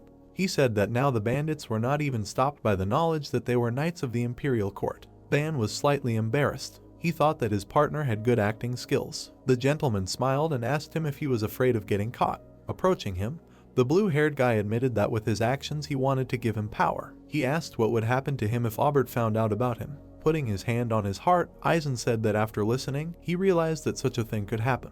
He extended his hand and confessed that he would take full responsibility for his life and take care of it. A brooch sparkled in his hand. He said that it was a sign of his family. The protagonist bowed before him. The Count told him that no one could officially harm him if he wore it. The blue-haired guy smiled ominously. He could not imagine that he would receive such a gift. At that moment, he thanked the Count. Folding his hands, he confessed that he was not sure that the enemy would send a skilled hired killer. He wondered what he would do if this happened. The man grabbed his chin. He thought about what if, indeed, an assassin came to them. Henry spread his arms and offered the Count the first to demonstrate his strength to Marquis Aubert. The gentleman turned his head. He asked him what he meant. Looking at the brooch, the guy suggested using this opportunity to inform on the enemy again. He said that now they would specifically inform the Marquis of their plans. Eisen folded his arms in displeasure and asked what to do next. Grimacing, the blue-haired guy said that Aubert, having learned of the intent, would do everything possible to prevent the denunciation. He suggested that he provoke him by taking the corpses by force. The Count looked at him in confusion. He asked if he was suggesting starting a war. The protagonist smiled slyly. He extended his hand forward and asked if the Aubert family had great power. Henry thought that now was the time to show him the Count's skills. They devoured each other with their eyes. The man bowed his head. He clenched his hand into a fist and said that it was a good idea. The Count admitted that he would finally be able to get rid of the pain that had accumulated over all these years. The gentleman laughed loudly and said that he almost overlooked what a precious stone Henry had. Hearing this, the protagonist told him that he was exaggerating. Putting his hands on his hips, the bearded man said that he did not give such compliments to just anyone. The blue-haired guy smiled slightly and turned to the Count. Henry raised his head. He asked him if he could tell him something. Putting his hand on his shoulder, he asked the man to entrust this matter to them. The Count raised his chin. He admitted that he did not doubt his skills, because he had already killed the servants of the snake leader twice. Looking at the guy, the gentleman asked if he was really sure of this. Henry promised to glorify him if he gave him such an opportunity. The man smiled broadly and said that he allowed him to play this game. The blue-haired guy raised his head and thanked the Count. There was a sign near the office. The gentleman knocked on the door. Salmora turned his head and remembered that he was already busy preparing a counterattack on Eisen. He informed Aubert of his arrival. The door to the office opened slightly. The blonde stood in front of the window. Someone lifted a plate. He threw it with all his might. It flew straight into the gentleman's forehead. The bloody saucer broke. The man trembled. Blood was flowing from his forehead. Aubert asked him what he was doing. He threw an envelope at his foot. Salmora knelt down when the gentleman demanded that he read the letter. He unfolded the sheet and assumed that he had made a mistake somewhere. The gray-haired man became very worried. Holding the sheet, he learned that the bodies of the settlement squad were with Eisen. Aubert looked at him menacingly. He said that this mocking letter said that they should prepare for the second report. The blonde frowned deeply and said that his whole life was spent in battles. He menacingly said that he must not lose to Eisen under any circumstances. Pointing a finger at his interlocutor, he called him unworthy of his place. He said that he should have found another partner. Salmora bowed his head and apologized to the Marquis. The blonde hero turned his head. He asked him if he thought he was called for those words. Baring his teeth, he demanded that the man immediately go to Eisen and collect the bodies of his stupid subordinates. The master turned around when the master advised him to prepare for the worst if he failed the task now. Salmora went out into the corridor. Aubert loudly informed him that this was his last chance. The man went out into the yard. He looked back when someone addressed him. A guy approached him and told him that someone had given him a letter. The master demanded that he give it to him. Salmora's face was covered in sweat. He clutched the piece of paper. The gray-haired hero frowned as hard as he could. He wondered how Eisen dared to do such a thing. Meanwhile, sunlight was shining through the windows. Ban folded his arms and asked the other man if he had sent the letters. The protagonist said that they only had to wait for a reaction. Hearing this, the blonde asked what he had written in them. Turning his head, Henry said that he had provoked him a little by setting the time and place for the meeting. The guy looked at him awkwardly. He asked if the man would come. The interlocutor touched the sheet. He admitted that Aubert's letter contained a delicate provocation. Grabbing the document, he said that he had sent Salmor a message with a low mockery. He thought that they would both definitely react because they were very proud. Ban closed his eyes and asked if anything needed to be prepared. Someone squeezed the package. The blue-haired guy's eyes sparkled ominously. He suggested that his partner first catch Salmor. The interlocutor felt uneasy from what he had heard. Leaning back on the sofa, he asked if he could resist a man with such skills. The protagonist devoured his partner with his gaze. He squeezed the sheet of paper. Henry demanded that Ban go against Salmora since he even changed his face for this. The blonde laughed loudly. He assumed that after dealing with Salmora, he would pay for the operation. At that moment, the blue-haired guy told him that only cowards would remain if he killed him. Ban turned his head and advised his partner not to be so arrogant. He reminded him that it was only he and Hegler with him. The protagonist looked down. He admitted that he would use magic this time. His hands sparkled when he said that he would destroy everyone. An ominous smile appeared on his face. Henry said that he would not need to hide his strength since there would be no witnesses. The blonde covered his mouth with his hands. He asked him about what place he chose. Imagining a map in his head, the blue-haired guy said that he chose the mountains adjacent to the Shonen province. Hearing this, the partner said that they could run around as long as they wanted because this place was sparsely populated. Meanwhile, the man was reading the document. He frowned deeply. Salmora squeezed the letter and remembered that there was only one day left. He decided that he could only use teleportation. The master heard something. A man entered his office. Leaning on the door, he asked if his old friend had been looking for him. Kyle grabbed his chin. He was Salmora's friend and the only wizard he trusted. And this elite wizard also uses difficult to control lightning. The man jumped up from his chair when he saw Kyle coming to him. The blonde stretched out his hand and asked what business he had with him.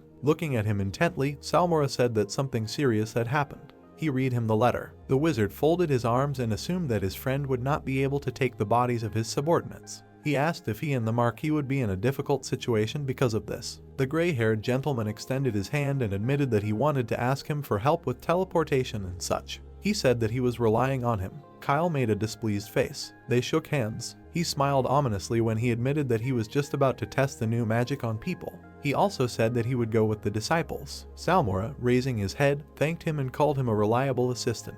He decided that this time he would definitely repay for everything. People gathered near the men. The blonde bowed his head and asked if this was his first disciple and best soldiers. The man said that they were all masters of the sword. Tiff looked menacingly at what was happening.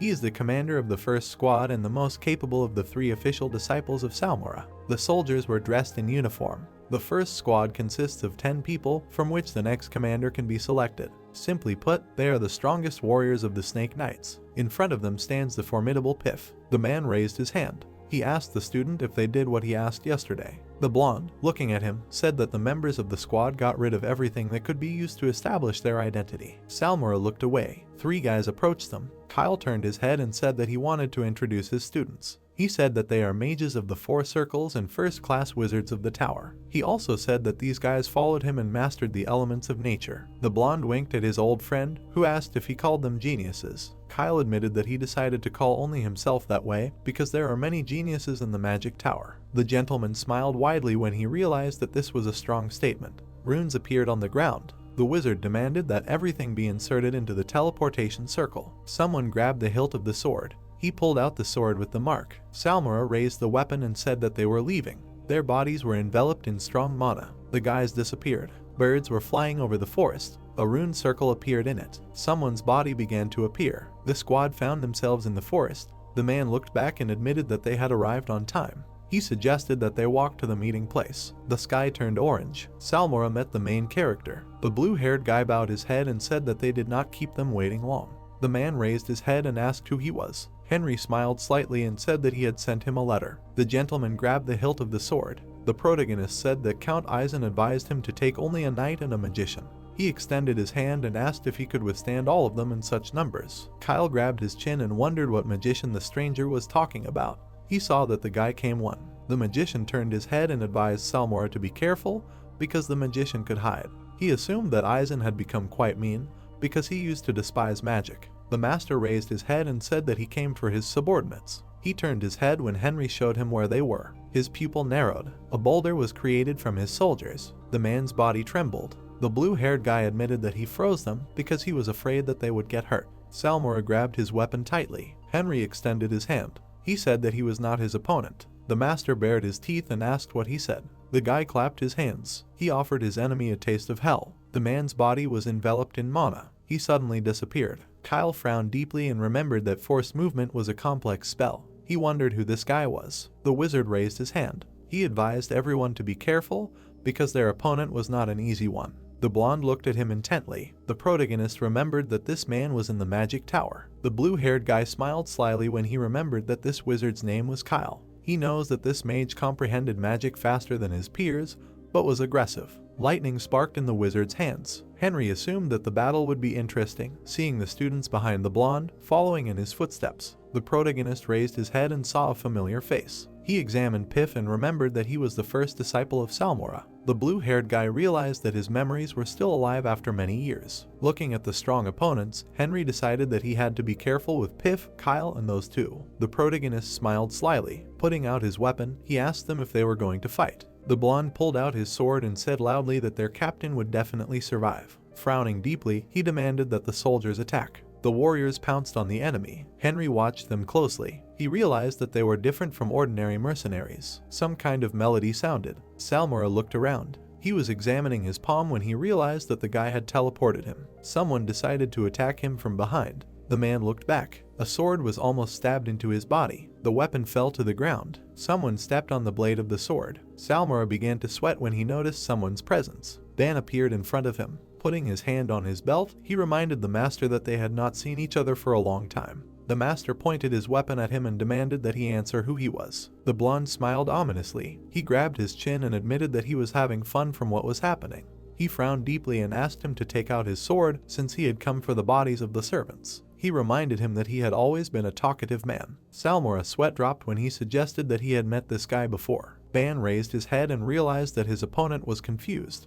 He gripped the hilt of his sword tightly. His weapon was coated with mana. He admitted that he would reveal his identity if the man could knock him down. The master armed himself and warned him that he would soon regret these words. The blonde man's eyes sparkled. An ominous aura emanated from him. All 10 swords of the Empire are aristocrats in charge of executing officials. But Salmora is considered the most active person among Marquis Aubert's confidants. The opponents stared at each other. Beads of sweat were pouring down the man's face. He noticed the ominous aura of his enemy. At that moment, he thought about how he could forget such a strong man. The ground began to crack. The man tried to stay on his feet. He grabbed the weapon with both hands. The title of the 10th sword of the Empire is given only to the 10th strongest swordsman. The blade sparked. The master frowned deeply and realized that for the first time in a long time he felt full power. Ban smiled slightly and called him just some snake. The blonde's sword began to burn. He raised his hand and demanded that the opponent attack. Salmora swung the weapon. He loudly told him to get rid of him. The ground under the master began to crack.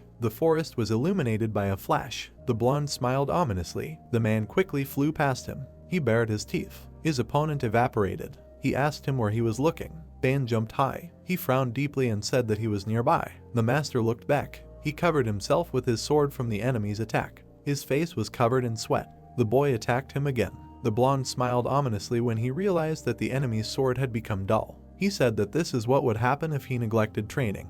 His body was enveloped in an aura. He admitted that he would make him feel it properly. They moved to another dimension. Ban's weapon changed its shape. His body was covered in mana. He swung his sword. The man thrust the weapon forward. The enemy's attack approached him. The master raised his head. He was mesmerized by the opponent's technique. Salmora dug his feet into the ground. His sword began to crack. It dissipated in his hands. The man's mouth fell open when he realized that the opponent had taken advantage of the fall of the Milky Way. The sky was covered in stars because the Milky Way had fallen on the Goan Mountains. Meanwhile, the protagonist stood in front of the Imperial detachment. Piff's sword sparkled when he demanded that the soldiers attack the enemy. They attacked the boy at the same time. The mages were helping them. Henry made a dissatisfied face because the knights were stalling for time and the mages were supporting them from the rear. He realized that they were well trained after seeing their tactics. The protagonist frowned deeply and asked Clever to get ready. He looked at what was happening with dissatisfaction. The blue-haired guy attacked the mage. His sword flashed when he used the magic weapon skill. Kyle tried to cover himself with his hand. The protagonist also hit Piff. He smiled slyly. The guy's face was covered in sweat. He thought about how a mage dared to pretend to be a swordsman. His muscles tensed. He realized that Henry, having no aura, was acting impudently. Someone's body was covered in mana. The blonde kicked the protagonist. He flew to the side. Piff swung his sword and said that his end had come. Beads of sweat ran down the guy's cheek. He looked back. The blonde grabbed his back. He didn't understand what was happening. His lower back was bleeding. Piff looked back at the wizard and asked him menacingly what he was doing.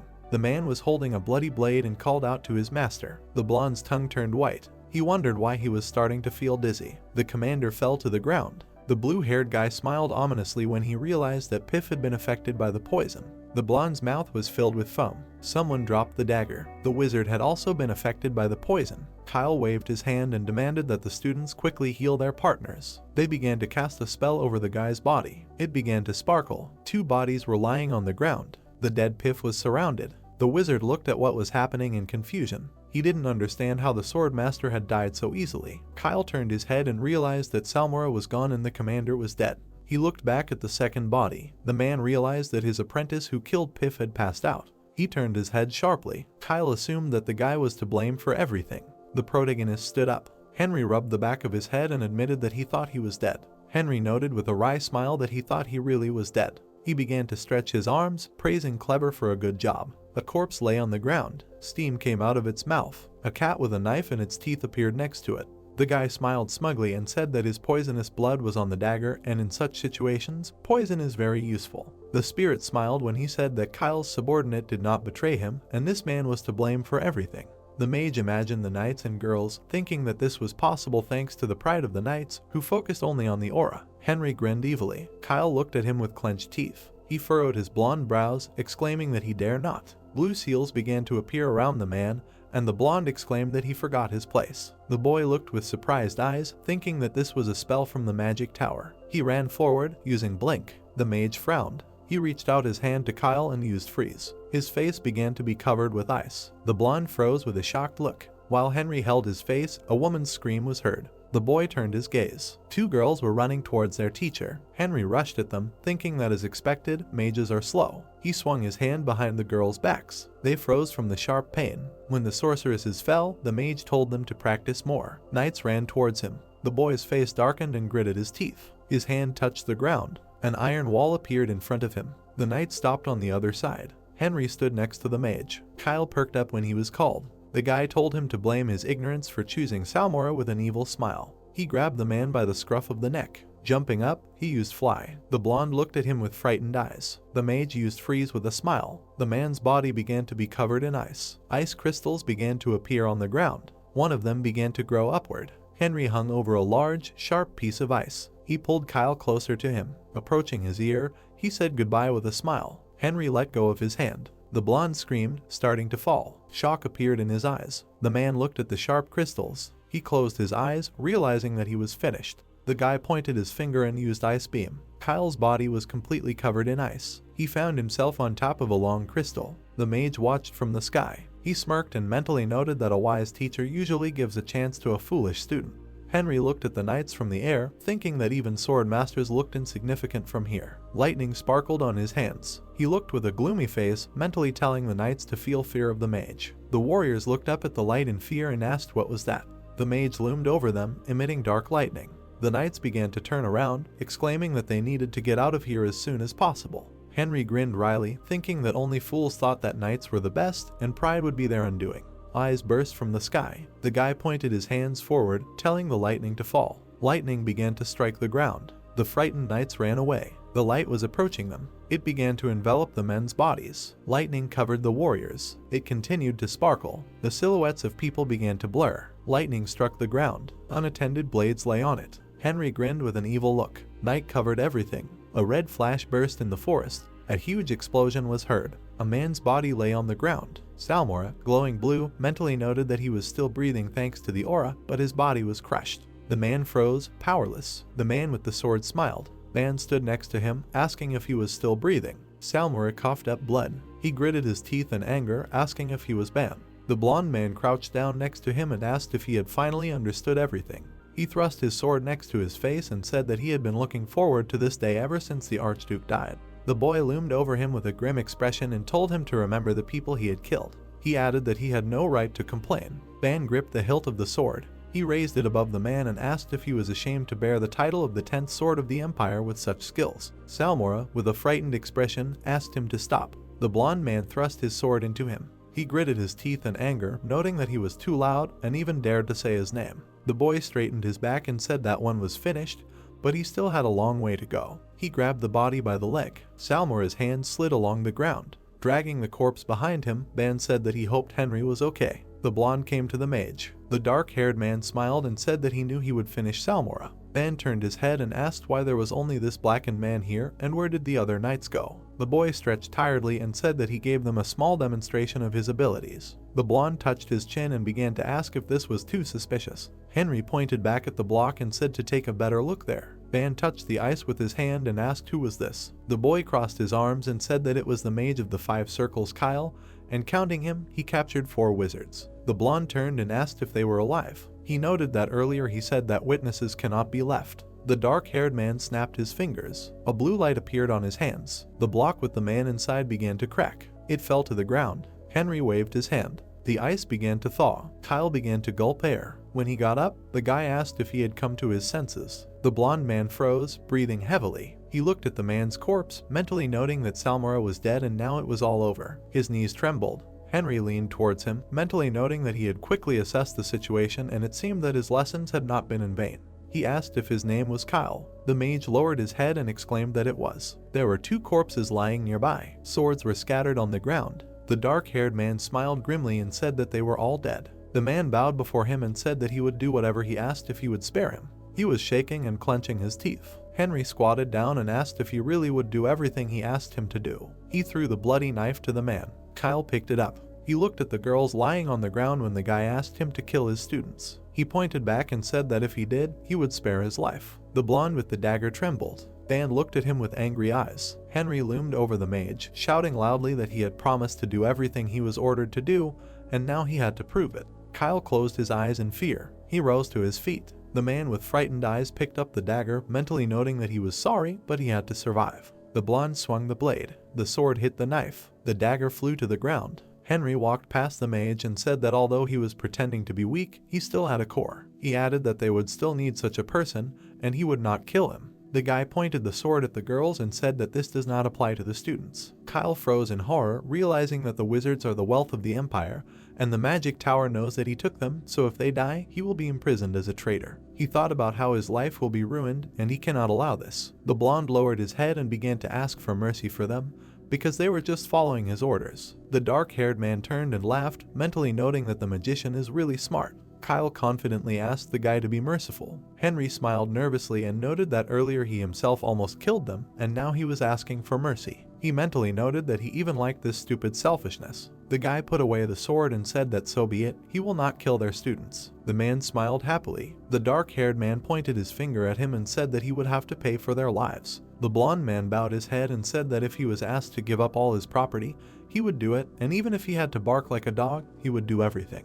The guy stuck his hand behind his collar. He held out a Nar leech, which absorbs magical power, and if it is not fed with energy, it will undergo tremendous stress and explode, and usually settles in the heart. Henry said that he would believe it if he accepted it. The man froze in shock. He agreed. The mage gave him the leech. It immediately began to penetrate the blonde man's hand. His face distorted with horror. The veins on his hand began to turn black. When he jerked and grabbed his hand, the guy noted that it seemed like the leech had penetrated his heart. With a wide smile, he said that Nar was already filled with his magical power. Blood started flowing from Kyle's mouth, and the mage said that only he could destroy it this way. While the stars were flashing across the sky, Henry said that he would have to receive energy from him once a week at the Vivaldi City Hall. The man replied that he understood. The dark-haired man grinned maliciously and began to say that if he did not come to the meeting. The blonde man clasped his hand to his chest, listening to the words that his heart would simply explode. Henry waved his palm and said his name, after which he said that he was currently watching over Count Eisen's rear. Kyle looked at him with distrust and asked about his name. The guy replied that unfortunately, only names connected them with the great wizard who was his teacher. He crossed his arms over his chest and offered to talk about work. Eisen's mansion. Ban stood next to his comrade and asked if Kyle would blab. The dark-haired man replied that it was fine, since he was willing to kill his disciples in order to survive. Henry said with a smirk on his face that besides, he had Nar in his body and he wouldn't be able to tell anything. They stood at the entrance to the mansion. The boy exchanged glances with Vatican. The man clenched his teeth in anger. The warriors placed their hands on their chests. The mage grinned smugly. Together with the blonde, he walked forward, offering to come in. The sun illuminated the white mansion. Eisen spread his arms out to the sides, loudly greeting Henry. The two boys bowed their heads and greeted the count. The old man touched his chin with his hand and asked if they really killed Salmora. The dark-haired man pointed to the cart and said that his body was there. The cart was framed by a white cloth. Looking at the two corpses, the count noted that he really brought him the heads of Salmora and the commander of the first squad of Snake Knights. He patted the boy on the shoulder and exclaimed that he had done a great job. The moon had risen in the sky. The great hall was in white and red. Eisen, who had never become a marquis, was living under stress. In order to see his true colors, Henry and Ban kept him company for a long time, while the participants of the feast got drunk and fell asleep.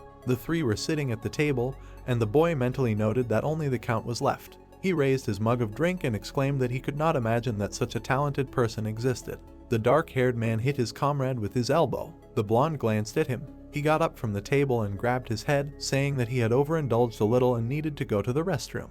Dan left them alone. Henry looked at the cheerful Eisen. He touched the emblem on his collar. The magician took the blue bottle and asked permission to pour for the old man. The count raised his empty mug, noting that he must accept the glass from the hero Henry, and then asked to fill it to the brim. The guy began to pour the drink. Eisen, flushed from the alcohol, said that the badge suited him. While it shone on his clothes, the dark-haired man said that they won only because the count gave it to him.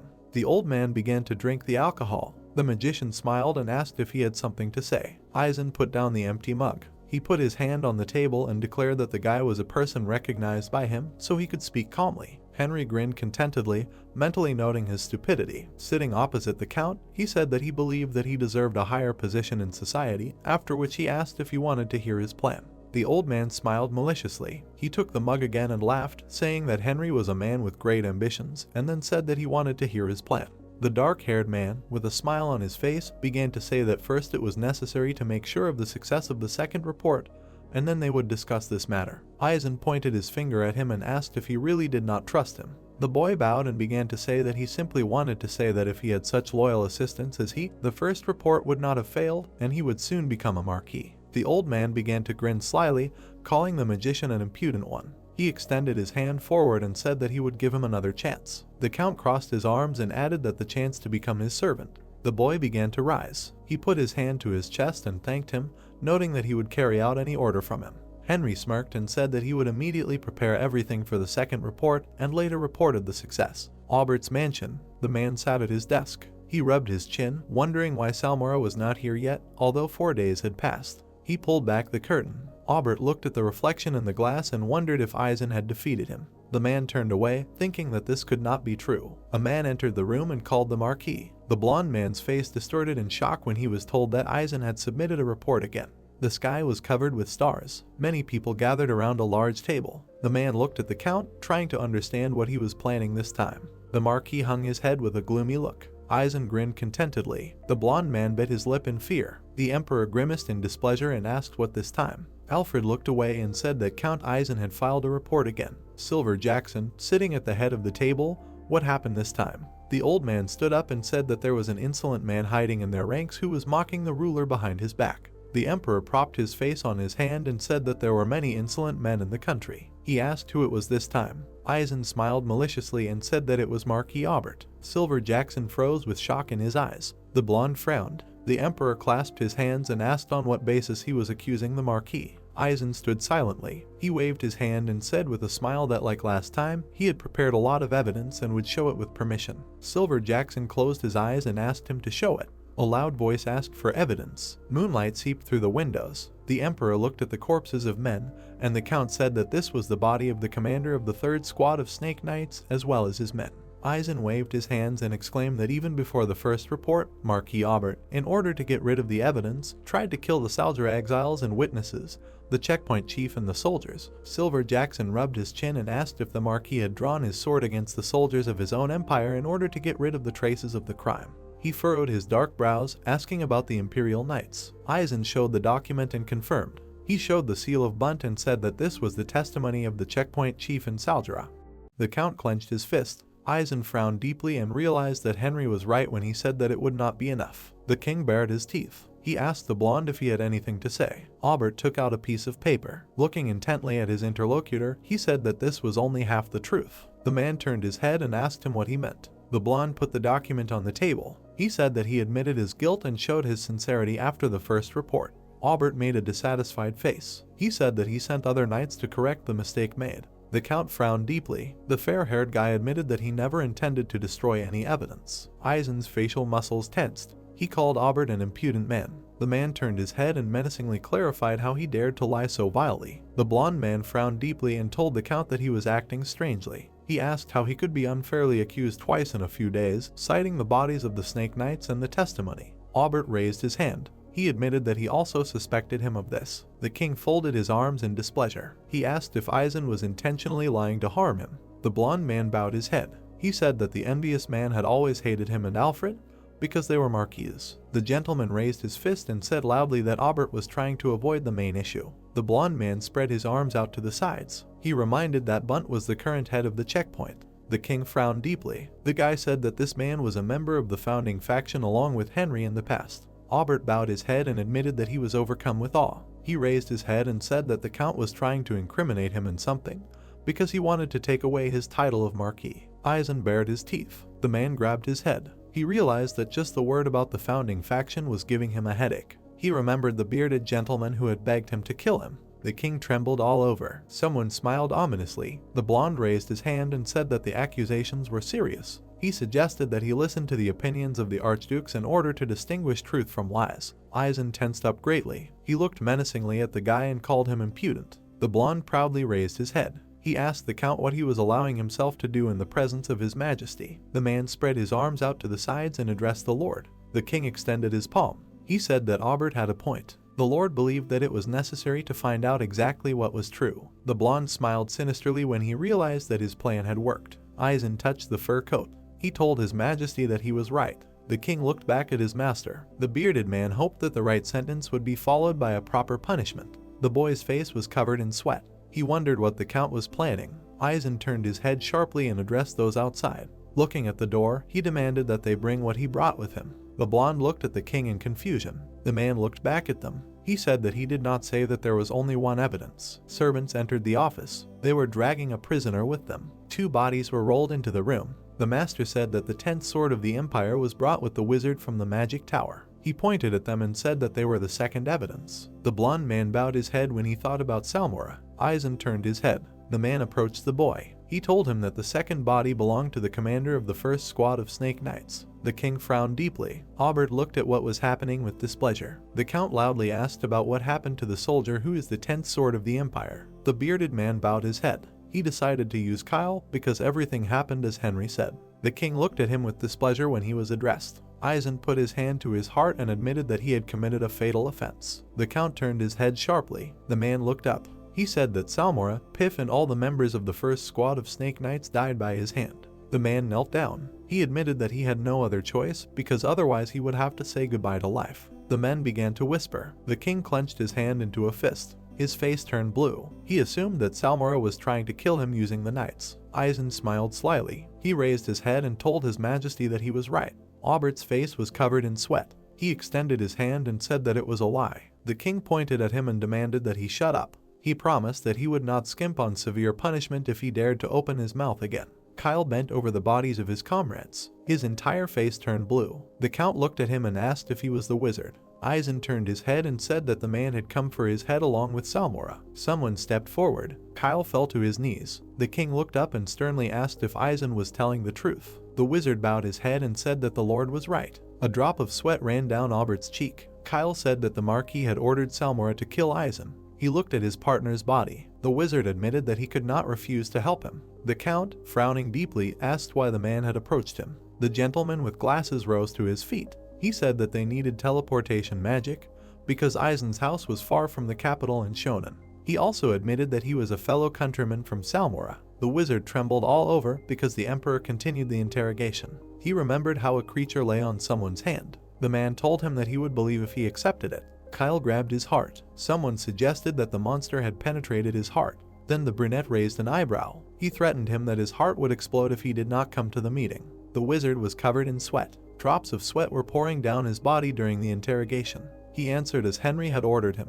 Aubert's mouth dropped open in surprise. The bearded man smiled ominously. The king bowed his head. He raised his hand sharply and said that he had heard enough. The count looked back at Aubert and asked him if he had anything to say. The boy closed his eyes. The bearded man looked at him with displeasure. The green-haired boy turned away. Aubert bowed his head and realized that everything had been done in vain. He realized that he was wrong about the three great families being in solidarity. Someone grabbed the handle of a weapon and called out to Aubert. The king leaned his sword against his head. He asked him if he was going to make excuses. The blonde opened his eyes. The lord was watching him. The count approached the boy and admitted that he trusted him. He swung his sword. The king almost cut off Aubert's head. Someone addressed him. The count slightly wounded the blonde. Eisen bowed his head. He believed that the king gave into anger because he wanted to cut off the blonde's head. Aubert's face was covered in sweat. The man advised the emperor to think it over. The king removed the sword from the boy's neck. He plunged its point into the floor. The emperor, looking menacingly, said that he wanted to hear his proposals. Eisen frowned deeply and asked to consider his past services as a marquis. He thought it would be wise to make him repent.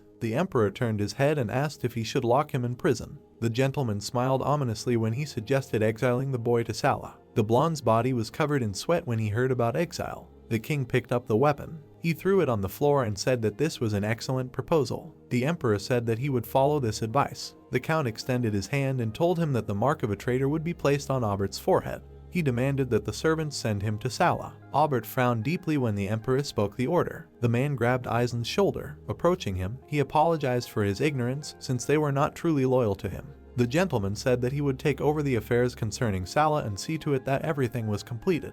The count smiled broadly and admitted that he never ceased to touch his heart. He allowed him to do so. Eisen bowed before him and thanked him. The king admitted that it was time for him to leave. It began to sparkle in the street. The man stood opposite his partners. The long-haired gentleman bowed his head. He clarified whether it was necessary to go so far. Eisen looked up and said that they were fulfilling their duty for the good of the empire. He put his hand aside. The man admitted that he suddenly became a fox, although he previously thought of him as a bear. The gentleman frowned deeply. He believed that Eisen would not be able to take the place of the great marquis. The bearded man smiled ominously. He approached his interlocutor. Approaching him, he advised him to take care of his head and not to fill it with such thoughts. He approached his ear. Eisen advised him not to repeat Aubert's fate. The gentleman left the office. The men looked at the half-open door. Morning had come. A barefoot man was dragging along the ground. A mark was shining on his forehead. The people were accompanied by guards. The guy bared his teeth. Aubert raised his head menacingly. He thought about how he could lose to Eisen. It started to snow. The blonde followed the man. They approached a stone building. The bearded man smiled slightly. He frowned deeply and began to talk about those who were brought this time. The fair-haired guy exhaled heavily when the man asked him if it was true. The soldier threw the blonde onto the ground. He said that among the prisoners there was the former head of a great family, after which he said that his relatives arrived with Aubert. The guy made a dissatisfied face. He believed that he was cursed. The blonde man rose. He raised his head. The blue-eyed man frowned deeply when he saw his insolent gaze. He kicked him in the face. Aubert fell into the snow. The bearded man smiled broadly and admitted that he felt a wonderful sense of relief. The guy in chains began to tremble all over. The bald man realized that he wanted to enjoy him more. The blonde man's face was bruised. The bearded man told him that there were people who had been waiting for him much longer than he had. He turned around and asked the assistants to bring them. A strong snowstorm began. Aubert looked ahead in confusion. Someone told him that the escort was over. He raised his head and realized where he was. In front of him stood a stone monument. He thought that he had been sent into exile. The soldiers began to move away from him and said that they were leaving. The guy demanded that they listen to him. He fell to his knees. Bowing his head, he admitted that he could not believe that this was how his life would end. The blonde man closed his eyes tightly. He fell asleep in the snow and assumed that the end had come. Someone came up to him and called him funny. Aubert opened his eyes slightly. The man smiled ominously. The guy, lying on the ground, asked if he was a ghost or a man. He was doused with water. He bowed his head and realized that it was warm. The blonde looked up abruptly. There was a wooden pedestal in the room. He did not understand where he was. He heard some sound. Someone asked him if he was awake. The guy burst into tears. Sitting on a chair in the dark, he demanded that people show themselves. Someone entered the room and admitted that his name was Torian. The brunette leaned against the wall. He said that they were strangers. The blonde's mark sparkled.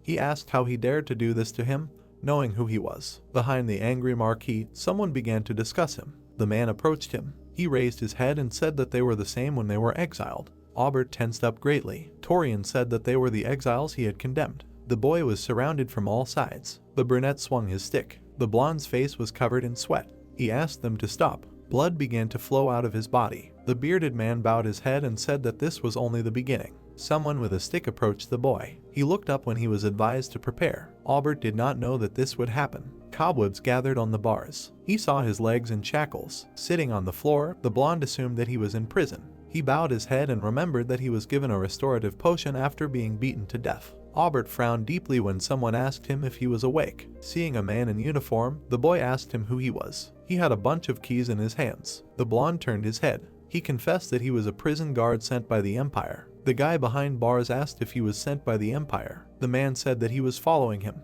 A drop of sweat ran down Aubert's cheek. He realized that he had a chance. The guard bared his teeth when the prisoner asked him to deliver 2 letters. He asked him if he was asking him to deliver the letters. Aubert turned his head and promised that he would give him all his hidden wealth if he fulfilled his request. He thought it sounded tempting. Looking at the floor, the man agreed to his offer. The guy smiled ominously. The guard turned around and said that he wanted to check the money first. The prisoner's mark dissipated. He thought the guard had acted wisely. The blonde stretched out his hand and asked if he had paper, a pen, or a pencil. The man handed him the item. He asked Aubert to write faster before anyone came. The blonde smiled slyly. Someone crumpled the piece of paper. The guy passed it through the bars. He asked that one letter be delivered to Duke Arthur's and the other to Marquis Alfred. The man hid the piece of paper. He frowned deeply. The blonde bowed his head while the warden watched him. Looking up, he told him about the small village of Maumont. The gentleman looked at the guy haughtily. Aubert told him that old man Hansen was keeping his property. The warden raised his head. The blonde frowned and admitted that the old man was not human.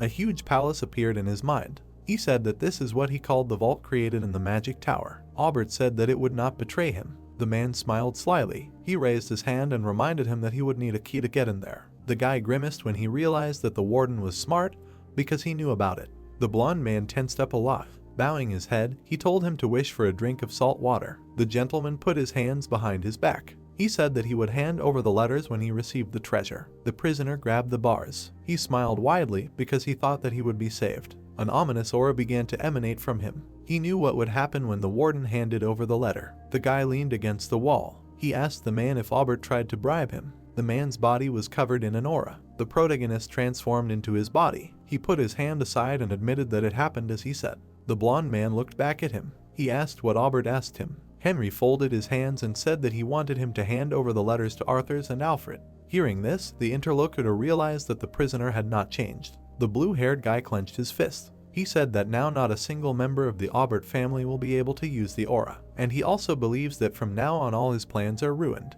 The protagonist took out a sheet of paper. He admitted that he was interested in what the prisoners wrote in them. There were strange hieroglyphs on the sheet. Henry looked at the letter. In it, Aubert promised Alfred something he had long wanted for his release. The blue-haired guy smiled ominously. He said that Aubert was a terrible person. A drop of sweat ran down the blonde's cheek. He wondered what Alfred was dreaming of. Leaning against the wall, Henry assumed that the man wanted something immaterial. He thinks that the gentleman would have saved Aubert long ago if it was about money. The protagonist took out the next letter. In it, Aubert promised Arthurs to join what he was offering him and become his faithful dog again. The guy's mouth dropped open. He assumed that Arthur's acquaintances would figure something out. Henry grabbed his chin and remembered that the marquise were the Duke's legs. He learned that Aubert would decline Arthur's offer after that. The protagonist bowed his head and assumed that the prisoner was the main link in the Duke's plan. Ken's mansion was located among the mountains. There was a candy bowl on the table. The guys were sitting at the table. Someone said that he wanted to destroy the three main families and kill the emperor. Putting his hands on the table, the blue-haired guy suggested going in search of Aubert's wealth. Dan took a mug of tea. He believed that they would grab the tastiest piece thanks to Henry. The protagonist smiled slightly. He said that Aubert owned a small village called Maumont. The guy raised his head and said that he would quickly go to where Aubert's fortune was hidden. The blonde frowned deeply. He said that he would punish Aubert for now. There were only drops left at the bottom of the cup. Someone admitted that he relied on his partner. The protagonist raised an eyebrow. He suggested that he should report to Eisen before heading to Maumont. Sunlight illuminated Eisen's mansion. He made his way through the curtains. The table was set with various dishes. Someone congratulated the count. Sitting on a chair, the man asked if those guys had dealt with Aubert. The blue-haired guy raised his mug. He said that the prisoner would have a long and painful wait for death. The protagonist abruptly opened his eyes. He thought that Aubert would not be satisfied with spending several decades locked up, given his crime and disrespect for the count. Eisen laughed loudly and said that the guy always did this. He wondered where else he would find such a talented partner. The man smiled widely. Henry now occupies an absolute position in the Shonen family because after this incident, Eisen has changed. Peace reigned in the Shonen family mansion. The blue-haired boy turned his head. He asked the count about the current situation in the palace. The gentleman raised his finger. He said that everything in the palace was the same and asked what could have changed there. The protagonist smiled slightly. He does not understand how Eisen has not changed after the great marquis was exiled. The boy mentally bared his teeth. He couldn't believe that he was suffering because of such a stupid person. Turning his head, he asked if the position of the great marquis was vacant. The man frowned deeply. He grabbed his chin and admitted that Alfred had warned him. The count slammed his fist on the table. He said that the marquis's position did not belong to him. The gentleman clenched his hand tighter. His eyes sparkled ominously. He believed that Alfred had no right to tell him what to do. The protagonist smiled ominously. Looking at the man, he admitted that he dreamed of elevating him to a position much higher than this. He placed the mug on the table. Henry stretched out his hand. He advised Eisen to strike first. Henry chuckled. He turned to the man and said that he had already said that he dreamed of elevating him to a position much higher than this. He took the white cup in his hand, saying that that's why. He waved his hand and continued, strike first. Eisen frowned. The mage in front of him continued that they should propose that the emperor choose the Grand Marquis through a fair process, rather than the past, where only the emperor and the three heads of the great families participated in the decision. Henry leaned closer and said that he had come up with a completely new approach. The man listened attentively, saying that it would pique his majesty's interest. The mage intertwined his fingers and told him to propose a noble duel between the nobles. Eisen looked at him attentively. Then, crossing his arms, he said that all three families were eager to please the emperor, so the idea was not bad. Henry touched his chest with his hand. Looking at the man, he asked him to see to it that he participated in this fight. Eisen was surprised and asked if he would personally participate. The blue-haired man explained that a low-born vassal like him would be more useful on the battlefield than ever, since the victory would be even brighter. Eisen grinned wickedly. He laughed and said that it was good that he could always be relied on. The boy stood up, saying that it looked like they had the title of Marquis in their pocket, and then, turning away, said that he had unfinished business, so he would probably go. The blonde laughed, telling him to go, and if something happened or someone got in his way, he could boldly call his name. The bowed boy listened to him say that he was his reliable servant. He turned away from the man waving his hand. Looking ahead slyly, he thought that enemies had become loyal allies. Clouds floated in the blue sky. Not far from the mountains were the small brown houses of the village of Maumont. Lush trees grew in the forest. A glowing seal appeared on the path. A moment later, Henry appeared in this portal. Looking around, he thought, is this the village of Maumont? He looked at the village from a hill, thinking that he needed to find Hansen. The wind swayed the leaves. A man in a black cloak was walking along the road. On the platform not far from the house sat a man with a cane. Henry thought that the old man living on the outskirts, no matter how you look at it, this house looks suspicious. He approached the man and called him by his name Hansen. The old man looked at him silently. Henry closed his eyes and said that he wanted and slept salt water. The old man clutched the cane in his hands tighter, and then he headed towards the house and, turning around, called to come in. Henry looked closely and thought that it was quite well arranged in a storage room. He followed him towards the house. The door opened slightly. The guy entered the house with the old man. Suddenly he noticed how the old man became wary. The cane fell to the floor. Hansen clenched his fist and said that he was following orders. He crouched down and touched the floor with his hand, and then he swung his fist. He hit the floor with his fist hard. The boards broke and stuck out. A wooden handle appeared from the gap. Henry, covering his face from the dust, watched this. He coughed into his hand and asked, "What is this?" And then his eyes widened in surprise. The guy saw steps leading down in front of him. As he went down, he cast a light spell. There was a lot of gold, chests, and jewelry in the basement. Henry looked around, thinking that there was nothing special. He called Clever, and a white cat appeared in front of him. Hearing the order to collect everything and not leave a single coin, the cat agreed. A black and purple glow appeared around him. A soft light illuminated the brick wall. The magician stood in a completely empty basement. And then, surprised, he realized something. He looked at his wrist, calling Alagan. The silver bracelet glowed. A happy blue dragon appeared in front of him. Henry thought, what happened to this calm guy? Alagan began to look around. He shook his head, examining the basement. And then he jumped up, stretching his paws up. Alagan landed and sniffed. Henry thought in surprise that it was the same last time. He found something again. The dragon began to burrow into the floor, scattering earth. The light illuminated the walls of the basement. Henry looked at the hole that the dragon dug. Suddenly Alagan appeared, holding something shiny in his mouth. He stuck his muzzle out contentedly, holding something in his mouth. The magician looked at him in surprise. He crouched down, examining the dragon, and thought, "A spirit egg? What is it doing here? How well it feels and understands everything." The dragon caressed the guy who was examining the find in his palm, thinking that he had found such a rarity. He was proud of it. The spirit egg could be dangerous, he needed to ask. Henry looked ahead. With the dragon in his hands, he looked around, thinking that this was a very huge basement. He stretched out his free hand, from which a glow emanated, and uttered the words of the spell. And then he waved his hand in a black glove. A circle with lightning coming out of it appeared on the floor. Someone's head started to appear from there. A lizard appeared surrounded by radiance. Henry looked at him and said that he was glad to see Scar. The lizard crossed his arms and smiled, asking why he hadn't called him for so long. It was boring. Henry folded his arms over his chest and asked the main thing first. Does he know what it is? Scar chuckled, touching his mouth, and looked down carefully. Holding his chin, he looked over the find. Scar waved his hand, concluding that it was a spirit egg. Henry frowned. The lizard waved his hands in fear, saying that it was a spirit egg, but it was unclear where it came from. He looked at the small black egg in his palm, and then, crossing his arms, said that it did not belong to either the human world or the natural world. Henry asked in surprise, then maybe. The exchanger confirmed that yes, it looked like it was from where he was. That is, if you believe his words, this is a special spirit from a special world. The guy scratched his head, saying that even he, a spirit, does not know. Waving his hand, Scar asked what prevents him from asking the scientists who study spirits. The guy with the dragon on his shoulder replied that they obeyed Alfred, so he cannot. He imagined a scroll with inscriptions, his past self, and the figure of a man holding a book. Marquis Alfred was a capable magician who specialized in studying spirits, but he had a bad relationship with Henry. Closing his eyes, the guy concluded that, more accurately,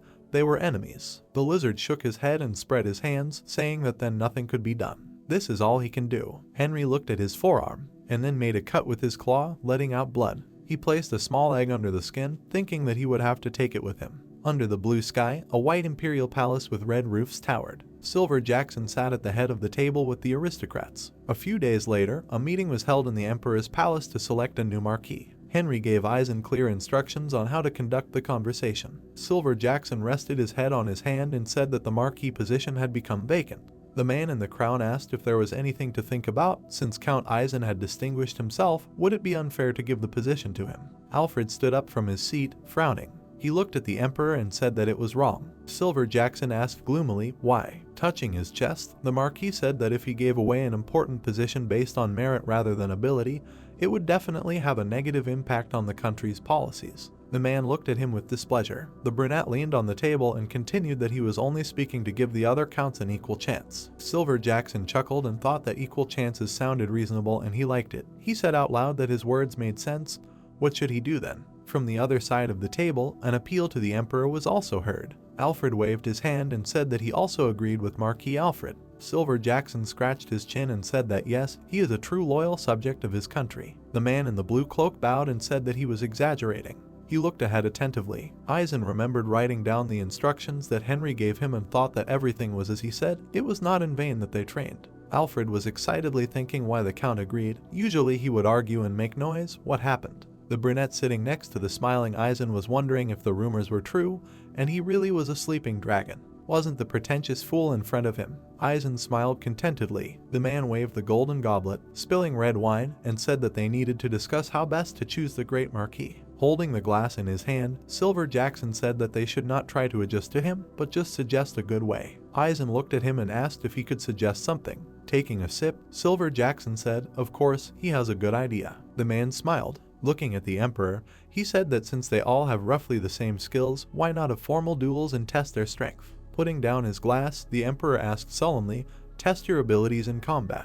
The Emperor and those present looked at the man, thinking that he had racked his brains. Under the pretext of a fair duel, he was going to prevent the great families from interfering. Smiling, looking at the man, Eisen thought it was time to intervene. The bearded man gritted his teeth and shook with anger. Finally, he slammed his palm on the table. Alfred angrily shouted, "How dare he talk about duels and suggest that the heads of the great families point their swords at each other?" Eisen waved his hand, thinking that Henry said that he would oppose, and asked him what the problem was. He continued with a confident expression that it was not that they were going to take part in it, but that they would just settle the matter in a gentlemanly manner through this kind of sport. What made him think that they would point swords at each other? Alfred began to make an excited defense, saying that this was not what he had in mind at all. The Emperor gritted his teeth. Eisen saw him laugh, slapping the table. Pointing his finger at him, Silver Jackson said that this was very good, an interesting idea. Smiling, the Emperor said that he approved. They would have a battle for the position of Grand Marquis. The door to the hall suddenly swung open. A knight entered, shouting that he had something to tell the Emperor. The sun was shining on the red roofs of the castle. Silver Jackson stood up and asked again, "What rebellion?" The trembling knight bowed and said that yes, there was a rebellion in the desert kingdom of Shatra. The capital had already been captured. They said that in the rush they had only managed to evacuate the royal family and a few officials. Silver Jackson frowned. He raised a golden goblet with his hand and angrily threw it on the floor, shouting curses. He shouted angrily, asking how they dared to hit him in the back. The Emperor was shaking with anger. He put his hand on the back of the chair, and exhaling tiredly, he covered his face with his hand. Silver Jackson covered his face with his hand. Then he looked at the others and asked what to do. Eisen began to address him, but he was beaten to it by a guy who stood up next to him. A blonde guy in a light suit said that he had an idea. The guy stood up and, turning to the Emperor, asked how about sending the counts gathered here to suppress the rebellion in Shatra. Silver Jackson heard the question. He was going to test them in duels, right? The blonde asked how he felt about such a case, to look at their skills. Waving his hand, the Emperor said that it would be good if the counts entered the battle. Looking at him carefully, the guy said that everyone should gather a punitive detachment of their people. Silver Jackson laughed, saying that it was to be expected of the Duke. He was right as always. The man at the table frowned in worry. All the nobles frowned, angrily cursing him in their minds. The man remembered Henry, who said that if something suddenly went wrong, he should say without further ado that he would do it. Eisen touched his beard, remembering that he only needed to agree. Touching his chest with his palm, he said that he would do everything possible to suppress the rebellion. The nobles looked at him silently. His hand slapped the table. Silver Jackson pointed his finger and ordered them to leave for Shatra as soon as possible. The men at the table replied that it would be done. White clouds floated above a light building with a blue roof. Henry asked, "Did he say there was a rebellion?" Eisen waved his hands and said that because of this, the almost successful plan went to hell. The blue-haired man frowned, thinking, rebellion. He touched his chin with his hand, thinking, has the country entered the path of destruction? No, it is too early to draw conclusions. He looked at the other man and said that he should not worry too much. The serious Eisen heard that the matter was delayed again, but he would solve everything this time too. With a smile, the man asked again, "Is that right?" Henry touched his chest. Bowing, looking at the man, he assured that of course he must, but could he tell about the strength of the other counts? Eisen agreed with a smile. His explanation was simple. He introduced a long-haired brunette, and this is the commander-in-chief of the spearmen, Count Agi. The man with long brown hair extended his hand.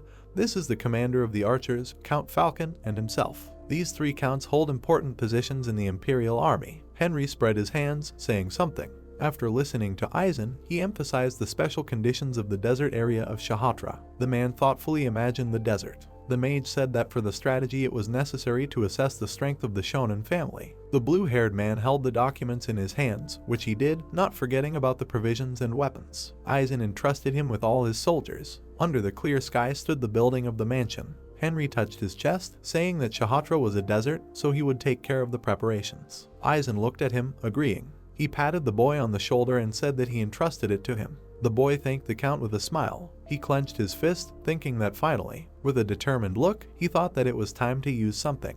Henry raised his hand, surrounded by lightning, and summoned a teleport. The blue sky changed to pink. Under the evening sky stood houses and a tower. In the evening of the same day, Henry found himself in Vivaldi. He stood in front of the heroes on a forest path. Together with Ban and Hegler, they headed to the city of artisans Mushu. Henry said that they were leaving, and Hegler agreed with a smile. A glow emanated from the black glove, a teleport spell. The parts of the large device were glowing. The boys were standing on the shining symbol. Henry, turning to the others, said that the equipment they needed to get used to was not simple this time. Frowning, he explained that the suppression operation required a small unit that would move separately from the regular shonen army, so equipment was important. Ban, who was standing behind him, asked with displeasure, "How is this related?" Henry smiled. He closed his eyes and answered with a smile that he planned to equip his equipment with colt iron. The comrades exclaimed at the same time, "Such a precious thing." The boy with his arms crossed presented a blue stone, saying that they had obtained a lot of colt iron. Their distribution was prohibited because they strengthened magic. He would hang himself with them and provide support with magic. Isn't that perfect? Henry took a closer look. He stopped at the cliff and thought that the people of Mushu were good at keeping secrets. He looked at the small town and thought that this place was perfect for creating equipment with colt iron. He imagined a muscular man with a hammer and thought that Gorba Bolkanis was here. Since he managed to win the Craftsman's Festival 5 times in a row, he would definitely cope with such a capricious metal. The evening sky illuminated the device. The guy took a step. He and his comrades approached the gate, where guards were standing. Ban looked at him and asked, "Is he really going to entrust the matter to Bolkanis? He has such skills and character. That they say that he may have dwarven blood, will he cope?" Henry turned around with a smile and said that if someone should be entrusted with such a matter, then only the best craftsman. Hegler, standing behind him, asked in surprise, "Bolkanis, are they talking about the head of the market?" The guard looked at the guy. Henry turned to the guard, showing the badge, and said that they came to meet the Lord Bolkanis. "Is he here now?" The guard hit his chest with his fist, saluting and greeting the great shonen family. Henry solemnly heard that the Lord could not receive them due to health reasons. He thought gloomily, was Bolkanis sick? Henry thought in surprise, was Bolkanis sick? Waving his hand, he asked the guard if he knew what happened to him. He scratched his head, saying that he did not know the details. The blue-haired man touched his chin with his hand, thinking that he must meet him at all costs. He needed to think about what to do. Looking at the guard, he asked who was acting as the mayor in his place, to which he received the answer that it was the secretary of Bahum. The guy crossed his arms and said to tell him that the vassal of the shonen house had arrived. The guy sat on the sofa opposite the man in the Mushu City Hall. The white-haired man with a beard adjusted his glasses, saying that it was an honor to receive such a great family. This was the deputy mayor of Bahum City. Behind the blue-haired man stood his comrades. He said that it was nice to meet you and introduced himself, then asked, "Is the city very unwell?" Bahum touched his glasses and said that yes, he was busy with his creation. And then suddenly, right at the end of the work, an illness overtook him. The hero asked what was wrong with him. The white-haired man touched his forehead with his palm, and then adjusted his glasses and answered that his body was affected by a deadly poison. Henry spread his hands and asked, "Is there no antidote?" The deputy tilted his head and answered that they said that he tried to make an alloy of poisons, but instead created a new poison for which there is no antidote. Henry thoughtfully touched his chin, thinking, a deadly poison without an antidote. He remembered himself in his past life, drinking poison. The blue-haired man cursed in his mind, thinking that if he remembered how he suffered because of this in the past. Suddenly the boy's eyes widened. He stood up, calling out to the secretary, and then touched his chest with his hand, saying that he would cure him. The man looked at him and asked what he said. The magician stood up confidently, hands on his hips. Two people were standing by the bed. A man was lying in the bed. The man with a beard gathered in a ponytail had his eyes closed. The people were surprised when 4 heroes approached him. Bahum pointed at the boy and said that this was the only vassal of the Count of Shonen. He said that he wanted to help, so he brought him. The guy in the green scarf looked at him and said that I understand, any help would be useful now, thank you. The magician asked if he could see the poison that poisoned the head of the city. The guy held out a small glass jar, saying that if necessary, he could bring more. Henry took the jar and said that this was enough. Holding the poison in his hands, he asked what he was trying to make from this mixture. The guy with the papers in his hand said that it was an alloy that would allow the poison to dissolve in the metal itself so that it would seep through its surface. Henry looked down. The sleeping man frowned. The guy imagined himself pouring the poison onto the plate, touching his chin. Henry said that there was a high probability that the poison entered the body through the respiratory tract. The guy replied that they also considered this option the most likely. The magician held the can in his hand. Turning to the guys, he asked if they could leave them for a while. He put his hand to his chest and told the man that he did not need to worry.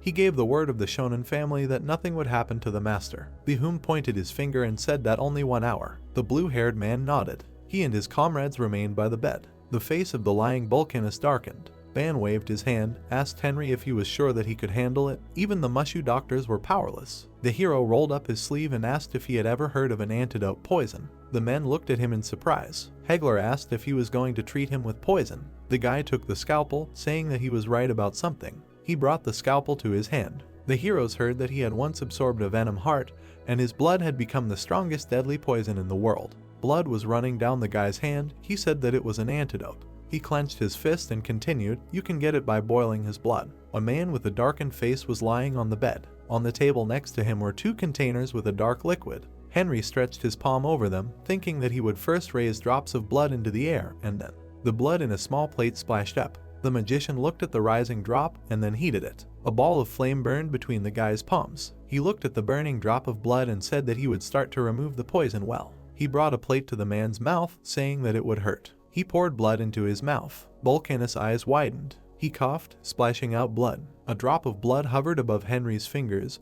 He said that now was the antidote. Looking down, Henry thought that this poison would instantly kill even the best swordsman. Vulcanus, who turned gray, screamed, clutching his heart. He coughed and closed his eyes. Henry concentrated on what was happening now. He waved his fingers and directed the drop of blood to the man's mouth. The antidote entered the mouth. Vulcanus' eyes widened. He screamed, clenching his fingers, and then trembled, closing his eyes, and went silent, turning his head to the side. Ban, who was standing behind him, asked, "Was the poison neutralized?" Hector wiped his forehead, saying that he was much calmer now. The beard man's lips were red. Henry approached him and said that the blood was hot and that his throat and mouth might be damaged. He took out a small bottle of blue liquid from his inside pocket. Looking at it, Ban asked, "Healing potion." The blue hair man opened the cap and said that something had to be done about the burns. He poured the potion into the lying man's mouth. Hearing the question of whether he was finished now, he turned around holding the bottle of potion and said that there was still some left. He waved a round container of purple liquid in front of the guy and said that he had made a special potion that restored energy. Henry took out the cap, saying that they still had to suppress the rebellion. Turning to the man, he continued that if they waited for Vulcanus to get back on his feet, they would not be able to even dream of equipping themselves until the rebellion was over. He poured the purple potion into the man's mouth. Ban asked with his arms crossed, so he was going to artificially restore his energy with the potion. Henry answered with a smile that he was. Turning to Hector, he asked him to call Behum. The man nodded in agreement. So, there was a full moon in the sky. Behum entered the room with the medics and shouted, addressing Henry. The guy turned around and the man asked, "He was finished, what do you mean?" The man with the beard looked at the dishes standing there. The plates and towels were smeared with blood. Henry thought that he should have used purification, but he was too focused on the treatment. He scratched his head, saying that the leader had suddenly had an attack and he had no other choice. Behum waved his hand in displeasure, asking how he could do this without their consent. The man with glasses shouted that if something happened to the head. Suddenly, he and the guy stared forward in amazement, shouting that the leader had woken up. Vulcanus sat up in bed. The heroes looked at the leader, who asked if he was in Haim. Henry crossed his arms, thinking that Haim was the afterlife that the people of Mushu believed in. Interesting. Vulcanus looked down, then touched his muscles with his hand. The medics looked at this, frozen like statues. Vulcanus stretched his neck, saying that his body was so light, as if he had awakened from hibernation. The medics looked at Henry sharply. The blue-haired man approached the man and said that it seemed like he had awakened. The city leader replied that he did not know who he was, but was grateful for saving him. Looking at him, Henry said that the Empire would lose a lot if it lost his talents, right? The man was surprised and silent, then shook his hand, thanking him. The guy shook the man's bandaged hands, saying that his name was Henry Morris, now working for the Shonen family. The bearded man exclaimed, repeating his name. Looking at the guy, he imagined him in the past as a long-haired magician. He shook his hand, squeezing it. Henry sheepishly replied that there were many prying eyes here, so he should quickly get up. Looking at him, Volcanus said that he was indebted to the shonen family and thanked Henry. The magician looked at him. In the office of the city leader, there were boxes and barrels. Hammers and picks hung on the wall near the table. The table was set with various dishes. Volcanus, standing by the set table, told him to eat as much as he wanted. Henry, sitting at the table, replied that he thanked him for agreeing to talk one-on-one. The man smiled, saying that he was his savior. How could he refuse him anything? A gloved hand touched a white cup. Henry brought the cup to his mouth and said that then he would be grateful if he kept what he was about to say a secret. The man nodded, saying that of course it was not difficult. The mage with a cup of tea in his hand thought that as a true Mushu resident who was good at keeping secrets, he didn't even ask the reason. The blue-haired man closed his eyes, then intertwined his fingers and said that he had 300 kilograms of pure cold iron. Volcanus repeated in amazement. The man lowered his head and frowned, asking where he got so much and did it belong to the shonen family. The guy with a smirk on his face replied that it didn't, it all belonged to him and no one knew about it. Volcanus with a gloomy face asked what he wanted to forge from it. The dark-haired man crossed his arms and said that he needed a complete set of equipment for 3 swordsmen. The man with surprised eyes asked again. The mage took the cup of tea. He brought it to his lips and said that he needed equipment for a separate squad that would be used to suppress the rebels. The old man scratched his beard and noted that there seemed to be a disturbance around him while he was lying there. Henry held the mug and saucer, noting that he was telling him this because he knew very well that he was not a talkative man. Volcanus closed his eyes and thanked him for thinking so highly of him. He said that if it needed to be done for 3 people, they would do it as soon as possible. The 2 of them sat at the table, and the boy said that this was exactly what one would expect from a 5-time winner of the craftsman's competition. The man frowned and asked if this was all they wanted to ask him. The boy looked down. He ran his finger along the mug. Henry looked up and said that it was a personal offer, but the blacksmith drew his eyebrows together. The magician opposite him told him that he wanted to talk about the poison alloy that he had failed to make. He crossed his arms and asked with a smile if he wanted to finish the job. The man clasped his hands. Volcanus nodded and said that he certainly wanted to succeed in it. Henry shot him a glance. He smiled smugly and said that this poison alloy, he could make it. The blacksmith's eyes widened and he asked what he was talking about. The guy with a smile on his face began to say that he heard that he failed to create it because they couldn't control the mixture of poisons, and in truth, he was cured by the fact that he used repeated poisoning. The man froze in surprise when asked if he now understood what was being said. A thought struck him and he wondered if he had used an antidote to a poison stronger than the one in his system after being injected with it. The old man smiled. He stood up from the table and asked what he wanted then. The mage nodded with a smile and said that he was very glad that their conversation had passed so quickly. He held up 2 fingers and said that he wanted 2 things. The man nodded briefly, thinking that he would do anything for the sake of an alloy of poison. Henry, with a predatory grin on his face, said that firstly he would like the blacksmith to sign a contract with a group of mercenaries, of which he was the leader. Volcanus began to mutter discontentedly. The guy interrupted and said that he knew that he did not enter into contracts with any organization. He crossed his arm and said that it was because he believed that technology belonged to everyone, so he would add a condition. Henry said that according to the agreement he would have exclusive rights to the technology for 1 year, after which he would refuse it. In addition, he added the condition that he would only have the right to the technology developed by himself and Volcanus, and not all of the blacksmith's technologies. The man opposite nodded and said that he understood everything, and then asked what the next sentence was. The magician smirked and asked what he thought of the friendly agreement between the free cities. Volcanus asked him again, not understanding. The guy clapped his hands. He put his elbows on the table and said that this was a friendly agreement between the free cities, completed with the purpose of strengthening their functions and powers. He presented a handshake and said that the city of Vivaldi and Nobleman.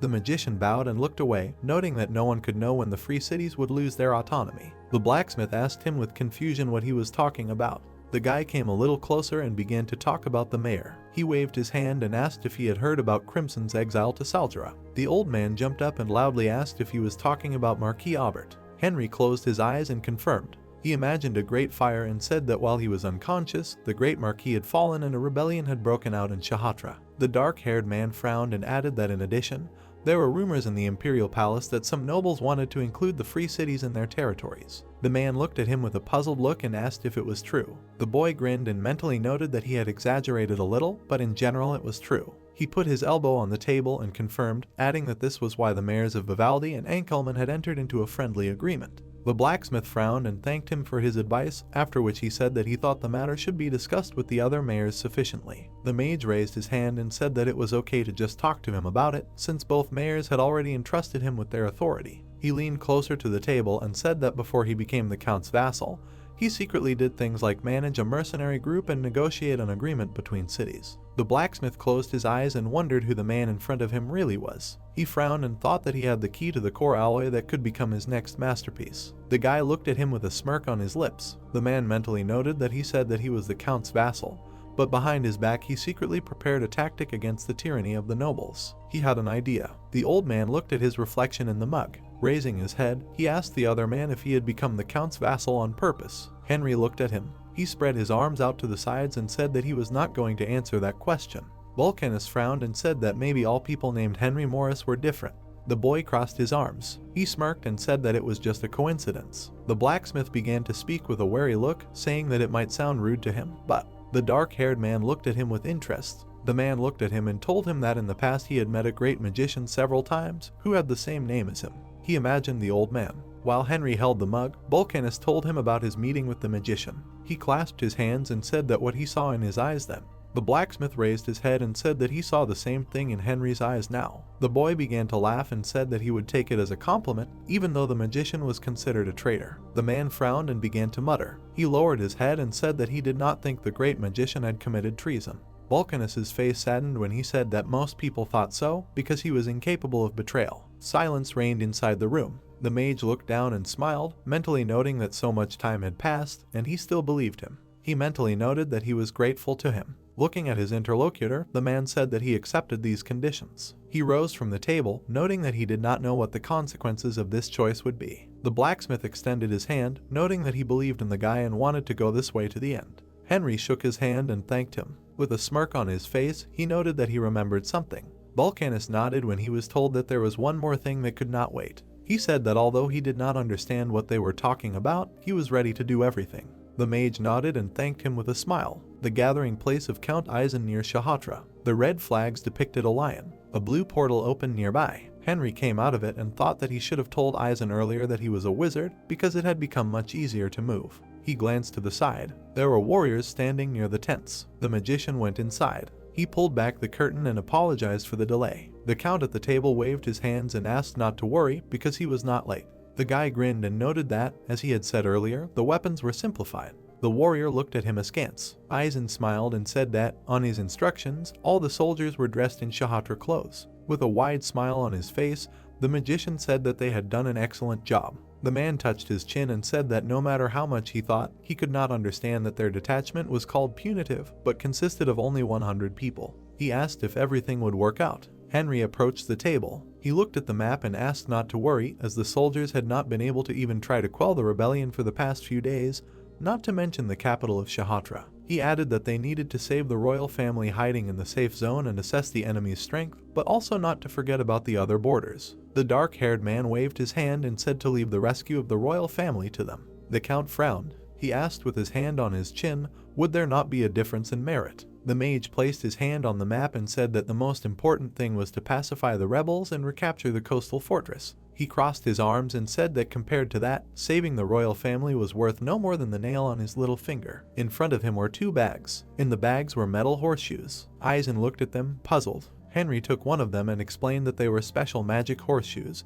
and if they were put on war horses, they would be able to move around the desert as easily as camels. The man propped his head on his fist and asked if it wouldn't be easier to just buy camels. The boy shook his hand, saying no. He folded his palms and said with a smile that this method was less expensive, considering the cost of buying and maintaining the camels, as well as paying for the services of a person to look after them. The count smiled slyly and said that he hadn't thought of that at all. He clapped his hands and said that the boy was absolutely right, and then ordered a round of applause. The warriors began to clap. Henry waved his hand and said that besides, there were no war horses more maneuverable than those of the shonen family. He grinned and noted that Eisen was ahead of the other counts in many ways. Henry commissioned Vulcanus to make magical horseshoes, all for the sake of gaining an advantage in suppressing the rebellion and making Eisen a marquis. Soon, all the horses were shot. The mage and the count walked to the tent. Inside, 2 long-haired men sat. The old man smiled smugly and apologized for being a little late. The counts approached them and said that everything was fine.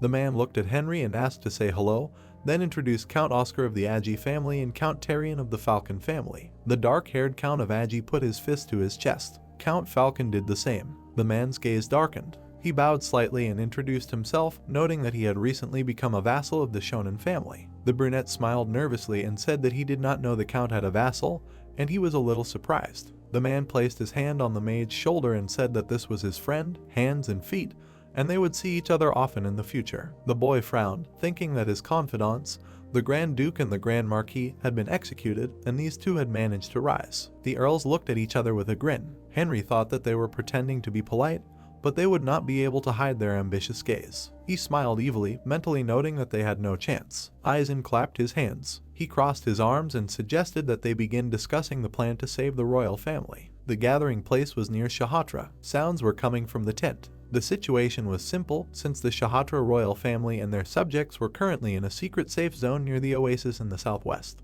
The men gathered around the map. Eisen looked at the man and asked if they were waiting for help from the Imperial Army. The old man said with concern on his face that they were in a place that only the royal family knew about. The counts watched the conversation. The old man looked away when he was called. The man in the turban waved his hands, noting that the high priest was somehow managing to maintain the magical barrier, but his powers had a limit, so they needed to hurry to help. Eisen looked at him and asked where exactly was the Kanzai. He pointed at the map and said that it was near the triangular stone wall. He looked at the count and said that if they went with him, the priest Buram would take a barter. The old man frowned and asked how many troops were stationed nearby. The man looked away and said that the exact number was unknown, but it was reported that rebel scouting parties regularly patrolled the area. Eisen crossed his arms and said that everything would be over if they caught the king, and that they would have to make every effort to save him.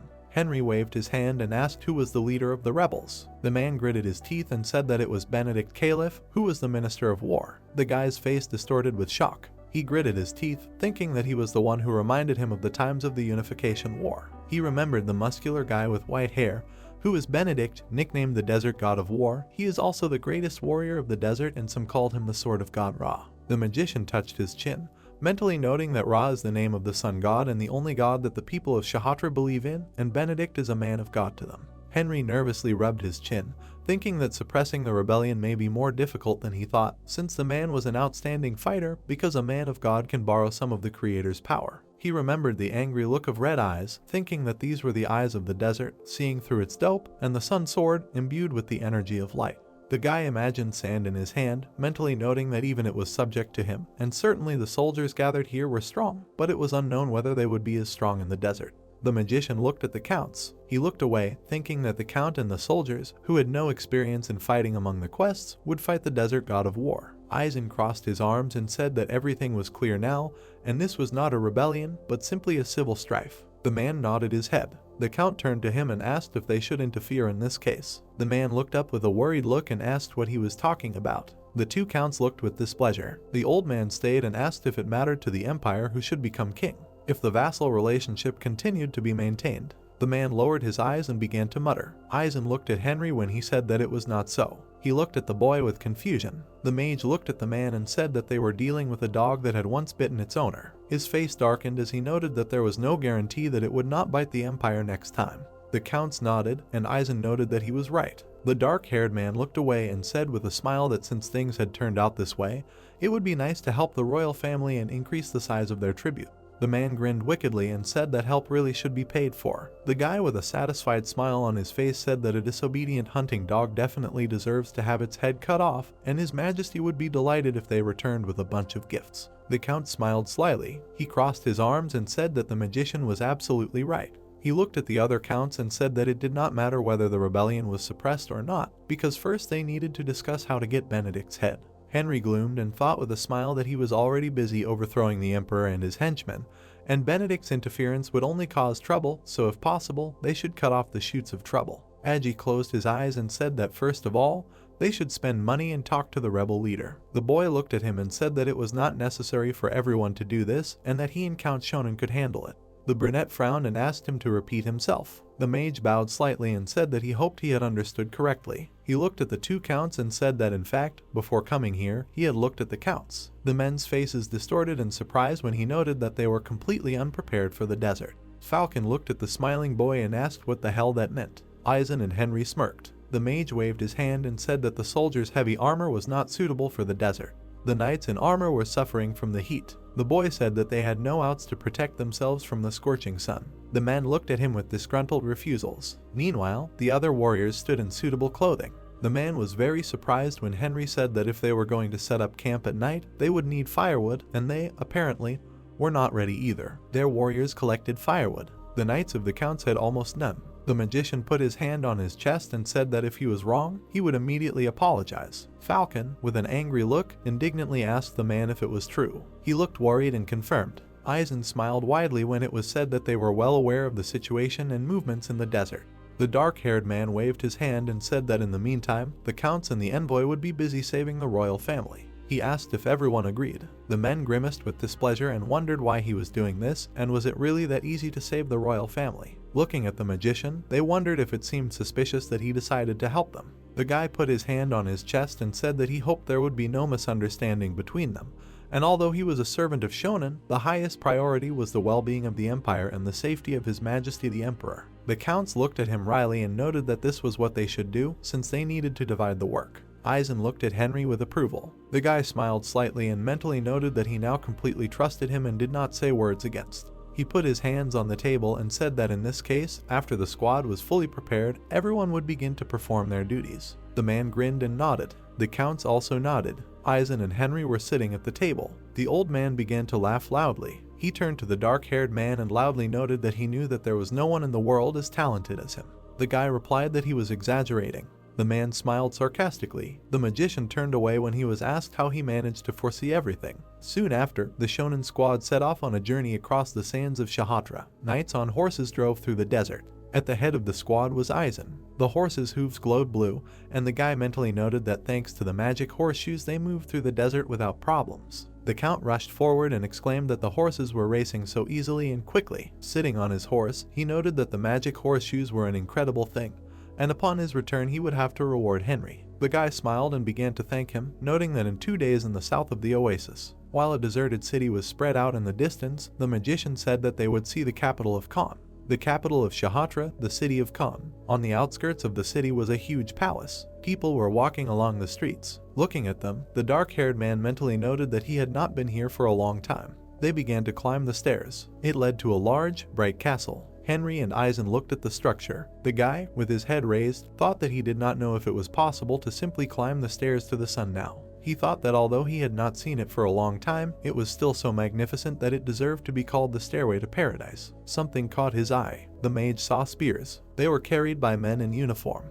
2 rows of guards were descending the stairs. Henry mentally noted behind the count that they were Benedict's soldiers. He raised his head and shouted loudly that the imperial army had arrived, then told Benedict to come out at once. The guards stopped. They parted to the sides. A man stood at the top of the stairs. The white-haired warrior looked at the guests. The boy froze, mentally noting that it was him. The count frowned at the man. When Benedict crouched, the mage wondered what he was going to do. The warrior jumped into the sky. The white-haired man landed, emitting an aura, and Henry realized that it was the power of Ra. He wondered if he was trying to scare them. The man caught up with Eisen. He smirked and greeted him. The count said nothing. Everyone froze in shock. The man slapped the warrior and cursed. Everything around froze. The magician looked at the old man with a grin, trying to understand what he was acting like. Eisen clenched his teeth in anger. Benedict looked at him sideways. He bowed his head and apologized if his appearance seemed rude. He looked up and said that he did not want to offend the count. Henry grinned maliciously, thinking that his apologies would not relieve such strong tension.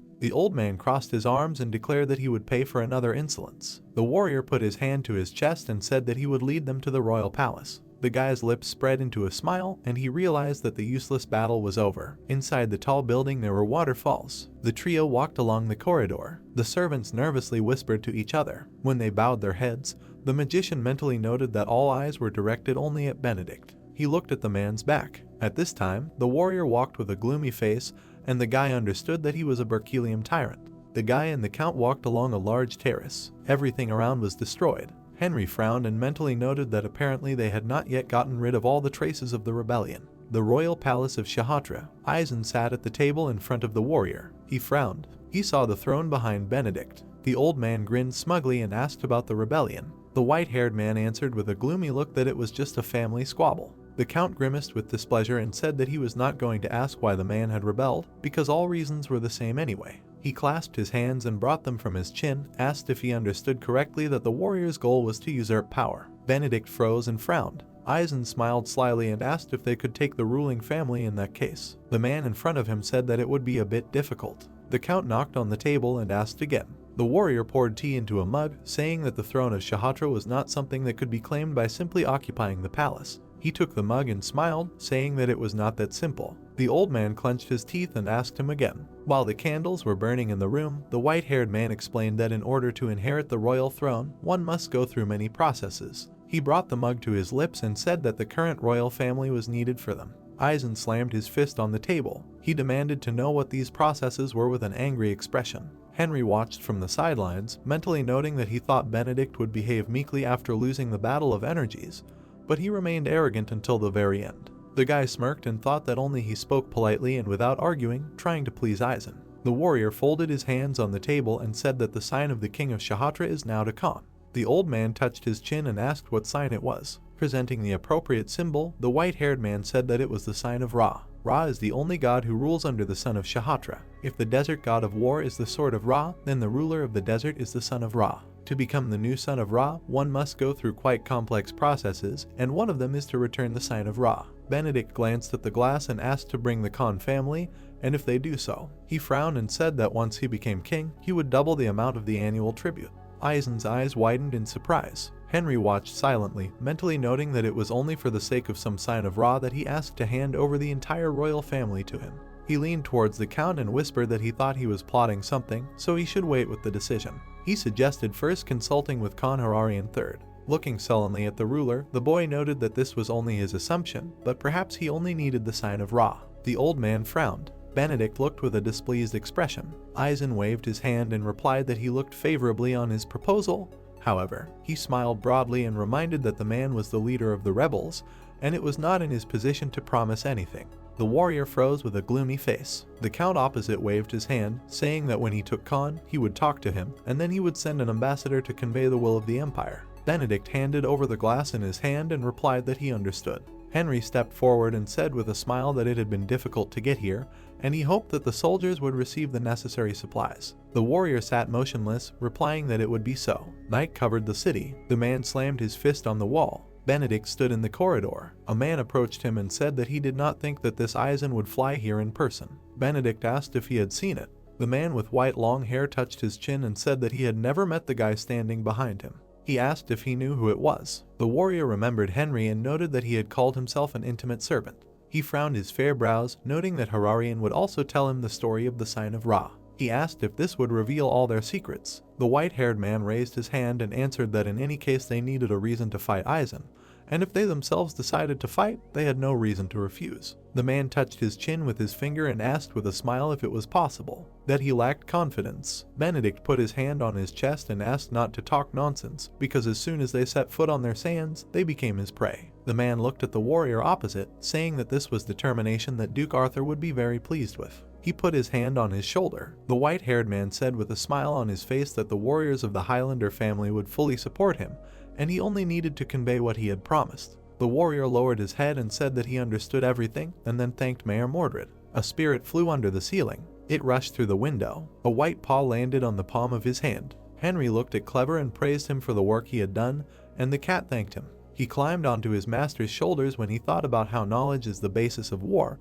and they even received funds for the return trip. The guy stroked the cat. Seeing Benedict and Mordred, he mentally noted that he should see what was on his mind. The mage took a closer look. The spirit looked worriedly at Henry when he raised the fact that if he had known that this would happen, he would not have rushed to return Clever. He grinned predatory. The dark-haired man touched his chin with his hand and said that Arthur Highlander was behind the sky, and he had caught a big fish. The sun was rising over the horizon. Henry rode with his warriors across the desert. They grinned behind him. There was yellow sand everywhere. There was a large mountain nearby. At the foot of it was a command and observation post at the entrance to the Shatra Gorge. The horse stopped. The guy grinned, sitting astride. He looked at the tired guards, mentally noting that the counts had not changed at all. The count's knights made for the guests, asking if anyone had water. The magician grinned smugly, mentally noting that with their preparations they would not have withstood the harsh nature of the empty Shatra. He looked at the pens and thought about the fact that there were suddenly fewer horses, and, apparently, many died of heat stroke.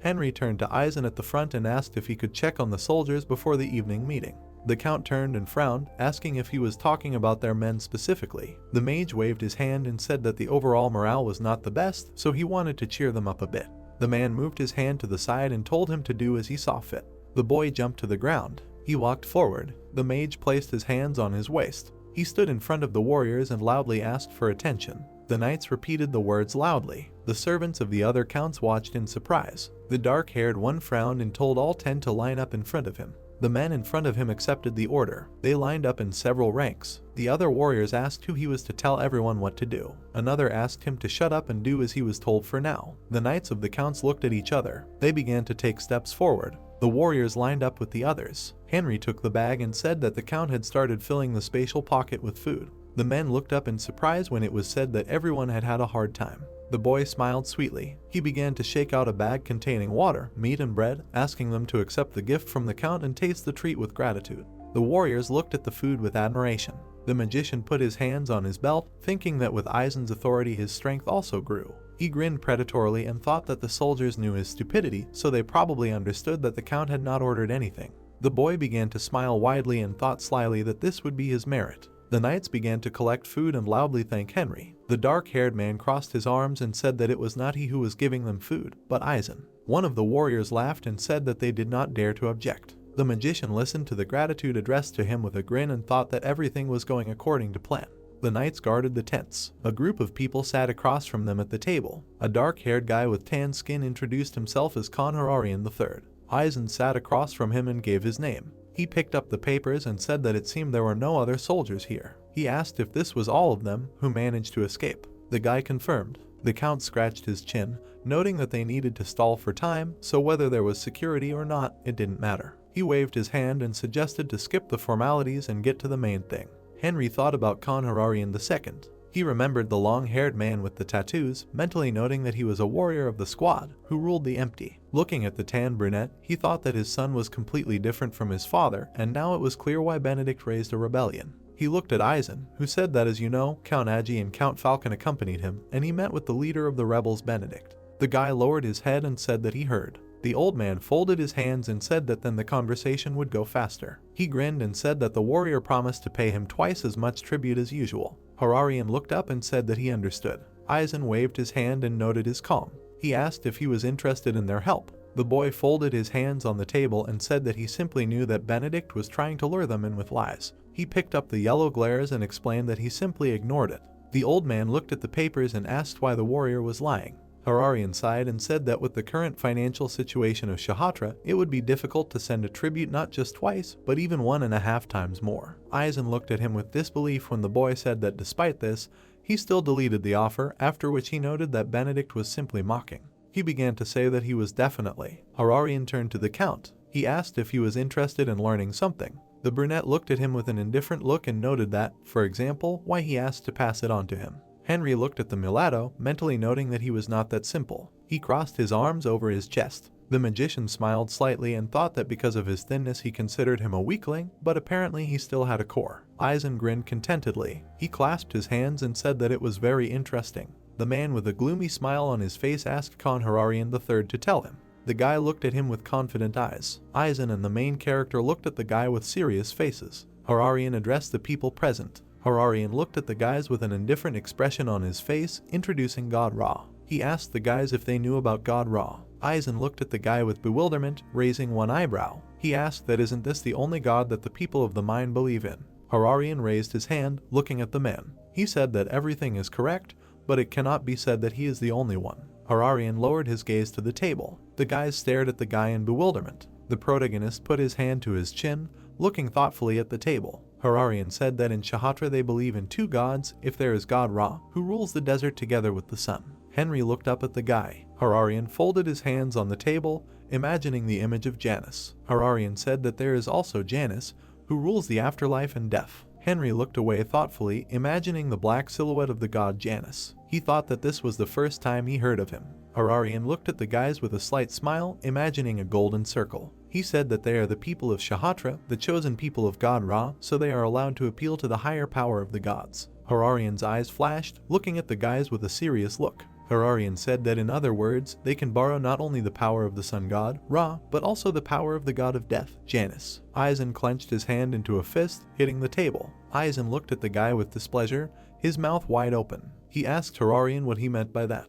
Hararian folded his palms, looking at Aizen. He asked the Count if Benedict had told them about the king's sign. Aizen frowned, looking straight ahead. He asked Hararian about the king's sign. The Count raised his head, looking thoughtfully at the ceiling. He said that it was not about the king's sign, but about the sign of Ra. Aizen remembered how Benedict looked straight ahead with a serious expression. Benedict said that the signs of the king of Shatra were still with Khan. Benedict imagined the eye of the sun god. He said about the sign of Ra. Hararian closed his eyes and smiled slightly. The guy noted that they were the same thing. Henry smiled widely, moving closer to the table. The magician told Hararian that it turned out that the title of ruler of Shatra was proven not only by the sign of Ra, but also by the sign of Janus, the powers of which he could use. Hararian looked at the protagonist in surprise. He said that he was smart, and that was true. Henry put his hand to his face, looking away thoughtfully. The mage noted that, by the way, the power of Janus, asking Hararian what it was. Hararian looked at the protagonist in surprise, raising his eyebrows. The guy smiled sarcastically. He said that it is better to show once than to tell 100 times. The mage crossed his arms over his chest and smiled contentedly. He asked to show Hararian. The brunette slightly tilted his head, squinting at Henry. The Count looked closely at the serious guy. Hararian asked that if they had any livestock left, could they lend it to him. The Count raised his finger, waving it to the guard. The guard pulled back the curtain with his hand. A man in armor entered the room, holding a chicken in his hands. Hararian took the chicken by the scruff of the neck, looking at it. Hararian looked at the chicken with a cold gaze. He said words in an incomprehensible language. Hararian squeezed the chicken by the neck, after which a black aura appeared. The protagonist looked at what was happening with his mouth slightly open, surprised. He thought it was black magic. The chicken opened its mouth in panic. Black magic engulfed the chicken's body while Henry watched everything. Hararian let go of the chicken, which began to fall to the floor. The Count looked at the floor in shock, raising one eyebrow. He asked if she was dead. Aizen looked at the chicken in shock, which suddenly came to life. Aizen smiled in confusion, frowning. He said that it was amazing. Hararian stood by the table, while the black chicken stood on the table. He said that the chicken would forever remain like this. The protagonist looked at Hararian with a serious look. The brunette noted that no matter what she did, she would not die and would continue to fight the pain.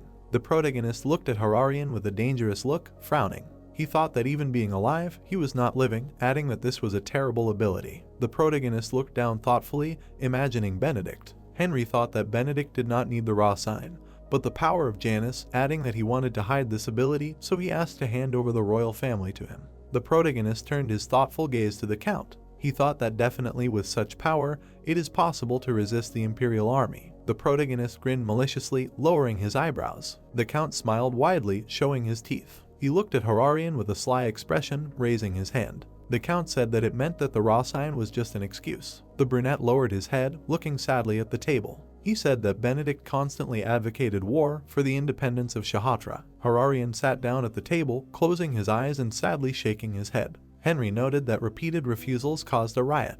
The magician raised his head, leaning back in his chair. He thought that he boldly named a reason for suppressing the rebellion. The protagonist smirked slightly, covering his lips with his hand. He thought that without Benedict's servile condition of increasing the tribute, Benedict stood in front of the building, emitting a bright aura, while the young man radiated dark energy. The protagonist thought that Hararian was not untalented at all, but black magic, unexpected things intertwined. The boys sat opposite each other while the chicken was lying on the table. Henry thought that he had something to do. A dim light could be seen from the tent. The protagonist stood opposite the Count. Aizen crossed his arms, looking menacingly at Henry. He asked the mage that they had to protect the royal family, and why they had to do something so troublesome. The mage looked at Aizen with a serious look. He said that they did not know how effective the Khan's influence would be after the rebellion was suppressed. Aizen closed his eyes, looking slightly dejected. He said that due to his personality, he did not like it, but if he wanted to, so be it.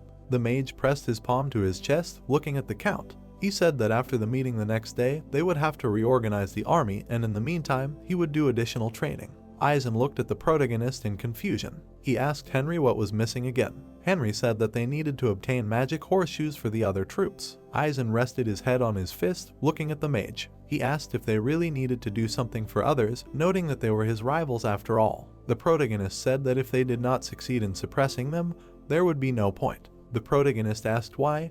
How about treating them with generosity for once? Eisen slightly opened his mouth, looking at the protagonist in surprise. The mage said that after all, he was the future marquis who would command the other two counts. The count smiled contentedly, closing one eye. He said that he was right about that, and they decided to ask him what the price of a horseshoe was. The protagonist looked at the floor in confusion, squinting. He said that, frankly speaking, the horseshoes were now purchased with money from a loan in the name of the Showman family. The protagonist bowed slightly in front of the count. He apologized for not telling him earlier. The protagonist looked straight ahead with a sly look, frowning. He thought that Vulcanus gave him the magic horseshoes as a gift, noting that he lied about the loan. The protagonist smiled maliciously, looking ahead with narrowed eyes. He thought that he and Vulcanus had agreed beforehand, and he should take this opportunity to promote the magic horseshoes to other troops and start receiving money. The protagonist looked at the count with an innocent smile, while inwardly he smirked maliciously. Henry told Eisen that since he used his property, he would definitely fill the problems. Eisen put his hand on the protagonist's shoulder. Eisen said that as expected, it was a worthy answer from him.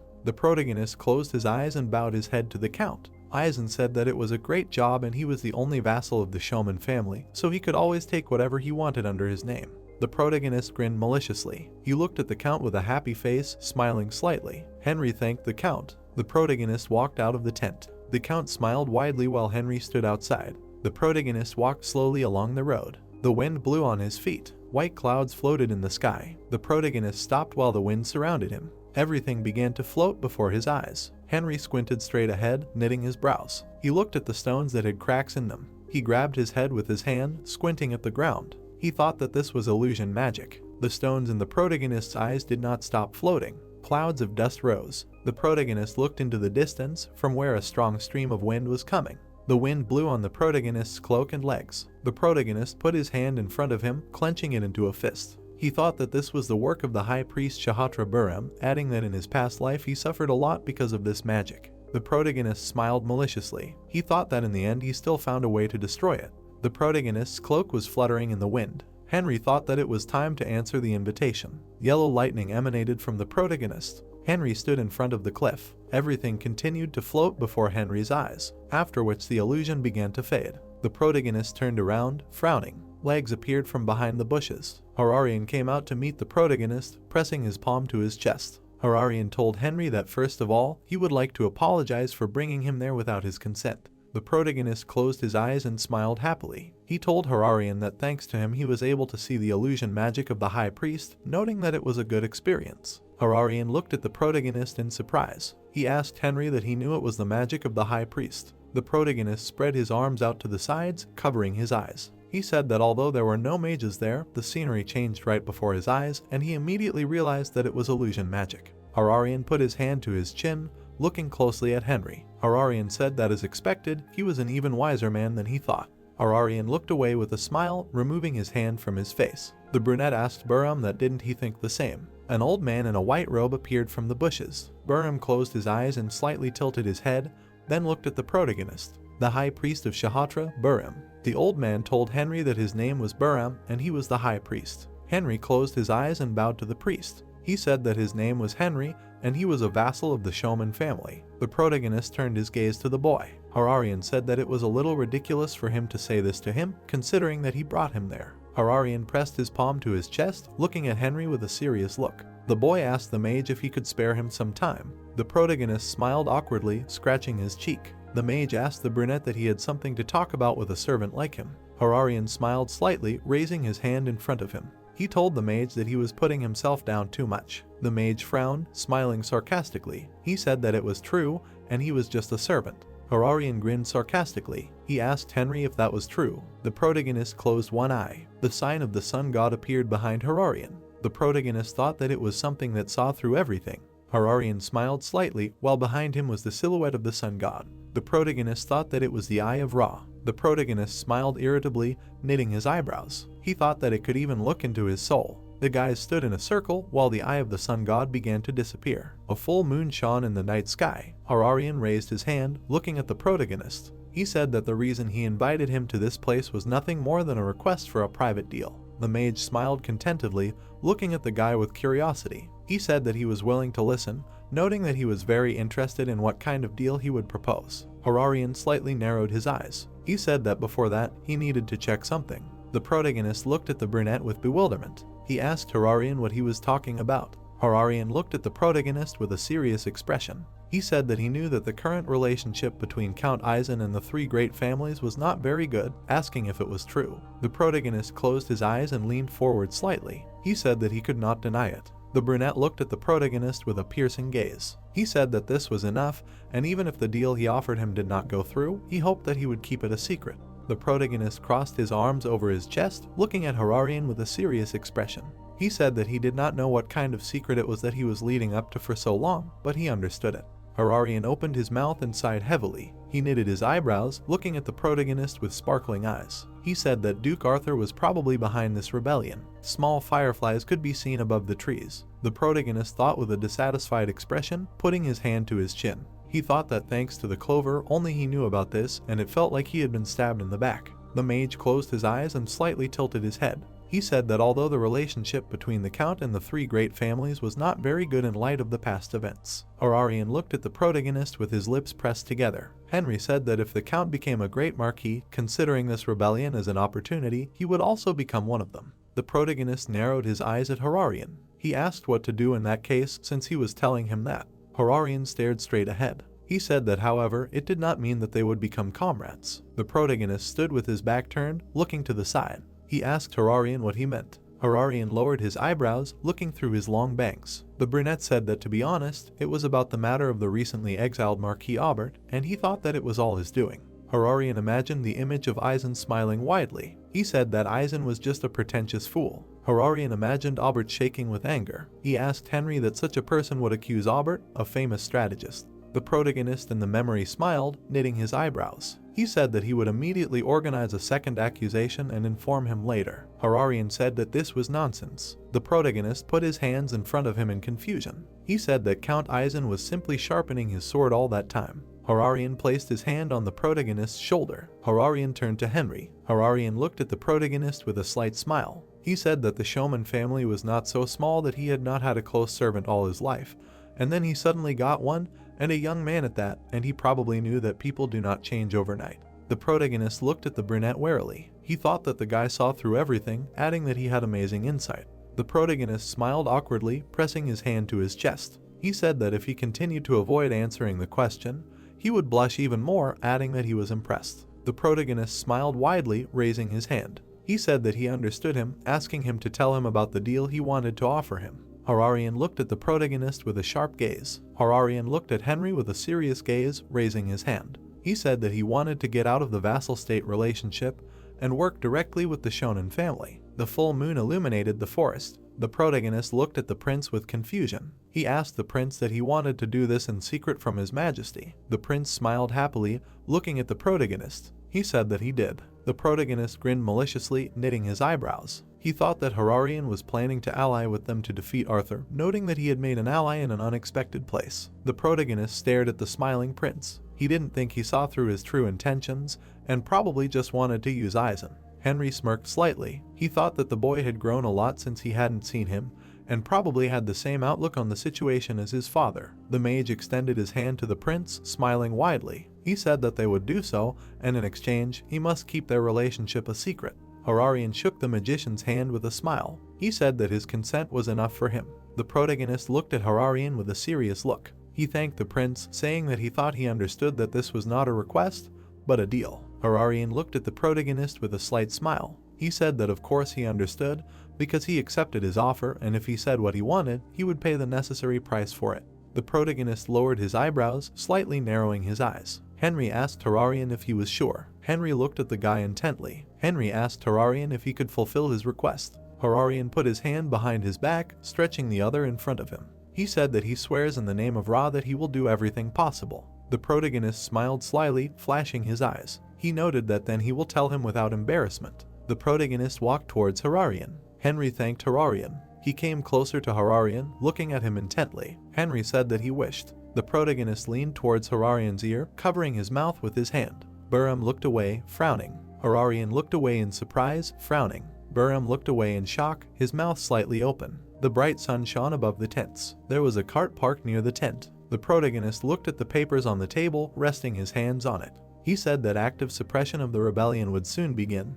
hoping that the counts would quickly correct the shortcomings he spoke of. The protagonist looked straight ahead menacingly. He asked if there were any objections. Tyrion and Oscar looked at the protagonist intently. Hararian watched what was happening with a smile. Aizen crossed his arms over his chest and smiled widely. He said that they probably had nothing to say to his capable confidant.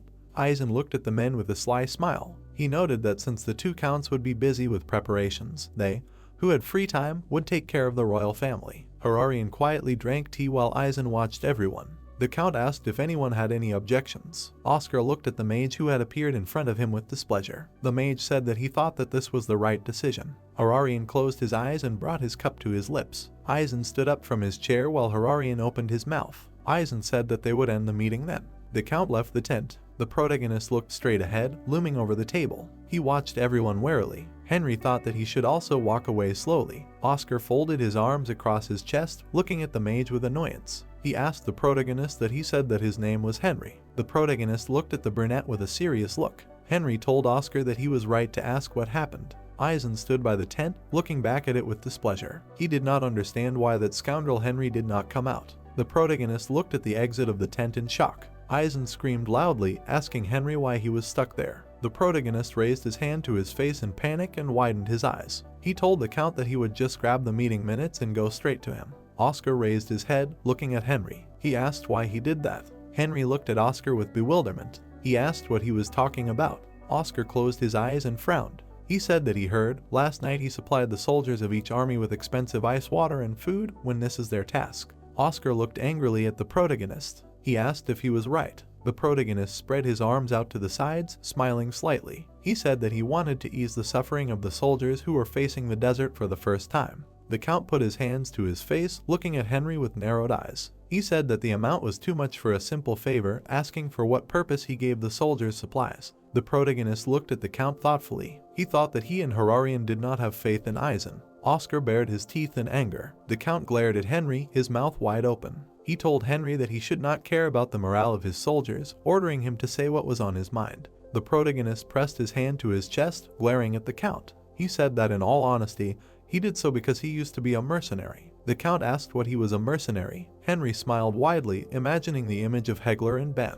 Henry said that before becoming the count's confidant, he led a small mercenary unit. The protagonist looked down at the floor, smiling slightly. He said that this was why he knew better than anyone how the soldiers felt. Oscar looked at the protagonist with one eyebrow raised in confusion. He asked if it was really just a favor. Henry replied that it was. Oscar raised his hand, looking at Henry with a questioning look. He said that he should do it with the soldiers' well-being in mind, asking him where a man who led a small mercenary company got so much money. The protagonist closed his eyes and smiled widely. He said that in any case, he was now close to the showman family and did not have to worry about how to feed himself, so his personal money was used for supplies. The protagonist smiled happily, closing his eyes. He said that he had not mentioned it at the meeting, but he also planned to prepare magical horseshoes for the horses of each army. Oscar looked at the mage in shock, his mouth wide open. He asked Henry what he meant by the expensive horseshoes that the showman family horses wore. Henry looked at the count with a slight smile. He said that it was. Oscar jumped up from his chair, looking dumbfounded, while Tyrion smiled awkwardly. Oscar told Henry to forget it, adding that no matter how much he thought about the soldiers, they couldn't just accept magical horseshoes that were even more precious than ice. The count looked at the protagonist with his mouth open in complete bewilderment.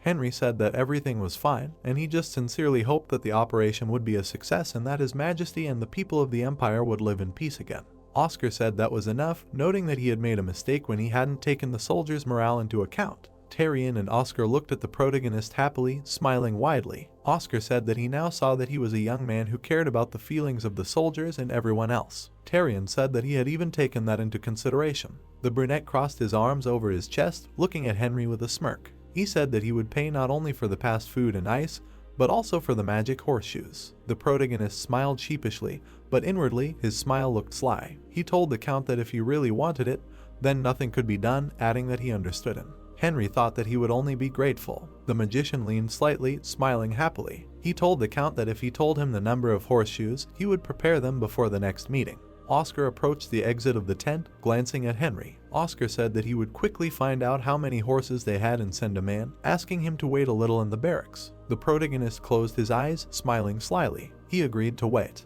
The magician thought that he had killed 2 birds with 1 stone, and he would be able to assess the strength of each army and make money. the protagonist turned his attention to the smiling Hararian. Hararian looked at the protagonist with sparkling eyes, while behind him was the symbol of the sun god. The protagonist smiled awkwardly, scratching his head. Hararian thought that Henry was, as expected, a great man. The sun was shining on the tent. The men in the tent were drinking from large mugs. The brown-haired man knitted his eyebrows, looking at his comrade with a smile. He asked his comrade if he had seen the recent announcement of Count Oscar and Count Terrian about large-scale recruitment into the army, and what he thought.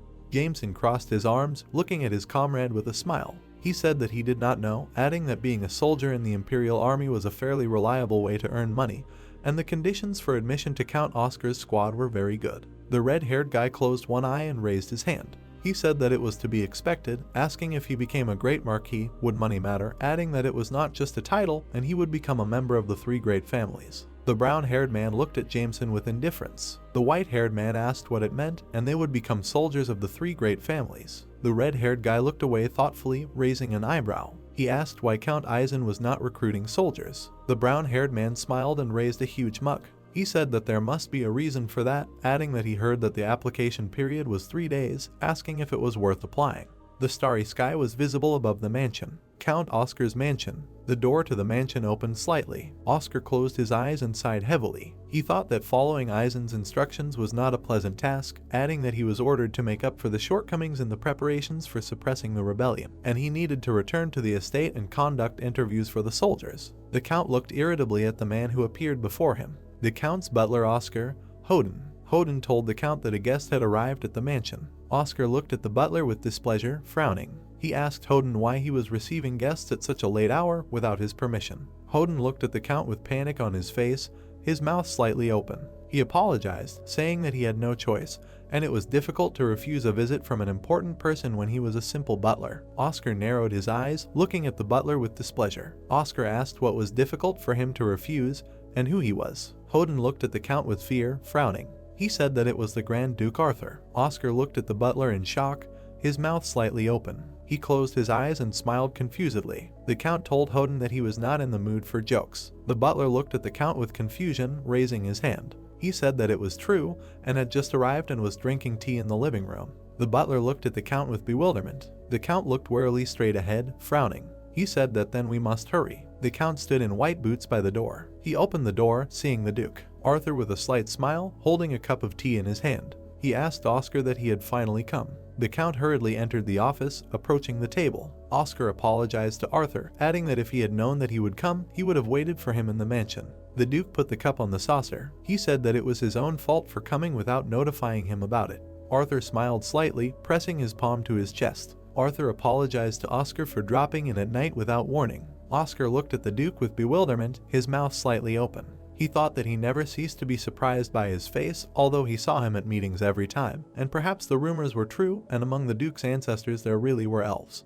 The Duke looked intently at the Count. He asked that the preparations for suppressing the uprising were going well. The Count suddenly opened his mouth, causing his hair to fly up. He said that as stated in the report, he plans to pacify the rebels and restore the Khan to royal power according to the schedule. Arthur closed his eyes and smiled happily. He said that this was an excellent mood, and thanks to it, the people of the Empire can sleep peacefully. Oscar told the Duke that he was exaggerating. Arthur smiled maliciously, looking at the Count with narrowed eyes. He said that it would be great if he had a man like him working with him. The Count looked at the Duke with bewilderment, frowning. He said that he still, as a proud head of the family, tries his best to manage state affairs, which he reports at every meeting. Arthur raised his index finger, smiling slightly. He said that this is not the case, noting that he would like to see him as the head of one of the 3 great families. Oscar asked the Duke what he was talking about. Arthur closed his eyes, smiling maliciously. He said that the man who had stabbed one of the great families in the back was taking their place, asking what kind of a sight that was. Oscar looked at the Duke warily,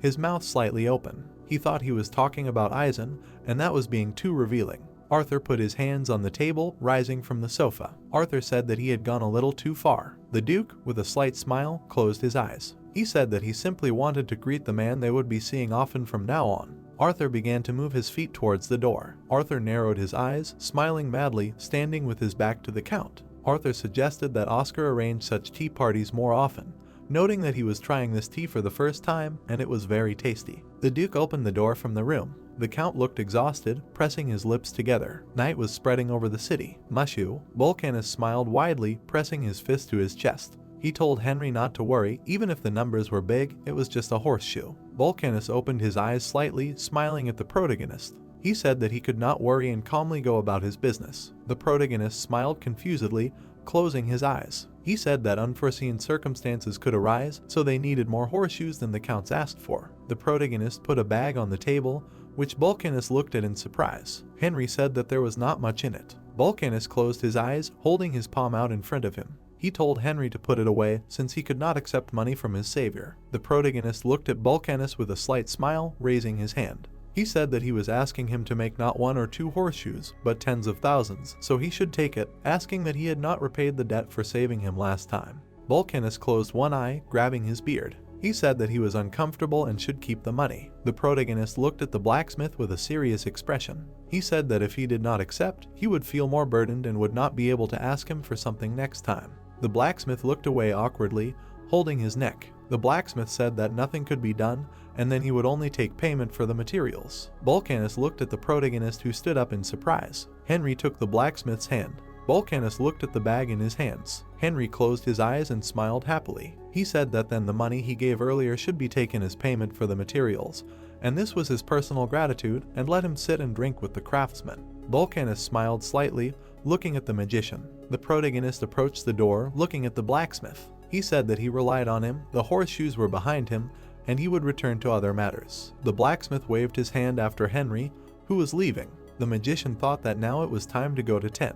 The mansion was lit up in all the windows. 10's mansion. The protagonist appeared in a blue magic circle. He looked around the room in bewilderment. He did not understand what had happened there. The protagonist looked at the shiny walls. He carefully looked around the room that was shining. Henry frowned, looking away. 10 asked Henry that he had come. 10 picked up his hat, entering Henry's room. He said that they had not seen each other for a long time. The magician crossed his arms over his chest, looking at 10. The blonde asked Henry that he had come. The magician looked at the blonde in bewilderment, raising an eyebrow. He asked 10 that he had addressed him as Lord. 10 smiled sarcastically, frowning. He said that he had now become an honorable vassal of the Shonen family, so he should be more careful in his address. The mage smiled nervously as he looked at the smiling 10. The mage said that he thought the atmosphere had changed and that Ban must have told him everything already. 10 said that he was right. 10 added that he also told the story of how he changed his face. 10 closed his eyes, imagining Ban with a beautiful face. He said that he was jealous, noting that he did so well that he even wanted to ask for plastic surgery magic to be used on him if he had the chance. The mage closed his eyes and smiled slightly. He said that it was so, asking 10 where Ban and Hector were. 10 furrowed his brows, staring at Henry. The room was illuminated by a yellow light. 10 said that they were training in the underground training hall. Flashes of blows flickered in the air. Ban and Hector crossed their swords. Ban looked at Hector with displeasure, frowning.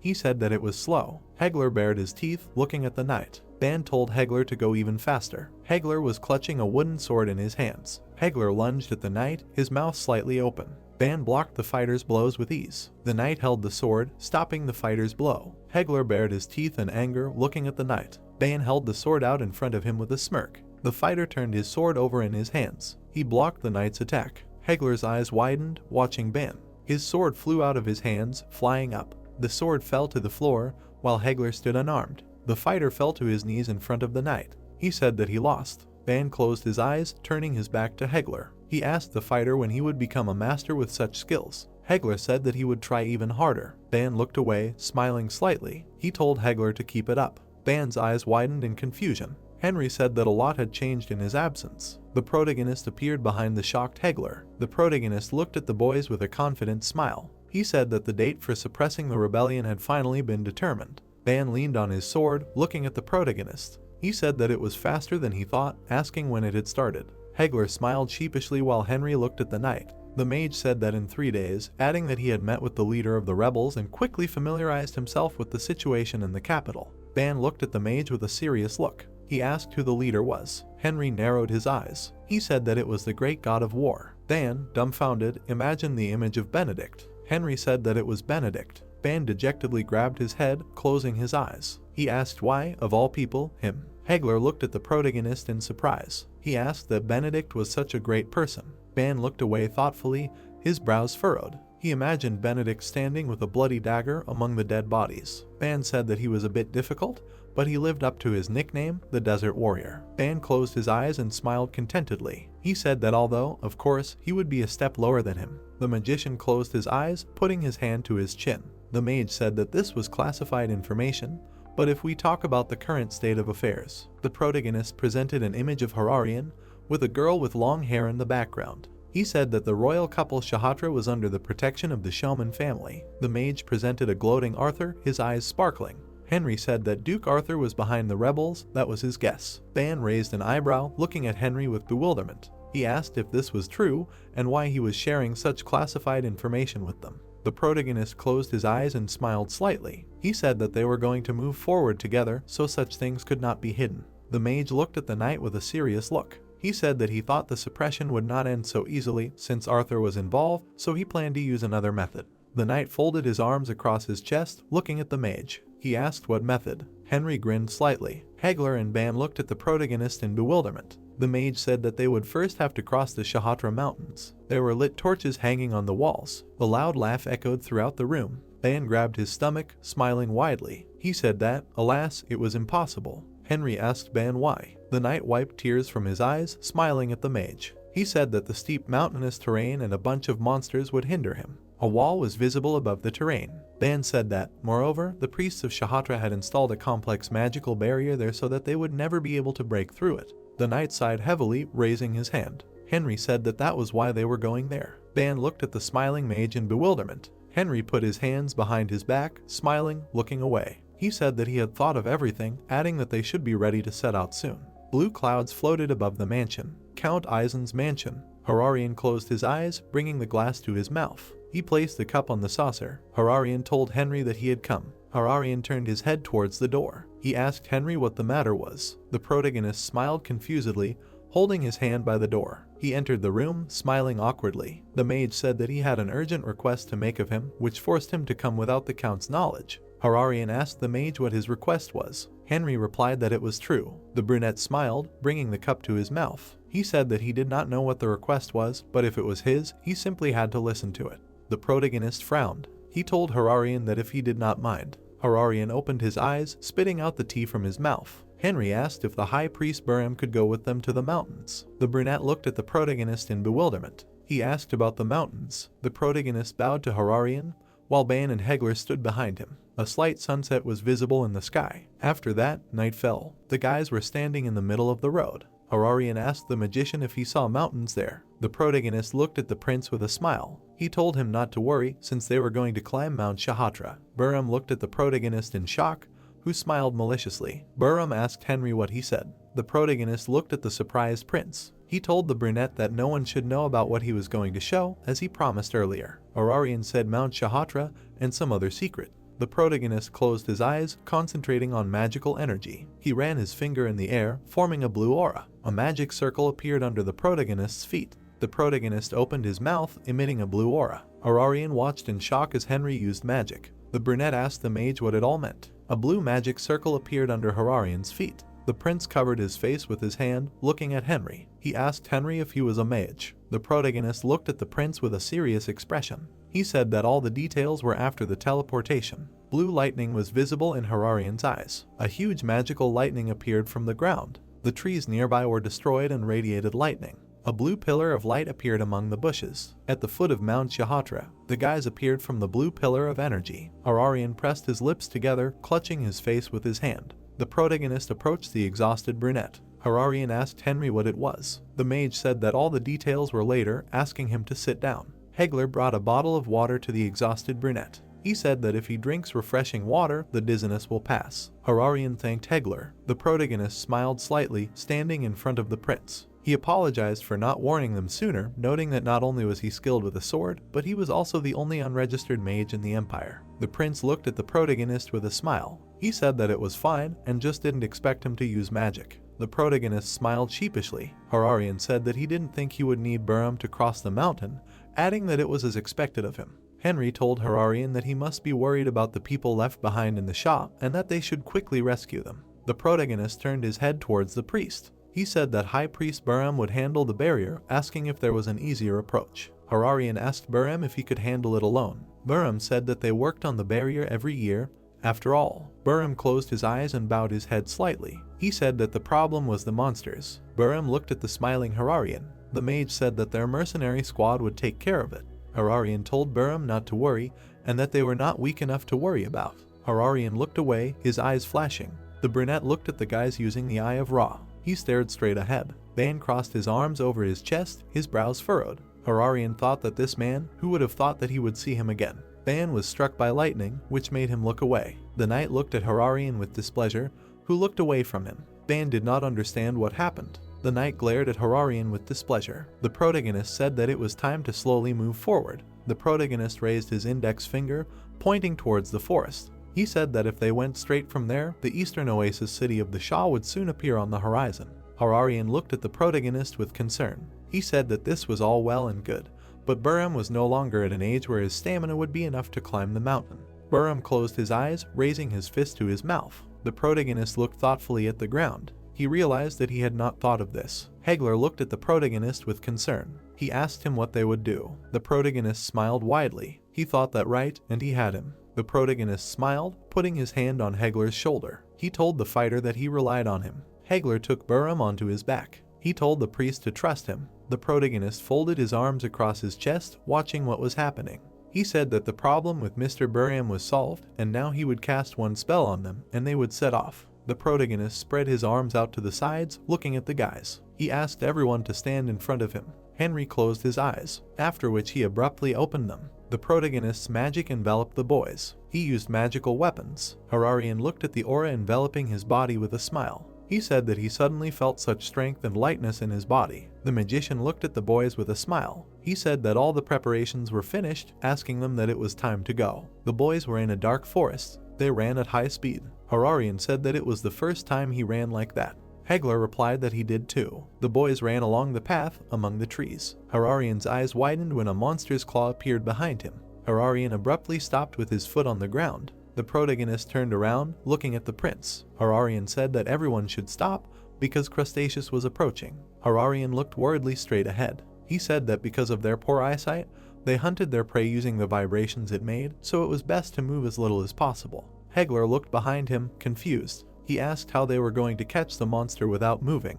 The knight took hold of his sword, smiling slightly. He said that the problem would be solved when one of them stood up to him. Dan looked straight ahead with a wicked smile. He told the boys to stay where they were, as he would handle everything. Ban took out his sword, which emitted a red aura. He said that for an earthworm that hid in the ground, it had a pretty good name. Ban pulled his hand back, jerking it towards the monster. The knight said that he would look at what it could do. Hararian looked at the knight with concern. He said that it would be dangerous if he faced it face to face. A huge monster emerged from the ground, its mouth wide open. Ban smiled evilly, frowning. He thought it was time. He jumped his foot off the ground. Ban swung his sword, looking at the monster with a mad smile. The knight struck the monster. A red stripe appeared on the monster's body. Its head split into two halves. The monster fell to the ground in front of the boys. Hararian watched in shock. The knight smiled slightly, turning away from the monster. Hararian stared straight ahead. He didn't understand what had happened. Hector walked up to the prince with a wide smile. He said that this was his teacher, and he had already reached the level of a first-class swordsman, and despite his appearance, he was good with a long sword.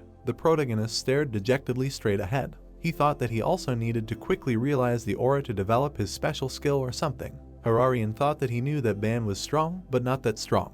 Ban closed one eye, smiling contentedly. He said that the scum was dealt with, they could move on. Bare bushes stood in the dark forest. The mage sat next to the monster, looking back at Hararian. The prince said that the end was still not in sight. The mage said that there was still a little left, and when they reached the top, they would go down, so it would be much easier. Clever appeared on the protagonist's shoulder. He called out to his master. Clever sat on the shoulder, looking at the monster. He asked if he didn't mind if he could eat its corpse. Henry noted that there were monsters like that in his family tree. The protagonist looked at Clever with a serious look. He told Clever to do it secretly. If others saw, everything would be complicated. Clever thanked his master. The protagonist looked behind him. Ban asked Henry what he was doing, hurrying him. Clever jumped down to the ground from the protagonist's shoulder. Henry told Ban that he was going to have a snack and come back. Clever licked his lips, drooling at the monster. Bare bushes, in the middle of a dark forest. The protagonist ran briskly along the path. A white fog appeared in front of the guys. The protagonist said that the fog was starting to appear. He looked ahead warily. He thought of the fog of the Shatra desert. The protagonist turned his gaze to Buram. He asked that in this climate, isn't this an open warning not to come closer? Buram looked at the protagonist with a smile. He said that this fog not only alerts people to danger, but also serves as a sign to the monsters of the mountain. Hector looked behind him at the priest. The high priest told Hector that he could lower him to the ground. Buram stood with his foot on the ground. He picked up his cane, stretching his hand out in front of him. He asked everyone to step back. Buram closed his eyes, stretching his hand out in front of him. He began to chant a spell in another language. The protagonist watched what was happening in bewilderment. He thought that this looked like a black spell, and could illusion magic really be considered dark magic? The priest raised the cane in front of him, opening his mouth. He continued chanting the spell. The priest hit the ground with the cane, emitting a purple aura. A dark aura began to emanate from the touch of the cane. A full moon shone in the sky. The protagonist covered his face with his hand. He thought that the fog was disappearing. The high priest extended his hand, creating a purple sphere. He smiled slightly. Buram was sitting on one knee, holding a magic sphere in his hand. He said that he was done. The protagonist walked up to the priest with a smile. He asked what this was, an illusory barrier. Buram looked at the magician with a serious look. He said that he had only blocked it for a while,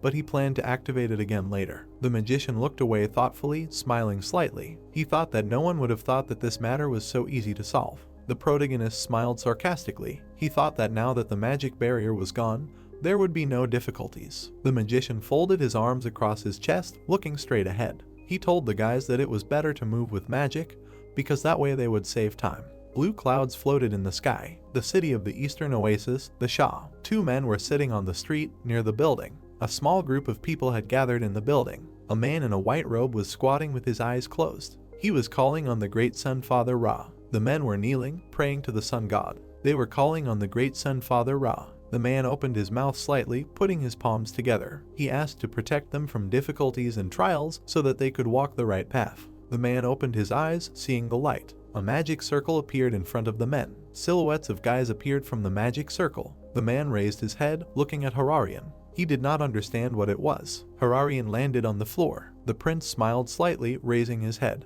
He clenched his hands into a fist, looking straight ahead. He said that he had come. The man opened his mouth wide, looking at Hararian. The prince looked down with a sad smile. He said that they had been patient for a long time. The men ran up to Hararian, hugging him. The protagonist sighed, watching what was happening. The dim light reflected on the walls. The protagonist sat at the table opposite Hararian. Buram looked straight ahead, dumbfounded. He asked if it was really possible. The protagonist looked at the priest with a smile. Henry said that he thought nothing was impossible. Henry looked straight ahead with a smile. He asked if they would follow his plan. Hararian raised his eyebrows, smiling slightly. He agreed with Henry, saying that he didn't think he would suggest it if the fight was hopeless. Hararian looked to the side and asked the priests for their opinion. The protagonist and the brunette looked at the crowd, who said that they would follow the will of His Majesty. The protagonist crossed his arms and was puzzled by the fact that in such an unfavorable situation they still continued to believe in their king.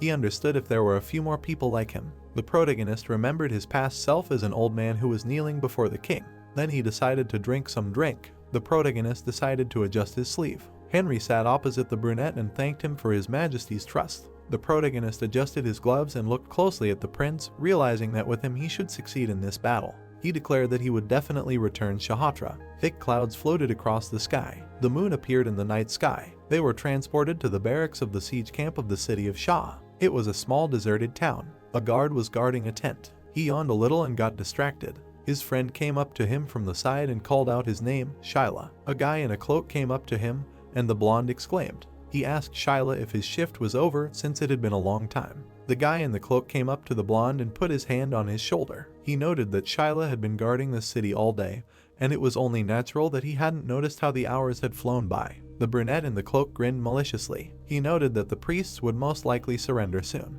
The bright moon illuminated the roofs of the fortresses. He wondered what they had to believe in to resist like that. The blonde stood with his mouth open. He explained that when the uprising ended, the caliphate would lose its capital in the north and even the priest's place. The brunette looked away sarcastically, noting that these people were poor things. Suddenly he was stunned and his eyes widened. He began to choke and drooped heavily. He grabbed his neck and began to fall. The blonde looked at what was happening in bewilderment, not understanding what was happening. Suddenly, his eyes widened. He also began to choke and the brunette caught him. He did not understand why he suddenly could not speak and did not understand what was happening. Their feet began to get stuck in the sand.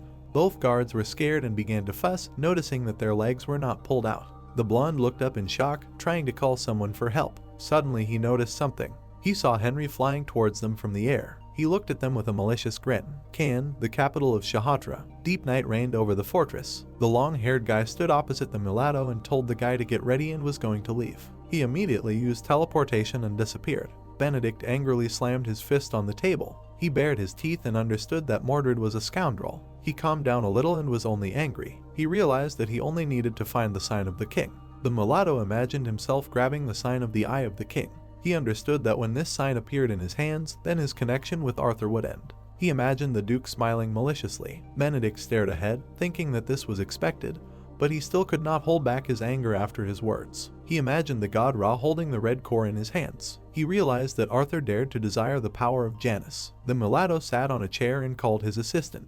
The brunette with a scar ran up to the mulatto from behind. He looked at her angrily and told her to gather soldiers to prepare for the upcoming war because he personally would be participating in it.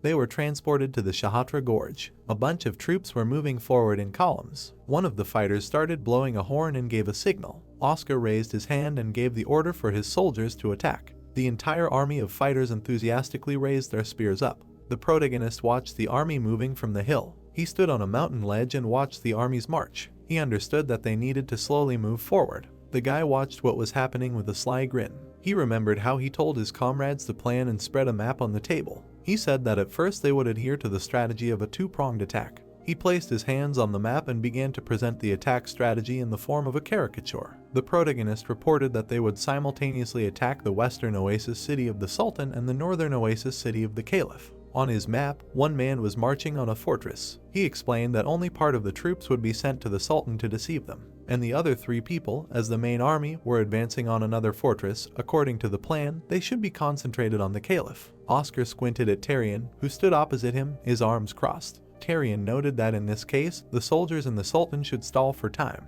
Oscar looked away and put his hands behind his back, hesitating to respond to this statement. The protagonist watched from afar as Tyrion looked at Oscar with disdain. He realized that each of them wanted to succeed and did not want to be bait. The protagonist glanced sarcastically at Eisen, who was standing next to him. The old man smiled sensibly, baring his teeth. He immediately slammed his hand on the table. The healthy old man held his hand on the map and confidently declared that in this case he would go to the Sultan. Oscar and Tyrion experienced the same emotions and merged, realizing that they would only be grateful. The 2 commanders looked at Eisen with an ironic smile. They decided to cheer him up, and noted that they liked his plan more, and in this case they would properly deal with the Caliph. They understood that the victory should be their merit. The protagonist sat on a ledge and watched the blue flags fluttering. He watched what was happening with a malicious smile, realizing that these guys were fools. Suddenly, Eisen approached the guy from behind. The commander in the cape looked playfully at the magician, asking him about how their affairs were progressing. The protagonist spread his arms out to the sides, standing opposite Eisen. He noted that thanks to his generosity and willingness to become bait, the meeting went smoothly. The protagonist bowed before the count, thanking him, to which he waved his hand. He said that it was not worth it, because he simply acted on his signal. The guy looked at the count smiling, closing his eyes. He was slightly embarrassed, saying that the ability to listen to a servant is a virtue of a nobleman. He added that becoming a marquis or beheading Benedict is just the job for the count. Eisen laughed loudly, standing with his arms crossed. He answered ironically that everything was correct, so he was going to proceed to the real meeting. The center of the Shatra desert.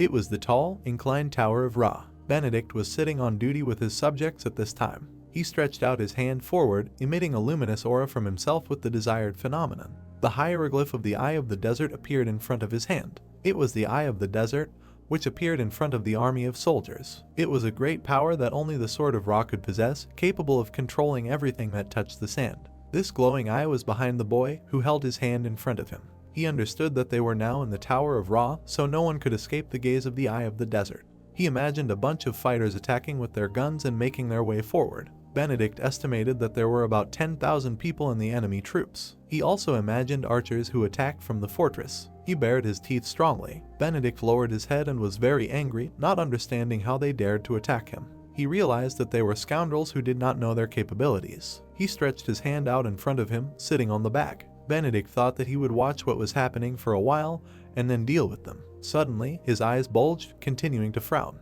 He imagined the villain Eisen approaching him on horseback with an angry look. The fair-haired guy was frowning deeply, lost in his thoughts. He realized that the man who slapped him was approaching the Sultan, and they had divided their forces and were pursuing a dual strategy of attack. He clenched his fist and stared at it. Benedict realized that there were only 1,000 men there and he had to protect the caliph first. He felt sorry for him, but he planned to deal with Eisen a little later. The naked guy turned to his comrades and proudly raised his hand. He told them to get ready to head for the caliph. Oscar stood in the courtyard at this time and watched the smoke billowing out. The brunette looked ahead with a malicious grin, realizing that this capture was obvious. A bunch of fire squalls from the catapults flew at the fortress, destroying it. The most powerful explosions occurred on the battlefield. The two guards noticed the hole in the wall and shuddered. Oscar pointed his finger forward and shouted for the boys to attack as the wall was destroyed. The spearmen immediately rushed forward to attack through the broken wall. An army of soldiers in blue cloaks ran forward. The blue fighter deftly defeated his enemy with a quick swing.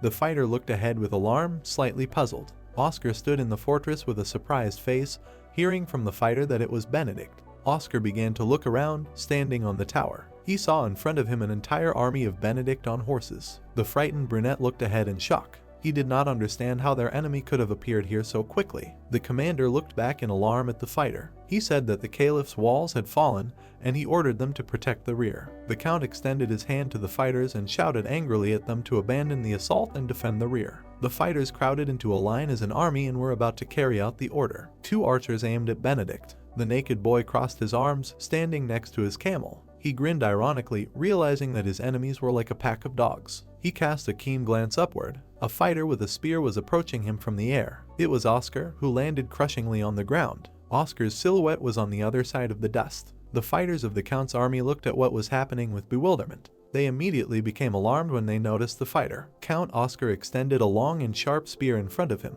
The fighters realized that the Count had taken the lead of the troops. Oscar looked at his enemy with disdain. Benedict looked ahead in bewilderment, trying to understand who had appeared in front of him. Benedict stood in front of Oscar with his spear, his shoulders straightened. The brunette held a glowing spear in his hands with a contemptuous expression on his face. He held this long spear with a large tip in front of him. It was a glowing spear Kaiopin, one of the most famous spears in the world. Remarkably, its length could be adjusted. The fair-haired guy looked mockingly from under his brows, noticing an interesting gun in the enemy's hands. The Count continued to hold the spear in his hands, answering with displeasure that this guy had no right to even evaluate this spear. The mulatto clenched his fist and swung it, saying that he could also show something. He raised his hand up, preparing to use his magic. Blue beams of energy spread across the space. The Count frowned deeply and with horror realized that this was the power of God Ra. The Count immediately turned to his comrades, warning them that the ground in front of them was splitting.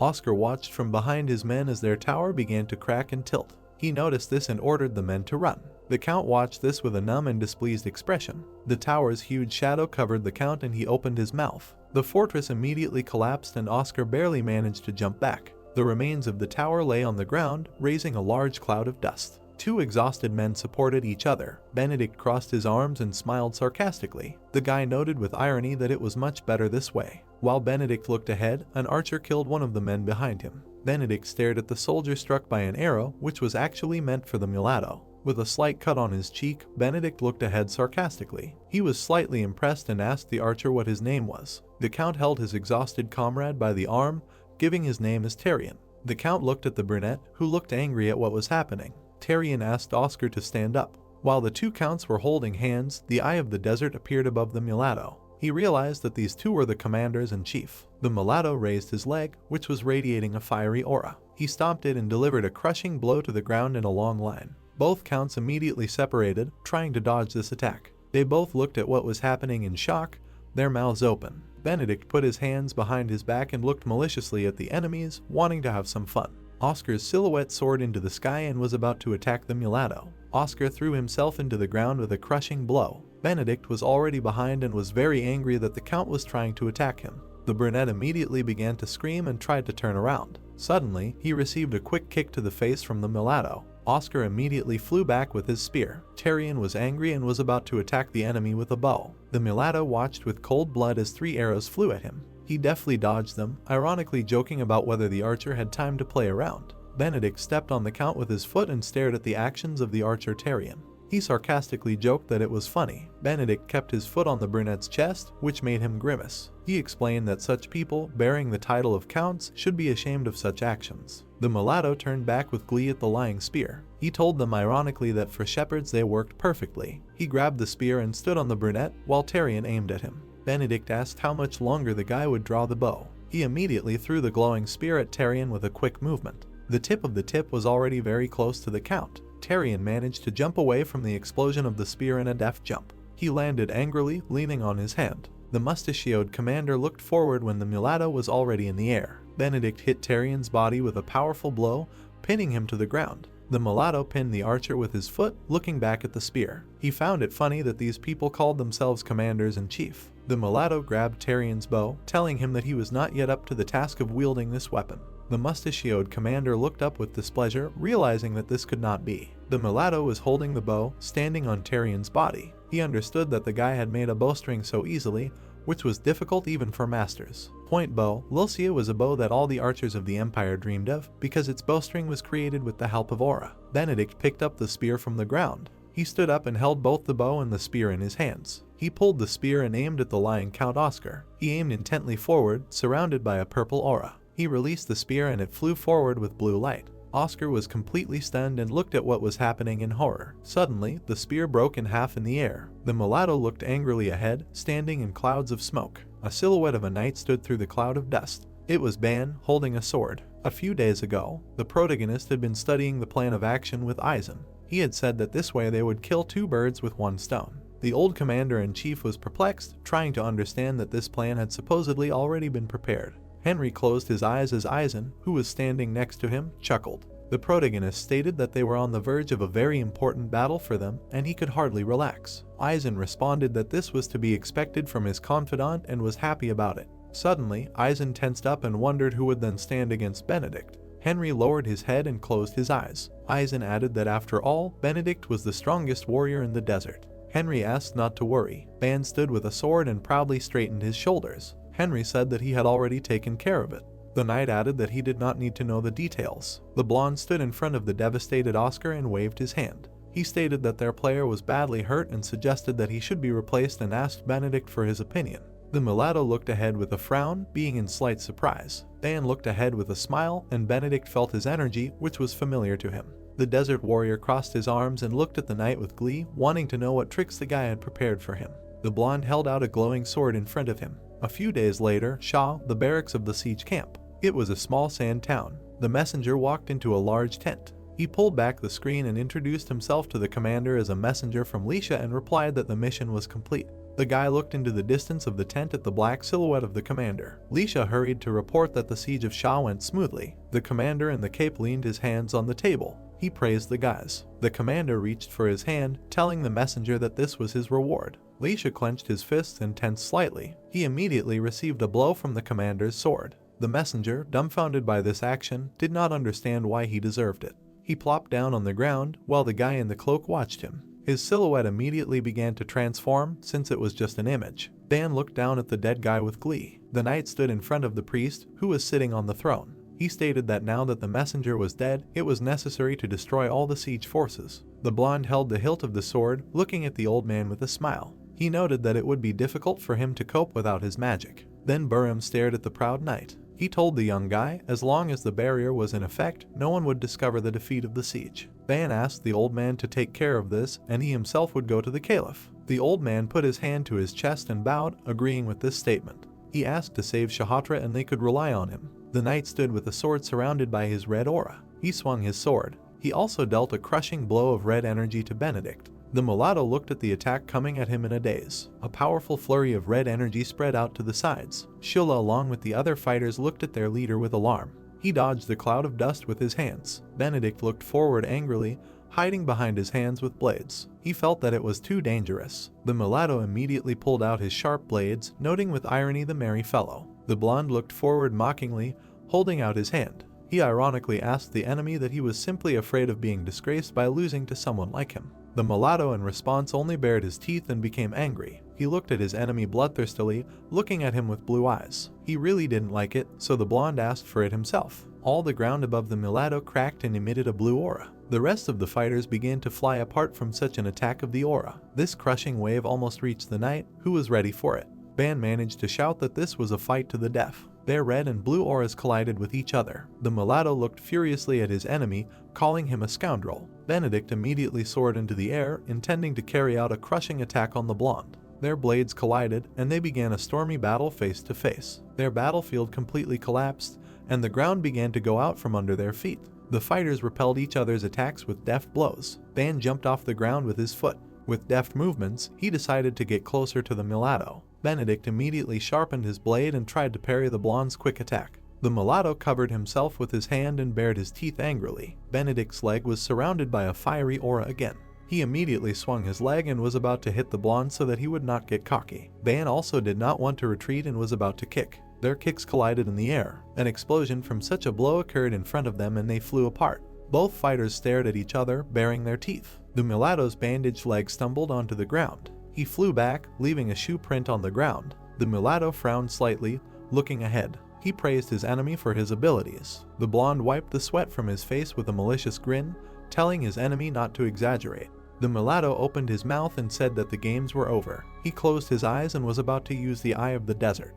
He swung his sharp blades, radiating an evil aura. The blonde looked intently at what was happening. The fighters stood opposite each other under the hot heat of the sun. The mulatto told the enemy to know his place. Suddenly, Benedict looked warily from under his brows, realizing that this could not be. He saw an entire army of the Shah on horses in front of him. The blonde looked out from under his bangs with glee, ironically answering that the mulatto had only just realized that the Shah was now theirs. The guardian of the desert looked angrily at the enemy, being in slight shock. Ban looked ahead with a sarcastic smile, saying that it was not worth losing vigilance. The blonde looked ahead at the enemy ironically, saying that he did not expect this at all. He mockingly said that the guardian of the desert was disappointed with his inattention. The mulatto looked ahead angrily, reluctantly agreeing with such a statement. He was clutching his fire blade tightly, confirming that he had been too frivolous. He spread the blades to the side, and they began to burn. The blonde looked ahead warily, realizing that his enemy had pulled out the swords of the sun. The mulatto began to run to attack, and the blonde realized that now everything would be serious. Ban was barely holding back the attack of the fire blades from the guardian of the desert. Benedict looked ahead with a slight grin. Then he suddenly became angry, swinging his hand. He dealt a crushing blow and there was an explosion. The blonde was strongly grimacing and baring his teeth as he was very annoyed. A cloud of dust filled the air. The blonde's heavy steps began to step forward. The exhausted blonde with torn clothes had difficulty holding the blade. He understood that this was at least expected. Ban with one eye looked ahead, realizing that in the end it was impossible to resist the power of God Ra. The mulatto stood in front of the guy, lowering his blades. The knight grabbed the handle of the blade and stared ahead, realizing that it was his turn to act. The blonde angrily stared ahead, remembering the main character. Henry advised using one technique in the fight against Benedict. The mulatto smiled sarcastically, looking ahead. He was curious what the guy would show him now. Ban looked back mockingly,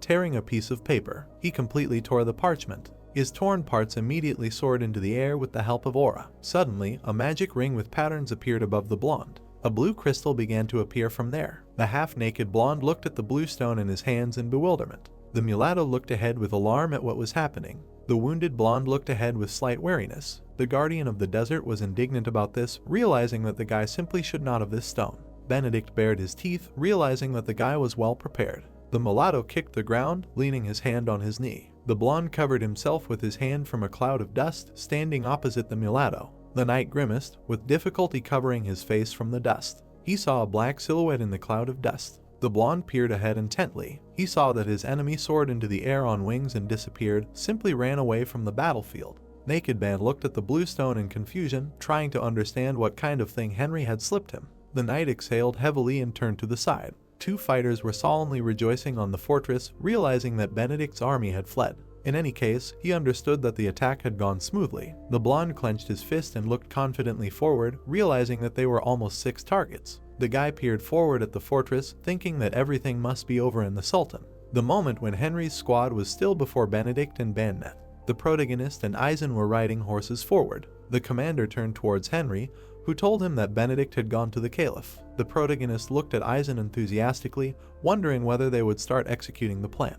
These events ended the second season of the work.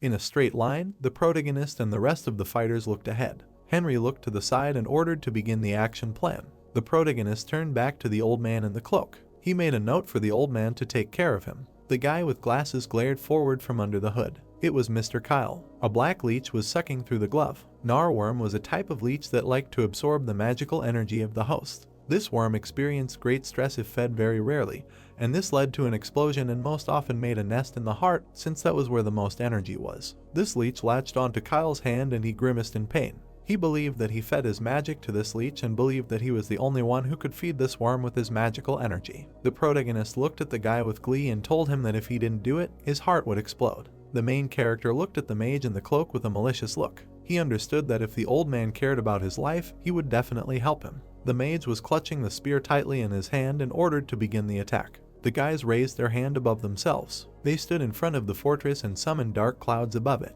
Two guards looked at the dark clouds in surprise. The guard with the spear looked up in bewilderment, not understanding why it had suddenly gotten dark outside. Kyle, with his hand raised, looked up and ordered to attack. Suddenly, lightning shot out of the clouds. A powerful flurry of discharges began to attack the fortress. This lightning struck the guard's body while others were watching him. The guards immediately became alarmed and decided to run away. Powerful discharges continued to radiate from the sky onto the fortress. They began to run away from the storm of lightning with fear in their eyes. Blue discharges continued to overtake the fortress. All the guards were stunned with fear, being in the very epicenter. Everything around was cracking with blue light and the entire space darkened. The gates of the fortress began to collapse and crack. The protagonist looked at what was happening with a sneer. Hararian looked with slight alarm at the confident Henry, who said that everything was fine. The brunette looked away in bewilderment. He put the letter in front of the priest's head, ordering him to deliver this letter to the Sultan's fortress. A group of people stood above the raised gates. The commander's foot stepped on the sand.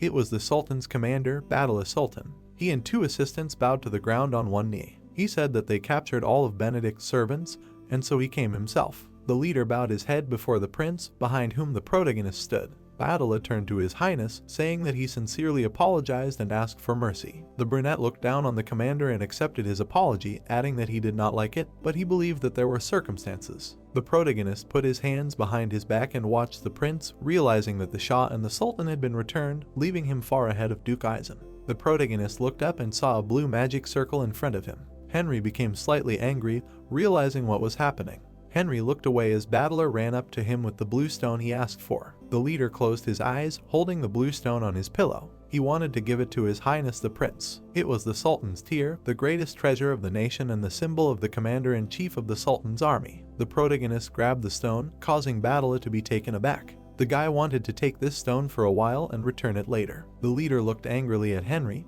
who decided to run away while the crystal opened a blue circle in the sky. The protagonist looked at Badala with a slight smile, saying that the Sultan's treasure would be used in a very important place. He added that it was necessary to let the villain Benedict know about the current situation with the jewel. Dan stared at this stone, trying to understand what this villain had prepared for him. They were transported to the mansion of Duke Arthur. This magic circle with hieroglyphs appeared in the dark room. Benedict teleported through it into this room. He landed on the floor on one knee. He sighed and looked around. The mulatto saw the Duke sitting at a table by the window. Arthur noted from Benedict's expression that things were not going well. The angry guy immediately grimaced and bared his teeth. He explained that from the Shah and the Caliph to the Sultan, with the exception of the capital, all the oases had passed to them. He explained that if this continued, he would have half the number of troops and no hope of victory. The mulatto bowed his head to the Duke, putting his hand to his chest. He asked him for help. The blonde Duke was sipping his tea at that time. He agreed, saying that he had been planning to help him in this battle from the very beginning.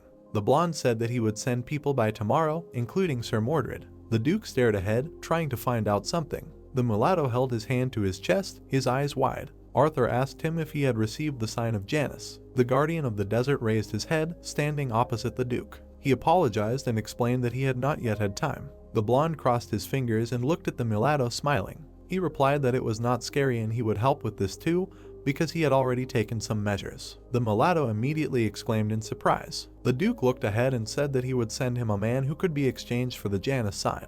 Benedict looked ahead, frowning. Arthur said that this man would definitely be useful to him, for which he was thanked. The mulatto began to move back in a bent position, approaching the circle. He immediately disappeared while the Duke finished his tea. The blonde drank tea with his eyes closed. He turned to his assistant. The butler put his hand to his chest and was going to tell Mr. Mordred to prepare everything. The Khan's fortress. A bunch of fighters were approaching the fortress. Henry and Eisen were moving forward. Eisen turned to the guy and enthusiastically explained that they had almost caught up with Benedict, and all thanks to Henry. The protagonist put his hand to his chest and said that the main hero of the war was the Count. The protagonist looked ahead warily, realizing that it was strange because the mulatto had definitely asked Arthur for help. The protagonist imagined Benedict and Arthur giggling maliciously. It was strange to him that no traces of him had been found yet. Eisen extended his hand forward and shouted for everyone to run and attack. The fighter began to blow his horn to give a signal. Armed fighters were approaching the fortress. One of the fighters noticed Benedict above. The mulatto was standing on the fortress and holding two tied people hostage. The guardian of the desert swung his sword and was about to cut the bags. He swung the blade right in front of the hostages' heads. The bag with the rope flew down. The prince looked up in shock. The mulatto looked forward maliciously, while the wife and mother of Herarion, Selin and Venus were kneeling. The brunette looked up in horror, not understanding how his mother and wife ended up hostage. The prince immediately became dumbfounded and wilted. He grabbed his head and began to fall when Henry immediately caught him. The brunette looked at Henry angrily, telling him that he was the one who should have protected his family and did not understand how this happened. The protagonist bared his teeth and looked scared, realizing that this was the reason Arthur was so calm. He did not think that the Duke would break into the mansion and kidnap the royal family. The mulatto grabbed the head of Venus and put a dagger to it. He turned to Herarion, noting that he did not want to talk much, so he was just going to take the sign of Janus. The protagonist stood in front of Herarion, who looked upset. He turned to the prince and apologized for his words, asking him that he should stop and think for a while. The brunette immediately became angry and shouted that there was nothing to think about. He said that two people he could call family were in danger. The protagonist bared his teeth and was indignant at the situation. He understood that this was a disaster because Herarion could not make rational decisions in such a situation. The mulatto looked down at the guys with glee. Henry understood that if they just gave up the sign, they would definitely fail. The protagonist looked up at the mulatto and the hostages. He shouted to Benedict that they needed one day to think about it and could answer them tomorrow. The guardian of the desert frowned with glee, saying that the guys had to make a decision today, and if they did not give him the sign by night, he would kill the hostages. The protagonist clenched his fists and looked up angrily. That same night in Herarion's tent, the protagonist was about to enter it. He stepped into the tent with his foot. Henry saw the prince sitting on a chair. The brunette looked at the ground with a downcast look. The protagonist explained that the entire top of the army decided that he should not have given the sign. The brunette stared ahead through his long bangs. Henry continued to stare at the brunette, turning to him once more when he didn't respond. Herarion immediately replied that he had heard everything. The main character looked at the prince with slight regret, telling him that he knew perfectly well that he should have made the choice himself. He crossed his arms and said that he knew everything. The prince sat with tears in his eyes from the realization of hopelessness. He explained that he could not do anything because he could not abandon his family. The protagonist began to walk forward. He bowed down in front of the prince, addressing him. Henry looked at the prince with trepidation and asked him not to worry, noting that no matter how important the outcome of this military campaign was, he could force the Empire to recognize his desires. The brunette looked at Henry with tears in his eyes. He wiped the tears from his face and thanked the guy for understanding. The protagonist looked at the prince with a smile on his face and noted that this was only his choice. The guy added that he also had a request in return and asked him to listen. The brunette stared ahead, wanting to hear Henry. The magician's cloak fluttered across the night sky. The protagonist hovered in the air. He watched the large fortress, realizing that he had finally reached it. He immediately decided to go down to the ground. His foot stepped on the ground. As soon as Henry started walking forward, a mulatto noticed him from the side and noted his cool flying magic. Benedict, under the cover of night, stared at Henry. He said ironically that a guest had come to them late at night. The magician stood opposite the mulatto in the open. He had come with an answer to the proposal that the mulatto had made during the day. Benedict looked forward sarcastically, calling the magician an impudent man. He ironically asked the guy if he had come here to make a deal or to show that he knew a little about magic. Henry presented a blue circle with signs. He said that with the help of magic he had managed to hide the sign, and added that if he continued to simply chat, he would never see the king's sign for the rest of his life. The mulatto stared at the guy after his statement. The guardian of the desert turned to his assistant and ordered him to bring the hostages. A large blue moon enveloped the night starry sky. The tied hostages came into view. The mulatto pushed aside the two mother and wife of Herarion. They both fell into the arms of the protagonist. The protagonist stared at the women and asked them if they were okay. Selin looked at the guy with slight surprise, recognizing him. Henry frowned slightly and told the women that they should have slept. He used sleep magic and Selin's eyes widened. The protagonist stood on one knee in front of the sleeping girls. Benedict stood with his arms crossed in front of Henry, noting that since he checked the hostages, the guy should give him what he wanted.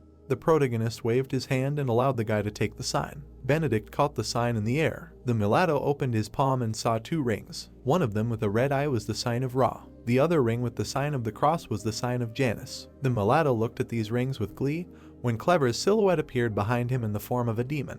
The protagonist quickly stretched out his hand and gave a command to Clever. Suddenly, the mulatto turned back. The spirit of the demon Clever was about to devour the mulatto. Benedict stood in the ruins in the water with swords. He looked around and did not understand where he was. He immediately sharpened his fiery swords and became angry. He tried to call out to this trickster, asking him where he was hiding. He angrily wondered why such antics could not work against him. The main character at this time smiled maliciously. The protagonist looked through the portal at the lost mulatto. He ironically joked that even if this guy was called the god of war, then in the stomach of the spirit he clearly could not do anything. The protagonist reached for the blue circle with signs. He smiled maliciously, holding his hand in the magic circle. The magician noted that now the time had come for Benedict to pay for his sins. Suddenly, these magic circles began to appear in the mulatto's space. They began to emit blue streams of aura. This powerful barrage of attacks was directed straight at the god of war. A crushing blow occurred in this space. Deep night enveloped the fortress. The protagonist stood in front of his spirit Clever in the form of a cat. The guy leaned forward and asked if Benedict was dead. The cat with multicolored eyes answered that he was still alive. The protagonist was slightly alarmed, realizing that the mulatto was quite tenacious. Henry looked at his fluffy cat, which began to glow. He understood that he would have to deal with him personally and asked the spirit to open the way for him. The cat's paws brightly shone with aura. A blue portal appeared in front of Henry. Inside that space were ruins and clouds of dust. Henry stepped through the portal. He scratched his head and began to look around. The protagonist peered forward and noted to the mulatto that he was able to survive under a hail of so many magical attacks. Benedict hid behind his swords, staring at his enemy. The guy thought that the god of war would be different. The mulatto, out of breath, looked forward angrily, noting that Henry would not get out of here now. He looked forward furiously, frowning deeply. He ordered the mage to draw his sword. Henry looked forward with a relaxed smile, asking why this was necessary. He clapped his hands. Magic circles with signs appeared behind him. He answered that he was a mage after all. The protagonist looked forward with disdain through his long bangs and declared, if the mulatto could survive this time, then he would draw his sword. A barrage of energy beams was directed straight at the mulatto. A powerful explosion occurred on the spot. The protagonist covered his face with his hand, realizing that he had used up too much mana and was now going to concentrate on accumulating it. Suddenly, his eyes widened at what was happening. He saw a mulatto flying at him furiously. Henry immediately became angry and bared his teeth, not understanding how Benedict could survive after his attack. Noting his vitality, Benedict deftly flew over Henry, hooking his body with his sword. The protagonist immediately spat blood from his mouth. He held onto his body and used a green aura. He was indignant, since using mana in this case would only harm him. Henry stared intently at the mulatto standing nearby. Benedict twisted his facial expressions and looked maliciously at the magician, noting that there was nothing special about him. Henry took out his long sword, holding a green aura in his other hand. He assumed that the mulatto had already reached his limit. Benedict sharpened his daggers and looked at Henry sarcastically, saying that even without the power of a god, the guy was no match for him. Henry bared his teeth, looking at the mocking smile of the mulatto. Their auras crossed in a fierce confrontation. Their blades crossed each other. Henry looked in horror as his blade cracked. He assumed that it was due to the small amount of aura. The guy squeezed his sword tightly. Henry suddenly became angry and his blade was surrounded by a blue aura. He wanted to make just one accurate blow. Benedict looked at him with a malicious look. He swung his fiery blades and flew into the attack. They hit each other with their blades. The protagonist was very angry and bared his teeth from this situation. He remembered his old image, where he, as an old man, sat on the executioner. Then the executioner was going to cut off his head. The guy did not want such a fate for himself and understood that this should not happen again. He, along with his past image of an old man, bloodthirstily screamed that he would never die here. His hewn glowing blade crossed with Benedict's sword. The protagonist was lost in his thoughts, looking ahead. He supposed that this could be the essence of swordsmen, and he was finally able to awaken this power. The mulatto looked at what was happening, dumbfounded, not understanding how the enemy's sword suddenly glowed. The magician looked at his enemy furiously. The mulatto looked in horror as his blades crumbled into small pieces. Henry swung his sword and was about to deliver a decisive blow to the enemy. Benedict frowned convulsively and shouted that this should not be done. The protagonist still swung his blade at the mulatto's body. After the blow, the protagonist stared ahead, noting that he had to do it. The mulatto spat out his blood from his mouth. The protagonist looked at Benedict lying on the water. The protagonist looked with disdain at the lying body of the enemy. With a dumbfounded look and a frown, he understood that he had won. He also fell into the water, and they both lay there. Blood was also flowing from the protagonist's body as he was wounded. They were transported to the Hararian camp, which was brightly illuminated by the moon. The prince at this time could not find a place for himself and ran around the tent. Suddenly he stopped. He touched his face with a thoughtful look, trying to understand why Henry was late. Suddenly Clever appeared behind Hararian. The prince immediately turned around and saw the trembling body of the protagonist. In addition, his close women were also lying on the floor. Selin was unconscious. Venus also did not come to her senses. Henry was holding his open wound and suffering from pain. Hararian immediately ran to the guy's body and tried to bring him to his senses. The prince saw traces of blood on Henry's clothes, realizing that he was in danger. The prince immediately used his power and put his hand in front of the guy's wound. The brunette frantically watched what was happening, realizing that he couldn't let the guy die so easily. The tent curtains were open. Henry was holding his wound. He immediately raised himself up and Hararian looked at him intently. He thanked the prince for saving his life. The brunette smiled mockingly, explaining that Henry had done much more for him, so this help was trivial. The protagonist sat on the ground while Hararian leaned over to him. He asked if Benedict was really dead. The protagonist pointed to the god's ring with a sly grin. The guy replied that the mulatto was dead because he brought his family members and the king's sign as proof. The protagonist looked ahead, addressing his highness. He noted that since Benedict was no longer there, the campaign would soon be over, and he asked him about when Hararian would fulfill what he had promised. The brunette looked down with an anxious look. He explained that he could fulfill any of his requests separately at any time, but added that he was still worried. The brunette looked tremulously at Henry sitting next to him. The mage understood that his proposal was extremely unpleasant, but noted that the prince himself should have understood how dangerous the isolation policy was, especially because of the current uprising. The brunette looked at Henry with disdain, leaning on his knee. He replied that what would they get then if they stopped the isolation policy and began an exchange with the Showman family. The protagonist looked towards Hararian, noting that he would personally teach the people of Shatra magic. A bright moon illuminated the night sky. Thick clouds floated across the sky. In front of Arthur stood his assistant. The Duke was saddened to hear that the mulatto had disappeared, trying to assume that he could have simply run away. The fair-haired guy timidly looked away, answering that he was not sure about that because he only knew that Benedict had disappeared without a trace. He added that when he first returned, only his people were there. The Duke covered his face with his hand and looked angry. He understood that if Benedict escaped, it would be a problem, and so he ordered his subject to take any measures and find the guy as soon as possible. The guy stood in front of the indignant Duke and accepted the order. The guy immediately disappeared, leaving behind a blue trace of magic. The Duke looked ahead through his fingers with disdain, indignant at the situation. They were transported to the kingdom of Shatra. The guard was blowing his pipe in front of the fortress. The victory ceremony was taking place and Hararian was walking along the path with people. It was the prince with his family. There was no trace left of Benedict, and the troops returned to the capital, since after the disappearance of the leader, the rebel army fell apart in an instant. The whole crowd of people rejoiced, looking at their prince. The inhabitants enthusiastically looked at the ruler, greeting him.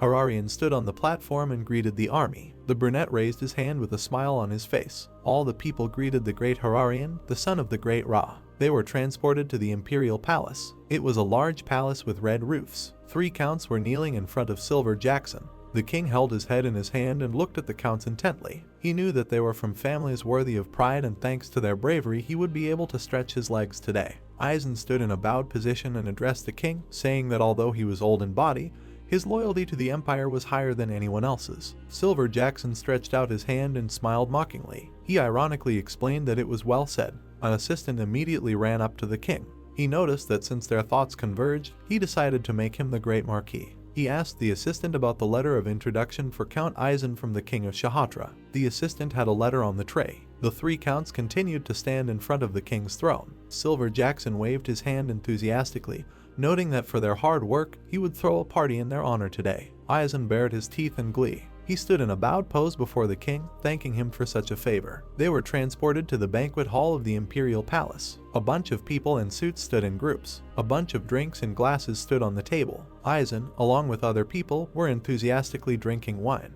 The protagonist and Ban were watching this company from afar. They both looked at this with slight caution, holding glasses in their hands. Henry noted that after the death of the teacher, many nobles changed and there must have been many whispers about it. The protagonist looked at how the knight wanted to try the wine. He replied that nothing could be done about it, such was the nature of power. The blonde suddenly frowned, explaining that if they did not change, then the picture would not change. The 2 of them were drinking wine in suits. Henry noted that something like this could happen at any moment. They continued to watch the laughing counts from afar. They sipped wine from their glasses with delight. Their job was to turn a twinkling star into a star that would shine forever. Henry watched with a slight smirk. Ban watched as the magician decided to try the wine. The blonde sarcastically noted that Henry was clearly confident in his abilities. The protagonist replied that he would not have started otherwise. The blonde looked away in bewilderment. They immediately became excited and lively. Henry adjusted his scarf on his neck and added that since they were invited to the party, he thought that they should properly enjoy the drinks before returning. They immediately became embarrassed and began to joke and laugh. The blonde explained that he was so busy with things that he forgot about such things. Henry watched as the knight waved his hand and was about to leave. Henry looked away intently. He saw the counts, who continued to laugh. Another nobleman approached Alfred and whispered something to him. The protagonist stared at these people, realizing that they were all sly. He immediately decided to drink wine from the glass. He realized that several years had passed since he entered the imperial palace, and therefore he did not want to waste time on such fools. He put the empty glass on the table. He smiled enthusiastically, noting that he should have gone about his business back then. The backyard of the palace. At this time, a guy and a girl were sitting on a bench in a romantic setting. The girl was worried if someone would come here. The guy replied that he was responsible for guarding the perimeter. He looked at her with a shining gaze and hugged her, asking her to trust him. Henry decided to interrupt the kiss of the young people. The protagonist winked at the couple and replied that he didn't know anyone was there. The guard immediately made a military gesture and apologized. Henry replied ironically that there was nothing to be afraid of. He stood in front of the guard and looked around. He asked the guy if he knew where the hero's statue stood. The guy pointed his finger at the forgotten stone statue. It was already a dirty and overgrown hero's statue. The guard watched Henry standing in front of the statue. He was about to leave and leave the guy in front of the hero. The protagonist was very angry and grinned, realizing that Silver Jackson was an arrogant scoundrel, leaving the statue in such a state. The protagonist thought that it would be better this way, since even in the light of the lamp no one would definitely see his treasure. He bent down in front of the statue. He saw Luminal's anklet absorbs Earth's mana on the statue's leg. He decided to touch it. Suddenly the bracelet started glowing and the protagonist was shocked. He was holding the glowing bracelet in his hands, realizing that he had received another bracelet. He looked at the high tower, noting that he was now slowly going to look for other treasures hidden in the palace. The Duke was sitting in his dark office. Suddenly a portal appeared. A brunette mage walked through it. Arthur saw Sir Draken. The brunette looked down on the Duke and asked him what was bothering them. Arthur started shaking his head while the mage was looking at him. He replied that a few days ago Sir Mordred had said that Benedict's location was impossible to determine. The mage became alarmed and bared his teeth, wondering how much longer they had to wait, since it was known that they needed the Janus sign for the experiment. The Duke opened his mouth slightly. He looked angrily at Draken and noted that he was simply overexcited. The brunette looked at the Duke in shock, leaning back. He immediately fell to his knees and bowed before Arthur, apologizing to him. The Duke looked calm, folding his arms. He understood the guy's feelings and asked him not to worry so much. He looked ahead with a malicious look, noting that he had taken precautions just in case. The protagonist went out onto the balcony of the banquet hall. He lightly touched the flowers. The blue-haired guy took a brooch from the flower bed. He was happy that he found all the treasures hidden in the imperial palace. Henry smiled widely as he decided to proceed with the next stage of the plan. It was cloudy today. The castle was illuminated by the sunlight. The guys gathered around the table in the living room of the tent mansion. The gilded door opened slightly. Ban looked at it with displeasure. The protagonist entered the room. Someone informed everyone about the commander's arrival. The guy stepped forward and thanked everyone for gathering. The men looked at him intently. Henry suggested starting a conversation about Count Eisen being promoted to the rank of Marquis. The protagonist bowed his head. He told them that he wanted to take a month's vacation. A golden brooch appeared in his head. He said that they could now continue their activities under the name Shonen since they had helped defeat the enemy forces. Ten proudly clenched his fist. The blonde folded his arms and asked what would happen to the customers. The blue-haired guy smiled slyly and said that they had been promised a cultural exchange with Shatra. He imagined jewels falling from the sky. Henry knew that they were first going to buy the luxury goods that were supplied as tribute to the imperial palace and sell them to the nobles. Ban, devouring the commander with his eyes, asked him about the other customers. The protagonist started talking about Caliburn Fortress. The guy looked at him blankly. He reminded him that civilians were forbidden to enter the military base. Henry pointed his finger up and admitted that he had served in Caliburn Fortress. Herbs and acorns appeared in his mind when he remembered that he had no free time while serving. Now he thinks that with the name Shonen he will be able to search for various ingredients in the demonic forest. He looked at the man when he admitted that he was planning to strengthen the mercenary squad. The bearded man took a stack of papers. He said that they had found reliable and talented people. The man handed the document to his comrade. The protagonist asked him to lure people to their side, after which he called him the best in this business. The blonde took the sheet of paper and promised to try. The blue-haired guy looked back at Hiram. He reassured him that he should continue to live well. At that moment, he admitted that he wanted to give him personal homework. Sweat ran down the gentleman's face. He clarified whether they really wanted to assign him this. Henry raised his hand. He demanded that his partner get the master level in a month at any cost. Hiram became very worried when he heard that it needed to be done in a month. He approached the blonde. Ban told him that nothing was impossible, although he still lacked a lot. The commander pointed to the side. He turned to his brother and told him that he had one more request. The blue-haired guy whispered in his ear. Dan smiled slyly. He said that he could fulfill such a request without questions. He also admitted that he could easily handle this task. The protagonist spread his arms out to the sides. He suggested that his comrades end their meeting here. His gaze fell on the gentleman in the hat. Ten realized that he might not be of much use to Henry now. The blue-haired guy approached him. He, having learned his thoughts, advised him not to relax too much. The protagonist raised his head. He said that he would need a competent manager in the future. The gentleman in the hat smiled broadly and told him that he understood this. Henry, folding his arms, decided to move on to the next business. It was a sunny day. The castle of the Shatra kingdom was decorated with waterfalls. The blue-haired guy bowed to the man. Bowing slightly, he told him that Count Eisen had become a marquis. Hararian's eyes sparkled. He asked his interlocutor about his future plans. Henry raised his head. He admitted that he was thinking of starting to supply luxury items from Shatra under the name Shonen. The brunette looked at him in confusion. He warned him that the volume of trade would not be very large since luxury items were mainly sent as tribute. The protagonist approached him. He told him that he wanted to triple the price of the luxury items sold in order to improve the equipment of the workshops. A drop of sweat began to flow down Hararian's cheek. He assumed that these conditions were more favorable for them than for the interlocutor. The blue-haired guy winked at him. He said that he wanted to repay for the favor shown to them. His face became covered in sweat when he spoke about the second exchange. The brunette smiled and remembered that they had to raise talented magicians. Bowing before him, Henry thanked him. An ominous aura began to emanate from him. He thought about personally training the mages because the Empire Tower could soon catch up with them. Hararian stood up from the throne. He asked the interlocutor to follow him.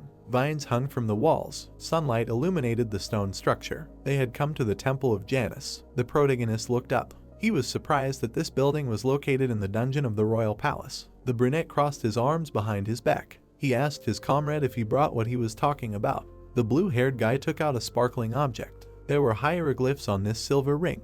The protagonist decided that it was time to keep the promise he made to Hector. He remembered how angry he was when he begged to be taught sword techniques. Then the king frowned deeply and said that he heard his request. He admitted that he had a condition. Standing in front of the guy, the man agreed to teach him his sword technique. He also admitted that in exchange he wanted to come back to life. Meanwhile, Hararian approached the fountain and offered to begin the ritual. His hand was enveloped in mana. A runic circle appeared in front of him. Henry leaned back. A drop of sweat ran down his face. The sky was illuminated by the moon. The blue-haired guy realized that his comrade could control night and death. Hararian tightly closed his eyes, continuing to cast a spell. Something began to crack. Pieces of the moon began to fall down. The brunette's body was enveloped in mana. A mask appeared on his face. He directed the flow of energy to the object. Hararian raised his hand. The man's eyes sparkled ominously. Henry watched intently. The image of the master began to appear. He admitted that he missed him. Hector threw his head back. He realized that the protagonist really kept his promise. The blue-haired guy frowned deeply and said that it would definitely happen.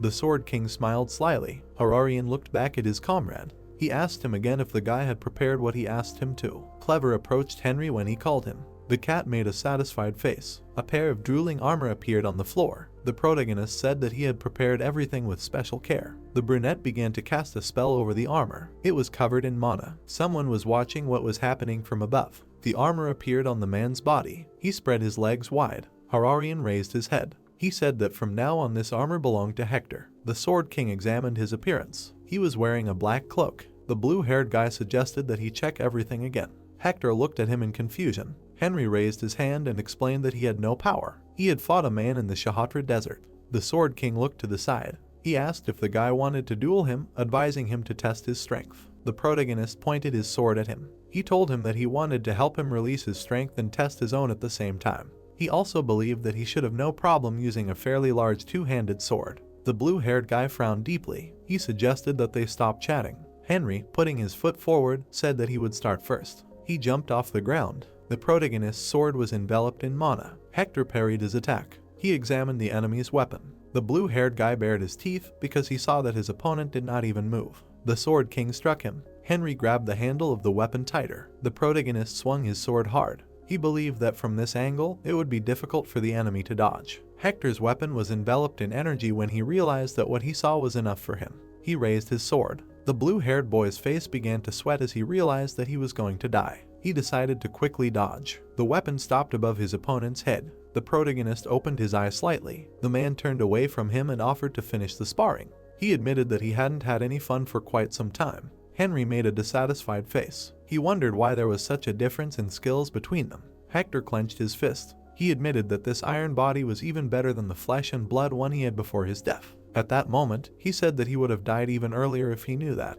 He looked back at the guy who offered him to evaluate the new body later. Henry asked him if his aura was that bad since he could barely defend himself from him. Hector turned around. He thought that his aura, on the contrary, was fresh and arrogant. The man examined the protagonist's insides. He told the protagonist that his aura looked quite clear and burst out from the core, passing through the heart. Henry grabbed the sword handle. He said that the aura could be affected by the heart circle. The king nodded and said that he had not heard of this structure. He assumed that a swordsman was prone to such things. Hector looked back. He began to move away from the guy. The king said that he wanted to deal with the demonic animals nearby because he had not yet released all his power. Clever appeared next to the protagonist. He asked the cat to go with Hector so that he would not get lost. Henry smiled ominously. He remembered that for the first time in a long time he would be able to replenish his magical energy. Mana emanated from his body. A quarter of a day had already passed. Sitting on the ground, he simultaneously used aura and mana. The blue-haired guy bowed his head. He knows that the circle rotates faster as the power of the aura grows because they are interconnected.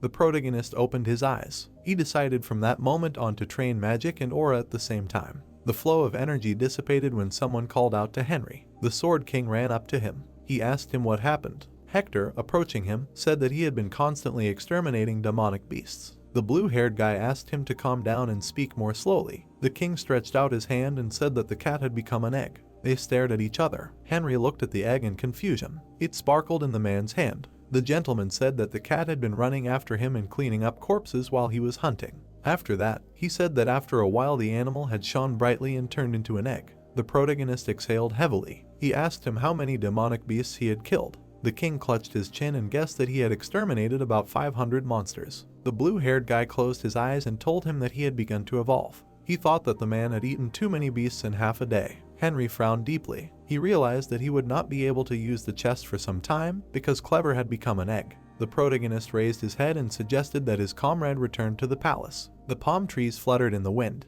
The sky turned orange. The setting sun illuminated the royal palace of Shatra. The guys brought the corpse of the demonic beast. Hararian looked back. He said that he would now try to do what he had planned because he had already prepared the bodies. A faceless creature lay on the floor. The brunette said that Karun was a demonic beast of the desert that resembled a human, after which he admitted that he had never been able to catch it alive. Hector bowed his head. He said that the monster really looked like a human, although it had no eyes, nose, or mouth. The man climbed out of the armor. The knight's uniform was covered in mana. A stream of energy enveloped Karun's body. The soul of the Sword King entered him. He got up from the floor and admitted that he was embarrassed. The brunette looked at him. He admitted that he was a little nervous because it was the first time he did something like this. Hector jumped high. He said that he was very pleased because he had not felt lightness for a long time. His skull began to crack. He got fangs. He loudly said that he could now eat and drink. Hearing this, the protagonist decided that he would need to get plastic surgery later. There were also corpses of other creatures on the floor. Hararian asked if he wanted to try the other bodies. The room was covered in smoke. The protagonist wondered where it came from. Turning around, the Sword King said that the smoke came from the famous Shatra incense. The brunette admitted that he lit them in case the bodies gave off an unpleasant smell. The aroma came from the golden cup. The blue-haired guy asked if incense was a luxury item. Hararian felt awkward. He told her that it was impossible to produce a large amount of incense because it was difficult to create. Henry grabbed his chin. He supposed that this luxury item would definitely be in demand. The protagonist frowned deeply when he realized that he had said that there was a demand. He smiled ominously. Raising his head, Henry supposed that the incense would help him overthrow Arthur's. He asked if he could borrow some of it. Meanwhile, his comrades were walking through the forest. Ban looked back and asked his partner how old his daughter was. Harem replied that she was now 4 years old. The blonde smiled slightly. He thought that this was the cutest time. The man closed his eyes and admitted that family was the meaning of his life. He said that his daughter was more important to him than his life. Dan bowed his head and advised him not to forget that. The gentleman clenched his fist. He admitted that he wanted to become a man that his family would be proud of. The boy smiled ominously when he said that they had arrived at the training ground. Sweat ran down Hiram's forehead. In front of them stood men on horses. Among them was a man in an orange shirt. He reminded Hiram that they had not seen each other for a long time. The man looked back at the mentor. He asked why he had chosen them. Someone remembered how the gentleman had attacked the enemy. He was a commoner who had become a knight because the count had recognized his incredible abilities. But the lord had fallen in love with his wife and had started to harass her, and when Hiram found out about it, he almost beat him to death. The blonde man smiled ominously. He said that he would have to fight Diallo, who had run away after breaking his legs. The master's face was covered in sweat. He realized that the mentor knew about everything. Ban looked back at him and told him that they did not need a man who was tied to such a thing. He asked him to do his best and cleanse his dirty past. The man frowned deeply. He realized that the commander and his deputy wanted to test him now. Diallo, looking at them intently, admitted that he was not going to kill him easily, but wanted to throw him to the pigs. The soldier quickly ran towards the enemy. The men raised their swords when they were advised to die. Hiram's weapon was enveloped in mana. He raised it behind his back. The ground cracked from his blow. The master grimaced in displeasure. He realized that he was moving slowly, comparing himself with his mentor. The gray-haired warrior looked back. He loudly suggested that everyone run. Someone's blood splashed to the sides. The gray-haired warrior was bleeding. The man with the tail grabbed the hilt. He demanded that the others get out of his way. The master's face was dripping with sweat as he called out to Waper. He ran at him with all his might. The blue-haired warrior cut him down. He looked back and said that it was too impudent to call his superior by his name. The man began to spit blood. He fell to his knees. Diallo pointed at him. He said that he wanted to give Waper to the master's family as a slave. Dan frowned deeply. He supposed that this might be how it would end. His pupil contracted. Hiram knelt down. His body was covered in an aura as he decided to kill the enemy. He pounced on Waper. The blue-haired warrior parried his attack. They crossed swords. Waper's face was covered in sweat. He was surprised that he was losing ground to his opponent. His sword broke. Hiram's eyes gleamed ominously. He cut the enemy down. The blue-haired man spat out blood. Diallo bared his teeth at what he saw. He fell to his knees. Pressing himself to the ground, he began to call out to Waper. The blonde man looked at what was happening proudly. He could not believe that his student had become a master. Hiram approached Diallo. An ominous aura emanated from him. The man offered to talk to him. Someone hit the master in the face. He fell to the ground. Diallo smiled ominously. He approached the enemy and began to mock him. The man believed that someone like him could not do anything to him. Someone showed him a document. Ban, holding the sheet, said that it was an indulgence issued personally by Marquis Eisen. He said that Hiram's revenge would now be considered a challenge to the shonen family because all his sins were forgiven. The blonde man smiled widely, remembering something. He kicked the enemy in the stomach. The man opened his mouth wide. His whole body trembled. Ban said that he punished him for lusting after another man's woman. His eyes sparkled as he advised him to live long and suffer. It was cloudy. The red flag fluttered in the wind. Caliburn Fortress was illuminated by sunlight. The guard was surprised by something. The protagonist approached the fortress. The soldier demanded that he stop. The blue-haired guy cut off his head. Something fell at his feet. He recognized the silver emblem. Henry smiled widely. He realized that he had not been to Caliburn Fortress for a long time. Someone stepped forward. The protagonist walked past the guards. They recognized the legendary lieutenant of the Special Forces, whose ID card had 3 stars. The blue-haired guy frowned deeply. He approached the stairs. Henry smiled slightly. The armed man pounced on him. He decided to attack him from above. The gentleman's eyes flashed red. Henry grabbed the handle of the weapon. He parried the attacker's blow. The mustachioed man smiled broadly. They crossed swords. The gentleman realized that the boy had not wasted his time. Staring at him, the protagonist called him just as fierce. Esselin stuck the blade of his sword into the ground. He turned around and offered to drink tea. They were sitting at the table in his office. The blue-haired guy drank the drink. He was glad that the commander, having become the deputy commander-in-chief, was coping without him.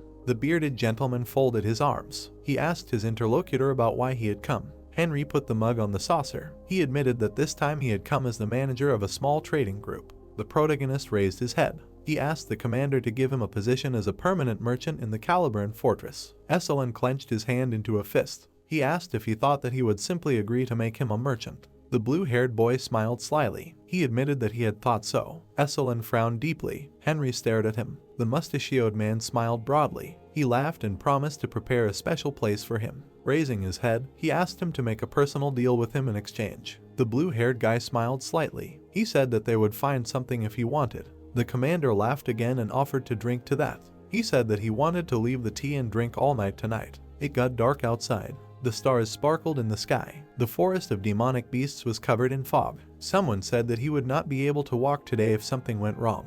The protagonist folded his arms. He, being in the forest of demonic beasts, decided to start the real work. The blue-haired guy waved his hand. A runic circle appeared under his feet. He closed his eyes tightly. Henry understands that he has a month to become an archmage like he was before. He opened his eyes abruptly. The protagonist ran forward at a rapid pace. He decided to finish the job in half a day. Smoke came out of the mouths of the minotaurs. The blue-haired boy attacked the monsters at the same time. The beast grabbed a stone in its hand. It swung and threw it. Henry smiled ominously. He grabbed the hilt of the sword tightly. The protagonist cut the monster. The creature began to spit blood. It fell to the ground. Henry thought he was slowly getting the hang of it. He raised his head when he remembered that there was a monster in the forest that could survive a pillar of flame. The grove was filled with various monsters. A monster with horns crawled along the ground. The blue-haired boy smiled widely when he saw Paragon.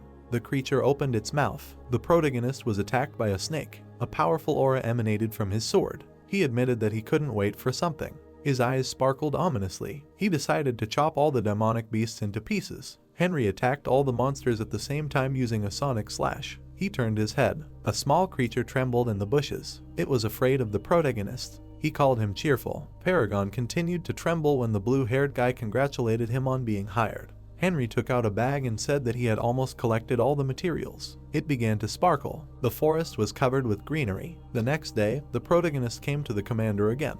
S1 complained to him about a hangover. The protagonist put down a sheet of paper with writing on it.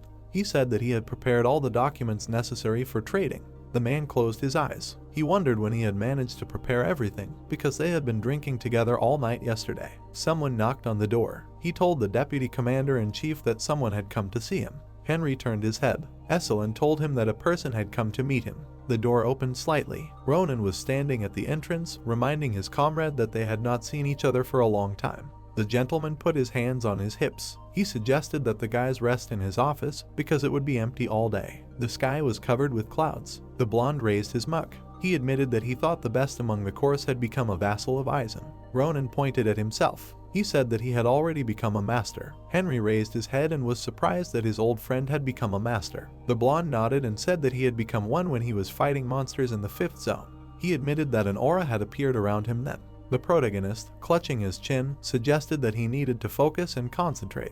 He decided to test it on himself. The blue-haired guy stared at his interlocutor. He asked Ronan not to tell anyone whatever he saw. The protagonist closed his eyes. An aura began to emanate from him. He raised his hand and asked if this was similar to the awakening of a master. The blonde felt awkward when he realized that his friend had succeeded. Henry smiled broadly and offered to test him. The sparring ground was covered in fog. The guys crossed swords. They jumped to the sides. A drop of sweat ran down the blue-haired guy's cheek. He realized that Ronan was really good. The blonde bared his teeth when he realized that he had underestimated his comrade as he suggested sparring. He realized that the protagonist was almost at level 1 with him. Ronan smiled ominously. He asked his opponent to let him show that he had not been idle all this time either. The blue-haired guy's sword burst into flames. He advised his opponent to try his best because he planned to do the same. The blonde jumped high. He attacked his comrade. The protagonist bared his teeth and realized that Ronan was not so bad. A powerful energy emanated from the duelists. Their wooden sticks crossed.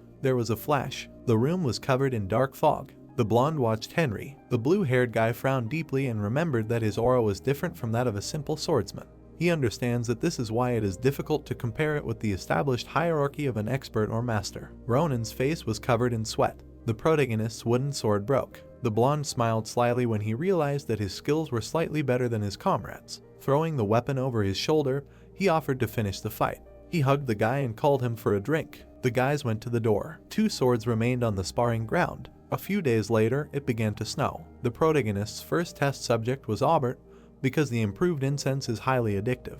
The blonde's back was illuminated by the light. The man looked into space with displeasure. He threw his head back. Aubert fell to the floor. He wondered what aroma had evaporated like that. Someone approached him. He asked if the addiction was getting worse because the effect of the pink swamp was getting better. Aubert realized that they were both cruel. The blonde turned to his interlocutor. He admitted that he had hoped that this time at least a drop of sympathy would awaken in him. The aroma emanated from a copper object. Aubert inquired about who was standing in front of him. The blue-haired guy turned his attention to the toilet. He poured out the incense. The blonde begged him not to do it. The protagonist turned his head. He said that he would send the incense into the toilet if the prisoner raised his voice or refused to answer questions. Henry showed him the envelope. He asked if he knew what Alfred wanted from him. The blue-haired guy poured out the incense again. He warned that he would not repeat it. The blonde raised his hand and said that he accidentally received an evolution egg. He admitted that he did not know how to use it. The protagonist looked away. He clarified whether he really did not know. Ronan held out his hand and said that he really did not know about it.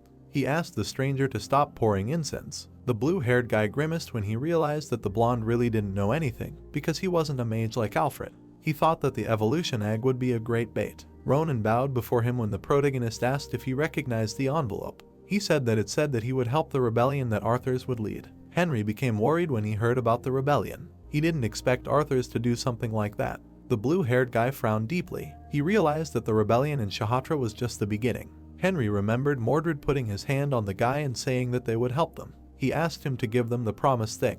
Benedict bowed his head and thanked him. The spirit headed for the exit. The protagonist knows that Mordred definitely asked Benedict for some item. Grabbing his chin, he realized that he still had to figure out what kind of thing it was. The blonde guy raised his head. The blue-haired guy guessed that he hardly knew about it. Henry poured out the remaining incense. He unwrapped it and decided that he shouldn't use Aubert anymore. The blonde guy grabbed the toilet. He stuck his head in it. The toilet fell off the wall. Meanwhile, the protagonist came to the lab. There was a cup on his desk. He realized that the incense he created, improving it with his magic and alchemy, worked perfectly. Henry looked at his reflection. He decided to add the incense to the list of goods to spread it. The blue-haired guy raised his head. He decided to do other things for now. Paragon was lying on the floor. Henry thought that the monster would last a long time even if he chopped off its tail 100 times. At that moment, he remembered that thanks to it, he created 500 servings of black tea. A runic circle appeared under his hand. The clay vessel decreased in size. The blue-haired boy examined the bottom of the vessel. He knows that black tea is a special growth medicine that has not been discovered by the magic tower. He also believes that this remedy is more effective than the blue mirage, but it has 100 times worse side effects. Henry drank the black tea. A rune circle appeared on the floor when he summoned an iron chain. The iron was enveloped in strong mana. He wrapped his body in chains and decided that he needed to endure. The protagonist began to spit blood. The blue-haired boy tried to get out of the chains. He realized that now it was even more painful than when he drank the poison from his past life. He bowed his head and felt his body become heavy. The protagonist realized that he could not move. He began to lose consciousness and realized that he could really die again. Something sparkled brightly in the room. Henry's face was covered in sweat when he felt the warmth. Alaragan ran up to the protagonist when he called out to it. The creature was sweating because it was protecting its owner from being captured by this energy. The blue-haired guy frowned deeply. He realized that he had a chance because Alaragan was soothing his pain. Something sparkled in Henry's chest. He broke the chain. Iron enveloped his leg. He bared his teeth. The protagonist escaped from captivity. A runic circle sparkled inside him. He jumped to the floor. His face was covered in sweat when he realized that he had succeeded. He stood up and loudly announced that he had reached the level of an archmage. Henry looked back at Alaragan. The beast felt awkward. Its owner did not expect that so much healing power was hidden in it.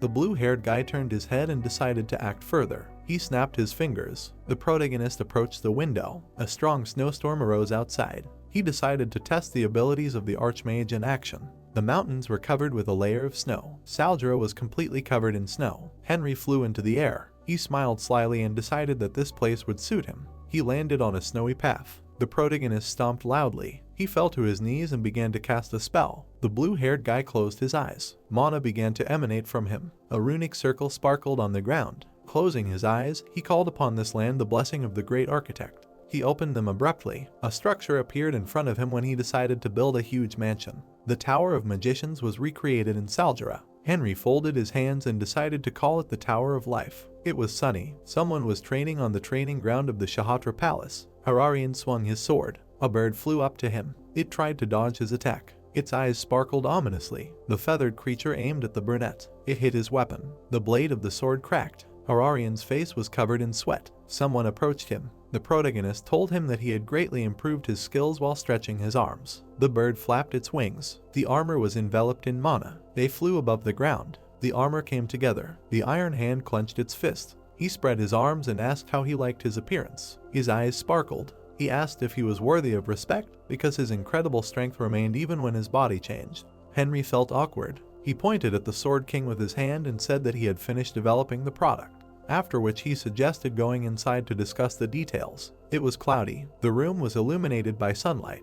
They were sitting at a table in the guest room of the royal palace. Hararian grabbed his chin and asked if this was the pink path he had been told about. The blue-haired guy smiled widely. He said that he had managed to obtain a special effect by adding a little magic to an existing incense recipe. This elixir was poured into a golden cup. Henry said that he planned to give the incense to the nobles of the empire who would want to smell it again. Hearing this, the brunette admitted that he was looking forward to it. The protagonist raised his head. He asked if they had found talents that could be raised into mages. Hararian was embarrassed and admitted that he had a problem, even though he had gathered everyone.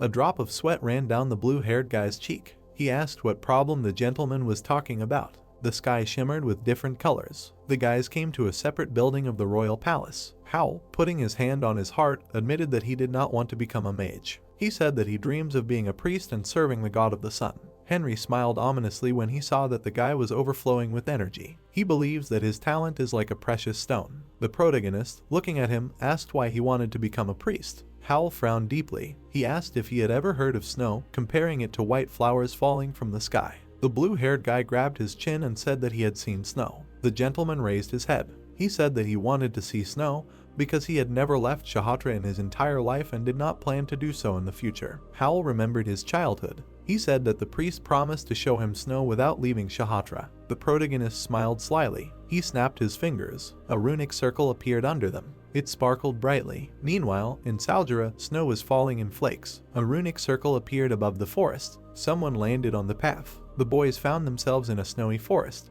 Hararian asked about what was here. He turned around when someone said that they were seeing an illusion. The brunette's eye sparkled. Henry spread his arms out to the sides and welcomed everyone to the Tower of Life. The boys stood in front of Henry. Their faces were stunned, and they asked if this was really the snow they had heard about. Howl stood silently with his head raised. The magician crossed his arms and asked again if they still did not want to learn magic. The white-haired man fell to his knees and began to say that he was wrong when he did not notice the greatness of magic. The dark-haired man snapped his fingers. A seal appeared on the floor of a separate building of the royal palace. A second later, a group of men appeared on it. Henry smiled widely and asked His Highness if he could use this place as a school for his students. Hararian looked at him and asked if this place would be suitable. The guy reached for his collar and answered in the affirmative. He pulled out a scroll and said that in that case, they should invite a substitute teacher. The mage tore the piece of paper. It began to glow blue. The surroundings turned red. When the seal on the floor began to glow, Henry asked everyone to introduce themselves. A man in a cloak appeared behind him and said that in front of them was a mage from the Tower of Mages who would now teach them. He introduced the blonde in the hood as Mr. Kyle. There was a noise in the forest. The guy, to whose face the blade was left, fearfully begged for mercy. The owner of the sword was Ban. The blonde asked with anger in his eyes if he was Yanis the Storm. The clouds covered the sun above the forest. Ban was kneeling next to the guy, noting that this was how he became famous. He looked at the many traps on the ground, asking if it was because of them. The warrior clenched his teeth and asked indignantly if he had really wasted his precious time to test someone like him. He began to recall the bursting spear Gianarch, Serban the Flash, even the enchanted Alberto. Throwing his sword over his shoulder, he mentally noted that Henry had asked to recruit them, so he went looking for them. Ban looked at the guy with irritation. He was kneeling and crying, while the blonde was thinking that everyone, like this guy, turned out to be empty. He sighed heavily. The guy jumped when the warrior called him. He said with a gloomy look that he was calling to hear the reason. The blonde pointed back at the traps and asked why he had set them in this wilderness. The brown-haired man trembled and through tears began to say that Baron Yellow sentenced his family to death for failure to pay rent for the land plot. Ban grimaced in displeasure when the boy said that he was afraid that he too. The warrior scratched his head and said that this is why he fled to the mountains and set up these traps to avoid pursuit. The boy looked up with frightened eyes when he was told that he could go. The blonde put away his sword and said that he came for his soul not on the orders of the Baron, so he can run far away and live in peace. The brown-haired man began to thank him loudly. As he ran into the forest, Ban smiled. He did not notice how a man flew over his head. A moment later, a loud explosion was heard. The warrior turned around sharply and gave his teeth, asking what was just that. he saw the white top of the head. A man with long white hair was holding a sword. His foot was on the brown-haired man's head. The sixth sword of the Empire, Mordred Highlander, asked him if he knew a man named Benedict. He turned to the blonde when he called his name. Dan frowned his light eyebrows and asked why he was here. The white-haired man looked at him with displeasure and asked who he was. The warrior pursed his lips. He grinned wickedly. With anger in his eyes and through his laughter, he replied that the one who would destroy him. The two warriors stood at some distance. Dan was quite naughty. Mordred looked at him with irritation. He cast a puzzled look and asked to be identified. The blonde clenched his hand into a fist, asking if he wanted to know his name.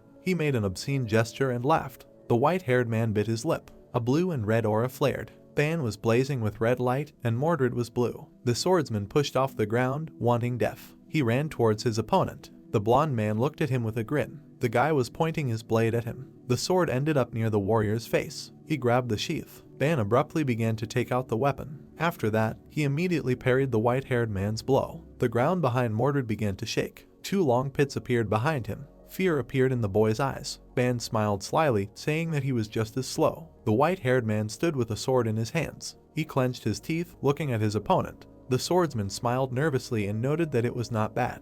His sword began to shine. Mordred pointed the blade forward. He used the Sapphire Rose skill. It was a cutting energy, so called because the aura gathered in war briefly resembled a rosebud. The blonde grinned slyly. Heading forward, he raised his sword, mentally asking for energy to be shown in the decisive battle. He mentally noted that he, in turn, would show that he was just. The guy pushed off with his foot. He jumped up and swung, mentally calling his opponent a frog at the bottom of a well. Dan slashed with his sword, using the energy of the wailing Milky Way. A red slash moved towards Mordred. He clenched his teeth tightly, recognizing this technique. The man swung his sword. He took a step, and then an explosion thundered. Its blade was covered in cracks. A moment later, it broke. A stream of energy was directed at the swordsman. Dan stood by the lying man. He touched him with his boot and told him to listen. The blonde threw the sword over his shoulder and asked how long he had been idle if he couldn't repel such an attack. The white-haired man looked at him with a detached gaze and asked the guy if he was Ban.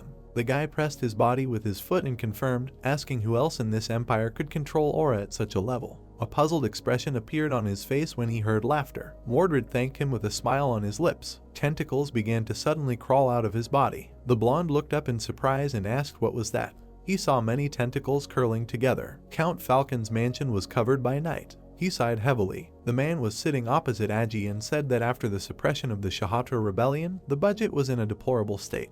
The Count replied that his too, and everything would be much easier if he received the title of Marquis. The brown-haired man closed his eyes and said that it was all very unfair, because Eisen had no abilities, and all this was because of that boy Henry. A man entered the room and said that the Count had a guest. Falcon asked if he was expecting someone today. When the two Counts looked at the servant, he replied that he had no appointment, but the Marquis of Eisen's vassal, Henry Morris, said he wanted to meet in person. Agi took a sip of his drink, noting that the guy had appeared as soon as they remembered him. The door to the room opened. The mage walked inside, noting the presence of the two Counts and saying that they had not seen each other for a long time. Falcon turned away from him and asked what was wrong, after which he inquired if Eisen had any personal business with him. Henry smiled and replied that he was not on the Count's instructions, but on his own initiative. He waved his hand and said that this time his trading group was going to distribute a special product from Shatra. Agi looked puzzled and asked if he meant the silk and spices that were supplied as tribute to the royal family. Falcon frowned and congratulated the guy on his first deal. He thought about how even with money he couldn't get such goods. The mage put his hand on his chest and thanked him, then told him that he had brought the Count a small gift today. Agi glanced at him and asked if this was one of the special goods they had just talked about.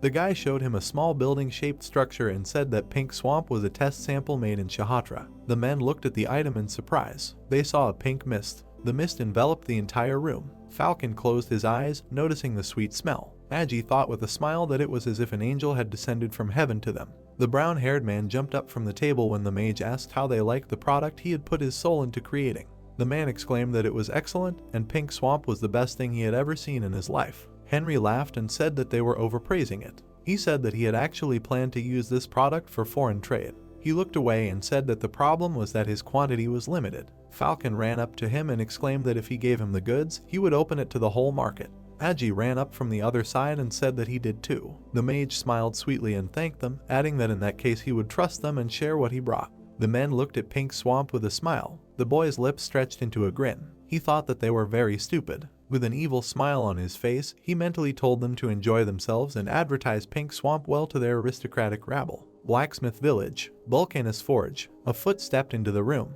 The man turned around and asked who was there. He perked up when he saw Henry behind him. The mage noted that they had not seen each other for a long time. The blacksmith rose to his feet and said that he had come just in time, since this morning he had finally finished what they had been talking about. Henry looked at the chest in surprise. When he started to open it, the old man said that it is better to see once than to hear 100 times. The guy took out a ring on a rope. He looked at the item, and Vulcanus said that he had prepared everything, and first he needed to put it on. The magician put the pendant on his neck. He looked at his palm and asked if he could now. The man frowned his light eyebrows and said to repeat after him.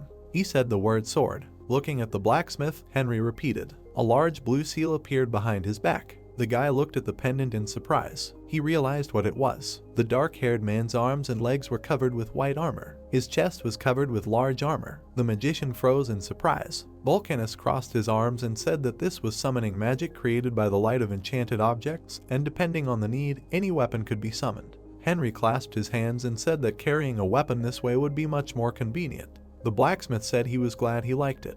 He took the sword in a black and red sheath. The man handed him the sword and asked if he would accept his gift. The boy took the sword in his hands. He began to take it out of the sheath. The dark-haired man saw a black and red blade. Looking at the weapon, the old man said that this was his 6th masterpiece, a sword created from poisonous gold mixed with the blood of the new owner. Henry looked at the blade and thought that this sword was truly incredible. He extended his palm and thanked him. The blacksmith shook his hand and said that it was nothing.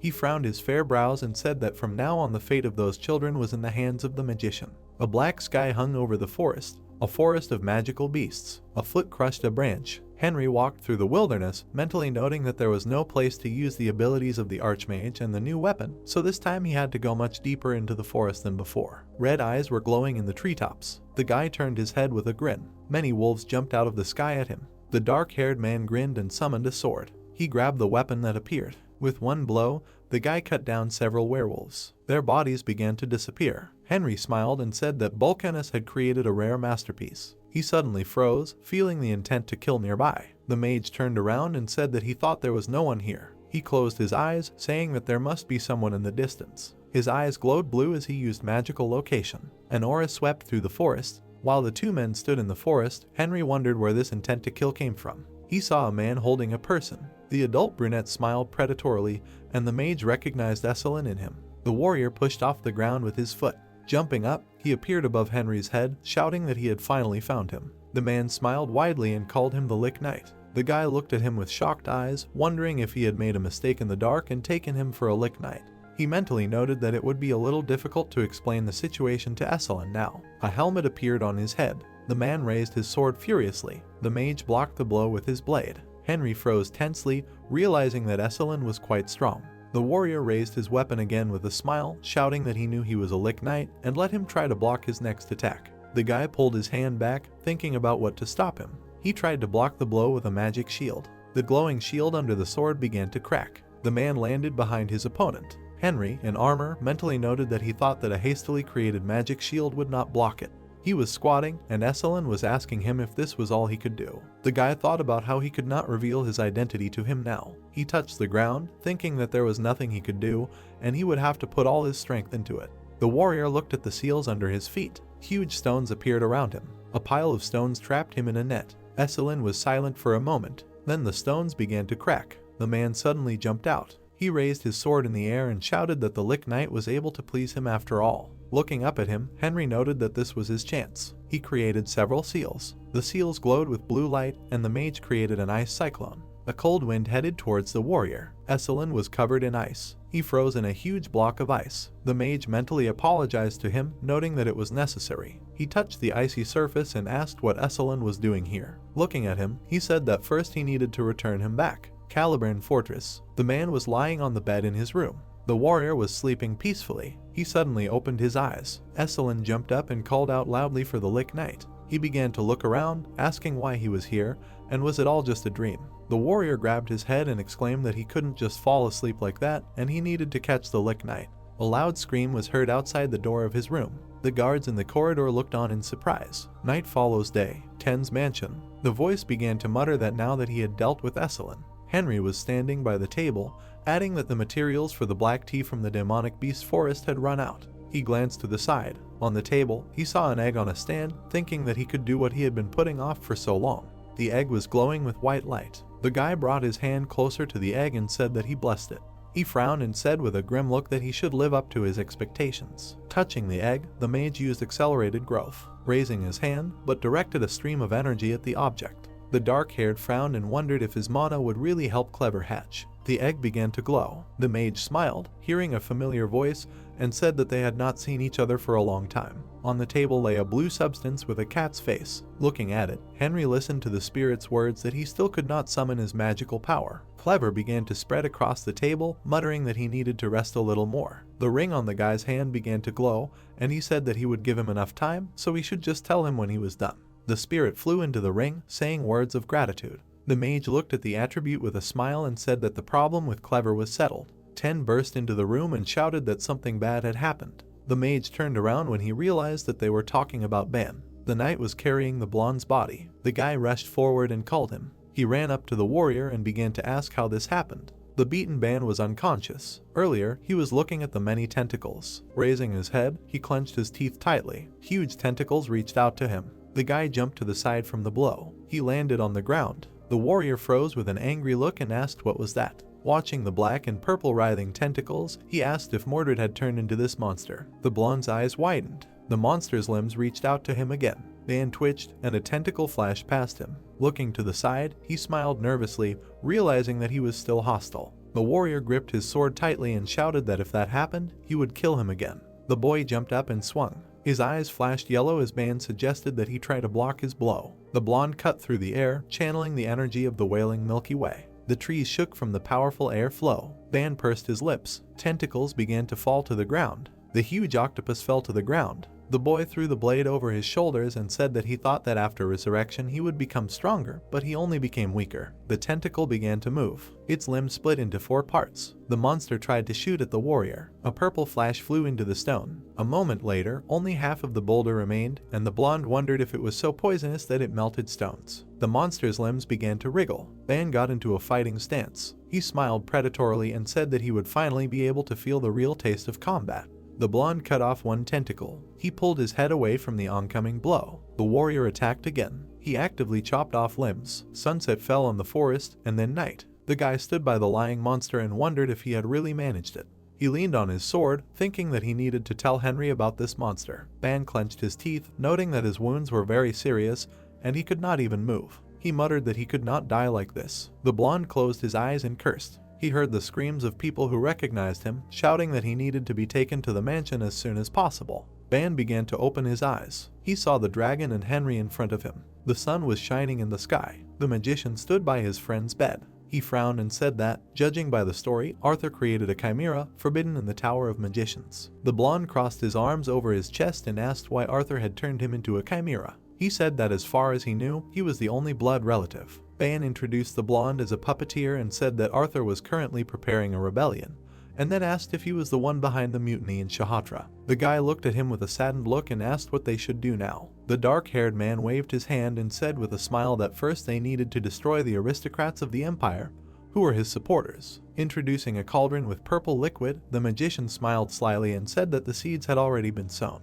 A full moon rose in the sky. Duke Arthur's mansion. The blonde was sitting with a mug and telling Draken that the moon was very beautiful today. The brunette folded his hands behind his back and agreed. The Duke looked at him and said that Mordred was dead. The man perked up and with a worried look began to say that he was very sorry. Arthur's eyes flashed red. Draken coughed up blood. As his body rose into the air, he began to call out loudly for the blonde. The man looked at him with an angry face and asked if Mordred's body had been turned into a chimera. He asked how he could die so easily. The brunette's eyes turned white and he began to loudly beg for forgiveness. The Duke closed his eyes. The man fell abruptly to the floor. As he tried to get up, Arthur said that this was expected, since without the power of Janus, the chimera was imperfect. The blonde glanced at the window. He looked at the moon behind the clouds and said that now he would have to go in person. Shatra, Hararian, was sleeping on the bed with his wife. The blonde frowned in her sleep. Hearing the order, she suddenly opened her red eyes. Ten's mansion. Henry was sitting on the couch reading a book. A man entered the room and said that Mr. Shire from the Etherweather family wanted to meet with him.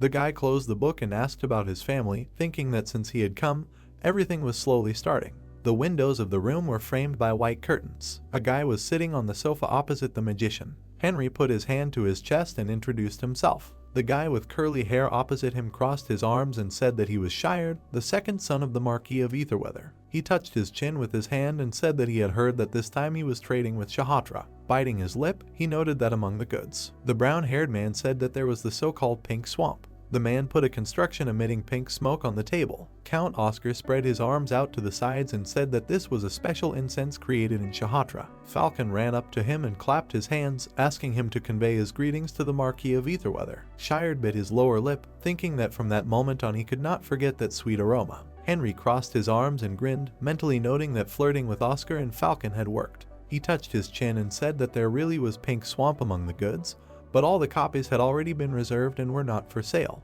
The brown-haired man waved his hand and asked with a worried face if there really was nothing left. Henry looked away and began to mumble that he could not. Shire began to ask for at least a little. The dark-haired man held out the box and said that there were only samples left. He mentally noted that he did not think that they would sell out so quickly. The box contained incense sticks, and the guy noted that this was pink swamp too, to which he had deliberately added less magical power to make it easier to make, and instead of volume, he emphasized the stronger addiction. The brown-haired man clasped his hands and began to thank him loudly. The magician smiled slyly, thinking that judging by the reaction, the rest of the imperial aristocrats would soon show up. A few days later, Ten's mansion. There were many people standing in the courtyard. Old men indignantly asked if pink swamp was sold here and asked to call a man named Henry. The door to the street swung open. A magician appeared in the passage and said that he was the boss here, and if they wanted pink swamp, they should follow him.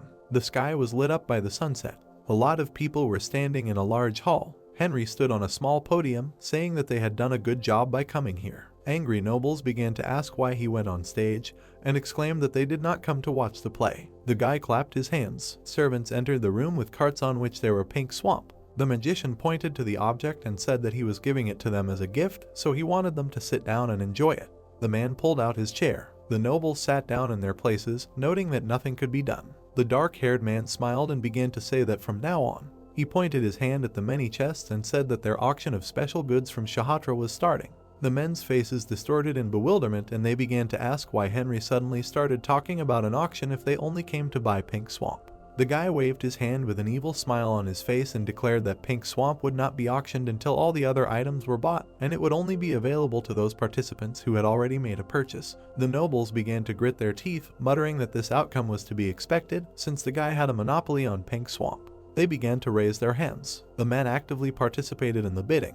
When the podium was lowered, the magician loudly thanked everyone for participating in the auction. Black Boots stepped aside. The men left the room with a bunch of goods. The guy watched the empty hall. A blonde man approached him and asked how much was sold. Henry smiled and said that it was enough to make the country squint. He added that in any case, the money that was spent today, they sucked out of the people of the empire. Bane crossed his arms and smirked. The mage said with a grim smile that he didn't know if the emperor would bite, but he had scattered enough bait that it was all over. The sky turned orange and crimson. The sunset covered the mansion. Henry was sitting by the window, reading a book. He turned back when a rough male voice told him to come out. The guy opened the door to the outside. Stopping in the doorway, he said that it was him and then asked who had come to see him. In the courtyard stood a brown-haired man in a suit who said that his name was Walred and he was the strongman of the Marquis of Etherweather. The mage looked at him intently, assuming that he had also become hooked. He waved his hands and head, saying that if he was looking for their special product, it was no longer available. The brown-haired man frowned and darkened, asking if that was really true. He waved his hand, throwing the item.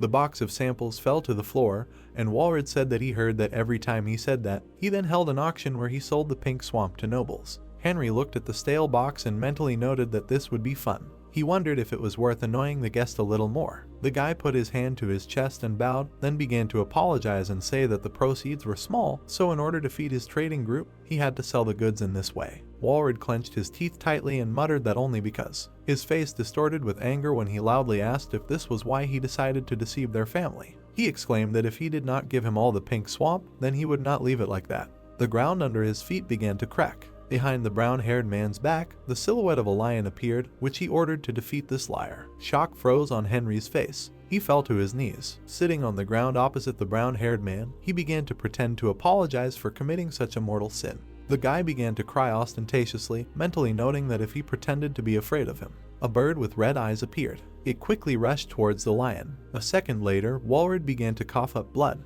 When he fell, the magician moved aside, wondering where this bird came from. He froze with an incomprehensible expression on his face, mentally asking if the guest had fainted because the spirit he had summoned was destroyed. Henry looked at the man's body, thinking that at first glance it was an ordinary bird. He looked at it and asked Hector if it was him. The protagonist stood in front of the man in black armor while Walrod lay on the ground. Henry crossed his arms and looked at Hector with displeasure. He explained that he was going to use the guy and was trying to figure out what to do. Hector held his hands out in front of him with a shamefaced look. He admitted that he was at fault, but he still thought the guy was in danger. He looked back at the lifeless body of the noble. He assumed that nothing terrible had happened and was going to leave him as is. The protagonist looked away with a puzzled look. He suggested taking him to Eisen first. Hector didn't understand why Eisen, since he was hoping for Alfred. The protagonist looked down with disdain, threateningly stating that now that he had solid evidence that a sword was pointed at him, they should provoke Eisen. Clear weather reigned in the sky. They were transported to Eisen's mansion. The protagonist stood in front of the Duke while Walrod lay next to him. Eisen opened his mouth and was about to investigate the situation. The Duke was very angry and bared his teeth. He realized that the noble had attacked the boy, but he could not control his spirit and lost consciousness. Henry crossed his fingers and looked at the Duke tearfully, noting that he barely survived. The Duke clenched his fists and continued to rage, baring his teeth. He did not understand how this Walrod dared to touch his vassal. Eisen stared at Henry and asked him what they should do now. Henry bared his teeth in a malicious smile. He looked forward with a very malicious glee, smiling bloodthirsty. He stated that now they must demonstrate the greatness of the Shonen family. In front of Alfred's mansion, Eisen held Walrod by the hair and kicked the gate bars. He immediately threw Walrod's body to the ground while Henry sneered. The angry Duke furiously tried to summon Alfred. Alfred immediately ran out to meet him, realizing that Eisen was very angry. His gaze looked despicable. He saw an angry Walrod lying on the ground. He immediately rushed to help the nobleman, asking him why he looked like that. Angry Alfred turned towards Eisen. He held the exhausted nobleman and looked angrily at the Duke. He tried to find out from Eisen what was happening here and tried to figure out the circumstances. Eisen looked at what was happening angrily, crossing his arms. He ironically noted that it sounded funny because he came for an apology. Henry at this time held Eisen's hand and cried tearfully. The Duke said that Alfred's son named Walrod dared to attack his vassal. Alfred held his son, trying to ask him if this was true. The nobleman pointed his finger at the silhouette of the protagonist, saying that Sheard was actually tricked by the man. Walrod shamefully grimaced, lowering his head, trying to somehow justify himself. Alfred immediately swung his hand. He slapped his son and he immediately grabbed his cheek. The old man menacingly pointed his finger to the side, noting that his son was talking nonsense and creating such problems because of some trifle. The nobleman bared his teeth and was angry. His father explained that since he went to fight, he should have at least won it. Henry, along with Eisen, looked down on Alfred and Walrod. The Duke ironically joked that both relatives were the same. Eisen looked bloodthirsty at Alfred's family. He assured that in any case, if they touched his vassal again, he would not leave a wet trace of either him or his relatives. The protagonist glared back as he walked away with Eisen. Alfred bared his teeth angrily and was very angry, realizing that he had to take revenge on Eisen for such a disgrace. The protagonist and the Duke began to laugh loudly at the situation. Eisen explained that as Henry had asked, he demonstrated the greatness of the Shonen family. The protagonist noted that this was the only way they would admit that this family was on the same level as them.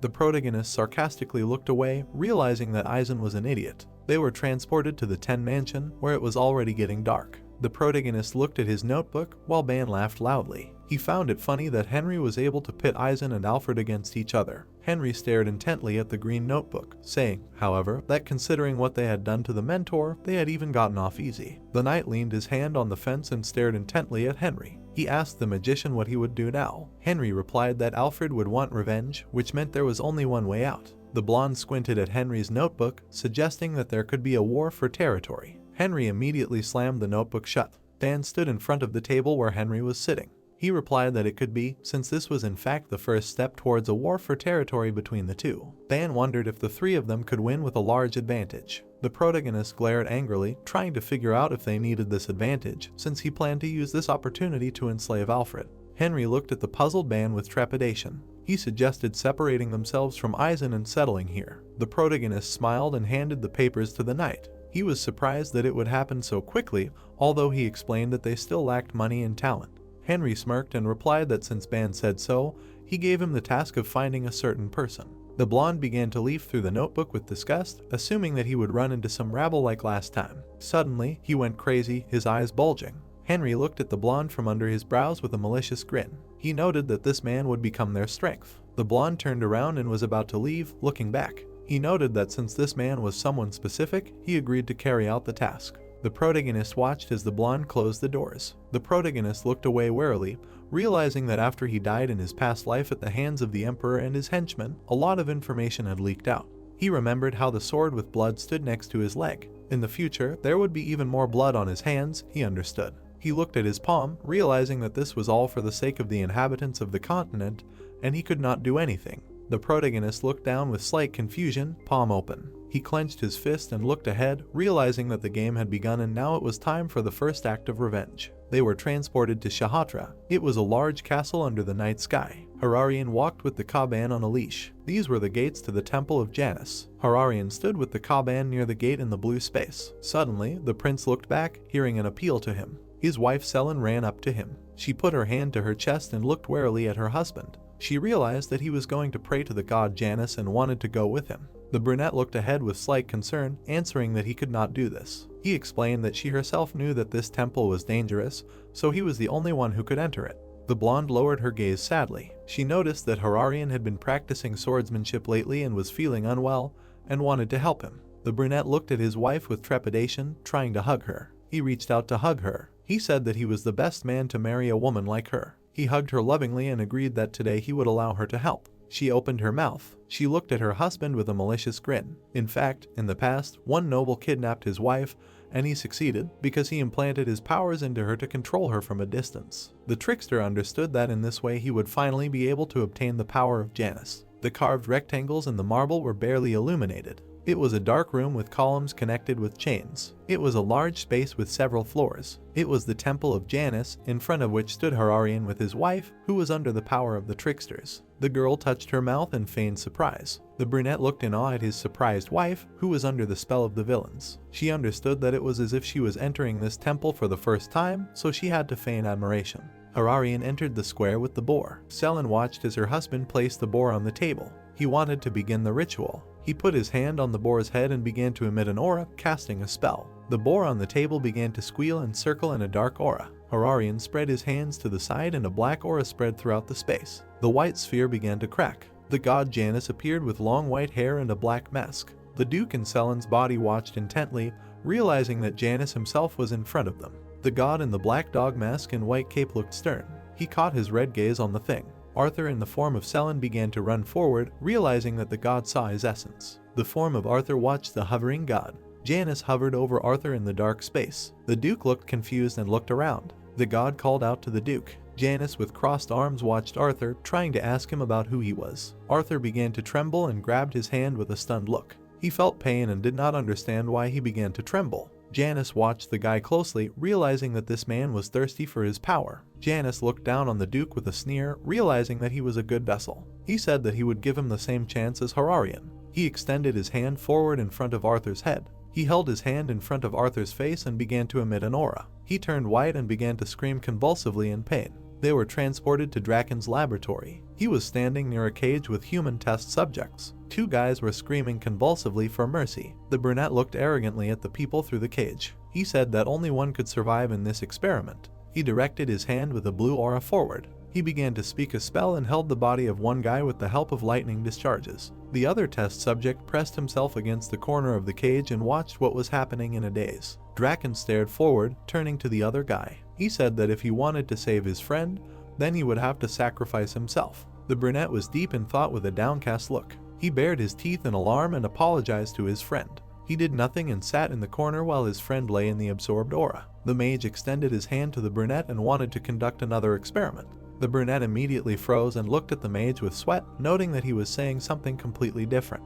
The brunette with long hair squinted at the test subject and said that this was about the last experiment, and now there will be a new one. He immediately extended his hand and sent a powerful discharge of aura forward, saying a spell. While one lay in the absorbed aura, the other was frozen in ice. Draken looked down on the guys, not understanding why people were so weak in soul and body since they died easily. Suddenly, the Duke appeared from the portal behind the mage. He thought that there would be a corpse here, and he wanted to test his new acquired power. The brunette turned around worriedly, seeing the Duke. Arthur approached the cage and used his aura. He sent beams of blue magic to the corpse absorbed by the energy and cast a spell in his language. The first guy, the blonde, was lying unconscious. Suddenly, he woke up with dark eyes. Draken watched in shock, while the Duke watched the experiment closely. The blonde rose with a dark aura and was very angry. Arthur was glad of his power. They were transported to a castle with a red roof. Alfred walked to the gate, which was guarded by guards. Walrod sat with an exhausted look and a bandaged head. Alfred introduced his son and considered Eisen a scoundrel, because he thought that he should not just leave this matter since he did this to his sons. The gate opened to the Emperor. Alfred bowed to Silver Jackson, who was greedily devouring the meat. The Emperor held a piece of meat with an arrogant expression. He declared that the greetings were over and asked what had happened. Alfred pressed his hand to his chest and looked angry. He asked the king if he knew about the so-called pink swamp, noting that it was a new incense created in Shatra. The Emperor placed his hand on his face and stared ahead. Alfred added that it was distributed by a trading group led by Marquis Eisen. Silver Jackson mentioned the new incense from Shatra, wanting to try it, and asked what was wrong with it. The Duke presented an altar with a purple aura. He replied that it was actually a strange incense that people were simply delighted with. Alfred held his hand to his chest and lowered his head. He explained that his second son was also into it, so he assumed that something very good was mixed in. Silver Jackson stared ahead. He tried to catch on about the incense called Pink Swamp that his son Walrod used. It was bewitching. Alfred replied that it was. The Duke was very angry and bared his teeth, knowing that even if he lost his son and the good name of his family, he would still repay Eisen for such a disgrace. Silver Jackson greedily ate a piece of meat and pointed his finger haughtily. He told the old man to bring the incense to him so that he could personally look at it, because he added that he was well versed in such things and wanted to try it. After a moment, he declared that Eisen should bring it to him. The Emperor waved his hand towards the assistant, threateningly saying that someone should immediately go to Eisen's palace and bring him the pink swamp. A bright light seeped into the walls of the castle. Eisen entered the Emperor's room and greeted Silver Jackson. Alfred and Eisen stood in front of the Emperor. He noted the good work. Eisen added that it was easy to get there using the teleportation scroll. There was a sparkling samovar on the pedestal. The Emperor looked back at the samovar, making sure that it was pink swamp. The Emperor looked contemptuously at Eisen, who timidly looked away. Silver Jackson wondered why the Count hid this from him. The Emperor adjusted his mustache and looked at the samovar. He was taken aback that everything was fine, assuming that he had a reason for this and wanted to quickly light the incense. Alfred was very angry, standing next to the smiling Eisen. Eisen smiled maliciously, imagining the image of the protagonist with the same face. He considered Alfred a fool, because he himself had been through a lot. He understood that Henry accurately predicted Alfred's behavior. He immediately went to the samovar and lit it. Pink smoke began to come out of it. Silver Jackson relaxed and looked pleased, being intoxicated with awe. He felt very good and noted the pleasant smell, wondering about the spell. Alfred stood at a distance and watched what was happening. He bared his teeth and looked furious, realizing that Eisen was a scoundrel. They were transported to Alfred's mansion. A blonde assistant entered his room. Alfred slammed his fists on the table and was angry. The assistant frantically looked out the door. At this time, Alfred was screaming to himself at Eisen, who turned his sons into vegetables, and he had to hand him over to the Emperor by any means. He wanted revenge at any cost. Alfred got up from his chair with an angry look when the assistant said that someone had come to see him. The assistant with a sad look said that Eisen's vassal, Henry, had come to see him. Henry entered the room. He bowed before Alfred and greeted Alfred, expressing his respect. Alfred became even more angry and shouted about how dare he come here, as if he wanted to die here. The protagonist placed a box with pink swamp on the table in front of the Duke. He opened the box and there was a samovar. The Duke glared at his enemy, angrily asking him if he looked down on him. Henry bowed his head with a satisfied look, expressing that he would not dare to do such a thing.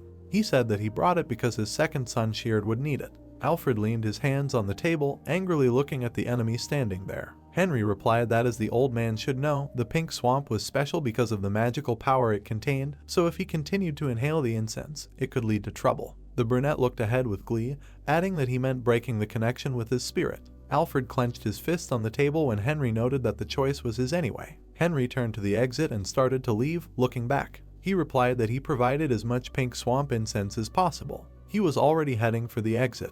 Alfred was standing at the table and was confused. He bared his teeth. Henry walked out of the office with a sly smile, hearing Alfred's screams. He imagined Silver Jackson with a malicious smile against the background of the other dukes. Henry took into account what Alfred had done to his loved ones. He had gotten off easy, and now the real revenge would begin. The protagonist looked ahead with a confident look, expecting revenge. A sign with an inscription hung on the wall. This was the dining room of the 10 mansion.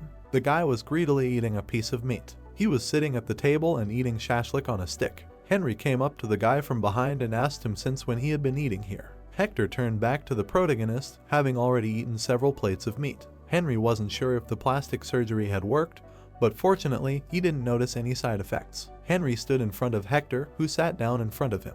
The mage said that he would go to Shatra right now. The guy asked why now. Henry looked down at the guy. He suggested making Hararian into a desert sword, noting that Hector had said that he would become obedient after the surgery. The guy with red eyes looked up worriedly. He wondered what he should do now to make his sword look like a desert sword. He thought that he would just need to teach him some sword technique. The protagonist turned away from the guy, who had his arms hanging down. Hector asked the guy if he could finish his dinner. The mage answered sharply that he couldn't. The ring on the guy's finger began to glow. The protagonist raised his fist with the ring and summoned Clever. Clever's spirit burst out of his hand as an energy stream. It dug into Hector's face and he grimaced. The protagonist watched as Hector tried to tear the blue slug off his face. Henry calmed him down and said that everything was fine, it was their family member Clever. The brunette looked at the blue slug on his face in shock. Clever immediately jumped off the guy's face and onto the floor. He began to transform into the image. Clever began to transform into the same guy. Clever transformed into Hector. Clever, in the form of a brunette, looked away with a smirk. Henry watched Clever, who, in the form of Hector, bowed before him, noting that they had not seen each other for a long time. The protagonist looked closely at his spirit, asking him if he had rested enough. Clever bowed his head before his master, agreeing with him. Clever, in the form of Hector, spread his arms out to the sides and smiled. He explained that thanks to Henry, he was able to reach the maximum level of evolution for their race and was now an original spirit. The main character touched his chin. He mentioned the original spirit, noting that he had just absorbed Hector's aura. Clever imagined how he was able to copy the guy's image. He stated that it was one of his abilities, absorption, and he could imitate anything he absorbed. Clever added that he had just imitated Hector's shell by absorbing his aura. Henry looked at the smiling spirit, who showed him 2 fingers with a smile. The mage wondered if this was the same absorption as before the evolution. The protagonist broke into a satisfied smile. He opened a portal and Clever stood behind him. He turned to the side and stated proudly that they would first go to Shahatra. The mulattoes walked around the palace, which was brightly lit. The guy in the Panama hat saw a portal appear in front of him. The protagonist and Hector appeared through the portal. The palace assistant bowed to Henry, realizing that he came for that very matter. Henry stared ahead, trying to understand what the matter was. The mulatto looked down in alarm, explaining that their queen had been unconscious since she went to the Janus temple. Henry looked ahead in shock, shocked to hear about the Janus temple. The bright light of the sun illuminated the door. The protagonist, along with Hararian and Hector, stood by Selen's bed. Henry asked if there were any other symptoms besides unconsciousness. Hararian replied that he had tried everything he could, but Selen was still in that state. Alaragan crawled over an angry Henry, who offered to help heal the queen. The brunette looked ahead warily while Henry stood next to him. The king said that if he could heal her, he would ask him to do the opposite.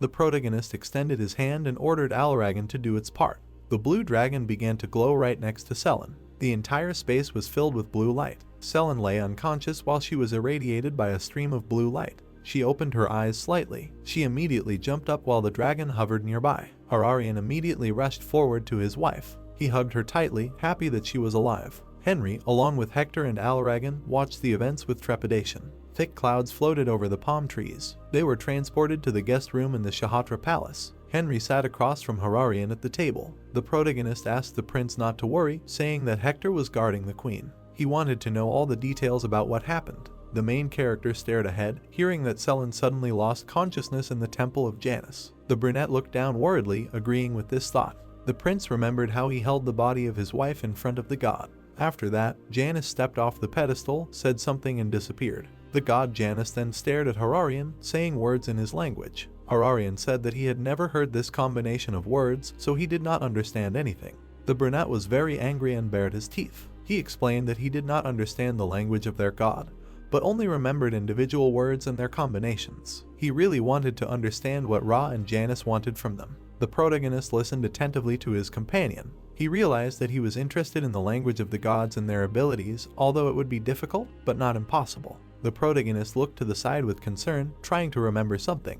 He remembered how the priest also said something to him in an incomprehensible language. The protagonist then looked at what was happening with concern. It seemed like a black magic spell, and it was possible that illusion was a type of that magic if he used this method. The protagonist folded his hands on the table, sitting opposite Hararian. He turned to his highness, asking him if he could give him a chance to learn illusion, the Shatra dynasty. Hararian asked about their art of illusion. Henry looked forward with enthusiasm, saying that if he mastered it, then perhaps he could help them understand the language of the gods. Hararian was in thought and looked forward intently. He tried to figure out whether he should trust the knowledge of the dynasty to an outsider. Henry looked at his comrade carefully, waiting for his decision. The brunette looked warily into Henry's eyes. He agreed with this decision and said that he would ask the high priest to teach him this. Henry thanked the prince. The protagonist waved his hands and explained that according to their information received by Aubert, the skirmish in Shatra was just a prelude. Hararian's eyes bulged and he was dumbfounded. Realization dawned on him. The protagonist frowned forward, suggesting that Arthur was preparing a large-scale rebellion against the Empire. Hararian sat opposite the protagonist. They stared at each other and had a dialogue. Henry stated that Arthur was experimenting on people, creating chimeras, although this was prohibited in the Empire. Hararian added that if he succeeded in this, he would gain incredible power. The protagonist bowed his head and agreed with this opinion. The protagonist remembered how the swordmaster Ban barely survived the fight with the chimera. Ban then barely dodged the chimera's blows. He then deftly chopped the monster's tentacles. The brunette's eyes bulged and he worriedly assumed that Arthur had already gotten the hang of creating chimeras. The protagonist stared ahead, noting that he was not sure yet, because according to Sir Ban's story, it was incomplete. The brunette looked down, dumbfounded. He thought that if the chimera was completed and went into mass production, then everything would be bad. The protagonist frowned slightly, assuming that they needed a powerful weapon that could withstand Arthur. Henry slightly squinted and stared ahead. He understood that for the sake of their future, he would have to learn the art of illusion within a month. The sun's rays spread across the sky. This was the fortress of Shatra. They were transported to the archives of the royal family of Shatra. Henry was sitting at the table in front of the priest, who was explaining everything to him. Bahram was writing something on the board. He said that it was the history of the Shatra desert. The protagonist was completely stunned and looked dejected.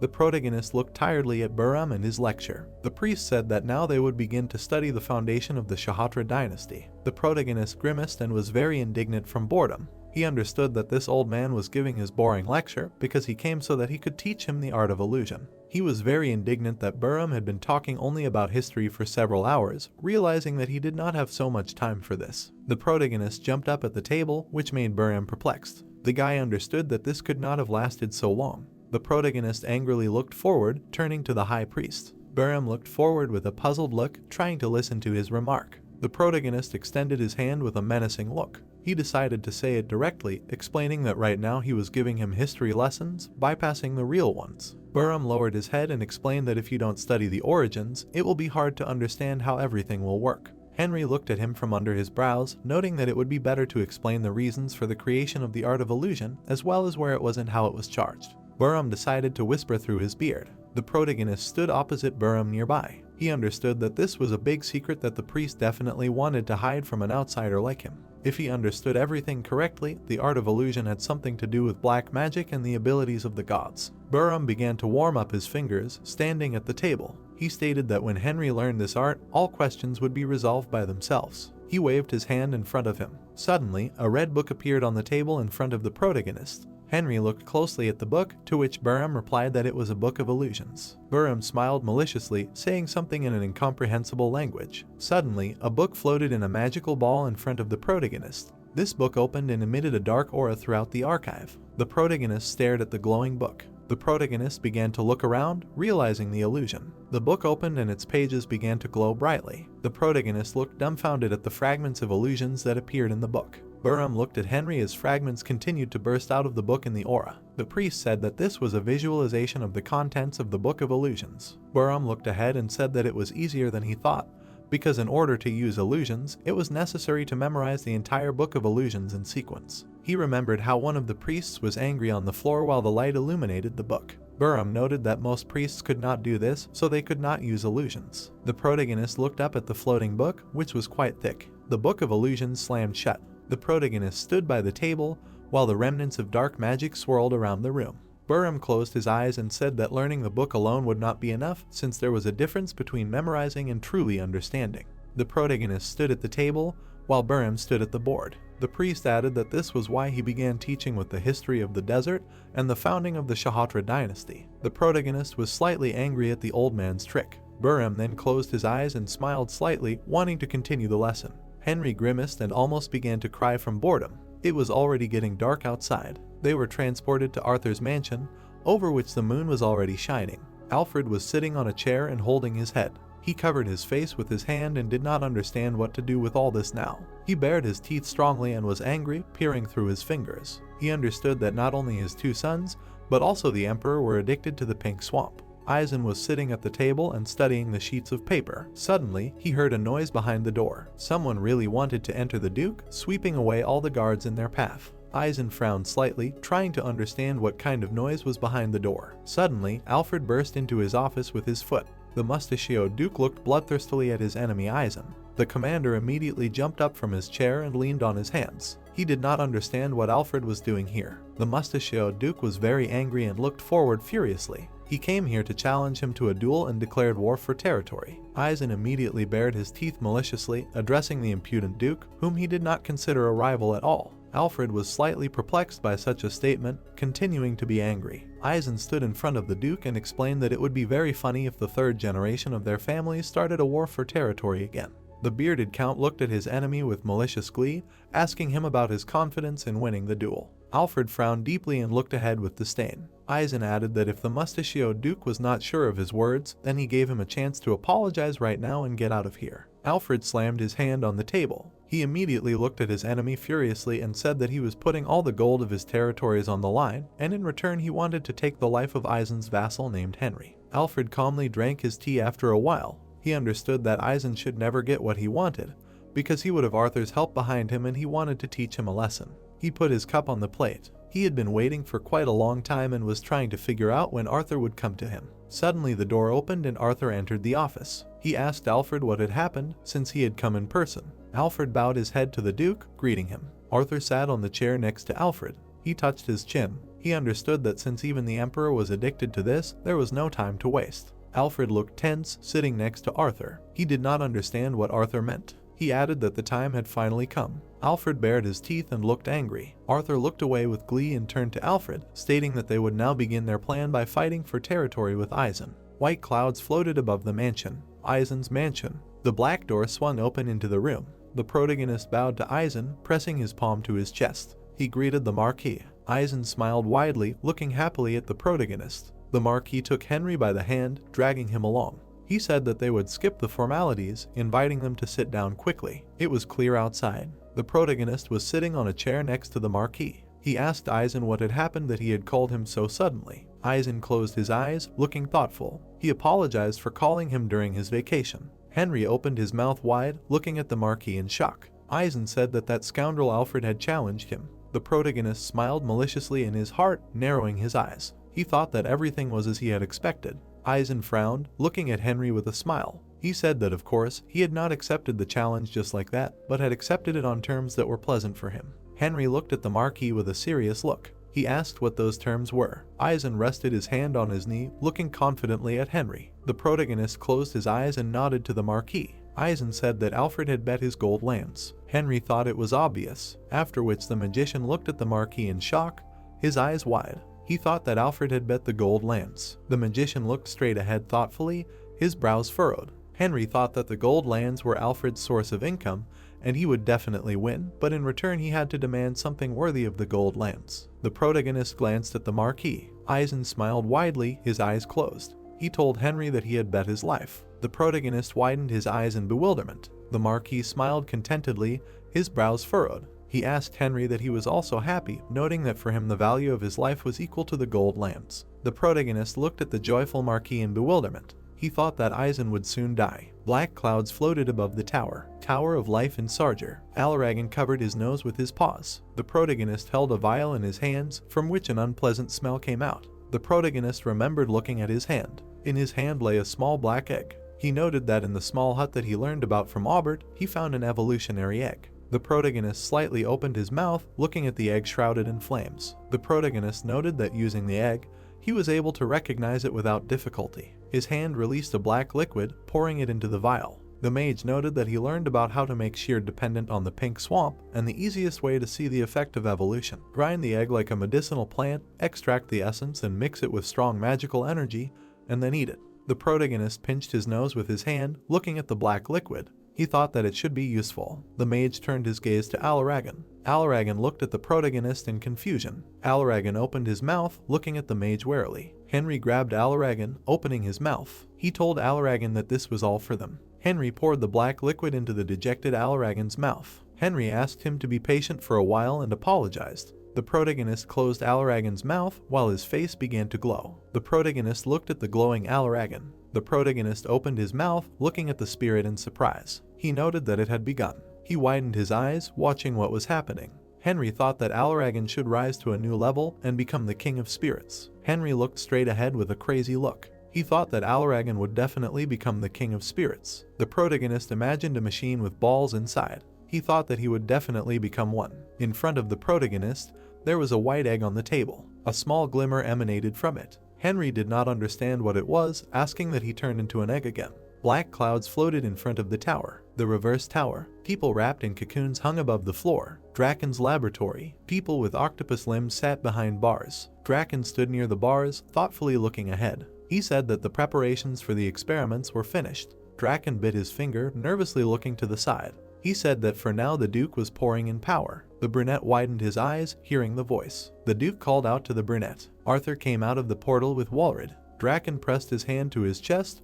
bowing his head. He noted that the Duke had come to him. Walred looked around the room while Arthur pointed at him. Arthur told Draken that this was the Duke's eldest son Alfred. Walred looked at the brunette in confusion, his mouth slightly open. Arthur said that he was Walred's master. A shadow from Draken's silhouette was visible on the floor. Walred told him that he had heard that he was a master of human body transformation. Walred bared his teeth furiously, looking at the floor. He said that he wanted to become stronger. He looked at the floor bloodthirstily, looking furious. Walred said that he must finish off that bastard with his own hands. Draken looked at the guy with a serious expression. He told Walred that it was good that he came, and he would help him. Walred smiled contentedly. Draken pointed with his hand, looking at Walred. He said that he should go there. Arthur watched what was happening with a malicious grin. The Duke raised his head up, looking at the bloody cocoons. He crossed his arms over his chest, slightly raising one finger. Arthur's eyes turned black. He began to read a spell in an incomprehensible language. A black aura from Arthur began to envelop the cocoons. The man and the octopus hung from the ceiling, while the black aura enveloped them. The Duke looked at them with a satisfied grin.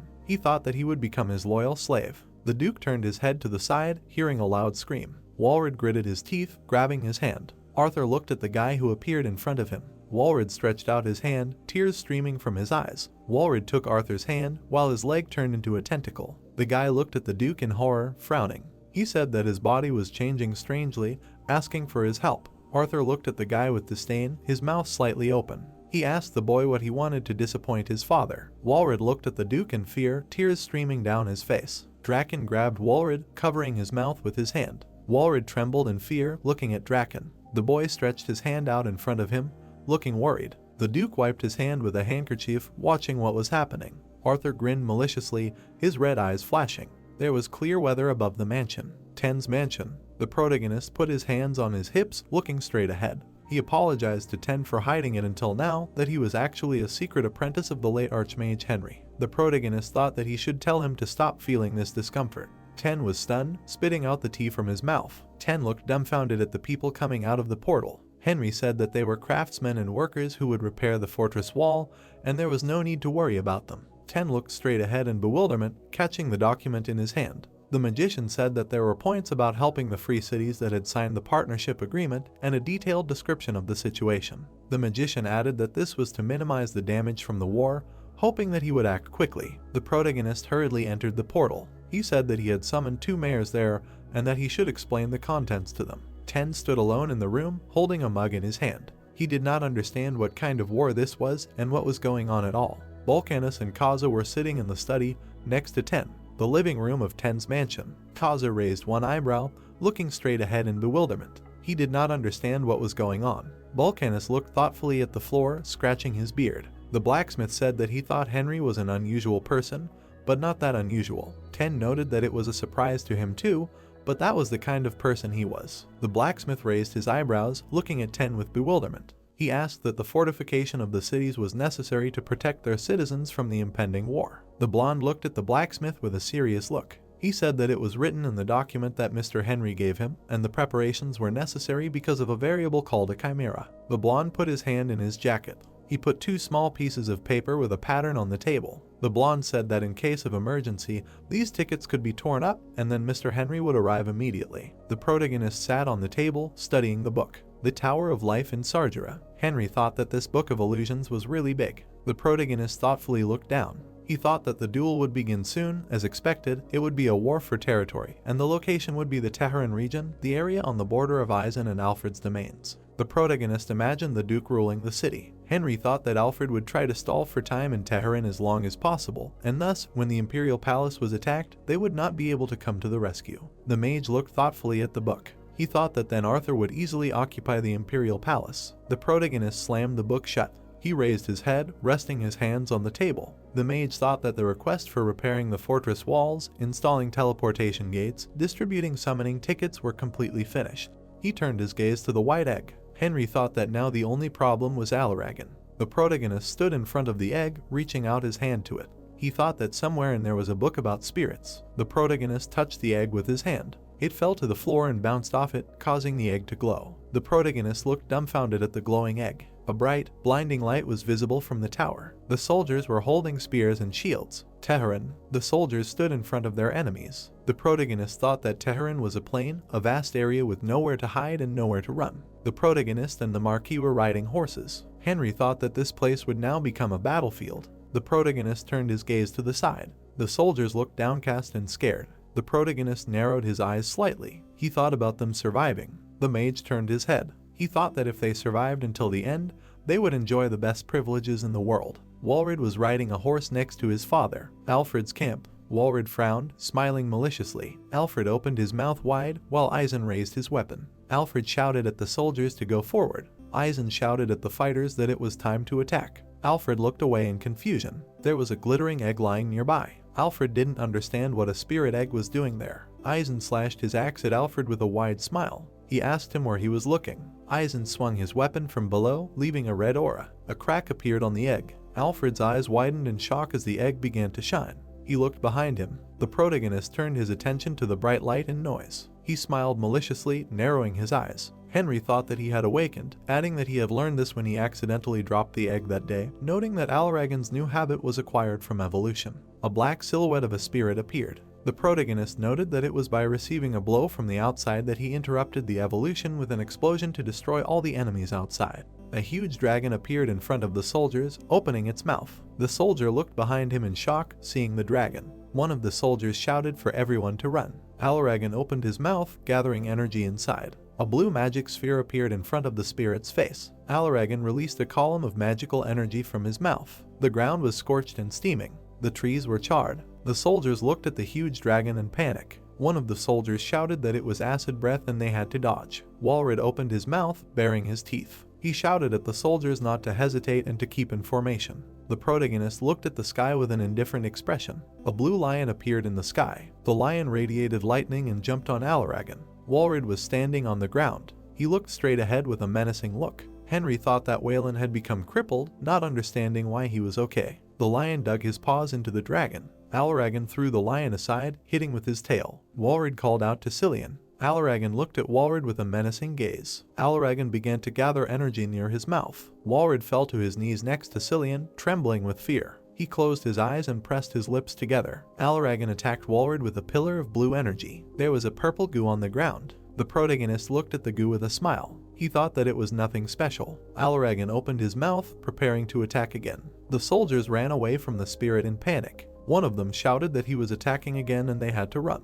Alaragan attacked the soldiers while the others tried to dodge. The protagonist watched what was happening with a sly grin. He thought that he should continue to drive them in the same spirit. The spirit spread its wings, opening its mouth. Black energy flew through space. It hit the dragon's neck, piercing through. The protagonist looked at what was happening in horror. Huge tentacles appeared in front of Alaragan. The octopus was moving its tentacle on the ground. A silhouette of a man was visible in the octopus's head. The protagonist thought it was a chimera. The protagonist was standing next to the chimera, which turned out to be Walred. Henry quickly ran up to the dragon that had fallen to the ground. He called out to it. A bright light began to emanate from Alaragan. Alaragan took on its small form, looking exhausted. The protagonist held the dragon in his arms, looking at it with concern. Henry told Alaragan that he had done well, and now he should rest. The protagonist turned his attention to the soldier next to the cart. The soldiers were hiding behind the cart, covering their heads with their hands. The soldier was terrified, tears streaming from his eyes. He did not understand what it was. The soldier raised his head, seeing the huge tentacles. His eyes widened in horror and his mouth opened. The chimera grabbed 2 soldiers, while the third watched in horror. Walrod's body was sticking out of the chimera's head. The chimera opened its mouth wide. The protagonist watched in shock. He closed his eyes and furrowed his brows. The protagonist stood up, drawing his sword. The protagonist donned his armor. The protagonist stood in front of the huge chimera. He said that Alfred was a scoundrel. Henry bared his teeth in anger and narrowed his eyes. Henry said that he had made a chimera out of his son. Henry held his sword out in front of him, encasing it in lightning. He told Walrod that he would kill him quickly. The protagonist raised his sword above himself, from which lightning emanated. The sun shone brightly in the sky. Then, suddenly, clouds covered the blue sky. Blue lightning struck from the sky. The protagonist held the sword tightly with both hands, which was struck by lightning. He pulled the sword back, preparing to attack Walrod. He looked at his enemy with a menacing gaze. Henry used lightning. With a swift dash, he headed towards Walrod. The mage appeared next to the tentacles, swinging his sword at her. Walrod opened his mouth wide and frowned in pain. The protagonist's eyes widened. He used the thunder god's roar. The protagonist, with a light swing of his sword, cut off the octopus's tentacles. The tentacle fell to the ground, raising clouds of dust. The protagonist kicked off the ground. He jumped into the air, appearing above his opponent. The mage looked at the chimera with a menacing gaze. He said that this was the end. The protagonist jumped on the chimera's head, stabbing it with his weapon. The protagonist looked at his enemy with a furious gaze. The protagonist enveloped the chimera's body in lightning, stabbing his sword into it. Walrod was lying on his back, looking exhausted. The protagonist stood on the chimera, which had collapsed to the ground. Henry got off the body, standing next to him. He said that it was nothing special. The protagonist turned his attention to the side. The lion's paw was firmly planted on the ground. Cillian walked up to the exhausted Walrod. Walrod turned his gaze to the lion. Cillian licked Walrod's face, looking worried. The protagonist watched what was happening.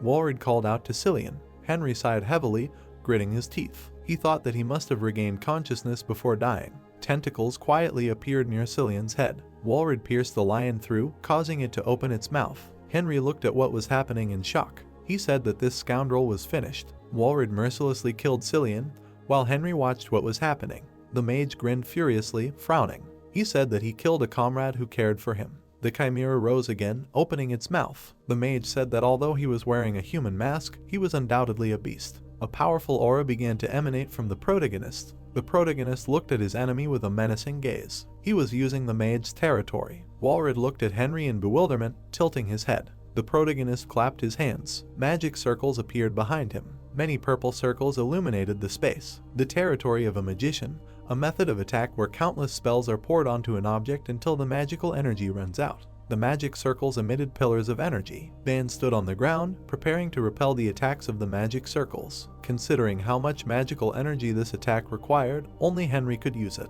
The protagonist smiled maliciously, his red eyes flashing. He said that he should try. The bright sun was shining above the castle, the imperial palace. A group of people were walking down the corridor. Karas, the 9th sword in the 10 of swords. Elfern, the 8th sword in the 10 of swords. Lupin, the 7th sword in the 10 of swords. Cromwell, the 5th sword in the 10 of swords. Silver Jackson sat on the throne while the maid stood by. A pink scent filled the room. Cromwell and his team entered through the door. Silver Jackson looked at his guests with displeasure. He asked Cromwell why the hell he was barging in like this. Cromwell looked at Silver Jackson with a serious expression. He said that he had come to swear allegiance to the Emperor and the Empire. Silver Jackson looked at the brunette with a menacing gaze. He asked what that meant. Cromwell extended his hand with a sword, his mouth open. He told his team to kill everyone and take Silver Jackson alive. Cromwell looked at Silver Jackson furiously. He said that a new emperor would soon arrive. The table with the vase fell to the floor. Magic circles surrounded the chimera. The protagonist looked at his opponent with a malicious grin. The magician turned his attention to the tentacles. Henry smiled slightly,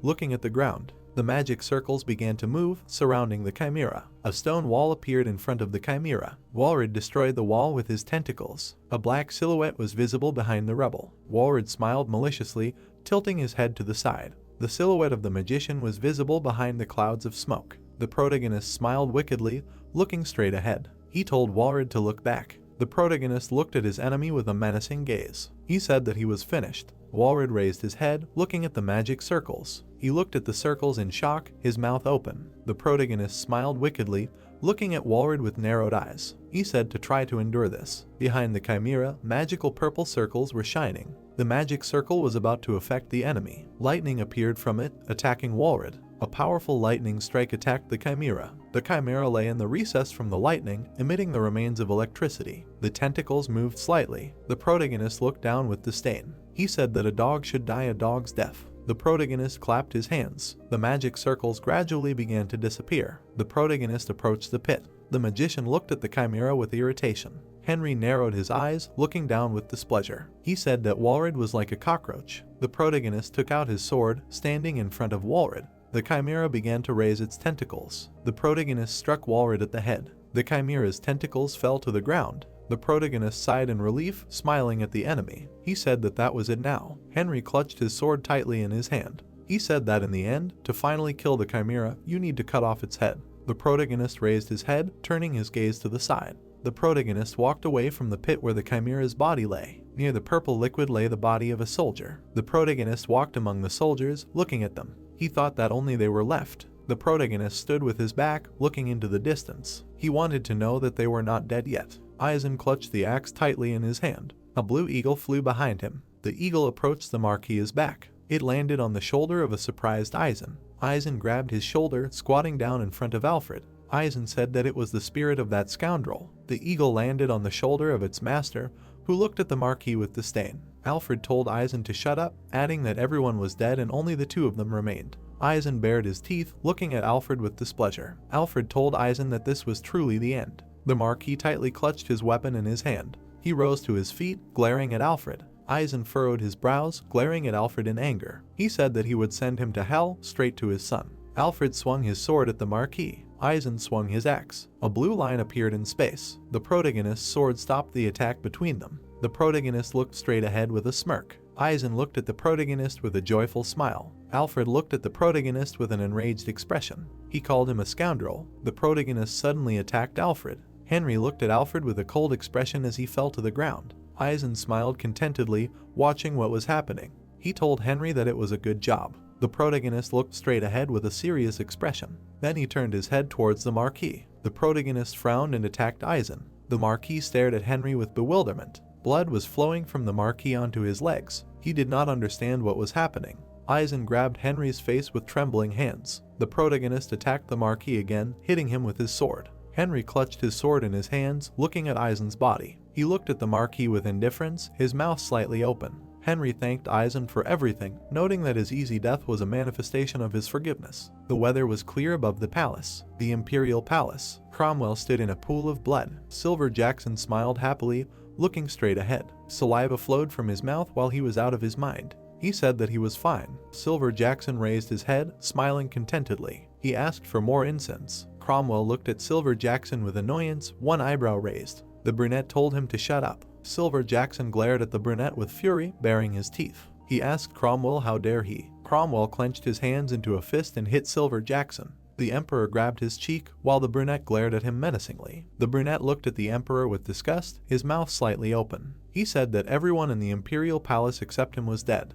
Cromwell stood with his back to the Emperor. Lupin told the brunette to stop. Lupin looked at the brunette with a serious expression. He said that Duke Arthur had ordered him to be captured alive. Lupin looked away, looking at his comrades. He ordered him to be taken away. The guys grabbed the Emperor by the arms. Clouds of dust rose in front of the door. Lupin grabbed his weapon, warily looking into the passage. He asked who was there. Black silhouettes of people entered the hall. Ban put his hand to his side, smiling slightly. Lupin asked that he was the new 10th sword. Ban looked straight ahead in irritation, his mouth open. He said what kind of nonsense was this, noting that he had come to the rescue. Lupin looked at the people who appeared in bewilderment. He said that Bahold was there too. Bahold took out his sword, enveloping it in fire. Bahold, the first sword of the past 10 swords and the first king of knights. The swordsman swung his weapon, standing in front of Lupin. He rushed to attack the blonde with a furious look. Lupin looked at the swordsman with fear. He tried to stop him. Bahold attacked with his sword, enveloping the space in flames. A dead fighter lay on the floor. His hands tightly clutched the sword, plunging it into the body. Cromwell spat blood from his mouth. Cromwell looked at the swordsman in the blue cloak with bewilderment. McDowell, the third sword of the previous 10 swords. Cromwell asked McDowell what was so long ago, and what have they forgotten. McDowell approached Cromwell's face with a malicious smile. The swordsman asked him how dare he point his sword at him. The swordsman abruptly pulled his weapon out of the fighter's body, heading towards the others. He looked straight ahead with a menacing gaze. McDowell charged at the fighters, emitting a purple aura. The fighters fell to the floor, clutching their bodies. Cromwell braced his knees on the floor. The swordsman turned to the fighter, putting his hand on his hip. He asked McDowell that he was not dead yet. Cromwell looked at the swordsman in fear while blue lightning appeared. The fighter begged for mercy. McDowell looked in surprise as the lightning attacked the fighter. A bright blue light appeared in space. McDowell looked at the blue portal. Bahold watched in bewilderment. He did not understand what it was. The protagonist appeared from the portal. He said that he must have arrived just in time. The protagonist smiled slightly, looking at the guys. Ban smiled happily, seeing the protagonist. McDowell and Bahold looked at Henry in bewilderment. McDowell said that he heard about him from Ban, but did not think that he was so young. Henry turned his attention to the swordsmen. He thought that both were there. Henry approached the swordsmen and bowed to them. He thanked them for responding to his offer. The protagonist looked at the knight with a smile. He thanked the knight for bringing those two. The protagonist stood in the circle of boys, raising his hand. He said that before discussing the details, he asked if they could finish what they started. Silver Jackson was lying on the floor, resting his hands on his back. He noticed the protagonist's leg. Silver Jackson sat down on the floor, looking at Henry with a smile. The mage looked at the emperor with a serious expression. He squatted in front of him, pursing his lips. The mage took the emperor's hand. The protagonist looked at the emperor, holding his hand. Next to the emperor's face, his image of a young boy appeared. Henry thought that he was a smart guy when he was a child. The protagonist lowered his gaze in displeasure, frowning. He thought that it was also his fault that he couldn't set his friend's child on the right path before the child completely sank into sin. The protagonist closed his eyes and bared his teeth. He thought that's why he should at least finish everything correctly. The protagonist stood up at the moment when Silver Jackson was looking at him. Henry slightly opened his mouth. He looked at the emperor, taking out his sword. The emperor looked at the sword in horror, his mouth slightly open. He grabbed the protagonist's clothes, asking for a minute. Silver Jackson looked at Henry with horror in his eyes, his brows furrowed. The protagonist mercilessly attacked the emperor, leaving a trace of red aura. Blood splashed in front of the protagonist's face. Silver Jackson's hand fell in front of the protagonist's leg. The guys silently watched what was happening. Henry gritted his teeth. He mentally asked for his friend's forgiveness. A gray-haired man appeared from behind the walls. He called out to Bahold and McDowell. The white-haired man looked at the scene in horror. He didn't understand what it was. Jillian, the head of the Imperial Mage Tower. The swordsmen smiled as they looked at Jillian. Bahold noted that it was Jillian. The old man walked up to the boys while dust was flying around. The old man asked what happened. A beautiful orange sunset stood above the tower, the Imperial Mage Tower. The protagonist and the boys were standing in front of Jillian. McDowell looked at the old man with annoyance, crossing his arms over his chest. He asked Jillian what the Mage Tower was doing when the Emperor's palace was attacked. The protagonist smiled slightly, while McDowell sighed heavily. Henry said that such were the circumstances. Henry looked straight ahead with a crazy smile, narrowing his eyes. He said that they were written in the so-called Declaration of Neutrality that they offered to Arthur, which stated that during the war, the Mage Tower would not support either side. Jillian looked at Henry with bewilderment, his mouth slightly open. The guys squinted at the old man, pursing their lips. The protagonist closed his eyes and smiled, pressing his palm to his chest. He told Jillian that although it was late, he would introduce himself, calling himself Henry, the only disciple of the late Mage of the Eight Circles, Henry. Jillian lowered his eyebrows, looking at Henry with bewilderment. He said that he had never heard of him having a disciple, asking how to believe such a thing.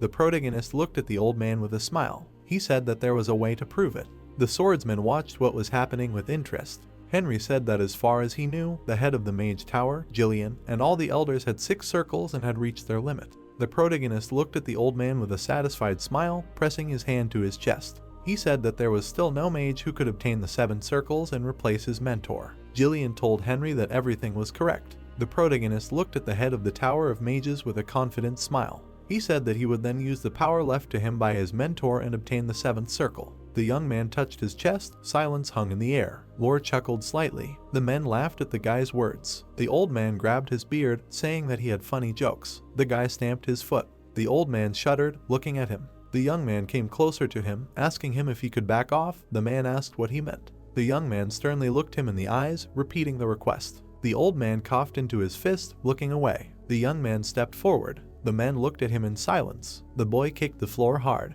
An aura swirled in the air and a blue staff appeared. Blue energy swirled around the hovering staff. Lore raised his eyebrows in shock, exclaiming loudly. He said that this was the legacy of Mr. Henry, which they could not find. The young man looked back at him with a smirk, telling them to look carefully. An aura swirled around the staff. The young man thought that wisdom was the only artifact in the world that could accumulate magical energy, and all the mana he had accumulated in his past life was stored in it. The guy reached out his hand to him. Then the young man grabbed the shaft. A vine began to grow around his hand. The staff was covered with green leaves. The aura around it swirled chaotically. His feet left the ground. The guy thought that all he needed was to absorb the energy. A translucent tree appeared around the staff. A stream of energy was directed into the boy's head. He opened his eyes wide. His pupils glowed green. A bright green light began to emanate from the windows of the tower. The aura around him calmed down. On the boy's chest, a magic circle was burning. The boy thought that he had finally reached the 7th circle. The old man recoiled in surprise. He raised his eyebrows, mumbling in shock. Lore collapsed to the ground, asking for his forgiveness. The other men also knelt down. The man said that he had been careless. The boy looked at him. The man lowered his head even lower. Henry looked at him sternly, saying that from now on, he would follow the will of the late mentor and become the new leader of the Mage Tower. The man nodded, agreeing with this. The boy raised his hand, loudly speaking his order that from that day on, the Imperial Mage Tower is closed. The men knelt while the boy said that everyone would move to the new tower. Suddenly they looked at him in surprise. Lore asked what it meant. The guy looked back at him and said that he did not have time, and he was not going to repeat it twice, because he intended to completely wipe the remains of the Empire off the face of the earth. The man looked at him in a stupor. The guy added that in 2 hours he would bombard the Imperial Palace. Looking at the man, the young man said that they should prepare before that moment, because everyone who remained there would be turned to ashes along with the Imperial Palace. Night fell on Arthur's mansion. The guy sat at the head of the table. He looked sternly ahead. Porum put his fist to his chest after the young man addressed him. The man kept his eyes downcast. The Duke asked why there was still no news from the knights who attacked the Imperial Palace.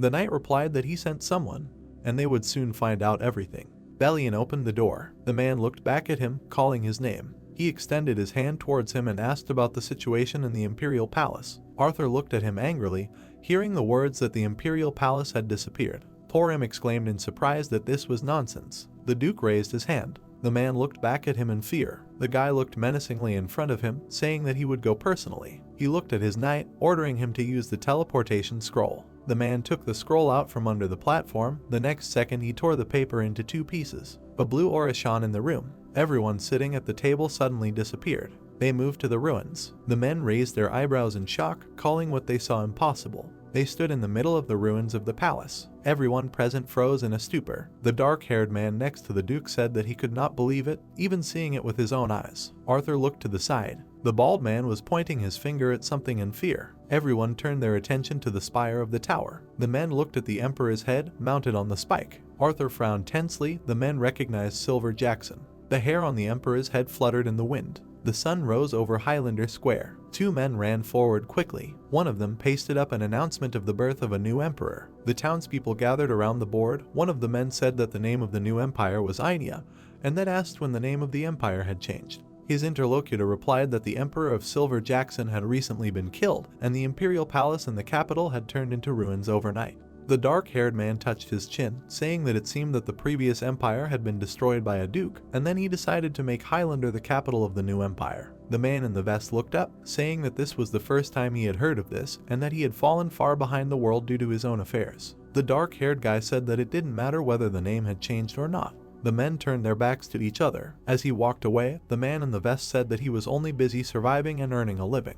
The warm rays of the sun fell on the roof of the Imperial Palace. Arthur sat on the throne. He looked at his knight, saying that the Imperial Palace had disappeared. He glared ahead, saying that the Mage Tower had disappeared along with the mages. He frowned angrily, wondering if the mages had broken their promise of not interfering and fled. He recalled Henry's image, saying that all the mages were his ardent followers, and that they were not interested in power or money, so the only reason that could make them do this was. The boy smiled slyly, deciding that this was Henry's revenge. He quickly rose from the throne. The boy looked at the man standing next to him. Everyone present looked at the Duke, who had issued the first order, in surprise. The young man glared at them, ordering them to send letters across the continent, saying that he would be merciful to those who voluntarily agreed to become vassals, and that he would declare war on those who refused. The men raised their eyebrows in surprise, exclaiming loudly. The boy looked them in the eye with anger, adding that he ordered them to execute all the mages on the continent. He stretched out his hand in front of him, telling them to take prisoner anyone who surrendered, but to kill those who resisted as painfully as possible. The men bowed and agreed to this. Hararian was practicing on the parade ground in the backyard of the royal palace. A bird flew up to him, squeaking loudly. The boy wiped his chin, asking if she was saying that his steps were too slow.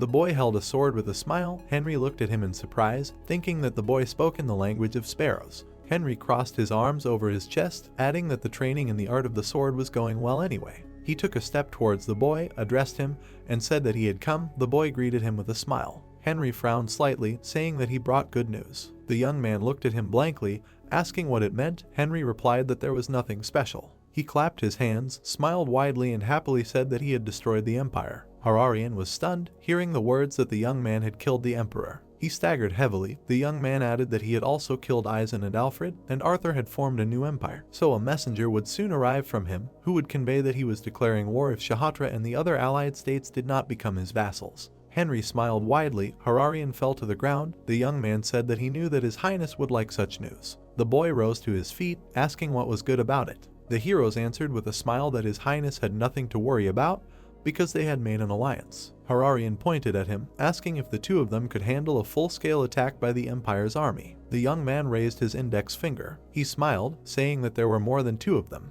The next second, the boy snapped his fingers. 4 portals appeared behind him. People appeared from them. Hararian raised his eyebrows in shock. Warriors of different ages appeared behind the boy. Ju looked sternly ahead. Hela smiled softly. Hong showed no emotion. Dole narrowed his eyes sharply. The boy spread his arms out to the sides, saying that he knew everything and had visited the heads of the 5 allied states in advance and persuaded them to join them. Pointing to the red-haired girl, he added that he was the personal disciple of Archmage Henry, as well as a mage who had reached the 7th circle and become the new Archmage of the Mage Tower. Pointing to the girl on the other side, he added that Arthur had created forbidden chimeras in preparation for the war, so it was not difficult to persuade them. His Highness looked at the boy in shock. The boy said that he would do it again.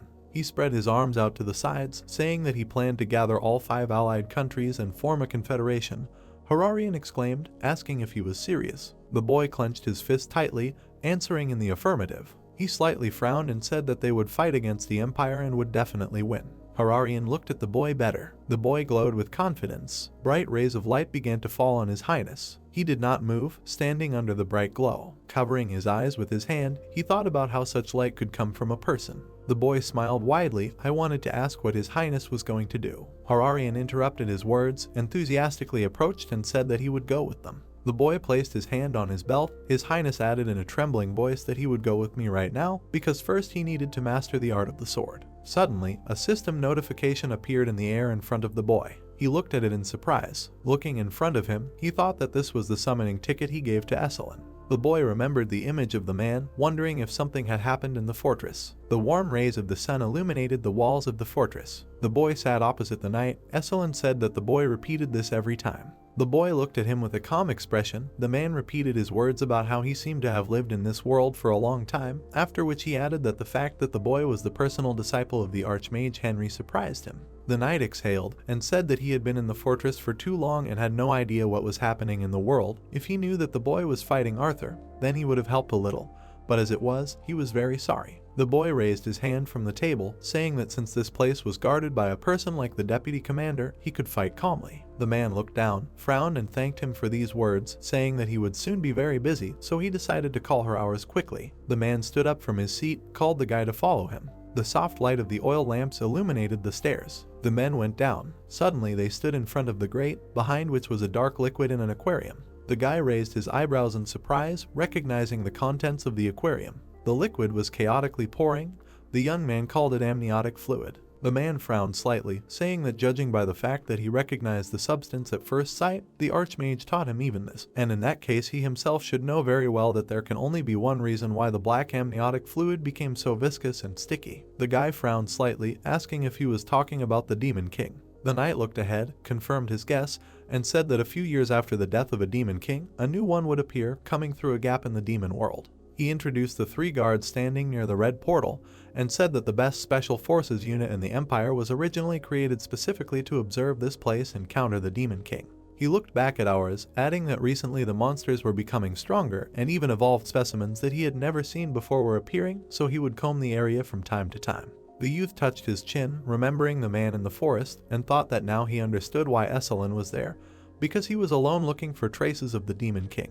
The youth put his hand on his face, closed his eyes, and thought that there was no time for the Demon King to appear. The youth turned to the knight, who had addressed him. The man looked away, saying that when a new Demon King appeared, he would not be able to stop him alone. So the boy should end the war with the Duke as soon as possible and return, because only then would they be able to prepare to confront the new Demon King. The boy listened to his speech with a calm expression. He clenched his fist, agreed, and asked him for 3 months, saying that during this time he would deal with the Duke and return to help the knight. The sun was shining on the imperial palace. The man ran towards the Duke with all his might. He lowered his head, saying that contact had been lost with all the delegates he had sent to the allied state. The boy looked at him in confusion, asking him again about what he had said. The man again said that contact had been lost with all those who had been sent to the 5 allied states. The Duke raised his hand, smiled evilly, and called his neighbors fearless, after which he added that on the other hand, he was grateful to them because they had given him a reason to start a war. The man stood with his head down, saying that a high-ranking official from the Sori kingdom named Wusa had come to see the Duke.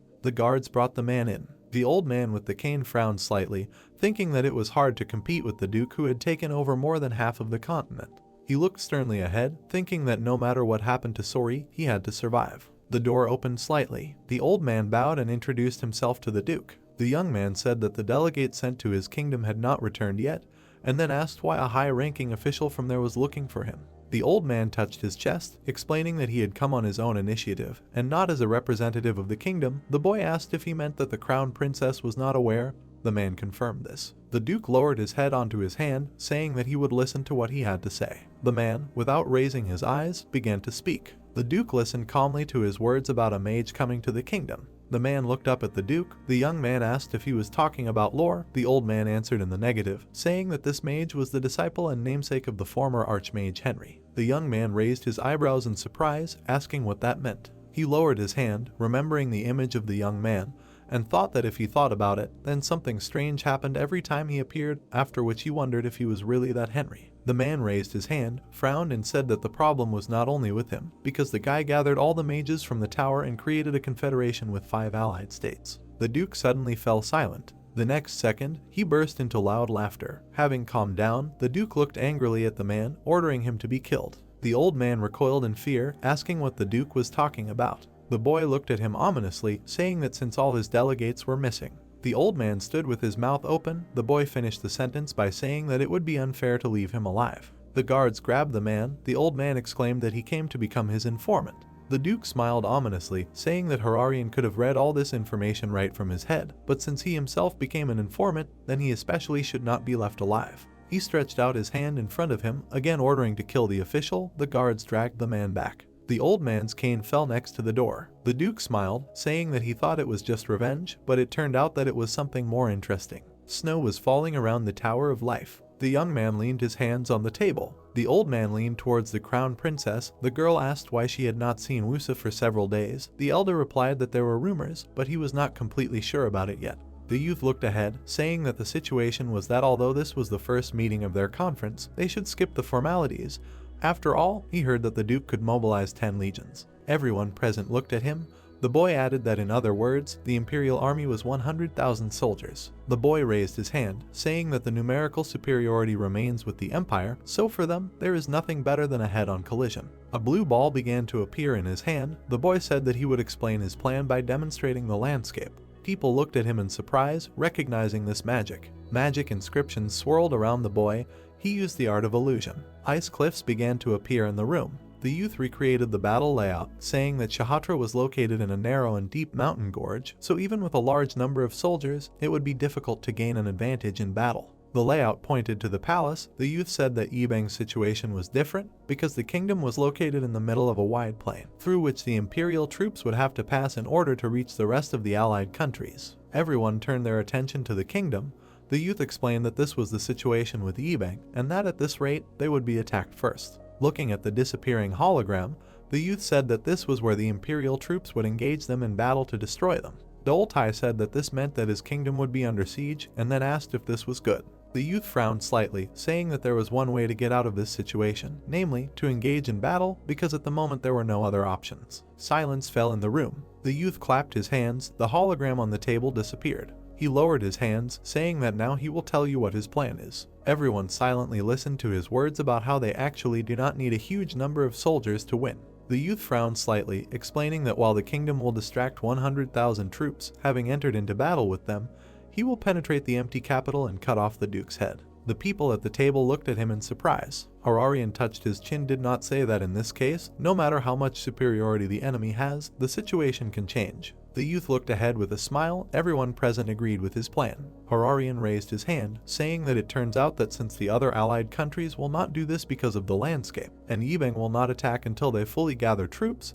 then the nearby free cities such as Vivaldi and Anchorman are in danger. The boy touched his chest, smiling that there was no problem with that, because he had a mutual assistance agreement and he had already brought in craftsmen to do some of the defense work. He smiled slyly, calling it a rotating wall. A few days later, clouds of dust swirled around a tall building in Vivaldi. The Lockpiller army was getting closer. The man took his sword in his hand, saying that the troops were ready. The soldiers behind him rushed into battle, hearing the order. A huge amount of dust rose into the air. The people on the fortress wall watched what was happening. Vance said with a calm expression that the enemies were coming. The soldiers were shaking in fear. One of them thought that they were finished. The archers loaded arrows. The man frowned, ordering them to open fire. A hail of arrows fell from above. The climbing knights watched the approaching attack. The arrows hit some of the opponents. The hand of one of the soldiers appeared from over the edge. The man noticed the knight climbing and ordered the soldiers to push. His subordinates turned the giant steering wheel. The fortress walls began to move. The enemy knights fell down.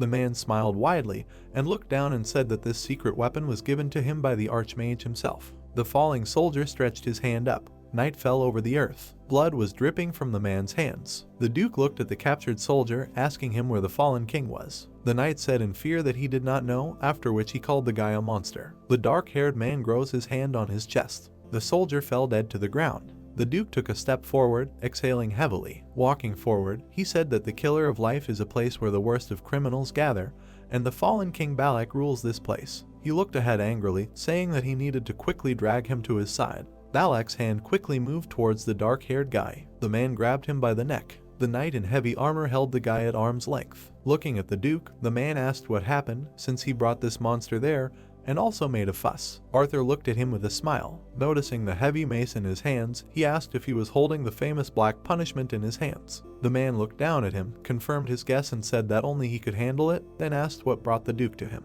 The guy replied that he came for him. The man looked into his eyes, asking what it meant. Hertzak with a calm expression asked if he heard that the Empire of Paul, His Majesty Silver Jackson, who was concerned about him, was killed. The man raised his eyebrows in surprise. Herzer raised his hand, explaining that the imperial palace had been destroyed and the empire had fallen apart, and following the empire's legacy, he had created a new one, the woods of which would be called Ainea. Clenching his fists, he addressed the man, telling him to find the man who had killed His Majesty and take revenge, and then together they would create an empire even more righteous than the previous one.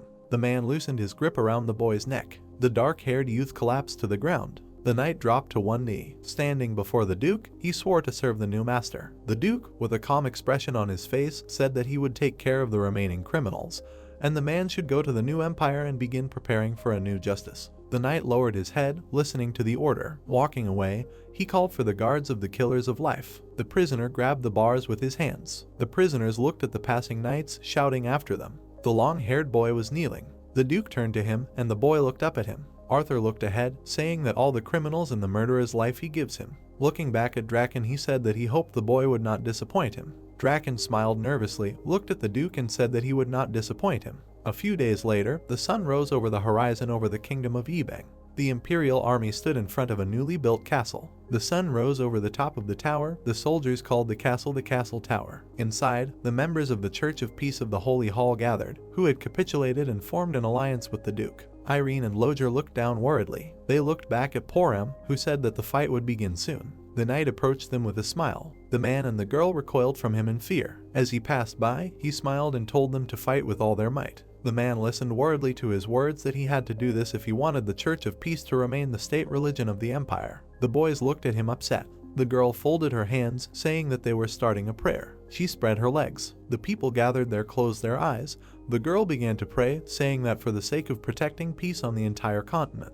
Her hands glowed with a warm light. She addressed the goddess, asking her to give all the gathered brave knights strength. The girl opened her eyelids. A golden light began to emanate from the castle. The man raised his head in surprise. The believers lay with their hands folded, praying to the goddess. A warm aura began to swirl around the castle. Henry touched his chin, thinking about something. He looked at the castle, saying that he did not expect to see holy magic. Lore approached him from behind, saying that the archbishop must have gone crazy. Apparently it is forbidden to use holy magic in war. The young man extended his hand to those present, ordering them to activate the spell that they had previously installed inside the fortress wall. The old man turned to the men, telling them to begin. The assembled men took each other's hands. They formed a circle, activating their shared magic. The old man frowned, reciting the lines of the spell, and a barrier appeared over the city. The man's hands were unclasped, trying to catch his breath. The young man said with a smile that they had yet to test how powerful the holy magic was. His feet left the ground. The man flew high above the dome.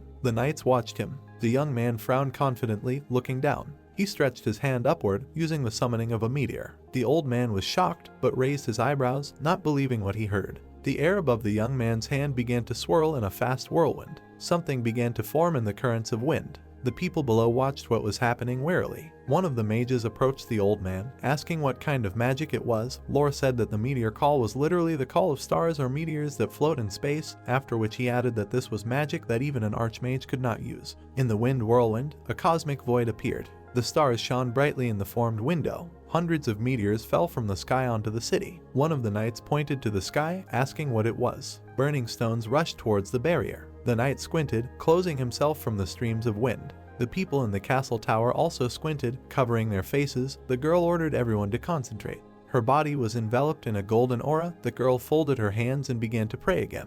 A barrier appeared around the tower. The young man watched what was happening from the air, noticing the shield that appeared. He smiled evilly, looking down. The young man raised his hand, deciding what he would do. He waved his palm down and directed the meteors at their barrier, saying that he wanted to test the abilities of the saint. The burning stone was heading towards the shield. When it hit the barrier, it created a bright flash. The people watched what was happening. The young man looked at the impact site with a calm expression. The smoke dispersed in the wind, revealing an intact shield. The soldiers standing under the holy barrier exclaimed joyfully. The saint frowned deeply.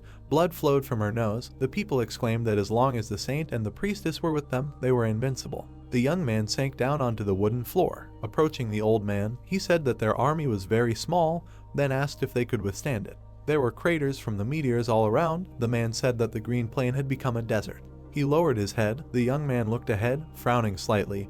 He thought the saint of the Church of Peace was called Irene, and then called her capable. He shook his head, smiled, and said that they had looked at the power of the saint, so this was enough for a greeting. Leaving Lore, he said that after he went, they should bring down a barrage of magic projectiles on the enemy. The old man agreed with the order. The young man put his hand in front of him. The staff of wisdom appeared in the air. The guy raised the staff up. The next second, he hit the floor with it with force. Holding the staff in his hands, the young man said that they should shower the enemy with projectiles as much as they can, because he poured enough magic power into the staff of wisdom. He looked at his allies, saying that he would go for the Duke's head. The guys nodded, saying that they believed in him. The young man activated the teleport. The space around him brightly lit up. The boys watched as the boy disappeared in a bright blue flash. The sun rose over the imperial castle. The boy appeared above the heads of the people. The knight pointed at him, asking who he was. The boy folded his arms over his chest, introduced himself, and said that he was the only apprentice of the archmage with the same name. The boy closed his eyes and exhaled.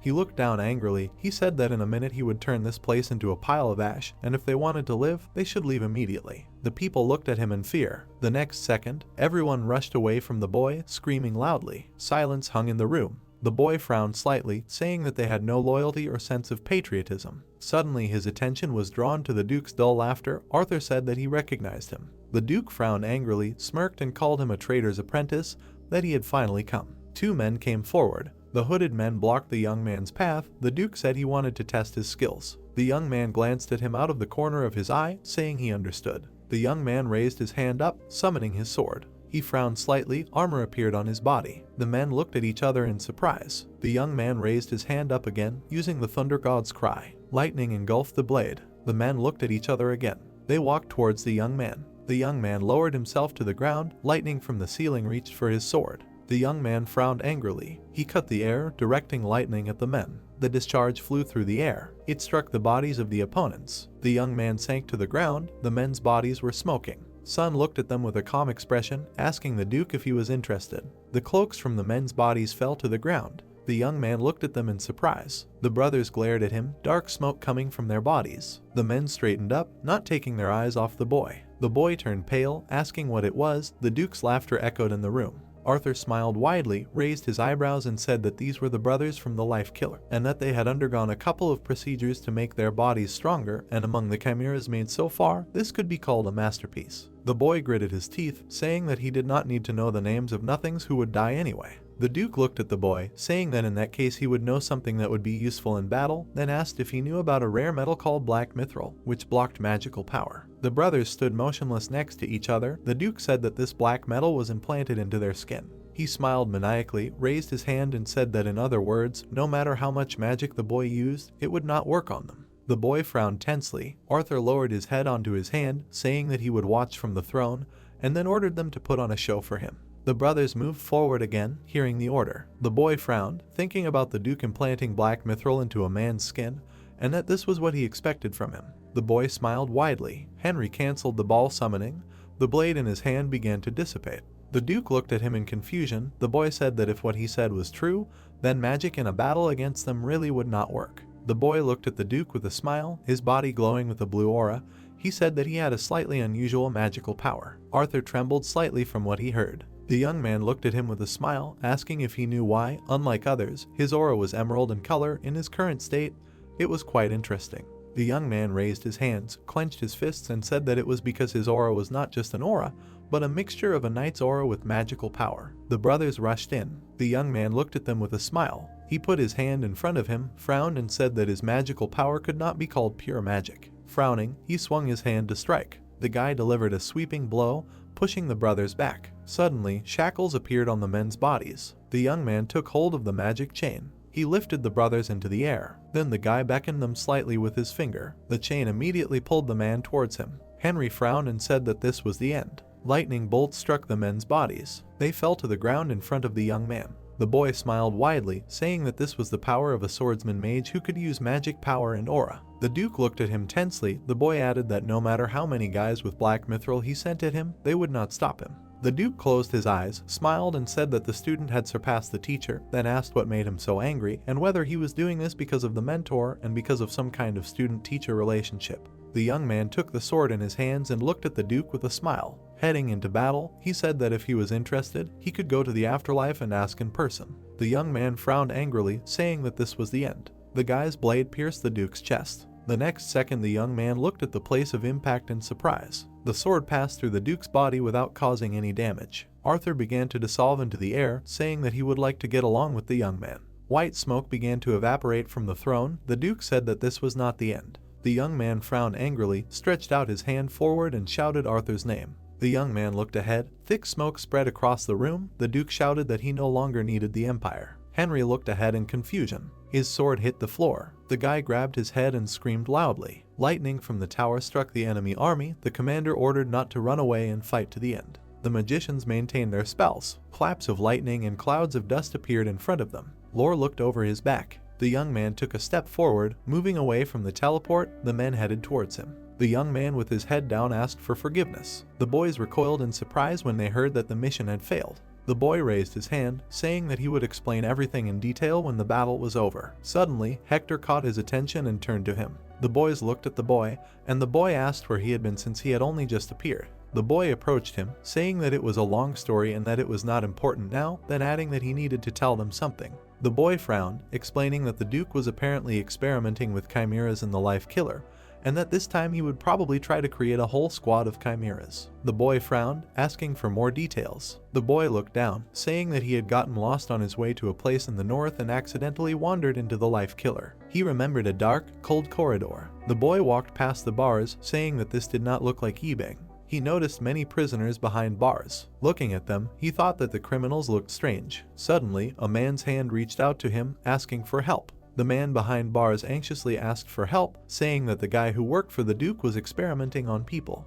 The man was moving his tentacles on the floor. Tears appeared in his eyes. He said that the guy was creating the so-called Chimera Squad, and he did not want to become a puppet monster. Henry clenched his fist, frowned, and said that it turns out that you two were not the only ones. The boy said that he checked the others as well, but besides, all the men were already dead, although he died soon after. The young man clenched his jaw, thinking that now everything was clear to him. He imagined the evil image of the Duke holding the palace in his hand, and thought that from the very beginning he did not want either the unification of the continent or the imperial throne, and the creation of the empire was necessary only to increase the army of chimeras. The boy looked at the smoke rising over the edge of the tower and thought that in that case they had no need to fight. The boy silently looked ahead. He moved forward, the boys followed him with their eyes. The boy approached the fence, the old man asked what they should do. The boy frowned, saying that they needed to end this war. His body was again ablaze with aura. He raised his hand up. A powerful beam of light hit the sky. The clouds above him began to thicken. Dark clouds hung over the kingdom.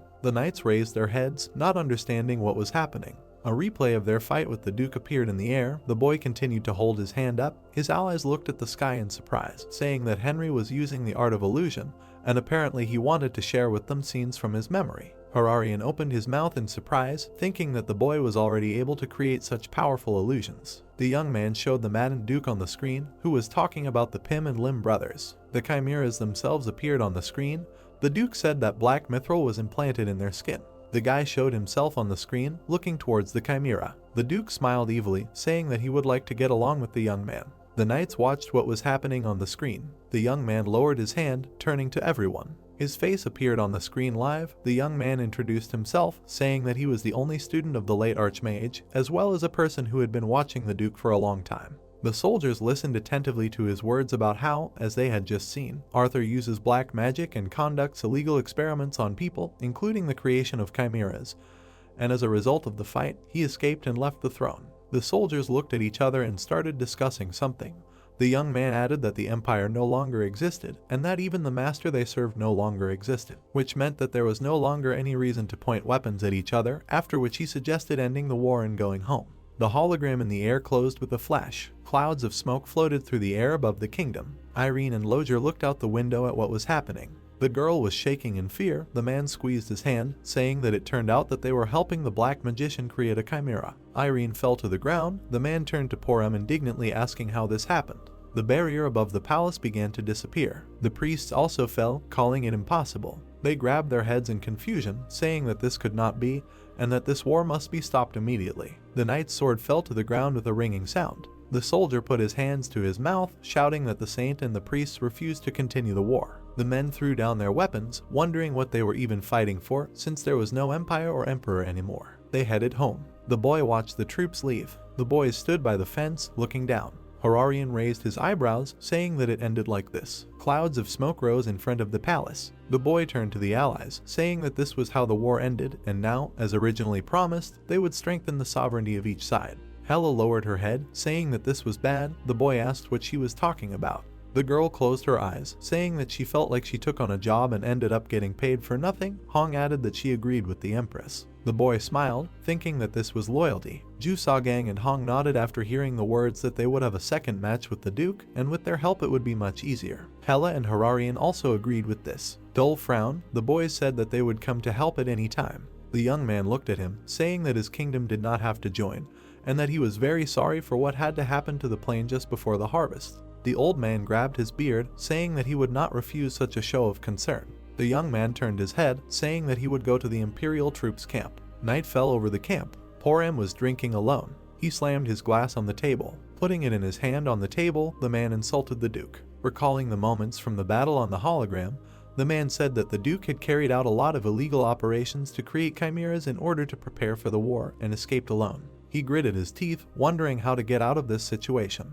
The curtains of the tent opened slightly, and a soldier addressed the man. The boy touched his chest, saying that a guest had come from the kingdom. Henry lifted the curtain, greeting the knight. He looked at the man with a smile. Poram exclaimed angrily, asking what he was doing there. The boy went into the tent, saying that the man had apparently dropped everything and was getting drunk. The knight rose from his seat, asking the boy what he was up to again. The boy frowned, saying that the reason for the battle had disappeared, and then asked why the man was still so wary since he had come to make an offer. The knight frowned, asking what that meant. The boy sat down on a chair, asking if the hostess would calm the hearts of the common people now that the emperor had fled. The man looked at him angrily, asking if the change of power was some kind of child's play for him. The boy looked him in the eye, saying that the Duke had also easily changed power. Without looking away, he added that the man should think about what Arthur would do to this country in the future. The man shuddered and looked angrily at the table. The boy said that he should not worry about trifles and choose the next emperor as soon as possible. The knight sat down on a chair, telling the boy to just become him. The boy looked away, saying that unfortunately he was not interested in the throne. The man asked what that meant. The boy jumped up from his seat. The man looked at him in surprise. The boy put his hands on the table, offering to recommend someone in return. The sun's rays illuminated the roof of Ten's mansion. Ten looked out in surprise, the contents of his mouth. He was shocked but looked ahead, asking the boy what that meant. The boy put his hands on his waist, saying that the position of the emperor of the empire was vacant, and he wanted the man to take that position, so he asked what he thought about it. Ten was stunned by what he heard. The boy looked at him, asking if he could take silence as consent. The man frowned, wondering if he should run away. The boy leaned to the side, asking what he was doing there, and then called him to follow him. Henry dragged the man into the portal. He stood next to him at the head of the table where his allies were sitting. Ten picked up the scroll, greeted those present, and introduced himself as the owner of 10 million gold. Porum looked at the man skeptically, asking if he would be the next emperor. The young man looked at him, saying that if he was unhappy with something, then he should say it directly. The knight looked at the young man in surprise, who said that until the war with the Duke ended, the man would disguise himself as Arthur and, as usual, take care of the safety and prosperity of the empire. Henry looked at Ten, telling him to read the speech he had prepared himself. The man opened the package. Looking at the paper, he said that after the end of the war, rumors began to spread throughout the capital, but Emperor Arthur is not hiding, because the war ended in peace, and the cities were ordered to abolish their military positions and return to normal peaceful life. Everyone present took this kindly. The man added that the law on the treasury of all magicians would also be repealed. Henry raised his hand, asking if this could be released as an official speech, because proving that the emperor and the empire were healthy, they would be able to stabilize the rising prices and calm the citizens' unrest. Ten blushed embarrassedly. The people at the table agreed with the plan. The young man created a magic sphere that now they needed to know the location of the Duke. The guys at the table looked at what was happening in shock. Mata began to spin in the air. Scar, who appeared on the table, asked who called him. The young man looked at the frog, saying that they had not seen each other for a long time, then asked how he was doing. Scar replied that everything was fine, because thanks to the young man, it was fun to watch the human world, then asked why he was looking for him. The guy with a calm expression said that he wanted to know the location of the Duke. Scar touched his chin, saying that although he liked the boy, he still couldn't help. The boy raised an eyebrow, asking why. The toad looked at him, saying that the Duke had received a special blessing, so he couldn't track him, and he also couldn't tell anything related to him. Scar puffed out his cheeks. The boy asked if he could tell who the Duke had received the blessing from. The toad replied in the negative, because if he did, his very existence could be erased. The boy touched his chin, wondering who it could be. The toad said that he didn't have to try to guess. Lore looked at the boy, hearing the words that, in that case, their plan was ruined. The boys looked at the old man. Lore asked if the toad could tell where the man named Draken was. The boy asked what was wrong with him. The old man raised his hand, saying that this was a mage who specialized in studying humans, and that he was the only one who had disappeared, so he suspected that he was a traitor. The toad turned to the old man, saying that it was possible. The mana around Scar swirled. His eyes glowed blue. Scar said that this mage was in the 7th circle, and he must have eaten a demon fruit.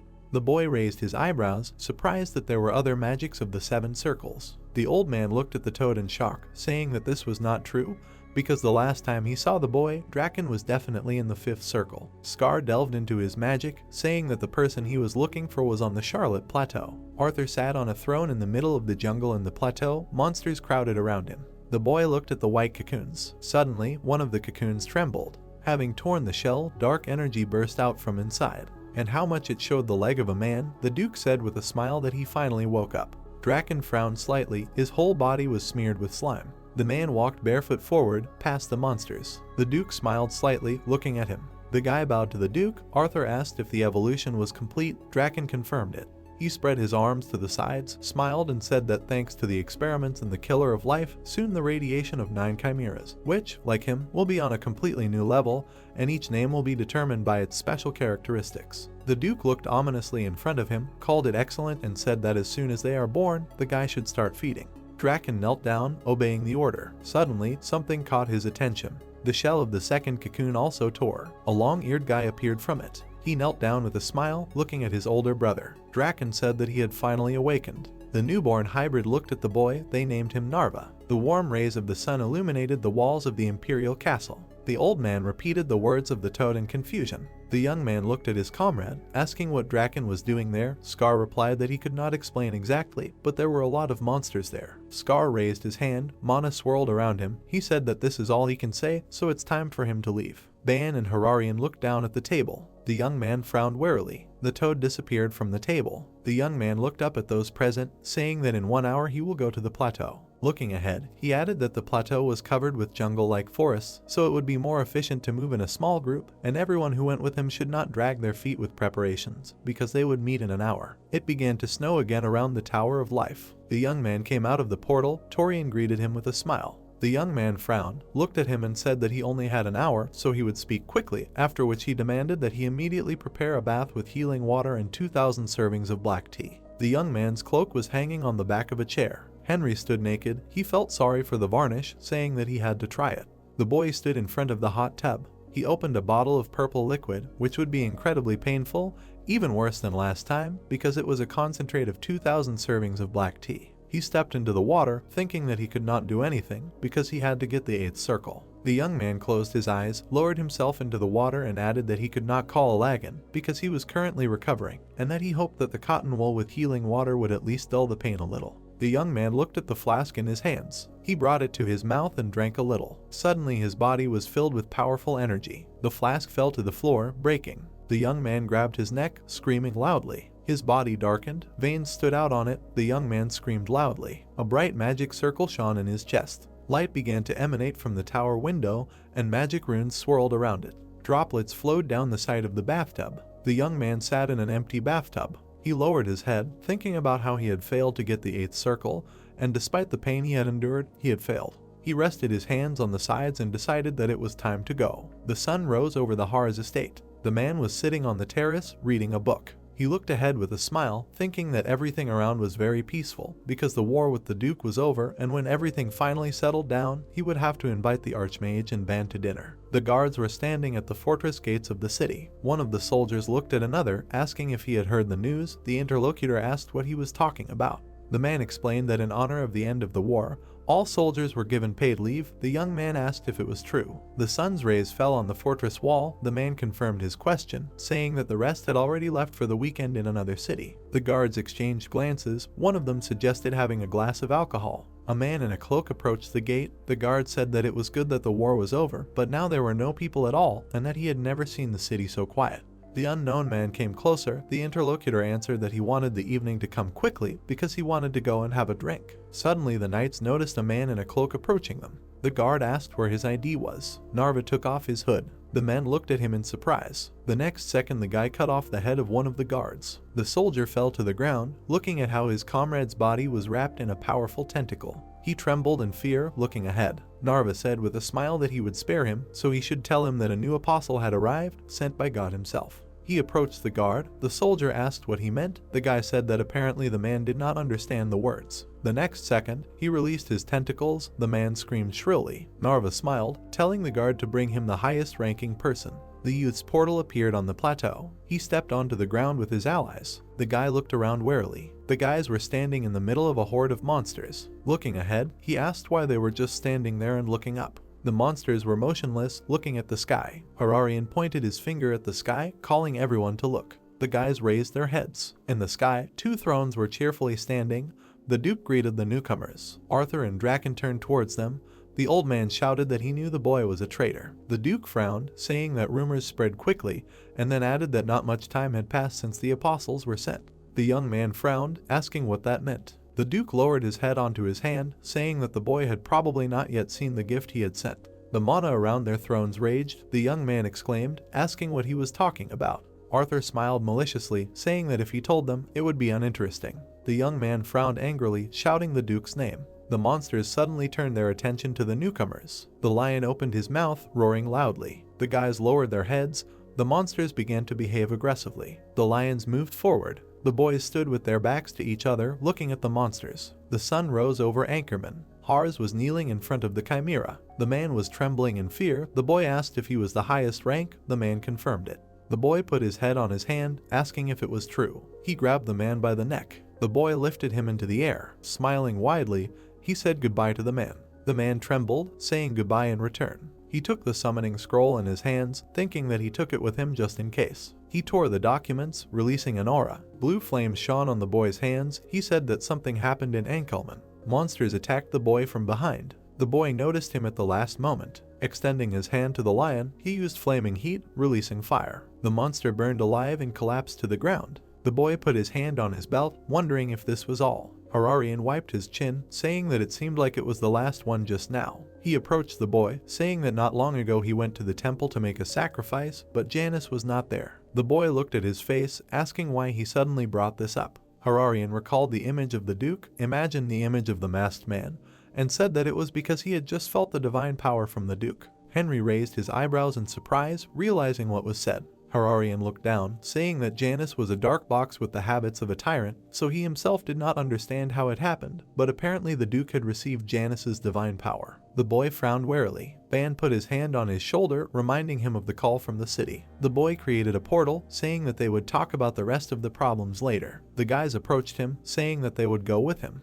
The outline of the portal appeared in front of the city gates. The boys stepped out of the teleport. The boy looked down. Horus was lying at his feet, clutching the summoning document. The boy looked at it in confusion, wondering what it was. Something caught the boy's attention. They noticed that there were corpses scattered in front of the gates. The city behind the fortress wall was ablaze with scarlet flames. Ban picked the man up, screaming loudly. The meeting place was assigned on the man's forehead, namely on Lizark Hill. In a month, the boy asked who did this to him. A zombie stepped towards them from behind, praising the supreme god Arthur. The boy looked back at him. A crowd of dead people was advancing towards them, praising the supreme god. The boy clenched his fist, calling the Duke a bastard. Blue lights appeared in the air in front of him, indicating summons. The lobby of the Shatra royal palace is now full of dead people, repeating the same thing. A man was holding a barrier behind which civilians were hiding. One of the dead people was passing by. Suddenly, the zombie looked back at them. The women huddled together, shaking in fear. The dead man put his hands out in front of him, groaning heavily, and suddenly he noticed a surviving guy who dropped his sword.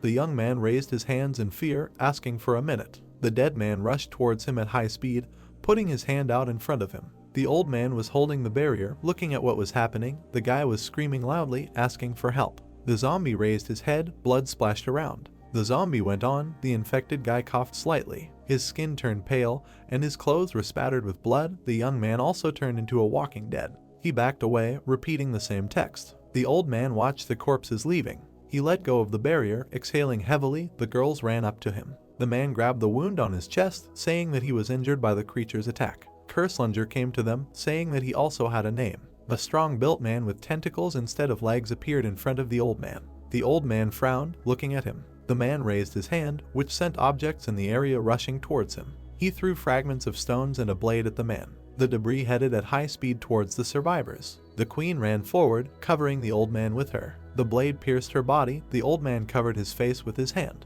Noticing what had happened, he cried out loudly. Suddenly, the creature grabbed him by the neck. The man lifted him off the ground, telling the old man to remember his name. Curselunger frowned, saying that he was one of the Duke's 9 tables who had come to spread his teachings. The old man gritted his teeth, raised his hands, and with difficulty called it a curse. Suddenly, the creature turned around, hearing the voice of the young man. Henry and Hararian came out of the portal. The young man said that this is the gift that the Duke sent. Curselunger turned to them, asked later who they are. Hararian raised his eyebrows in alarm. He raised his hand, recognizing Selen. Curselunger threw the old man aside with a smile. The man hit his back on the stone debris. Curselunger turned to the guys, then introduced himself as an apostle of Lord Arthur. With a maniacal smile, he rushed into battle, saying that they will feel the power of Janus, which the master gave him.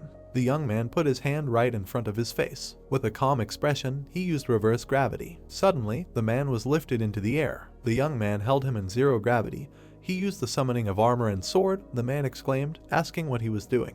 The boy poured a huge amount of energy into his sword. Sim teeth again, he swung his weapon and asked in response, how dare he do such a thing. Mana took the form of electrical discharges. The boy swung with a scream. The boy flowed air, directing a powerful beam of aura at the enemy. Curselunger put his hand in front of him, asking in fear what it was. The beam of energy crashed into his body. The boy held the sword, looking ahead. The body of the chimera was nailed to the stone wall. The debris of the building fell to the ground. The boy was breathing heavily. Henry, with a calm expression on his face, looked ahead. Hararian was holding a girl in his arms, greatly grieving for her. The boy exhaled heavily, looking at him. He put his hand out, calling Scar. Scar appeared again in the flow of mana. He looked at the boy, asking what he needed. The boy asked him a question about what was happening now. Ji resurrected her hands, explaining that an apocalypse was happening, which had never happened before in the history of the continent because about 30% of the population remained alive, and this number was only decreasing. The youth frowned angrily, shouting at his comrade in rage. He asked what this meant. Toad spread her arms out to the sides, that the 9 apostles, who were given divine power by the Duke, carried out a massacre across the continent. And in addition, they spread a purple flower that, when infected with its spores, turns people into zombies. Scar held his hand out in front of him, saying that now all but 30% of humanity was affected by the spores and became blind followers of the Duke, and the countries that had allied with him were also affected. The youth with a calm expression asked what he was talking about, because it sounded like Arthur had become a god. Scar crossed his arms, explaining that Arthur was currently using a divine power, so it could be said that he was closer to the gods than humans, and then asked if the boy had heard whose power he was using. The boy silently lowered his head, and the toad asked if everything was okay. Dissolving into mana, he waved his hand at the boy, telling him to call him later when he needed him. The boy sat on the ruined floor, keeping his head down. After a while, he approached his saddened comrade. He looked down at Hararian and spoke to him. Looking at his comrade, he apologized, saying that his words might be hard to listen to, but because Arthur had received divine power, most of humanity had perished, and they needed divine power to resist him. Hararian kept his head down in silence. The youth knelt down, saying that in order to resist the Duke, who was using the power of Janus, they needed the power of Ra, and then asked to borrow it. Hararian raised his head, asking the youth for forgiveness. Bitter tears rolled down his cheeks. The boy said that only those who believed in God and were chosen by him could have divine power, because such was the will of the gods. Henry grabbed his shoulders, saying that they had no other way. Hararian looked ahead helplessly, saying that there was a way out. The boy asked what he meant. Hararian looked up at his comrade, saying that they could take the shrine, since the shrine had divine power. The guy stood up. The old man and Henry looked at him. He said that the royal family has a secret that is passed down from generation to generation, and even during the previous uprising, they hid the Eye of the Khan in the tomb where the souls of the ancestors rest. Hararian turned to the sides of the young man, looked him in the eyes and offered to meet with the ancestors and borrow the shrine from them, after which he asked to follow him. In Shatra Khan's eye, in a high cliff, there was a passage where the heroes stood. Hararian entered the cave first, and Henry followed him. The blue-haired man noticed how the light was shining on the vault of the cave. Nodding, he thought that now it was clear why this place was called that. It really did look like human eyes. Henry, throwing his head back, winced from the light, as if he was going to sneeze. His comrade looked and asked if everything was okay, to which the guy replied that it was. Hararian fell silent. He reached for the collar of his t-shirt, saying that the only sacred thing he had was the sign of Ra. His finger pulled the collar. The brunette held out a gold ring on a chain, saying that since he needed divine power to destroy Arthur, until then, he would lend him the ancestral shrine. Henry took the ring, thanking him, and said that they would definitely return it. The heroes stood in a small cave and the blue-haired man asked to direct him to the place of the shrine. His comrade agreed. Hararian touched the wall with his palm. Light emanated from it while the guy said the words of the spell. There were many glowing symbols around the heroes. The clothes of the brunette surrounded by symbols fluttered. A bright passage appeared between the stones. The guys covered their eyes from the light. Hararian said that they could enter, and he was the first to go into the glowing passage. The guy's foot stopped at the light. Henry looked down in surprise. He was falling, surrounded by bright light. A full moon was shining in the sky. The guy was lying on a red carpet. Then he turned his head to the side. Henry's eyes widened as he heard laughter. On the throne among the gold sat the long-haired Harabala Khan II and greeted his old friend Henry Morris. The man smiled and said that he was already in the grave. Wasn't that wonderful? The boy remembered his younger self from his past life, hugging the long-haired man by the shoulders. Henry and Harabala, the previous king of Shatra, were close friends and maintained communication between the kingdom and the empire. Kneeling, the blue-haired man said that he looked too good for a dead man. Harabala waved his hand and said that he wanted to explain something, but the living could not stay here for too long. Henry heard the question. After all, he came from the divine powers and mentally asked how. Rising, Harabala asked how he knew. He approached the boy and pointed to his eyes, saying that the Eye of the Khan sees everything that happens in the desert. A glowing symbol appeared above Henry, and he asked his friend not to peek into someone else's thoughts. The king laughed in response. He introduced the blonde man standing next to the girl and said that Arthur had contacted Janus thanks to the magic he had used on Selen. Henry said in surprise that he had never thought that Arthur would gain power in such a way. Harabala pointed his finger and said that it was not that Henry did not have any divine powers at all. He told the guy to think about how he was reborn. The blue-haired man wondered in surprise, was he talking about black magic? Touching his chest, he asked, did he mean that he had divine powers comparable to those of the apostles? Haribala, crossing his arms, replied that he did, but they were much less than Arthur's. The blue-haired man frowned and thought that he was not his equal, so how much divine power did he have? He clenched his fist and turned to the long-haired man. He asked if he could lend him more relics. Haribala, folding his arms across his chest, asked, did he come to ask for a favor empty-handed? The heroes looked at each other solemnly. Then the long-haired man laughed, saying that he was joking. He was already dead, but he still shuddered at the thought that the magician would kill him. He had not changed at all. Touching his chest, the now serious Haribala said that he knew what Janus wanted. Henry asked, what? He frowned when he heard that the incarnation was in this world, and thought, why would a god appear in the human world? The man asked to let him say one thing. He would lend the relics, but the guy would not be able to defeat Arthur even if he took them all. Henry clenched his fist in displeasure and asked, what does this mean? The long-haired man stood opposite and advised him to find another divine power that would help him. The hero screamed he meant to worship a god stronger than Janus, but he only believed in magic. The sky was visible through a gap in the rock, words were heard, that god is everywhere, this omnipresent creature, he is always watching them. Haribala's figure became covered in smoke, he said that the time had come. Henry extended his hand, trying to stop him, and asked what kind of god was this and where was he. Haribala snapped his fingers and said that he must find the answer himself. The boy screamed, stopping him. Haribala waved his hand and screamed for the hero to take care of his son when he woke up and checked his pockets. Hararian bent over the boy lying on the ground. Henry opened one eye and heard a scream that he was awake. He sat up, covering his face with his hands, and mentally scolded Haribala for ending it like this. A fist in a black glove hit the ground. Hararian looked at him and asked when he opened his eyes, he was already here, did he succeed? The guy put his hand in his pocket. On his palm was a decoration of rings on a chain. He said that yes, thanks to him. He put the object in his pocket and thought that some strange feeling. A white egg appeared on his palm, and Henry thought that Haribala must have given it to him. What kind of egg is this? Hararian asked in surprise what happened, but the guy put his hand in his pocket and said that nothing. Getting up, he said that now he needs to find another source of divine power. Hararian looked at the hero in surprise. Clutching the decoration in his hand, the guy said that the king, as a representative of Ra, will strengthen this divine power. In the night, the heroes stood opposite each other. The blue-haired man looked at the object in his hand and thought that in order to fully use the power of Ra, he imagined Hararian holding a shining symbol in his hand and thought that he, the son of Ra, should become the new sword of Ra and become the god of the desert. Under the clear sky stood a building with red roofs. This was Mushu, the meeting hall of the Vulcanist mansion.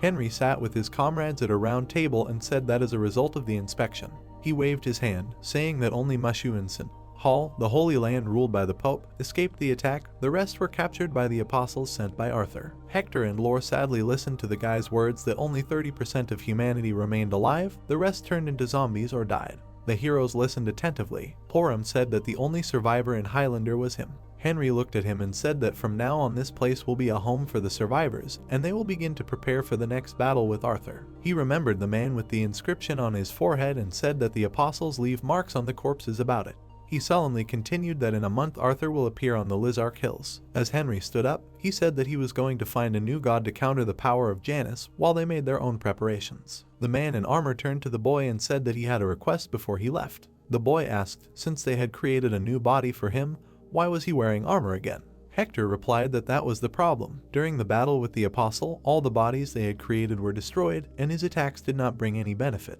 Henry asked again, did not bring any benefit? What does that mean? The man in armor waved his hand and replied that none of his attacks had reached the apostle, as if they were being absorbed by something. Henry touched his chin, thinking he had succeeded and Hector had not, then how did his attack work? He heard his comrade say that in any case, he had no choice but to wear the armor again. Hector clenched his fist and said that now he needed a new body that could accept his natural power, but how to make one. The boy looked at Hararian and asked if there was a way. The king shook his head and replied that unfortunately he couldn't think of a solution right now. Initially, they were able to transfer him to a new body using the power of Janus. Hector asked with displeasure, should he continue to walk around in this heavy and unwieldy armor? The man sitting next to him asked if it was possible to use another divine power. Hararian replied that he was not sure. Turning to the man in armor, Henry said that he still needed to find a new source of divine power, and at the same time, he would find out if there was another god with similar abilities. Hararian stood up and said that he would also go with him. The blue-haired man, looking at him,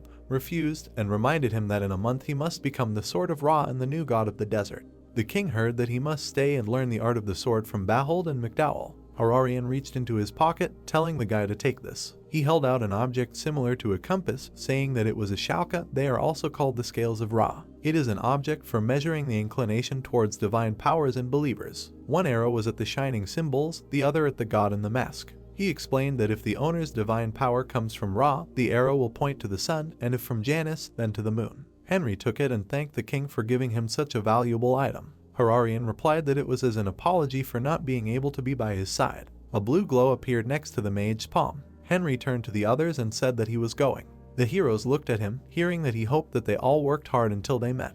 The blue portal glowed. In the holy kingdom of St. Hall, a temple towered over him. A girl was kneeling next to a statue, praying when a glow appeared behind him. The girl turned around, noticing Henry, and asked the supreme mage. The boy imagined shaking his hand. After the end of the previous war, St. Hall had entered into an alliance to fight Arthur together. The boy gave Irene a compass and asked her to take it for a minute. The saint held the item in her palms. Henry stood in the temple opposite her and thought that he knew that Irene, the goddess of love and peace, was like the sun god Ra. The girl held the object and asked in surprise, "What is it?"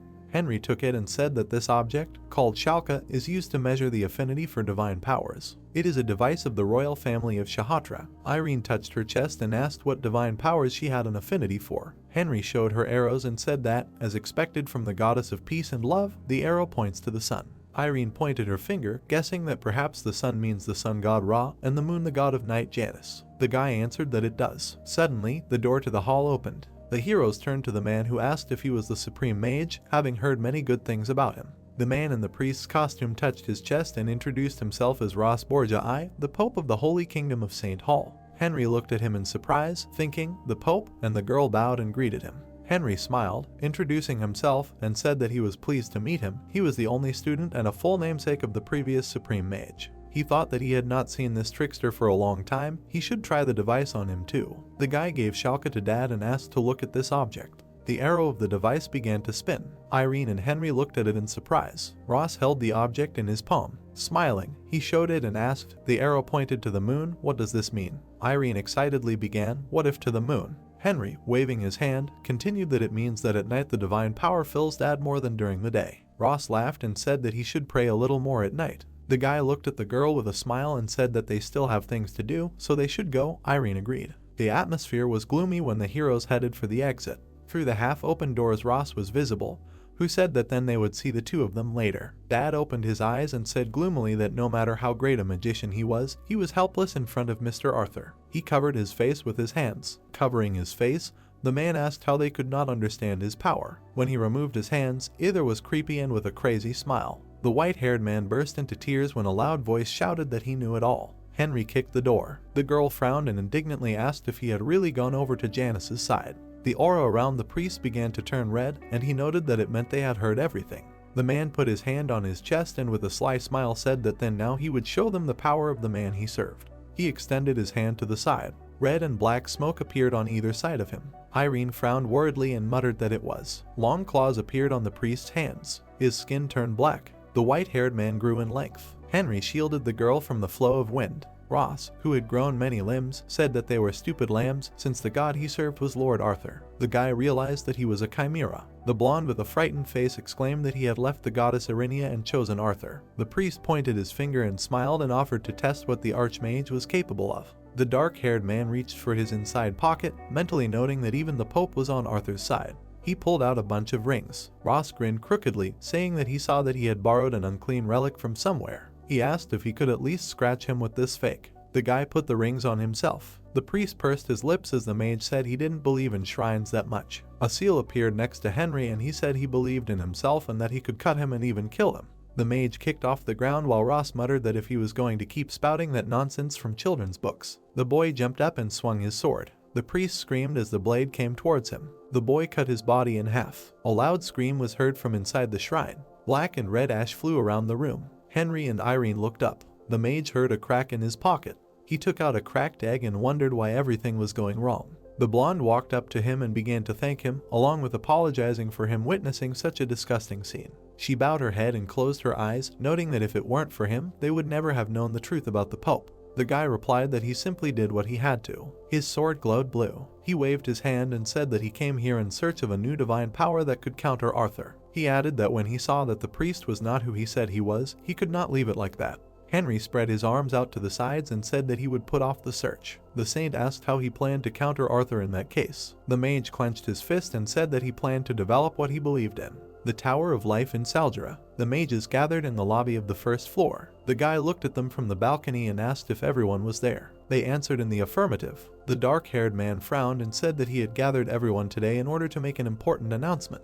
Howell nodded when he heard the words that they all must let everyone know that a life or death battle for the future of the continent would soon take place. Henry clenched his fist sharply and declared that this is why they must raise their level by 1 minus 2 circles. The magicians looked at them with dumbfounded eyes. They started talking among themselves and asking why so suddenly. The guy grinned and said that the method was simple, but so painful that you could die. He waved his hand and asked to come in. People with jugs entered the hall. They began to hand them to the magicians. When each of them took a container, Henry said that now they would receive several thousand portions of black tea, and in fact, it was poison. He added that as soon as they drank it, they would feel pain that they had never felt before, but if they could endure it, they would raise their level. While the men were looking into the jugs, the magician said that they would have to grit their teeth and endure, because only then would they be able to see the light. The guy pointed his hand at the priests and asked them not to worry, because in case of an unforeseen situation they would help. He grabbed the railing and loudly ordered to drink. When the magicians began to drink, Henry asked the priests to get ready. They folded their hands and began to read a prayer. The jug fell and broke. The men began to grab their body parts and scream loudly, asking for help. The guy looked at them with compassion, mentally noting that he did not believe in God or anything like that, but he believed in magic. While the priests were standing behind him, he mentally noted that this is why he would fight Arthur with magic. The dark-haired man frowned and noted that magicians were like fire. He thought that the more of them there were, the stronger the flame would flare up, so they should be patient and show their potential. Henry held onto the railing, watching the torment. The exhausted priests were sitting on the floor. On the first floor, they were making male bodies. The guy headed towards them. He thought that in the end, going down to the men, he said that everything worked out and they became magicians of the 7th circle. The dark-haired man turned to the girl and said that it was all thanks to their help. Irene's mouth opened in surprise when she was told that there was one more person left. Henry pointed to himself and said that this was the man who, like the mentor, would reach the 8th circle, that is, himself. The Tower of Life in Saldra. Lobby 1st floor. The priest stood in a circle and the guy in the center asked to take care of him. He opened the jug. Then he drank the contents. His face instantly distorted with shock. The magician fell to his knees and screamed. The blonde with her eyes closed was reading a prayer to the goddess Irenia. Parquet sat on the floor and screamed, mentally noting that the level of pain was completely different. Green light struck upward. The egg flew into the air. It began to glow. The girl with her eyes closed fluttered, thinking that she felt divine energy somewhere. The column of green light continued to shine. A moment later, everything around darkened. The priests called the supreme magician. The guy pushed off the floor. When he stood up, his hair to the floor shone with a rainbow, and he said that he had safely reached the 8th circle. Irene fell to one knee and began to congratulate him on his success. All the priests knelt down and began to congratulate. Henry spread his arms, mentally noting that he had finally received the 8th circle. His hair darkened and he put the blanket in his pocket. He took out the shell and the pearl, realizing that the egg Harabola had given him had a pearl in it. The mage clenched it in his fist, mentally noting that he would deal with it later, but now that he had reached the 8th circle, it was time to finish preparing for the fight with Arthur. A month later, mushroom eating area. People gathered at a round table. The man looked at Kingston Ronan and Kingston Poram and noted that he hadn't seen the blonde for a long time. He said that he heard that his father had been training him in the family sword arts for a month so that he could fight Arthur. The guy confirmed. The brown-haired man put his hands on the table and noted that Henry himself had recommended him, asking with composure if he thought he could stand up to Arthur. Ronan waved his hand and confirmed. His father asked if they themselves had trained His Highness Hararian well in the sword arts. Looking at the tan brunette, he asked him if he could stand up to Arthur with the skills he had learned from those two. The door to the room opened. Everyone froze when the guy's voice noted that he saw that they had all been doing well this month. Henry, blazing with a green aura, said that they hadn't seen each other for a long time and then offered to start a conversation. Poram opened his mouth in shock, mentally noting that the energy emanating from the mage had become much more impressive than it had been before. Hararian looked away, thinking that Henry had apparently tried hard this month and had risen to a level where no one could say anything to him. The guy saw the yellow energy around Ronan and realized that he had become a master of the sword. The blonde grinned and mentally ate that he had also worked hard this month, and he sensed an aura that Henry had not had before. The mage nodded briefly and thanked him, noting that the boy would also work hard and they needed to finish everything. The dark-haired man sat down at the table and said that today after sunset they would go to Lizark Hill. He asked them to take the relics with them, which he would now hand out. The warriors looked at the items in their hands, and the boy said that since the apostles were filled with divine power, it would be difficult to defeat them without the help of the relics. Ban handed over the relic in his hand when Henry said that they did not know why Arthur invited them there. Hararian waved his hand when the mage added that they also did not have information about how many and what kind of army he had gathered there. The brunette began to ask him about using the teleport. Suddenly, a red light burst into the mare. Arthur was standing on the table, saying that he was glad to see Henry. The guy frowned. The blonde stood in front of him and asked him to take only those in this room and go to Lizark Hill, and if he did not follow his words, he would turn all the people left on the continent into his followers. A red and black aura was coming out of the man. He began to laugh and say that he hoped they would come soon, because he did not know what he could do out of boredom. Ban stood up and hit the table, cursing. Blue light began to appear. A portal opened inside it. Hararian looked into the space and asked if that was where they needed to go. Henry put his hands on the table and told everyone to get ready. The blonde looked at Hector and said that they needed to go. All the people stood up and agreed with him. The magician stamped his foot. He climbed onto the table. The guy looked at the portal. Hararian took out his sword and suggested that they hurry. The Habid plateau in front of Lizark Hill. The people came out of the portal and found themselves in the bushes. Poram noticed that the portal was disappearing. Everyone froze as the atmosphere changed. The vegetation nearby began to burn. Henry created a magic shield over everyone. Hararian looked at the fire with fear. A man stepped towards them. A man stood in front of the shield and said that this was Lidikane's fire attack. Ban, with an angry face, shouted loudly, asking if he was the one who committed those atrocities in Ankelman. Another man approached Lidikane and said that it was the work of Narva. Henry waved his hand, asking the guy to calm down. A group of people stood in a row behind the shield. The magician looked at them with surprised eyes. The dark-haired guy smiled and began to speak. He said that they were the 9 apostles created by the almighty Lord Arthur to get rid of trash, after which he noted that he forgot that there were already 8 of them. Their names were Khan, Isla, Renda, Shun, Narva, Lidikane, Pero, and Gluttony. The long-haired brunette named Narva smiled widely and said it was worth it to those who dealt with the trash Ankelman. The plateau Habit in front of the hill Lizark was burning with fire. To the side stood 8 apostles Arthur. The guys looked at the disappearing shield, and Henry said that they should not be surprised, because even after the removal of the magic shield, when the shield completely fell, he added that each of them will have their own personal shield, so they can calmly move and not worry about anything. Ban with a furious look swung his sword and ran, sending curses at the chimera. He pushed off the ground. The guy hit Narva, but he put up a block. The brunette hit the warrior with his tentacles. The blonde sword dug into the ground. He slowed down and crouched. The guy put his hand to his chest and said that he was Narva, not a chimera. He noted that he was very disappointed, because when the trash called his name before dying, he thought that he would be stronger. Veins bulged on Ban's angry face, and he raised his sword. The warrior began to strike the chimera many times. A tentacle quickly hit his blade. The blonde jumped to the side. Narva released even more tentacles and said that he was now sending him to his trash friend. The warrior clenched his teeth, mentally noting that, as Henry said, he would not be able to attack him without a shrine.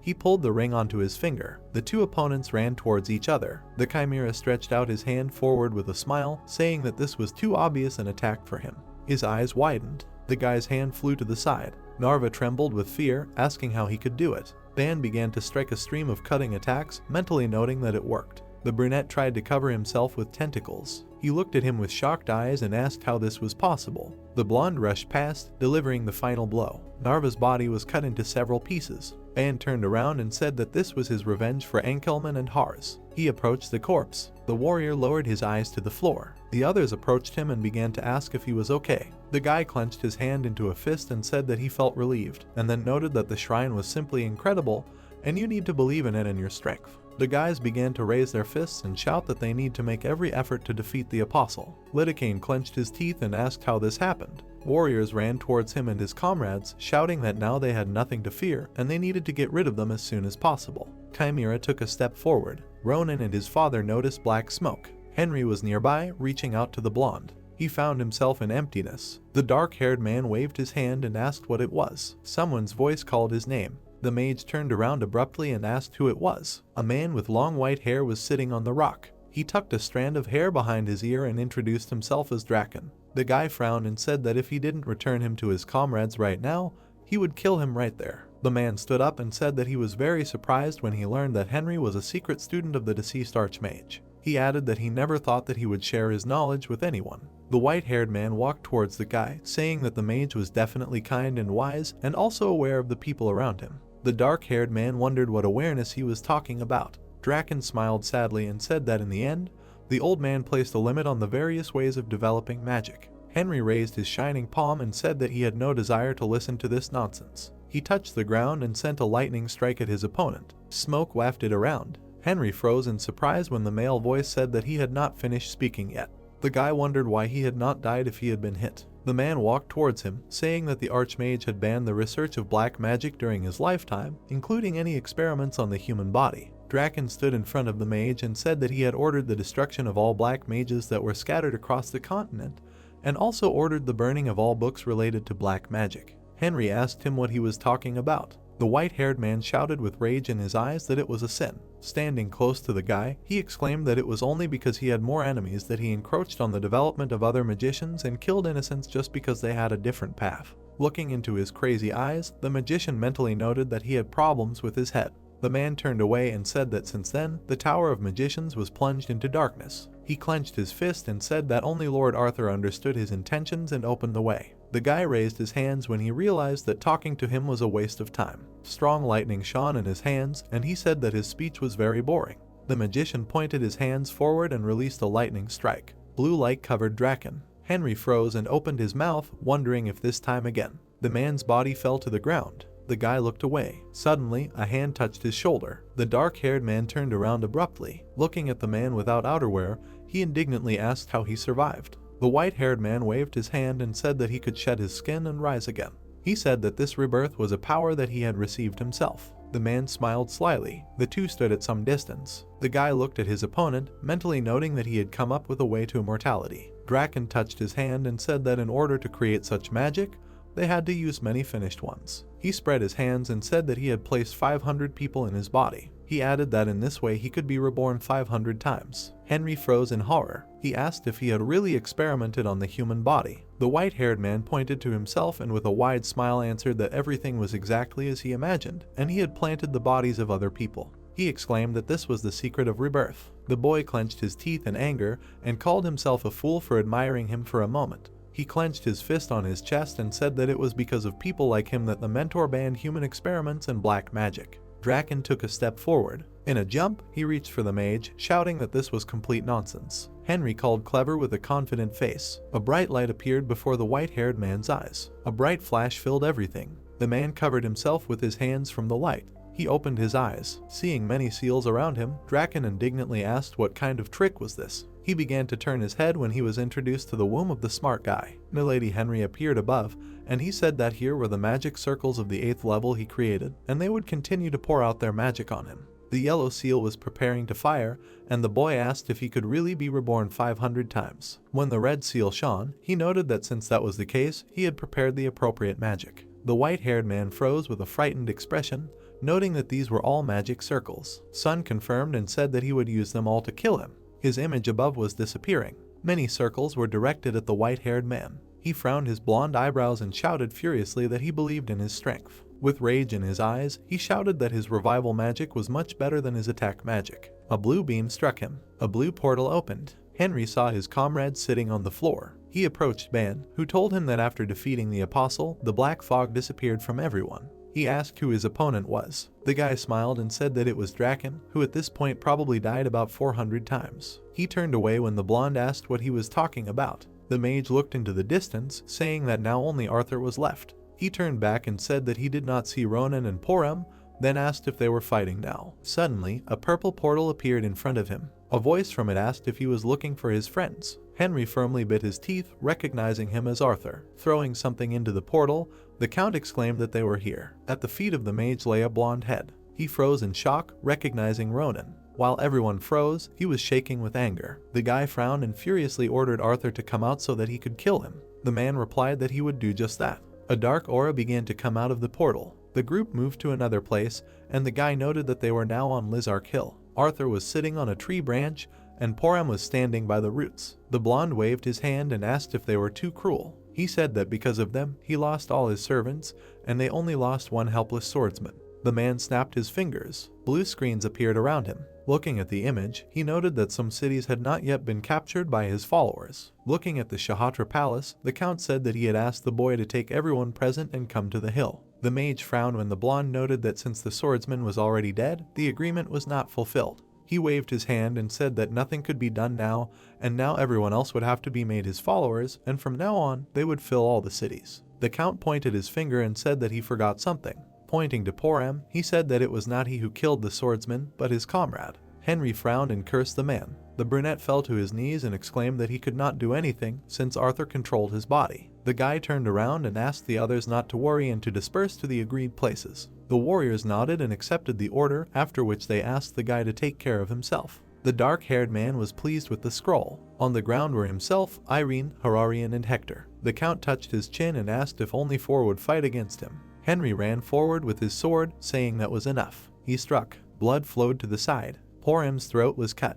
The man fell dead. The magician clenched his teeth tightly and apologized for not being able to protect both of them. Arthur crossed his legs and said that he could not think that his toy would be broken so quickly. The guy pushed off the ground, saying that he was next. He jumped up to the blonde. The count grinned smugly. The dark-haired man clenched his teeth in anger, mentally noting that he was using a protective barrier. A knight ran towards them, exclaiming that he was coming too. Hector hit the barrier. Another blade crashed into it. Hararian smiled and said that if they combined their powers, they would succeed. The blade pierced the shield. Henry, with a stunned expression on his face, exclaimed that they had succeeded. The shield cracked under the onslaught of 3. The guy turned to the saint and asked her to show her power. The girl clasped her hands, and a yellow light appeared around her. Pieces of the shield began to break off. The fragments flew in different directions. 3 swords flew at Arthur. The blonde frowned and grinned. He waved his hand, and an unprecedented force knocked down all 3. While they were lying on the ground, the count said that he was sincerely surprised at how much Henry had advanced, and although he had prepared all this, the man smiled madly and raised his hand, exclaiming that he still could not be defeated. He sent blood-black energy at the magician. It pierced the guy's chest, then pierced Hector's head. The force pierced the lying Hararian. Irene ran up to them, wanting to use healing. Arthur appeared behind her and said that when he looked at Hararian, he felt nothing but pity. He lowered his eyes and asked why the Khan kingdom hid Janice. The brunette gritted his teeth and replied that it was all because of people like him. The count gave up the dark energy in his hand and said that he was still grateful that his kingdom was so stupid. He smiled madly and said goodbye. Henry put out his hand and screamed loudly. Hararian's eyes reflected the hand with the blade. Then blood splashed. The guy was lying with his eyes closed. Looking at him, the blonde called him a loser. He froze when a sword pierced his chest from the back. The man turned around and looked at the knight. His lips spread into a smile. He clenched his fist. Hector's eyes widened. All his armor began to crumple under the influence of the force. The knight looked down. His armor began to fly apart. When there was nothing left behind him, Arthur recognized his courage. He turned his eyes to the side. He looked at the blonde sitting on the ground. He asked her to heal Henry. The man with a crazy smile on his face said that he could not just let him die, because he must drown in the endless abyss of despair. The magician clenched his teeth in anger and cursed. Irene cried bitterly, asking how she could do this. The guy took her hand. His face distorted with shock when he asked to heal him. The saint exclaimed that in this case, Arthur will continue to torture him. Henry looked at her pitifully and began to beg. The girl closed her eyes. She put her hands on his chest and apologized. A light shone in the magician's stomach. His name was called. The dark-haired man lay in a bright space. He grimaced. Getting up, the guy grabbed his head and asked where he was. His eyes widened when a female voice said that it was nice to meet her. He saw a white-haired girl in a white dress and asked who she was. She replied that people called her Irenia. The girl smiled and pointed to herself, asking him not to worry about the affairs of the outside world because the space they were in was created especially for him. The guy looked at her with a puzzled look and asked again. Irenia said that while he was here, time outside was slow. She stood in front of the mage and said that she had a request to make of him. The white-haired girl asked on behalf of everyone who could not interfere in the affairs of the outside world to stop Arthur at any cost. The mage sadly looked away and said that he did not believe in God, so he did not have such divine power as he did. He asked what he should do to defeat Arthur. The girl looked at him and said that he had power, but had not realized it yet. Irenia smiled when Henry asked if she was talking about borrowed shrines. The white-haired girl denied it and asked if he did not believe in God because he believed in something else from the beginning.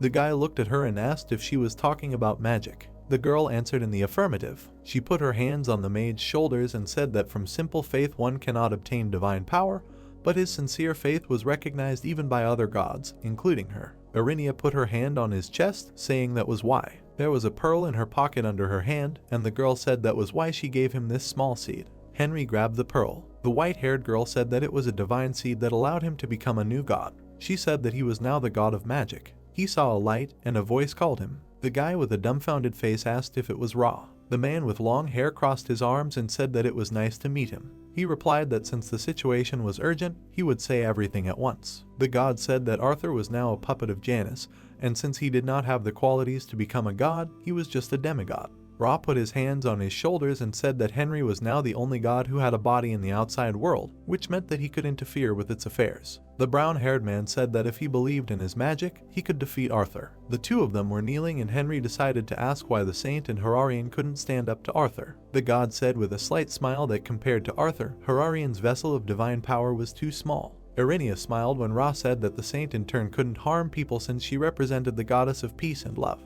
The man stood up and crossed his arms, telling the god of magic to close his eyes and return to the hill. The god's feet left the floor. The two of them flew up. Ra smiled and said that he believed in Henry. The white-haired girl looked down and said that she did too. The guy froze for a moment. With a slight smile, he closed his eyes, saying that he also believed in himself and magic. The saint sat by Henry's body. The magician opened his eyes. With an indifferent face, he used a magic bullet. The dark-haired man raised his hand and his finger glowed. The guy pointed his hand at the count. Arthur stood there with a confused look. A yellow beam pierced his body. The blonde man started coughing up blood. When a hole appeared in his chest, he asked how this was possible. The mage started to get to his feet, and the man asked him how he did it. The dark-haired man started to stretch his arms, asking what he was talking about. The count raised his hand to his face and screamed with anger in his eyes, which spoke of his strength, since a moment ago he was lying without strength. Henry looked at his hand. He clenched it into a fist, feeling a flow of divine power, and thought that it was very similar to magic.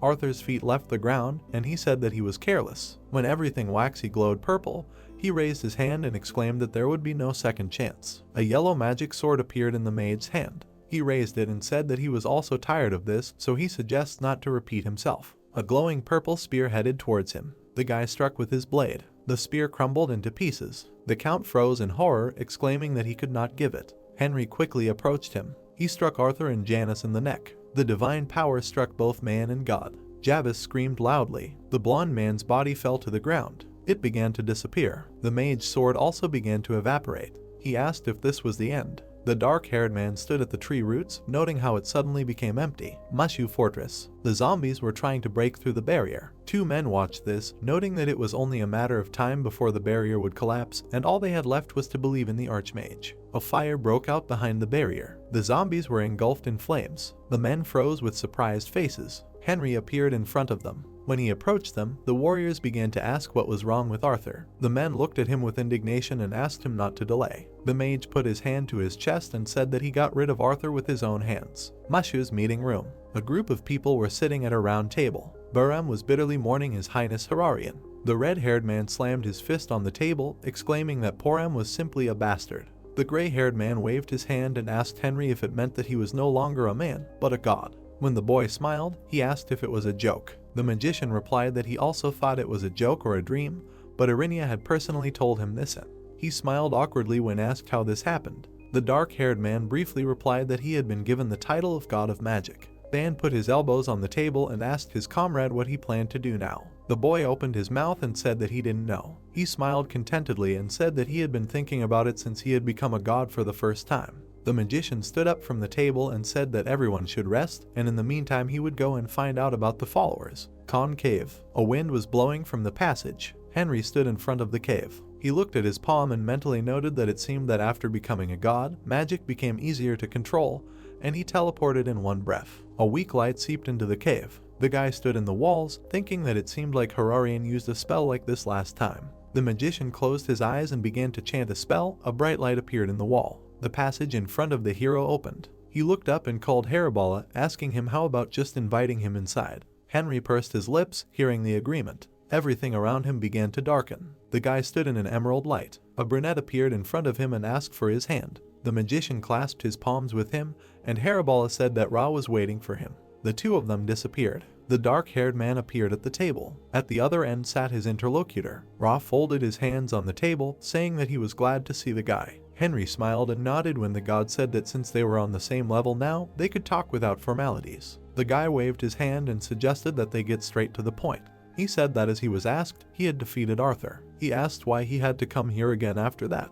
The man looked at him and said that he understood the displeasure. He said that, unfortunately, They could not descend from the heavens to the real world at will. The magician frowned and asked what that meant. Sitting at a long table, Ra told the guy that although he was the god of magic, he was not yet a full-fledged god, and when he became a full-fledged god, he would not be able to exist and interfere in the affairs of the human world. Henry touched his chin and asked if he meant that his existence in the human world would lead to chaos. The man replied that it was, so he needed to get rid of his human body quickly if he wanted to become a full-fledged god. The guy looked at his interlocutor and simply what happened to Janus now and what was the point of all this. God began to tell him that the power of a deity is directly proportional to the faith of its followers, and Janus wanted to get his hands on great power. He imagined a red light on his palm and said that he wanted to make his followers not only on this continent, but also all over the world. The magician waved his hand and asked why he needed this if he was already a god. The man looked at him and said that he was collecting all this power in order to unite it and challenge the king of gods. He said that this was Janus's true ambition.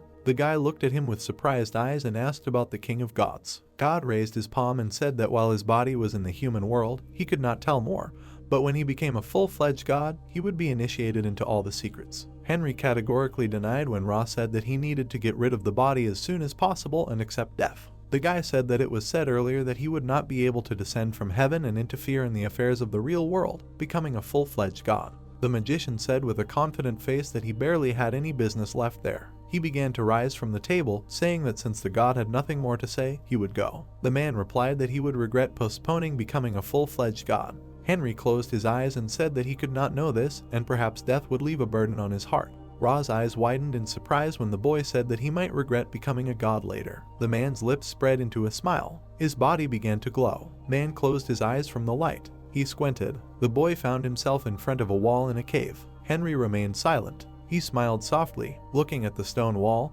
he called Haribala and told him that his son's funeral was more magnificent than any other hero's, and his son's fame would be passed down from generation to generation. On the way out, he waved and said that they would meet later. The boy left the cave. The back gate of Caliburn Fortress. Zombies were trying to break through the wall. Knights were watching from above, asking how long this would last. The boy said that they had been trapped in this for more than a month because there were zombies at the back gate and monsters at the front. Looking at the sacks and barrels, the guard said that if this continued, the food would soon run out, and rumors had already spread about a reduction in rations per person, and then they would die of hunger. The knight with an indifferent face said that he had heard that there was no news from the messengers who had been sent to the capital. His colleague replied that it was true and they didn't even know if they were alive or not. Suddenly, surprise appeared on their faces. They approached the edge of the wall and loudly began to sew up. What was that sound? The warrior's face was distorted with shock. Looking at the huge block of ice, he noted that the zombies suddenly froze. At the same time, Esselin's office. The man was sitting on a pity table. There were monsters and zombies at the gate of the Caliburn Fortress. They were trying to break through the wall. The brunette looked out the window and noted that the monsters were becoming more and more rampant. He covered his face with his hand and asked why so many zombies were crowded at the back gate and what was going on in the world. He was startled when a male voice apologized for being late. The guy said that he heard about the promotion, so he should be called the commander. Esselin saw Henry in front of him. He looked at him with surprised eyes and asked how he appeared here. The mage smiled and reminded him that he had said he would come as soon as he finished the war with Arthur, and now he had returned to deal with the Demon King. Coming closer to the table, the mage said that he would tell him everything in detail later, but he had already dealt with the zombies and monsters at the gate, so there was no need to worry about them. The man leaned back in his chair and said that it had indeed become quiet, and then thanked the guy. He noted that he had not been able to sleep normally for a month. The mage put his hand to his chest and suggested that he take a nap, and he would sort everything out and come back. Esselin said that he would like to, but he had insomnia. Henry pointed his hand at the man and ordered him to sleep. The man's eyelids began to close. He fell face down on the table. The guy promised that when he woke up, all the problems would already be solved. Henry moved. He walked through the forest of monsters. The boy looked down, mentally noting that it had been decades since he was reborn, but he still remembered this place, because back then he had personally tried to sew up the hole in the demon world here. Suddenly his eyes widened. The mage approached the cliff. A purple aura was coming from it. He saw many monsters inside, and wondered how many disasters had the hole in the demon world caused. The dark-haired man looked down, thinking that he hadn't been able to close it back then, but now. His hand glowed yellow. The boy had created glowing threads. He gritted his teeth and began to sweat, thinking that this required a huge amount of magical and divine energy. Henry perked up, hearing a loud sound. He wondered if this was not enough. His threads began to fade. A huge hand emerged from the gap. It grabbed the mage, and he realized that he had spent too much strength. The hand jerked sharply. The monster was dragging him into its world. The dark-haired man furrowed his brows and screamed. He saw a purple sky. In the hand of the humanoid monster, Henry found himself in a demonic world. The monster raised its fist. The hand was approaching the boy. He froze with shock on his face. His eyes widened. The mage summoned armor and a sword. The fist hit it. The monster's hands began to crack. Henry jumped out of the broken hand.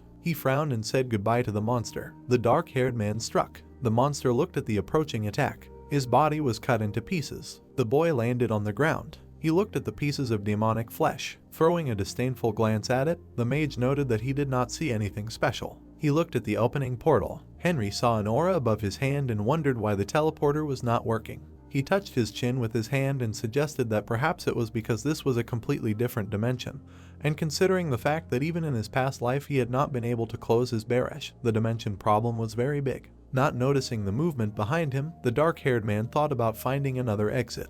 He began to turn around. Moving his head to the side, he avoided the blow. The guy gritted his teeth and looked to the side. A guy with pink hair and 3 pairs of white wings was floating in the air, saying that he was good at dodging Ganassil's attack. Henry Gazmanov's eyebrows and said that he looked like a celestial from the heavenly world. The guy smiled blissfully and replied that it was none of his business. Throwing a glance at him, he asked if he had killed Brilliant. The mage looked at the dead monster and asked if that was his name. He gripped the hilt of the sword and said that he was the one who wedged it.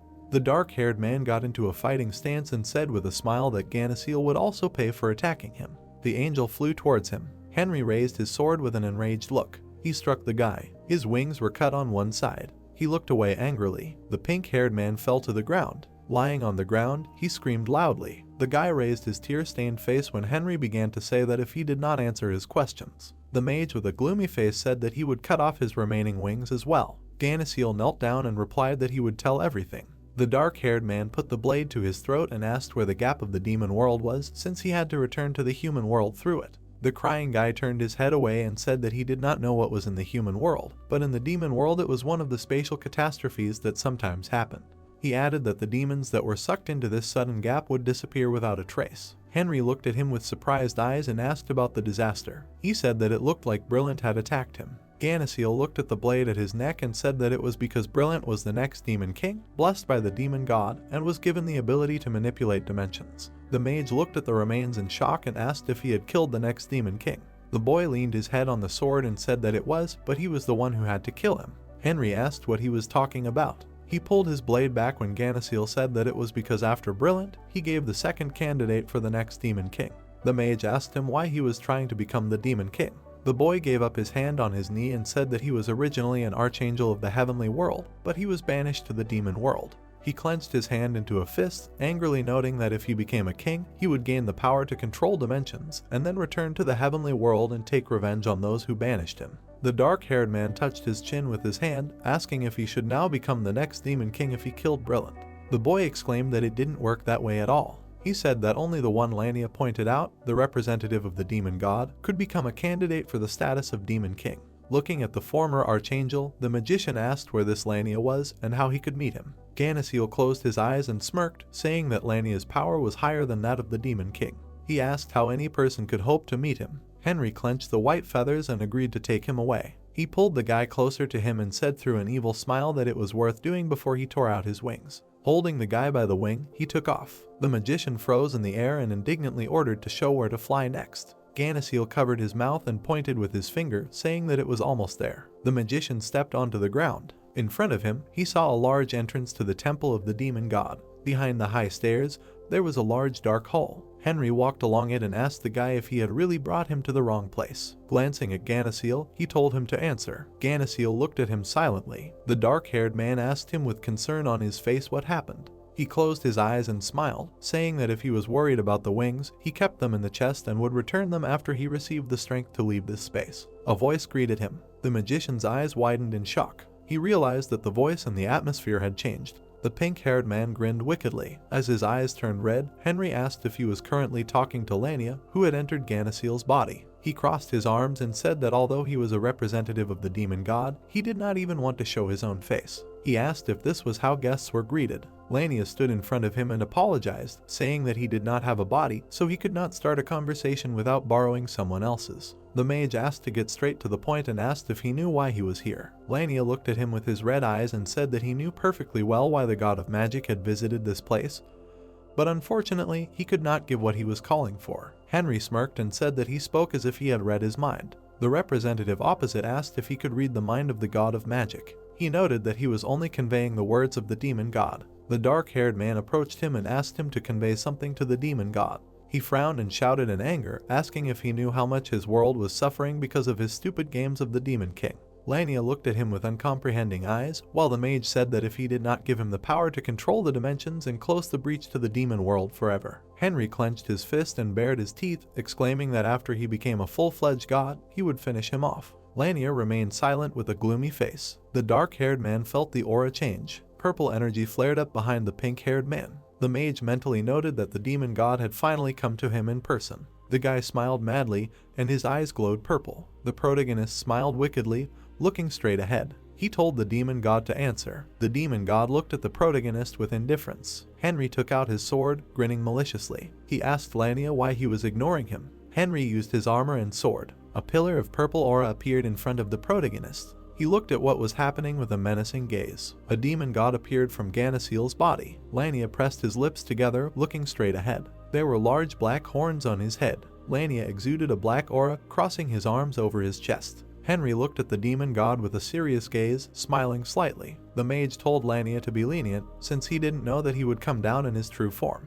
Lania furrowed his brows, raising his hand. He told Henry that he too had already qualified as a young god. The demon god added that he shouldn't be stubborn and give up his body to accept his rank. The protagonist stuck his finger in his ear, looking at Lania with an indifferent gaze. He asked what he was saying. The protagonist waved his hand, slightly opening his mouth. He said that he only had one choice, either to recognize him as the new demon king and give him spatial power. The protagonist looked at the demon god with an evil gaze, narrowing his eyes. He said that either let him return to the human world and close the gap to the demon world. Lania slightly opened his mouth. Lania smiled maliciously, raising one eyebrow. He said that Henry would regret it. The protagonist looked at Lania furiously as he approached him. Henry said that he would never do that, noting that he was just cleaning up his own mess. Lania looked at the mage in bewilderment, pursing his lips. He sighed heavily, closing his eyes. He said that he did not understand what was on his mind. The protagonist frowned, looking at the demon god with understanding. Lania looked straight ahead with a serious expression.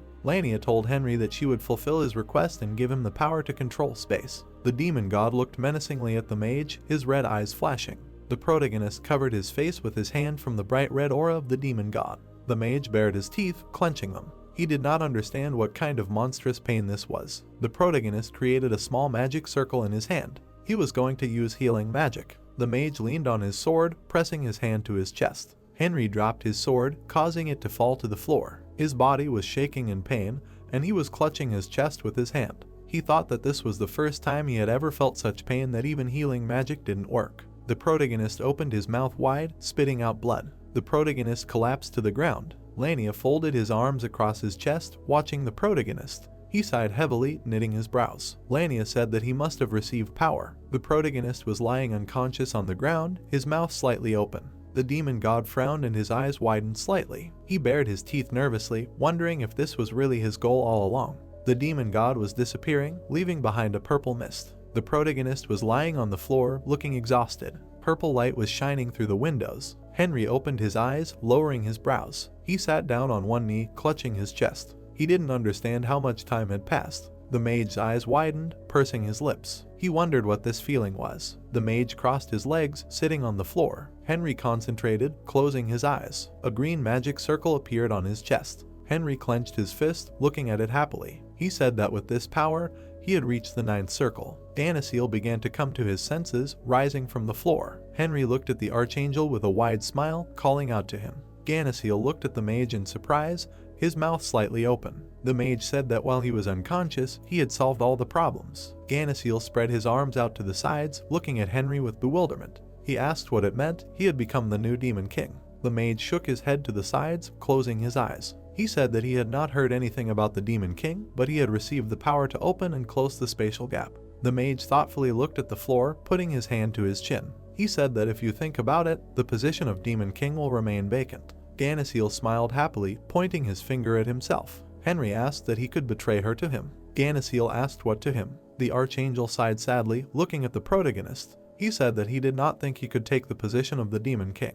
He looked at his torn wings in disappointment, smiling slightly. The Archangel said that if he became the Demon King in this state, he was afraid that he would not be able to defend his title. The protagonist sighed, smiling widely. He snapped his fingers, emitting a green aura. The protagonist took out the Archangel's wings from the portal. He said that he then offered to return his wings to him. The protagonist stretched out his hand in front of himself, creating a green magical sphere. He cast a spell of ascension, revival, and healing. Henry told Ganasiel that he would lend him some of his power until he was fully restored. A green aura enveloped Ganasiel's body, returning his wings to him. The Archangel closed his eyes, smiling happily and widely. He thanked the magician, noting that he would never forget his favor. The protagonist smiled contentedly, looking at the Archangel. He said that his greeting was late, but his name was Henry, a magician from the continent of Eurasia. Ganasiel looked at the magician with a satisfied face. He said that he would remember him. The protagonist handed the Archangel a ticket. He said that this was for him, just in case he tore it up, he could call on him at any time. The protagonist looked at the Archangel with a satisfied smile. He said that now he would return to the human world, and when he came again, he hoped that he would firmly occupy the place of the Demon King. The Archangel smiled joyfully, looking at the magician. The protagonist closed his eyes, waving his hand. A small blue circle appeared above his hand. The Archangel watched as the protagonist rose into the portal. A small light broke through the trees. The forest of demonic beasts. The protagonist landed on the ground after jumping out of the portal. He closed his eyes, inhaling the smell. He said that it was that stale smell again, and it was definitely back. The protagonist looked at the rift from which the purple aura was coming out. He thought that it was a dam breach to the demonic world. The protagonist snapped his fingers, looking at the breach with a menacing gaze. The protagonist watched as the breach began to close. He narrowed his eyes, looking at the rift with disgust. The rift gradually closed. The protagonist exhaled in relief and smiled. He said that it was so easy. The mage turned to the side. The protagonist was walking through the forest under the rays of the bright sun. He said that he promised S1 that he would return before sunrise, but it seemed that he could not keep his promise. The sun was shining over the fortress, Caliber Fortress. S1 was lying in bed, closing his eyes. S1 opened his eyes. The protagonist was standing next to the brunette's bed. He jumped out of bed, looking at the mage in shock. Henry asked if he had slept well. S1 closed his eyes and smiled widely. He apologized, saying that he must have fallen asleep without realizing it.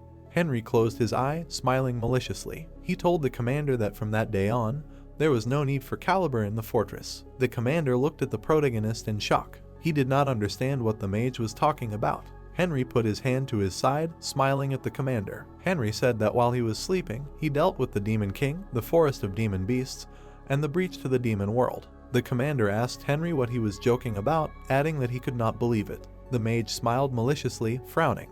He said that he knew he would say that, calling him to follow him. The commander looked at the mage in bewilderment, his mouth slightly open.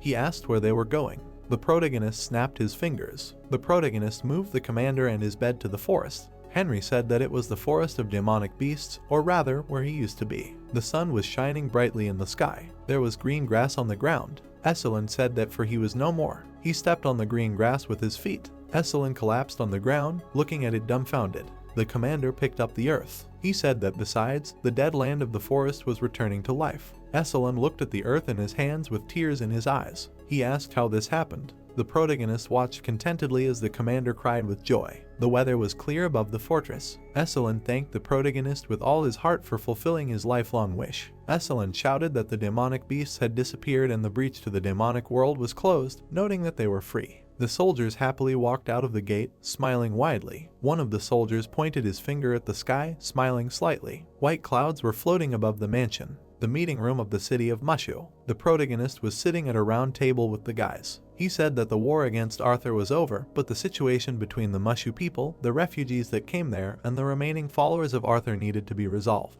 Ban put his hand to his chin with a serious face. The knight said that was correct, asking the god of magic if he had a solution. The mage put his palms together. He said that he felt a little awkward, asking to be addressed as before, adding that he was thinking about the problem anyway. The mage looked straight ahead with a serious expression. He said that now he would like to create a country and rule it. The boys looked at the protagonist in surprise, their mouths open. Ban smiled contentedly, raising his hand. He said that it was great, a new country with a new ruler, and besides, the founder of the country was a god. Esselin and Bald looked at the protagonist with a slight smile. Esselin said that it was a great idea, and he agreed. Bald said that he did too. Henry stood up from his chair, resting his hands on the table. The mage said that he was glad that they all agreed, but he had to tell them something beforehand. The protagonist raised his index finger, looking at the boys. He noted that he was reorganizing the army, and he also saw no point in formally uniting the refugees with the townspeople. McDowell looked at the protagonist with an interested look. McDowell asked Henry how he would organize everything. Henry said that he was thinking of changing the voluntary service system to a conscription one, and also changing the vector from a defensive strategy to maintaining public order. Bald lowered his eyebrows, looking at Henry carefully. He asked the mage what he meant by taking responsibility for defense upon himself. The protagonist said that he was right, because there was nothing better to instill a sense of duty than shifting such responsibility. Bald said that it sounded pretty good. The protagonist looked at the boys intently. He said that in the new country, there would be no official religion. The guys looked at the protagonist in surprise. Esselin opened his mouth in bewilderment, looking at the magician. Henry said that if a state religion is approved, then each sect will definitely start a fight against others in order to obtain the status of a state religion. McDowell smiled widely while Ban looked at the magician. The knight asked that what is the point of believing in such religious movements if God himself founded the country to save the citizens? McDowell noted that it was said correctly. The protagonist rested his hands on the table, looking at the guys with a smile. He said that for now they will postpone the formation of a new nation, and first of all they need to solve the food problem and the issue with fanatics. Heavy snow flew past the tower. Half a year later, the Tower of Life in Saljura. A small light broke through the opening into a dark room. Jillian stood with a book in his hands opposite the magician's casting spells. Jillian lowered his hand down. He said that again failure. Jillian with tormented eyes looked at the book, frowning. He said that the experiment to restore the psyche of Arthur's follower failed 348 times. Jillian thought that they were marking time again, adding that he felt like a murderer. A small light illuminated the room. Jillian said that further 349 times according to the method. The protagonist stood near the magic circle in which Scar appeared. Scar looked away, putting his paw to his face. He asked Henry why he was needed this time. Henry looked at Scar with a serious look, raising his hand. He asked if he remembered Draken, noting that he needed his thing. Scar reached into his jacket with his hand, from which a small glow was visible. Scar handed the protagonist a black pendant. Scar noted that they say that Draken gave this to Arthur when the former swore allegiance to the latter. Scar crossed his paws on his chest, smiling maliciously. He said that in general, the situation was bad before, but now it seemed to be improving, so from now on, starting with this deal, he would take payment. The mage looked worriedly at the pendant in his hand. He thought that if this continued, followers would continue to die, and the experiments would only wear out the mages even more. Henry put the pendant on the floor. He thought that he should directly ask the one who created them. The mage created a magic circle on the floor, pressing his lips together. Henry thought that since Draken created them, he should know how to solve this problem. The pendant was lying in a magical shining circle. The protagonist extended his hand in front of him, calling Draken to him. A small smoke began to float in the air. It surrounded a huge door. A hand appeared from the door. Draken came out of the door, looking at the protagonist with a serious look. He told Henry that he called him from the afterlife, asking what happened. The protagonist approached Draken, looking at him with a menacing look. He said that he would not repeat himself twice, asking how to return the followers to their original state. Draken looked at Henry with a mad look, smiling slightly. He asked Henry what he thought, that he would just tell him like that, adding that as long as Mr. Arthur was there. The protagonist smiled maliciously, raising one eyebrow. He told Draken that he saw that he did not understand the situation. The protagonist looked at the boy with disgust. He said that he had already gotten rid of Arthur, which is why he was asking him about the remaining fanatics. Draken looked at the protagonist furiously, his mouth wide open. Draken asked Henry how dare he ask, adding that someone like him could never deal with Mr. Arthur. The protagonist smiled wickedly, creating a green magic circle in front of him. The mage looked at Draken with a malicious smile, burning him with his gaze. Draken looked at the protagonist in horror, his mouth wide open. He thought that it was impossible that he had obtained the ninth circle. Draken looked at the floor with a downcast look. He thought that it was all over. He knelt down in front of the protagonist, who was grinning maliciously. Draken apologized to Henry for his rudeness. The mage said that since he understood everything, he should hurry up and answer. The protagonist folded his arms across his chest, looking at the guy with displeasure. Henry told him to speak faster. The protagonist looked straight ahead, dumbfounded, with his mouth slightly open. Draken said that he didn't really know how to do it. The protagonist clenched his hands into fists while Draken bowed in front of him. Henry angrily shouted that even a poisoner first creates an antidote and then the poison, asking Draken why the mage who created the spell didn't know how to break it. Draken apologized, saying that in truth, it all happened completely by accident. The protagonist looked at the guy with a furious look, frowning. The magician was horrified by the protagonist, his eyes wide. Draken hid behind the door, looking guiltily at the floor. He said that he would go then and let the protagonist call him whenever he needed. The protagonist watched what was happening motionless. He sat down on a chair, remaining alone in the room. The protagonist leaned slightly, clutching his head with his hands. He did not understand what to do with the followers, noting that he would like to turn back time. The protagonist widened his eyes. He jumped up from the chair, smiling happily. The protagonist said that turning back time is the way out. White clouds floated across the sky. A slight sunset was visible in the sky. Heaven, a blue portal appeared. The protagonist came out of the portal with a serious expression on his face. The protagonist stood with his back to him, admiring the beautiful views. He thought it was a wonderful scenery, noting that this was the heavens. The protagonist walked through the heavens with a serious face. He thought that the Elos god probably knew how to turn back time, and with his knowledge, he could return the fanatics to their original state. An arrow was flying towards the protagonist's back. He turned around, his mouth slightly open. The protagonist created a magic shield in front of himself, protecting himself from the arrows. The arrows fell near the protagonist's feet. The arrow gradually began to evaporate. Henry grinned in displeasure, looking straight ahead. Little angels were floating in the sky, holding a bow in their hands. An angel with a sweet smile and golden eyes looked at Henry. The mage thought that it was a baby Elos. The angel pulled the arrow, smiling maliciously. Henry closed his eye, scratching his head. He asked what they were trying to attack him again, noting that they were probably much older than him, but because of how they looked, he did not really want to attack them. Henry held his hand out in front of him, creating a magical sphere. He told Clever to deal with them. A blue liquid appeared on the ground. Clever said that she would deal with it. The spirit began to take on the appearance of a man in armor. Clever clutched daggers in his hands, looking straight ahead with red eyes. The spirit moved, preparing to attack the angels. He immediately dealt with the angels, leaving a red aura behind. The angel opened his mouth wide, taking on the appearance of a demon. The angels changed their appearance, becoming similar to demons. Henry thought that they had changed, and that it was a disguise to catch him off guard. The mage crossed his arms over his chest, looking at the defeated demons. He asked Clever what he had finished. Clever pressed his hand to his chest, bowing his head. Henry told Clever that it was a good job. The protagonist looked straight ahead in shock. He turned around, his mouth slightly open. Henry did not understand where the sound was coming from, similar to the crying of a child. The demon dug his claws into the ground. He knelt down, opening his mouth wide. The demons rose to their feet, baring their fangs. Henry thought that they had risen as if there had been no wounds, which meant that the Elos god knew exactly how to turn back time. The demon, baring his teeth, pulled back the arrow. The protagonist looked at the arrows flying at him in bewilderment. The impact caused a huge explosion, raising clouds of smoke and dust. The demons circled in the sky, peering at the ground. A bright blue light was visible from under the clouds of smoke and dust. A column of blue flash rose into the sky. The demon opened its mouth wide, caught in the blow. They hovered in the air, caught in the attack of the protagonist. Henry stood on the ground, while the clouds of smoke and dust gradually disappeared. He stood on the destroyed ground, looking into the distance. The protagonist looked at the ground furiously, his mouth slightly open. He thought that they attacked suddenly, and also their appearance was demonic, not understanding whether they were really Elos. The protagonist's eyes widened in confusion. The protagonist looked around warily, taking out his sword and armor. He did not understand what the noise was. The protagonist pushed off the ground, rising into the sky. The protagonist floated in the sky, clutching his sword.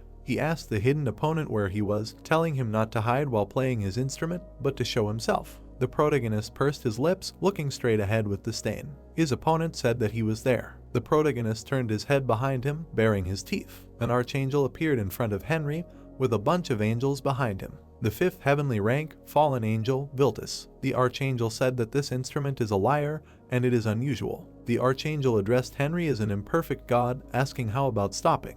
Henry smiled wickedly, frowning. The mage said that he was saying some strange things, asking Viltus why he would stop if he hadn't even started yet. Henry added that he hoped that he wasn't just pretending to know him well, since this was their first meeting. Henry looked at Viltus in confusion, who extended his hand. Viltus said that he shouldn't be surprised, since he knew him well, since he had already revealed his identity to them several times. Henry asked Viltus when it was him. The archangel closed his eyes and pointed a finger behind him. He said that he hadn't seen it personally, but the Elos god had seen it and told him. The protagonist looked at the sun in the sky. The Archangel said that this was the 6th time and that he had made the same choice 5 times already. The protagonist looked away in confusion. He thought that he was repeating his actions 6 times, not understanding what Viltus was talking about. Viltus looked at the protagonist with a slight smile. He asked him to make a different choice this time. Henry's eyes widened in surprise, realizing the gist of it.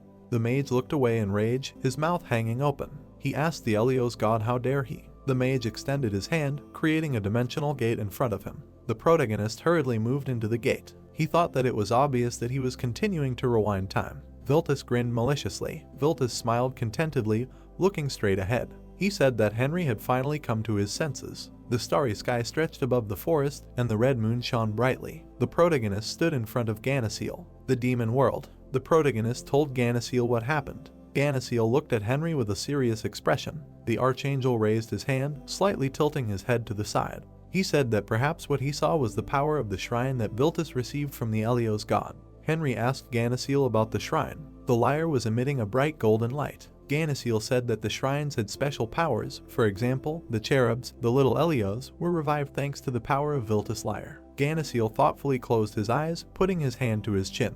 He said that the Elos have 9 ranks, and Viltus is at the 5th, intermediate, and only the Elos god has the 9th rank. The Archangel looked at Henry with bewilderment, frowning. He said that he was an 8th rank Archangel, noting that from his own experience he knew that he could not defeat the Elos god alone, because he could show him very few variations. The protagonist looked at the Archangel in surprise. He asked Ganasiel what variations he was talking about. Ganasiel looked at Henry with a serious expression, frowning. Ganasiel said that he was speaking literally. The Elos god sees variations of his actions in the future, so he can rewind time, which means it is impossible to defeat him, but it is a different matter when he has an army. Ganasiel introduced the soldiers with serious faces. He said that if there are too many variables, it will be difficult for even the Elos god to cope, so for the sake of revenge, he planned to recruit an army. The protagonist looked away, pursing his lips. He thought about multiple variables. Henry slightly opened his mouth. He told Ganasiel that perhaps this would sound a little strange. The protagonist extended his hand to the Archangel,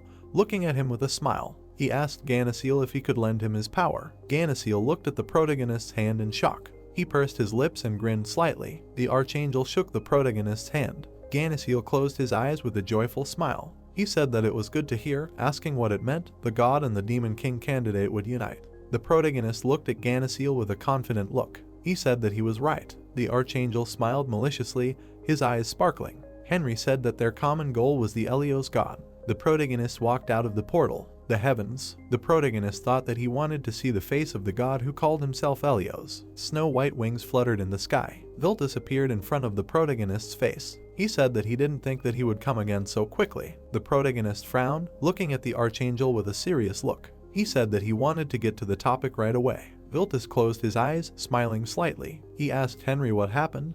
This time he made a different choice. The protagonist looked at the Archangel with narrowed eyes. He said that he had a question to begin with. Viltus told Henry that of course he could ask it. Henry looked at Viltus with a puzzled expression, raising his hand. He asked what this other choice was, and did he really try to force it 5 times. Viltus smiled widely, raising his eyebrows. He said that he wanted to tell him, but the Elos god forbade it. The protagonist grabbed the Archangel by his clothes, looking at him with an enraged expression. Henry demanded that he then take him to the Elos god. Viltus said that he did not have such rights, but if he received permission from the Archangel, he could meet him. Viltus tore off a feather from his wing. He handed it to the protagonist with a smile. Viltus told him to take it, and if he poured divine power into the feather, he would be able to get to the Archangel. The protagonist took the feather, turning his gaze to it. The protagonist blew on the feather, pouring power into it. A swirl of blue aura appeared in front of the protagonist. He looked up in confusion, his mouth slightly open. An Archangel with green hair appeared in front of the protagonist. The Archangel looked at the protagonist with a pompous expression.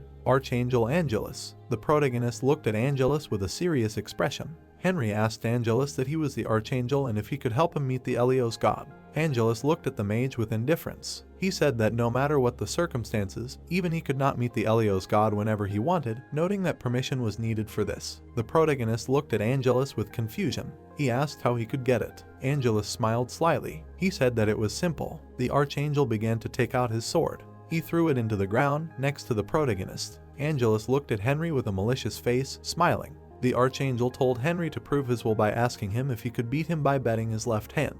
Henry furrowed his brows, looking at the archangel in shock. He bared his teeth in displeasure, narrowing his eyes. Henry thought that this was arrogance and that he was mocking him. Angelus smiled madly. He said his head. Henry looked at Angelus with disgust. The archangel smiled madly, pointing a finger at him. He said that let it be his head, not his hand. The protagonist stood motionless, clenching his hands into fists. He thought about whether to accept this bet in order to meet the Elos god. The archangel smiled wickedly, his eyes flashing. He asked Henry what he was afraid of losing. The mage thought that judging by the attitude of the Elos so far, he would not win the bet. The protagonist looked at the archangel with anger, pursing his lips. He wondered if this was a test of the Elos god. Angelus frowned in displeasure. Henry said that the negotiations were over with that. Henry grabbed the sword stuck in the ground with his hand. He swung the sword, heading towards the archangel. The protagonist swung the sword, leaving a trail of blue aura. Blood splashed onto the ground. Angelus looked at the protagonist in horror, covering himself with his wing.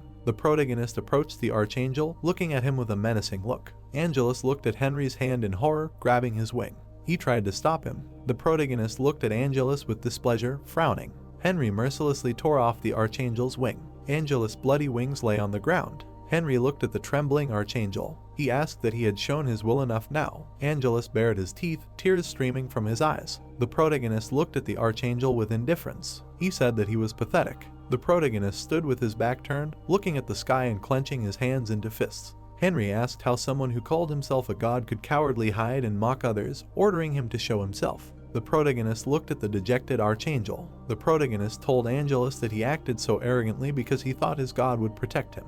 The mage slightly opened his mouth, raising his eyebrows. He told the archangel not to misunderstand, adding that he was also a god and there was nothing he could do about it. The mage extended his hand, creating a purple portal. He told Angelus that he would show him something nice. A purple portal appeared behind the protagonist. Angelus looked at the portal in bewilderment, his mouth slightly open. Ganassil asked Henry if it was him. Henry said it was him. Ganassil's snow-white wings appeared from the portal. Ganassil held his sword in his hands, pestering the protagonist. Angelus said that this was impossible. Angelus sat on the ground, looking at the archangel in horror. Ganassil told Angelus that when he was banished, he stole his place. Ganassil looked at Angelus with a menacing gaze, clenching his hand into a fist. He said that therefore, even if he died, the god would not take care of him. Ganassil flashed his red eyes, swinging his sword. Angelus looked at the sword in horror, his eyes wide. Angelus lay on the ground, bleeding. White steam began to come from his body. Ganassil looked at the ground with a menacing expression, clutching a sword in his hand. Henry looked at Ganassil curiously. He said that he had not seen this sword before, asking what it was. Ganassil raised his sword in front of him, smiling slightly. Ganassil said that his name was Lilshawain, and the more souls he absorbed, the stronger he became, and this time he absorbed the soul of Angelus. The protagonist looked at the archangel with a serious expression. He said that he thought it was time for his revenge. Ganassil lowered his eyebrows, his mouth slightly open. He said that it seemed like it. The protagonist along with Ganassil stood in front of the bloody wings on the ground. Henry said that from that moment on, the confrontation between the demonic world and heaven was over, and the great war between hell and heaven had begun. Ganassil stood behind the protagonist, who had a large demonic portal open in front of him. He expected to see demonic beasts from this portal. A monster's paw with claws appeared. A bunch of different demons crawled out of the portal. They were ordered to riot in the heavens at their leisure. The archangel grabbed his sword and flew to the attack. A squad of archangels attacked the demonic dragons with their light swords. The blonde archangel looked ahead. The bloodthirsty demon was about to emit a red aura from his mouth. He sent a powerful energy red stream into the heavens. Other demons attacked the defenders of the heavens. Ganassil looked at what was happening with confusion, realizing that with such power they could quickly take over the heavens, but because of the Elos god, he did not know how everything would go. Henry looked at Ganassil standing next to him, asking him if the Elos god was too strong.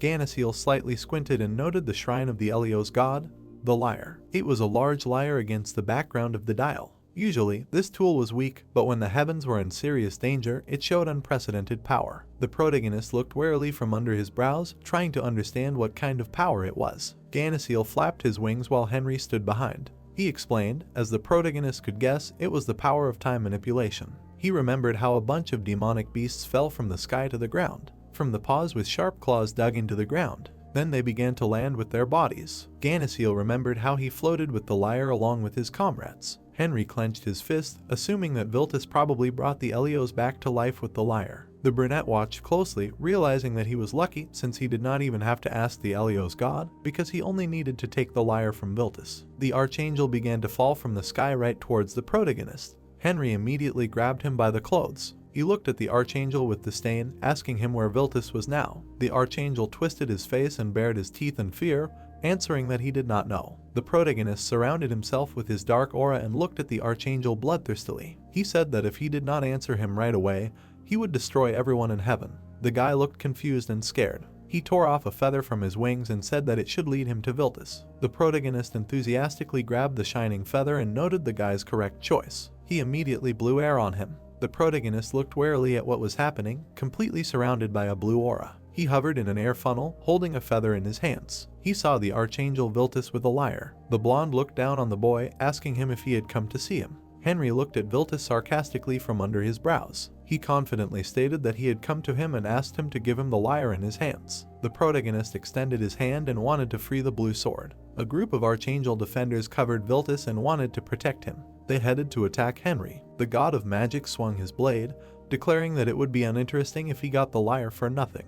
The protagonist directed a blue beam towards the archangels. The knights of heaven held the line, resisting the blue magic of the god, trying to maintain the line. One of the fighters closed one eye and asked the guys not to be nervous and hold still, noting that the protagonist's attacks did not work on them. Henry only smirked in response. A group of archangels watched as the earth began to split and rise. They watched in horror. The protagonist watched in rage. He stood on the ground and watched the powerful explosion. He explained that it was not just a rupture, but space-time magic. The protagonist looked at what was happening arrogantly, saying goodbye to the guys. The corpses of the archangels lay on the cracked ground in different parts of it. Viltus watched this in horror, feeling sadness. The protagonist walked along the hot ground, noting that the Elos god played with him too much, so it would be a shame to end it all so easily. Henry walked proudly forward, snapping his fingers. Viltus watched in numbness as monsters began to appear from the portals behind the protagonist. Viltus looked ahead with an angry look, feeling panic. He saw Ganasiel come to him through the portal with his eyes closed.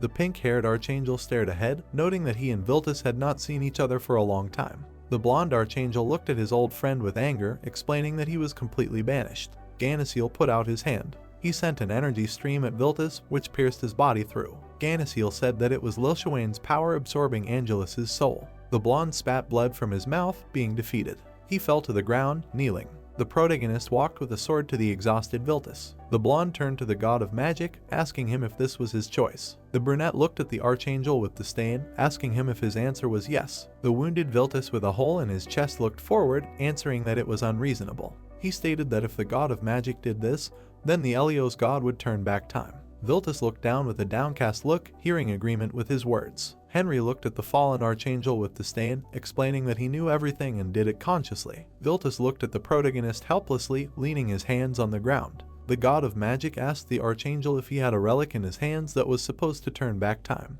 Viltus reached for the lyre and said that if Henry wanted to know about it, he should come personally. The blonde glared at his fellow, calling him an exiled bastard who should also have heard about this lyre. Ganasiel looked ahead warily. Henry and Ganasiel watched the blonde sitting on the ground. Viltus said that this lyre had the power to rewind time and bring the dead back to life and even make them stronger. The blonde angrily clutched the lyre in his hands, which was emitting a bright light. He shouted that he could not kill his brothers twice. Henry widened his eyes, realizing that something irreparable was about to happen. He looked with alarm at how Viltus continued to clutch the shining lyre in his hands. The instrument was shining brightly and began to crack. Henry reached out his hand to the lyre, which had already begun to break. The protagonist watched what was happening in a daze. The exhausted Viltus closed his eyes and said that all this was by God's will. Clouds of smoke hovered in space and Henry was very indignant. The broken lyre lay on the ground. The protagonist looked at what was happening in horror. Ganasiel stood behind the main character and said that it was just a shrine, and asked him not to be upset because the power of time was still with the Elos god. The archangel stood behind the protagonist and looked at the broken lyre with him. Henry agreed, saying that even if everything here was destroyed, nothing would change. Henry closed his eyes and became slightly sad. He turned to Ganasiel, asking him where the Elos god could be. The archangel replied that he knew where his temple was in the heavens, but the gods were so capricious that he was not sure that he would be there. The protagonist stared away, surrounded by a cloud of dust. He stated that there was no need to worry about it, he just wanted to know where the temple was. They were transported to the temple of the Elos god. It was a huge temple in the heavens under the clouds. Ganasiel, being with Henry, put his hand to his chest and addressed the god. He said his name and added that he rose from hell to take revenge on him. The protagonist and the archangel watched a bright flash of water splash. Ganasiel began flapping his wings and wished for the face of the god to appear before him immediately. Henry and the archangel watched the aura flash. A large, healthy god appeared in front of them from the aura funnel. Ganasiel looked at the elos god with bloodthirstiness, trying to pounce on him with a sword. He wished to see the face of the god, telling him that he would make him pay for sending him to the demon world.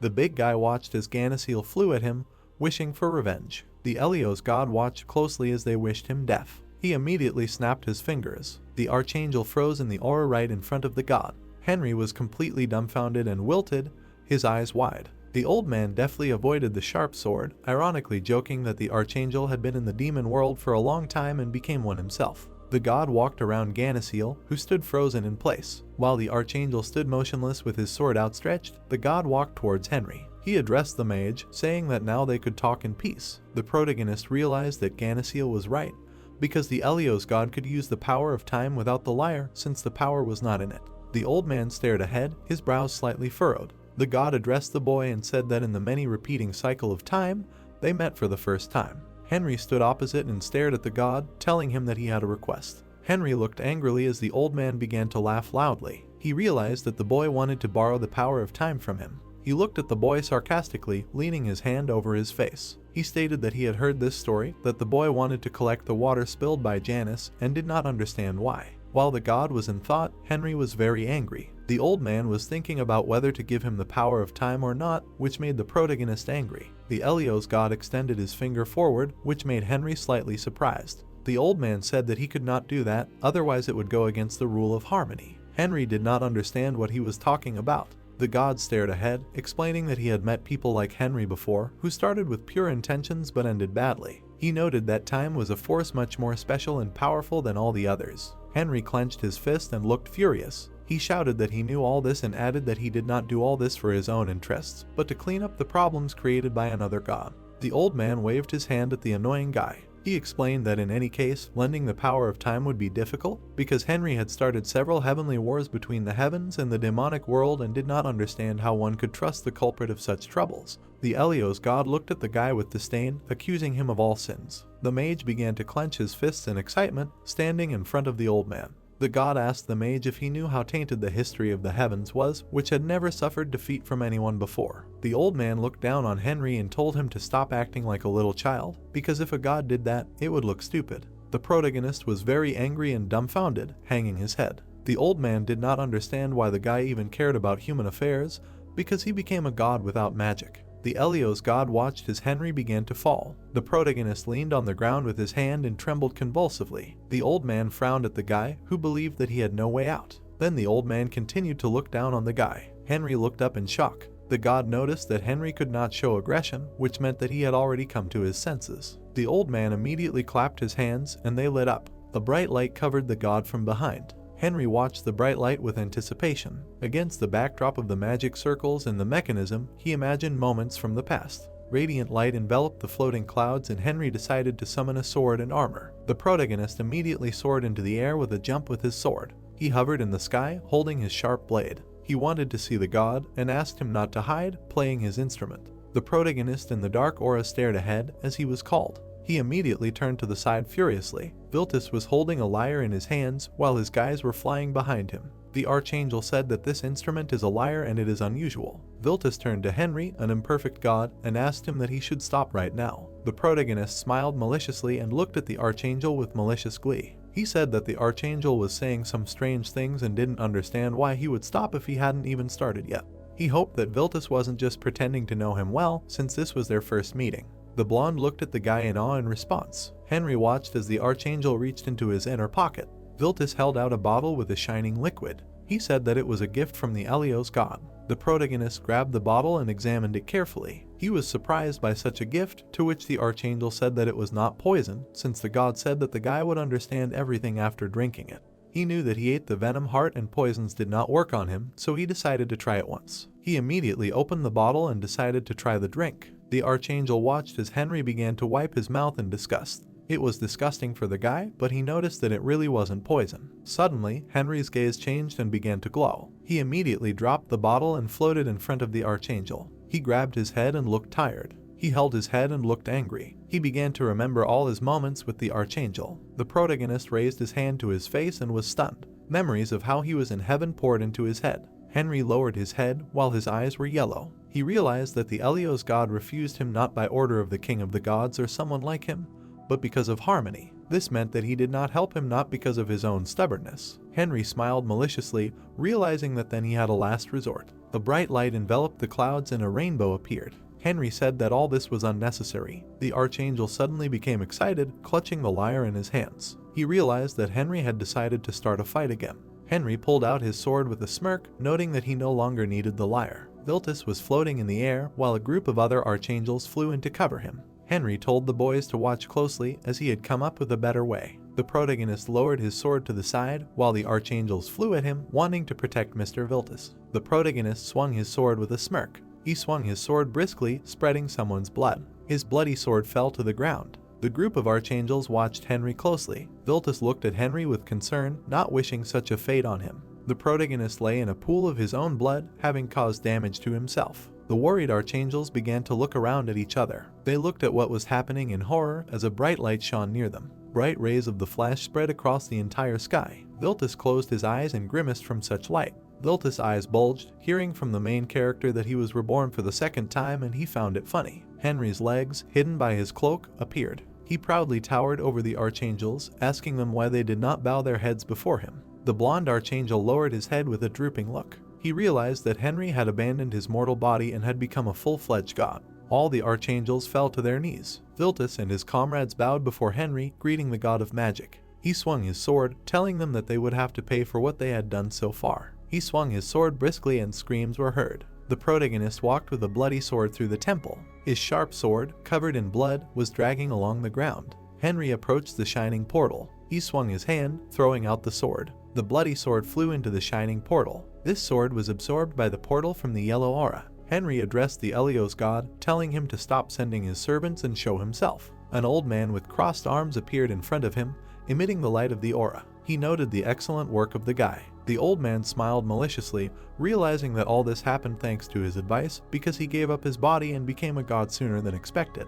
The god descended to the ground and stood in front of Henry. The protagonist smiled ironically in response. He noted that the Elos god probably forgot that he had now become a full-fledged god and not a half-breed. The old man looked at Henry in bewilderment, trying to understand what he was talking about. The brunette looked proudly at the Elos god, raising his hand. He said that he learned about the divine world what he did not know, being a demigod. Henry said that the old man should not have thought that he was the only one who possessed the power of time. The protagonist stood in front of the old man, who looked agitated. The realization dawned on him that Henry no longer needed him. The angry god looked at the protagonist furiously, considering all this nonsense, because it was he who helped him become a god. The main character began to walk around the god, noting to the old man that he could not have foreseen such an outcome. The Elos god immediately froze and looked at Henry with caution. The main character grabbed his sword while the old man watched him. He joked that the Elos god was afraid that he had lost all his trump cards of influence. The guy also added that he had now become a god, so his time power could no longer affect him. He supplemented his speech by saying that he was going to go to another god who possessed the power of time to the main god. The old man immediately blocked the path of Henry, who was holding a sword in his hands. The brunette looked angrily at the angry old man, telling him that he would not stop him now. He swung his sword and flew at the god. In a deft jump, he cut the Elos god and his blood splashed across the space. Black blood covered the floor. The protagonist looked at the bloody corpse of the god. He said that in this world there were two powers of time, which he considered one. Henry stared ahead, realizing that if the main god did not lend him his power of time, then he would challenge him too. The protagonist stood in front of a staircase leading to the heavens. He raised his head up, realizing that this staircase was supposed to lead to the main god. Suddenly, he turned to the side and saw a crowd of other gods along with knights. Raz stared at Henry through his mask. The protagonist crossed his arms, meeting Raz. He asked what business the god came to him for. He ironically joked that maybe Raz wanted to congratulate him on entering the divine world. A group of gods stood in front of Henry. Another god in armor approached him and addressed him. The protagonist extended his hand to the god of war, greeting him. He asked the god of war if he was still standing in the vanguard. The god of war struck the ground with his spear, standing in front of Henry. He stated that the god of magic had killed another god and should now be punished to the fullest extent of the law. The protagonist's mouth dropped open and he sighed. He spread his arms out to the sides, standing in front of the entire crowd. He mentioned the law, saying that it was a promise they had made to each other, but he didn't understand why he had to keep it. The god of war didn't understand what he was talking about. Henry looked forward angrily, turning to the gods Raz and Arinia, explaining that they didn't count. The sun god and the blonde walked away, thanking Henry. The protagonist looked at the gods with glee, noting that they would do so. He picked up his shining sword. He told the god of war that if he was confident, then he should act. Henry looked at the gods animatedly, holding his golden sword in his hands. He didn't think that becoming a god would make it easy for him to learn everything. For example, he knew for sure that there was no one stronger than him here. The god of war looked at Henry with sweat and fear. The protagonist lowered his golden sword to the ground, and the crowd of gods became agitated. He immediately turned around and started to climb the stairs. He called the gods cowards, noting that he knew that no one would go against him. He climbed the steps. The main character climbed the stairs, of which there were many, and they glowed with bright colors. He approached the golden arch and tried to open the door. The god of magic entered inside into a dark room. He snapped his fingers, and his hand was enveloped in a blue aura. He stood in a dark room when suddenly it lit up with a bright light. The protagonist looked ahead in shock. He saw a wooden house in front of him. The protagonist saw his clone in front of him, sitting at a table in the yard. A brunette boy with the same appearance as Henry greeted the god of magic. Henry watched the boy in shock, realizing that he looked exactly like him. The god of magic clenched his fists and began to walk towards his double, trying to understand what was going on. The boy was sitting at the table with his arms folded. He stated that he always used the guest's face to remind him to look inside himself. The boy began to laugh, saying that because of the surprised expressions of the visitors, he could not stop laughing. Henry glared at the boy, telling him that he had bad taste in many ways. The brunette leaned his head on his crossed arms and said that Henry understood everything correctly.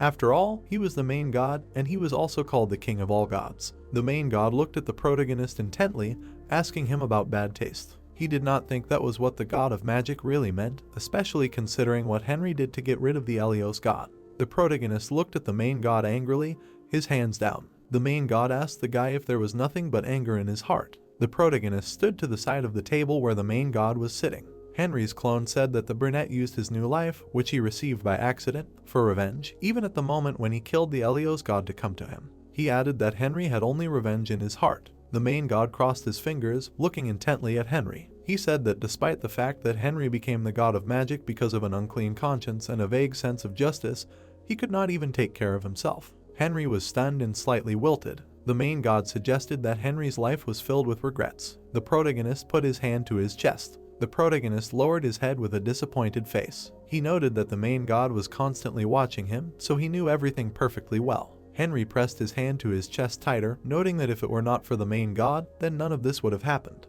The main god sat at the table with his fingers crossed. He replied that he was not reproaching Henry, but simply asking out of curiosity. The main god stared at the brunette. He asked Henry if he would truly be satisfied if he turned back time and healed all the fanatics. He stated that he would lend the power of time to Henry, but only for one time. He thought that healing the fanatics would be the god of magic's cherished wish. Henry slightly drooped and looked confused. Beads of sweat were running down his confused face. Henry pressed his hand to his chest and leaned slightly. He said that this was not his cherished wish. The main god looked at Henry with a puzzled expression, keeping his arms crossed. The protagonist noted that he wanted to go back even further into the past and correct all his mistakes. The god of magic smiled tenderly, being glad that Henry was honest with him. The god of magic rose from his chair and said that he would still lend his power to the god of magic, but on one condition. The protagonist opened his mouth and was in anticipation. He did not understand why it was so easy, because he had gone through so many difficulties to get the power of time, but in vain.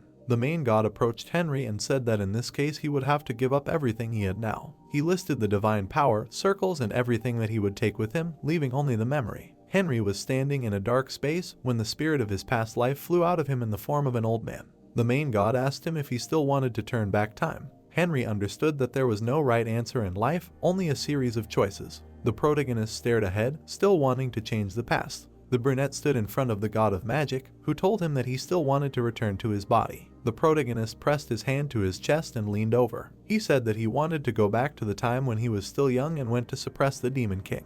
The main god smiled maliciously. He came closer to the god of magic. He patted him on the shoulder and agreed. He pointed his index finger at Henry's forehead, saying that he would support his choice. Henry immediately began to evaporate. The main god stood in place as the god of magic disappeared in front of him. They were transported to the forest of demonic beasts. It was a small camp under the cover of the purple moon. A white-haired guy was lying in a tent. Henry woke up and opened his eyes. He jumped out of bed, thinking that it was a strange dream. He tried to understand where he was, thinking that this was the place where the Demon King was captured in the past. The protagonist saw a mirror in front of him. He immediately ran to it and began to look at himself, being shocked. He ran to the exit to look around. The protagonist opened the curtains. He looked ahead, dumbfounded, stunned. He went outside and saw a dark forest with a purple aura, realizing that it was not a dream. He realized, as the main god said, he returned to the past. The protagonist grabbed his throat and slightly bent over. Henry held his neck and stared ahead. He was so happy that he forgot about it, realizing that the forest of demonic beasts was covered in poison.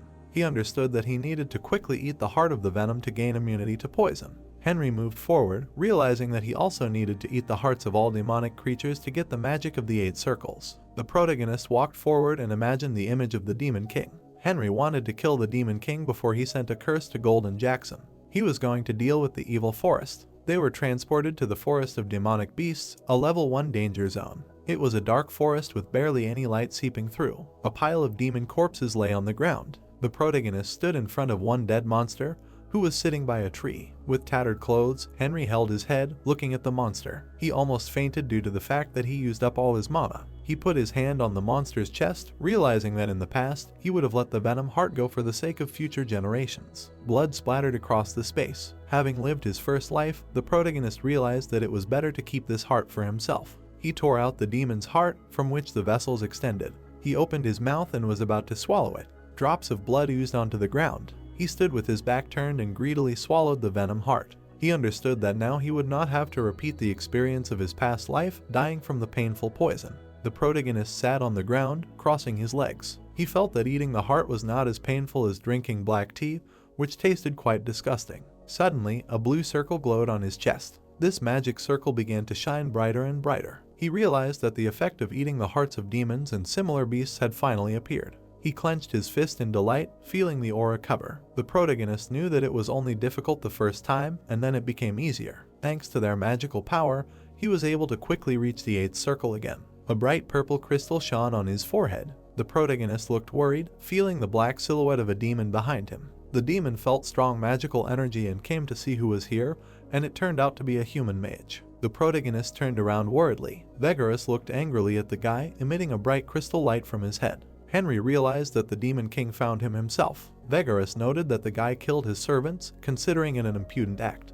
The protagonist looked at the Demon King with disdain, realizing that he was already on the 8th circle, so he could get rid of him himself. The protagonist clenched his fist with a blue aura and went to attack the demon, who was amused by this situation. Henry touched Vigorous's head. The protagonist looked at his enemy furiously, emitting sharp spear branches from his other hand, noticing the demon's weak spot. Henry held a spear with a blue crystal in front of Vigorous's head. Henry looked at Vigorous bloodthirstily, baring his teeth. He knew the demon's weak spot. Blue light seeped into the crystal on Vigorous's head, who was indignant at this situation.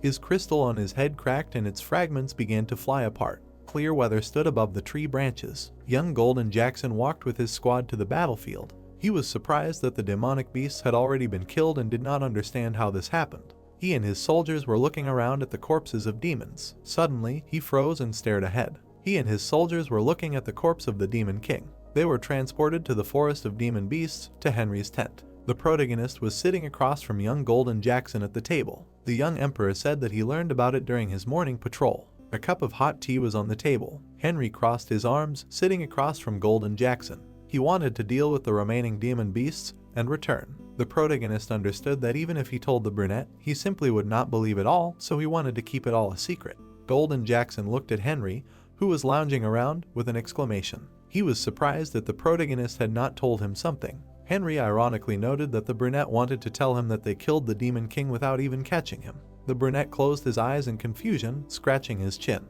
The protagonist said that the lie would be revealed, so he asked Golden Jackson not to be greedy. The protagonist put his hands behind his head while the brunette looked sad. He felt sorry because he himself wanted to kill Vigorous. Henry understood that Golden Jackson did not know that killing the Demon King activated the curse that would lead to his early death, so he realized that there was no point in being upset. The young emperor stood at the table, putting his hand on it. He sighed and said that nothing could be done, so he suggested that Henry quickly return to the Lindbergh Plain and finish building the capital. The brunette looked at the guy smiling, saying that they had almost finished building everything and would soon show it to the world. Henry held his hands behind his head, looking relaxed. Gold and Jackson headed for the exit when Henry pushed the chair in. He understood that history could be changed and he would fix everything. The two of them looked out of the tent and went out into the bright light. Henry wanted to destroy Arthur and the rotten seeds, and then everything would be fine. The various night squads were busy with their daily routines in the clearing. Gold and Jackson looked forward with excitement, realizing that he could finally begin the process of creating the empire that he had put off because of the Demon King. He stood in the clearing and attracted the attention of all the soldiers. Gold and Jackson looked at the boys with excitement, holding out his hand. He asked them about what they had probably heard about the death of the Demon King and said that they would now return to Lindbergh and continue building the empire from where they had left off. The knights began to cheer and hug each other enthusiastically. They wanted to share this glory. Brunette told them that he would provide them with food, meat, and drink today so that they could put all their worries aside. Henry watched all this from Gold and Jackson's back. He knew that he couldn't allow any problems or shortcomings in the country they had created this time. The protagonist frowned, realizing that he should have gotten rid of Arthur first. There was one torch burning in the dungeon. Arthur's body was chained in the dungeon. His white long hair hung down, hiding his face. The long-haired man thought that even after becoming the god of magic, he did not have enough power to return the fanatics to their original state, but having given up his power, he asked the main deity to return him to the past to change his fate again, and all for the sake of getting rid of most of his regrets with the help of power. At the construction site of the Imperial Palace, a white-haired man with a horse was standing and he was called out. The man with a gray cape asked him with a smile what he was doing.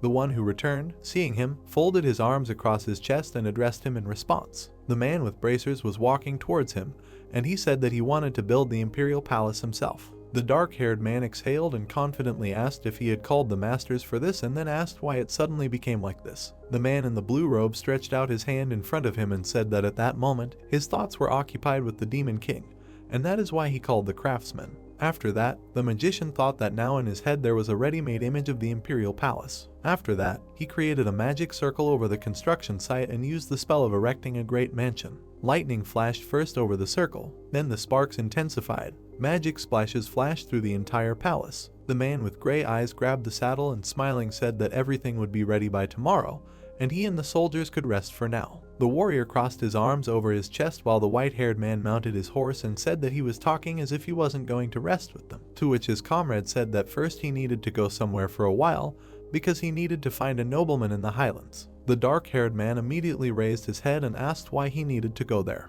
He looked at him anxiously, frowned and said that he needed to find out something and thought that this nobleman would bring the world to the brink of destruction, and if he wasn't destroyed first. Afterwards, he rode a little forward saying goodbye and thought that it would be better for him to do so. When the white-haired man raced across the bridge on his horse, his comrade wished him a good trip. A twisted magical light began to stretch in front of Henry and he thought that after thinking about Arthur, he used tracking magic, and it seemed to have worked, indicating the direction. Having driven through the night forest, he descended into the underground prison and thought about whether he really was here, because the aristocrat called himself the descendants of the royal dynasty, and then thought about the fact that he actually whitened his status at the expense of money received from selling slaves. The white-haired man snapped his fingers and began to disappear, thinking that if he wanted to know more, it would be better to hide his presence with the help of magic. The door opened silently. The guy looked at the cells and thought that slaves were kept here for sale. Behind the bars sat various monsters and people hanging on chains. The attention of the long-haired man was attracted by the locked door and he thought that this place was a little different from the rest.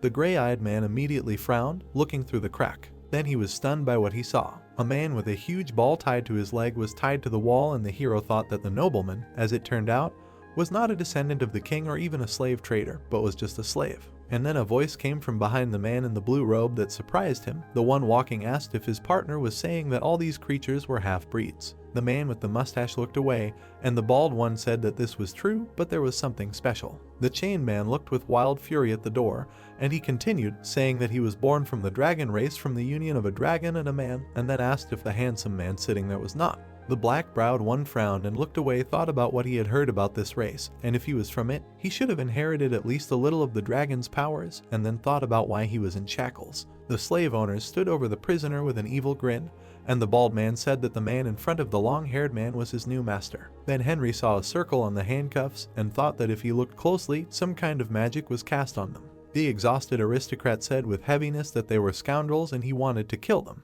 The mustachioed man said that he wanted to take a closer look at him, and then asked if it would be dangerous to remove his shackles. The dragon's descendant became even more aggressive, and the tall man said that it could be done, because now he had no strength, so he could not do anything, and the prisoner himself said that he would kill them all. The merchant brought the key to the handcuffs and said that magic was absorbing his mana. The shackles on his hand were open, but then the shackles on his other hand began to crack. A large flame immediately burst out in front of the newcomers, which frightened them. The bald man remained standing when his client fell to his knees and asked in surprise if the slave had any strength left. Then he looked ahead warily while the nobleman raised his hand to his neck and asked where he had disappeared to. Blood spurted. The merchant and the buyer lay in blood, and the long-haired man stood near the corpses, elbow deep in blood. He approached the white-haired man in bracers and asked if he belonged to the dragon race, to which he anxiously answered in the affirmative. The shackles fell to the floor. The freedman came out of the cage and, holding his hand, thanked his savior. While Arthur walked near the cages, the people in them asked to save them too. He took hold of the bars of one of them and said that he would not do it because they did not belong to his race,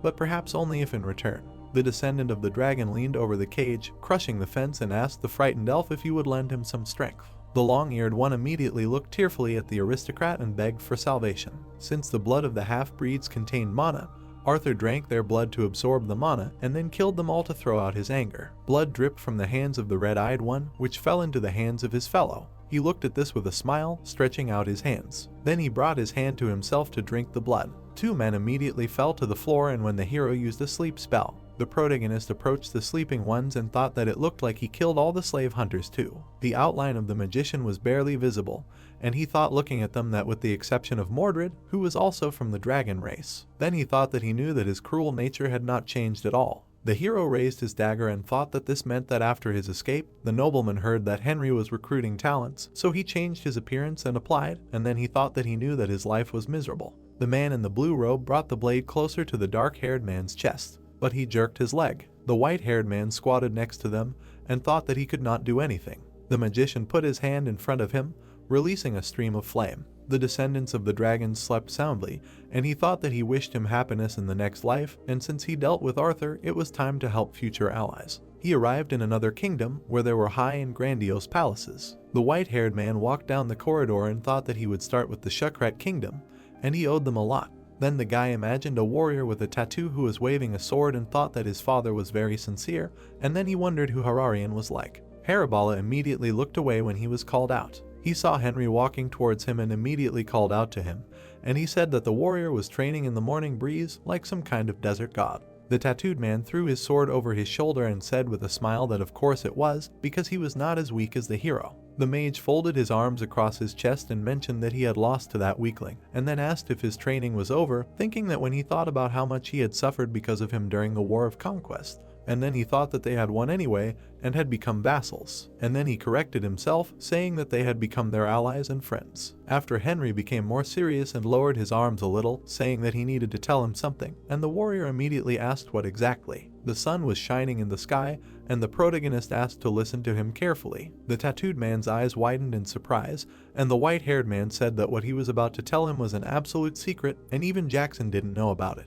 The warrior looked with interest at the magician holding out his hand and asked what the gray-eyed man wanted to say that was so serious, to which he said that it was extremely important, but he did not know if the dark-haired man would believe him. The man in the blue robe folded his hands and said that he had received the 8th circle and the magic of foresight, to which his comrade responded with surprise and asked again. The black-browed man frowned, looking ahead, and thought that he had lied about the magic of foresight, but this was the only way to explain everything. Then he imagined Hararian standing with a smile and said that he would have one and only son. The warrior was immediately surprised and asked if it was true. The magician extended his index finger forward and seriously said that it was so, but the boy would hate training with a sword so much that he would almost lose his throne, and that is why the hero had come to help with this. The tattooed man looked down and wondered if the desert warrior could have such a son. The white-haired man said that regardless of whether he believed it or not, he was trying to help him as a friend, and so he would really like the swordsman to believe him now. The dark-haired man looked at his comrade with concern and asked him about what kind of future he saw. The mage closed his eyes and frowned meaningfully and said nothing. The swordsman was stunned by the words that he saw the fall of his kingdom. Henry stood in front of his old friend, holding out his hand and explaining that everything would happen because of Janice. The yellow-eyed man looked away and meaningfully said nothing when he said that this is how shatra would fall. The tattooed man extended his hand forward and asked if they would really make everyone forget about the enemy, to which he answered in the affirmative and said that people cannot kill a god, but if they forget about his very existence, the creature will not be able to use its powers. The swordsman extended his hand again and said that considering that Henry knew what their royal family kept secret, it really was a prediction of the future, but then asked who Howl was. After the hero smiled and looked away, he imagined the red-eyed man and said that he would introduce him later because perhaps this child would become the next archmage after him. The tattooed man looked at the smug comrade who was grinning insolently and asked if someone could become an archmage after him, to which he asked to just believe. King Sori looked away anxiously, asking if a terrible disease would strike his kingdom and asked if this meant that he would also fall ill. The hero walked next to him and said that it was so. As in the case of Haribala, the protagonist visited another king to invite him to the empire's founding ceremony and tell him about the future. Afterwards, he looked at the man with the bun and said seriously that at that moment his only daughter would most likely be left all alone. Petals were flying over the city, and he thought that due to the lack of medical technology, this place would not be able to avoid the epidemic. The black-browed man frowned and thought that since it was impossible to make people believe in the Church of Peace, which had healing magic that could stop the epidemic, there was only one way. The white-haired man moved his hand to the side and said that the future epidemic would cause great damage to the kingdom, but if their magic tower established diplomatic communication with the church and developed medical technology, then he was sure that they would be able to overcome this crisis. The man in the Haori looked away, propping up his chin and reasoned about this. Afterwards, he smiled softly, moving his hand away and thought that it would be extremely difficult for a little daughter without the support of blood relatives, and if she had to shoulder the fate of the entire kingdom, then trusting the archmage was okay. Afterwards, the man with the bun imagined his daughter in the sky and said that it would be good for his daughter who would be born in the future and thanked the archmage. The bald man approached them after Henry informed all the allies he was indebted to about the impending crises. Afterwards, he extended his hand in front of him standing next to the red-haired man, inviting everyone to the founding ceremony of the Eurasia Empire. Under the sky were the flags of the kingdom with a lion on the coat of arms. On the day of the foundation, there were celebrations in the capital. Jackson sat on the throne and next to him was a blonde boy. The tattooed man and the man with the bun also came. The townspeople rejoiced. The hero stood on the balcony and looked into the distance, while everyone congratulated the new king and wished the empire longevity. The protagonist smiled and looked at his comrade. He sat with a smile and looked into the distance. The white-haired man looked at this with a soft smile and thought that the empire that they founded together this time would be perfect. Then he imagined the lion crest and thought that, like in the past, there was unprecedented peace since the founding of the empire, and this was the result of Henry taking care of everything that happened in the empire without rest. A few years later, the fair-haired youth was practicing with a sword. He made swings one after another. His father watched him menacingly. The warrior crossed his arms and scared the boy by shouting menacingly and ordering him to keep his back straight and telling him to do it again because there was no strength in his arms at all. The blonde tearfully said that it was too hard, to which the king aggressively asked how a man who would become an emperor could say that it was hard for him. The swordsman pointed his sword at the boy, thereby scaring him even more. The dark-haired man held the blade in front of his son and said menacingly that his silver daddy would make him the greatest emperor. The blonde looked at him again with tears in his eyes and turned to him. The magician stood nearby, leaning on a column and smiling softly, saying that he had thought so, that there was no better way to correct a person's character than to make a person sweat well. Then he turned his body and said that it was time to take care of what he had been putting off for a long time. There were many devices and books in the darkness. This was Draken's laboratory. The dark-haired man leaned on the table and asked with concern if he had gone crazy. The archmage leafed through the book with a calm face and said that he had read the book on anatomy that he had written with great interest, but then said that he had definitely gone crazy if he was thinking about dissecting a person. The tired man shouted that everything was not so simple, but he interrupted him and made him listen, asking what prompted him to create the book. The writer squeezed the paper under his hands with his fingers, and then the hero was stunned by his words about wanting to heal people, which made the white-haired man even ask again. The scientist looked at him with concern and said that he lost his family to an illness, and it was an illness that even a priest could not cure. After which the archmage asked him if this was why he began to specialize in anatomy, and then asked if he wanted to cure illnesses that even priestly magic could not cure. The dark-haired man anxiously lowered his head and said that it was so. Henry thought that it turned out that Draken was not a bad guy at all, and perhaps he really was capable of great things. The archmage smiled and said that thanks to him he realized his mistake, and then said that he himself created laws prohibiting the dissection of people and black magic, and how the tyrant imposed them on the magic tower. The scientist was surprised after the white-haired man said that regarding the anatomy book, He has nothing against it and gives permission for experiments, and the protagonist will only provide support, after which he anxiously asked if this was true. Henry closed the book and with a slight grin said that this was so and that it was just possible to build a medical tower in which medical technologies for the treatment of people would be studied and developed, and he would become the head of this tower. After which Draken immediately asked again if he could really do this, and then asked if the magician had decided on a place to build the tower. He said that this was so and then asked if he had heard of the Killer of Life, and then said that this was the ideal place. The protagonist looked at the book with a smile and said that now it was his turn to meet another guy. He came to Hans's mansion. Near the fence there was a sign that warned that this was the baronet's territory. Henry was sitting at the same table with the owner of the estate. The white-haired man leaned forward a little and extended his hand forward, saying that as far as he understood, he received the title of baronet since he was a soldier in the Unification War, but then asked why the man took the surname Morris. The dark-haired man looked at him anxiously and tried to explain. Then he bowed and said that he respected the Archmage greatly. The gray-eyed man put his hand in front of himself and said that he could do nothing but forgive since he took the surname out of respect, and then asked if he by any chance had a son. The nobleman anxiously said that he really did have a son, but the Archmage immediately asked about the child's name. The man in the blue robe looked at his interlocutor with a sly smile and asked if his name was Henry Morris by any chance and thought that he had always been curious if the same name was a simple coincidence. The baronet immediately opened his mouth wide and was stunned, after which the hero thought that his reaction was obvious. The dark-haired man fell to his knees and tearfully said that everything was as he had said, because he respected the protagonist so much that he could not stop, and Henry thought that he was just a cutie. The white-haired man smiled softly and said that he had come to make him an offer. The bearded man immediately calmed down and asked what offer the Archmage had in mind.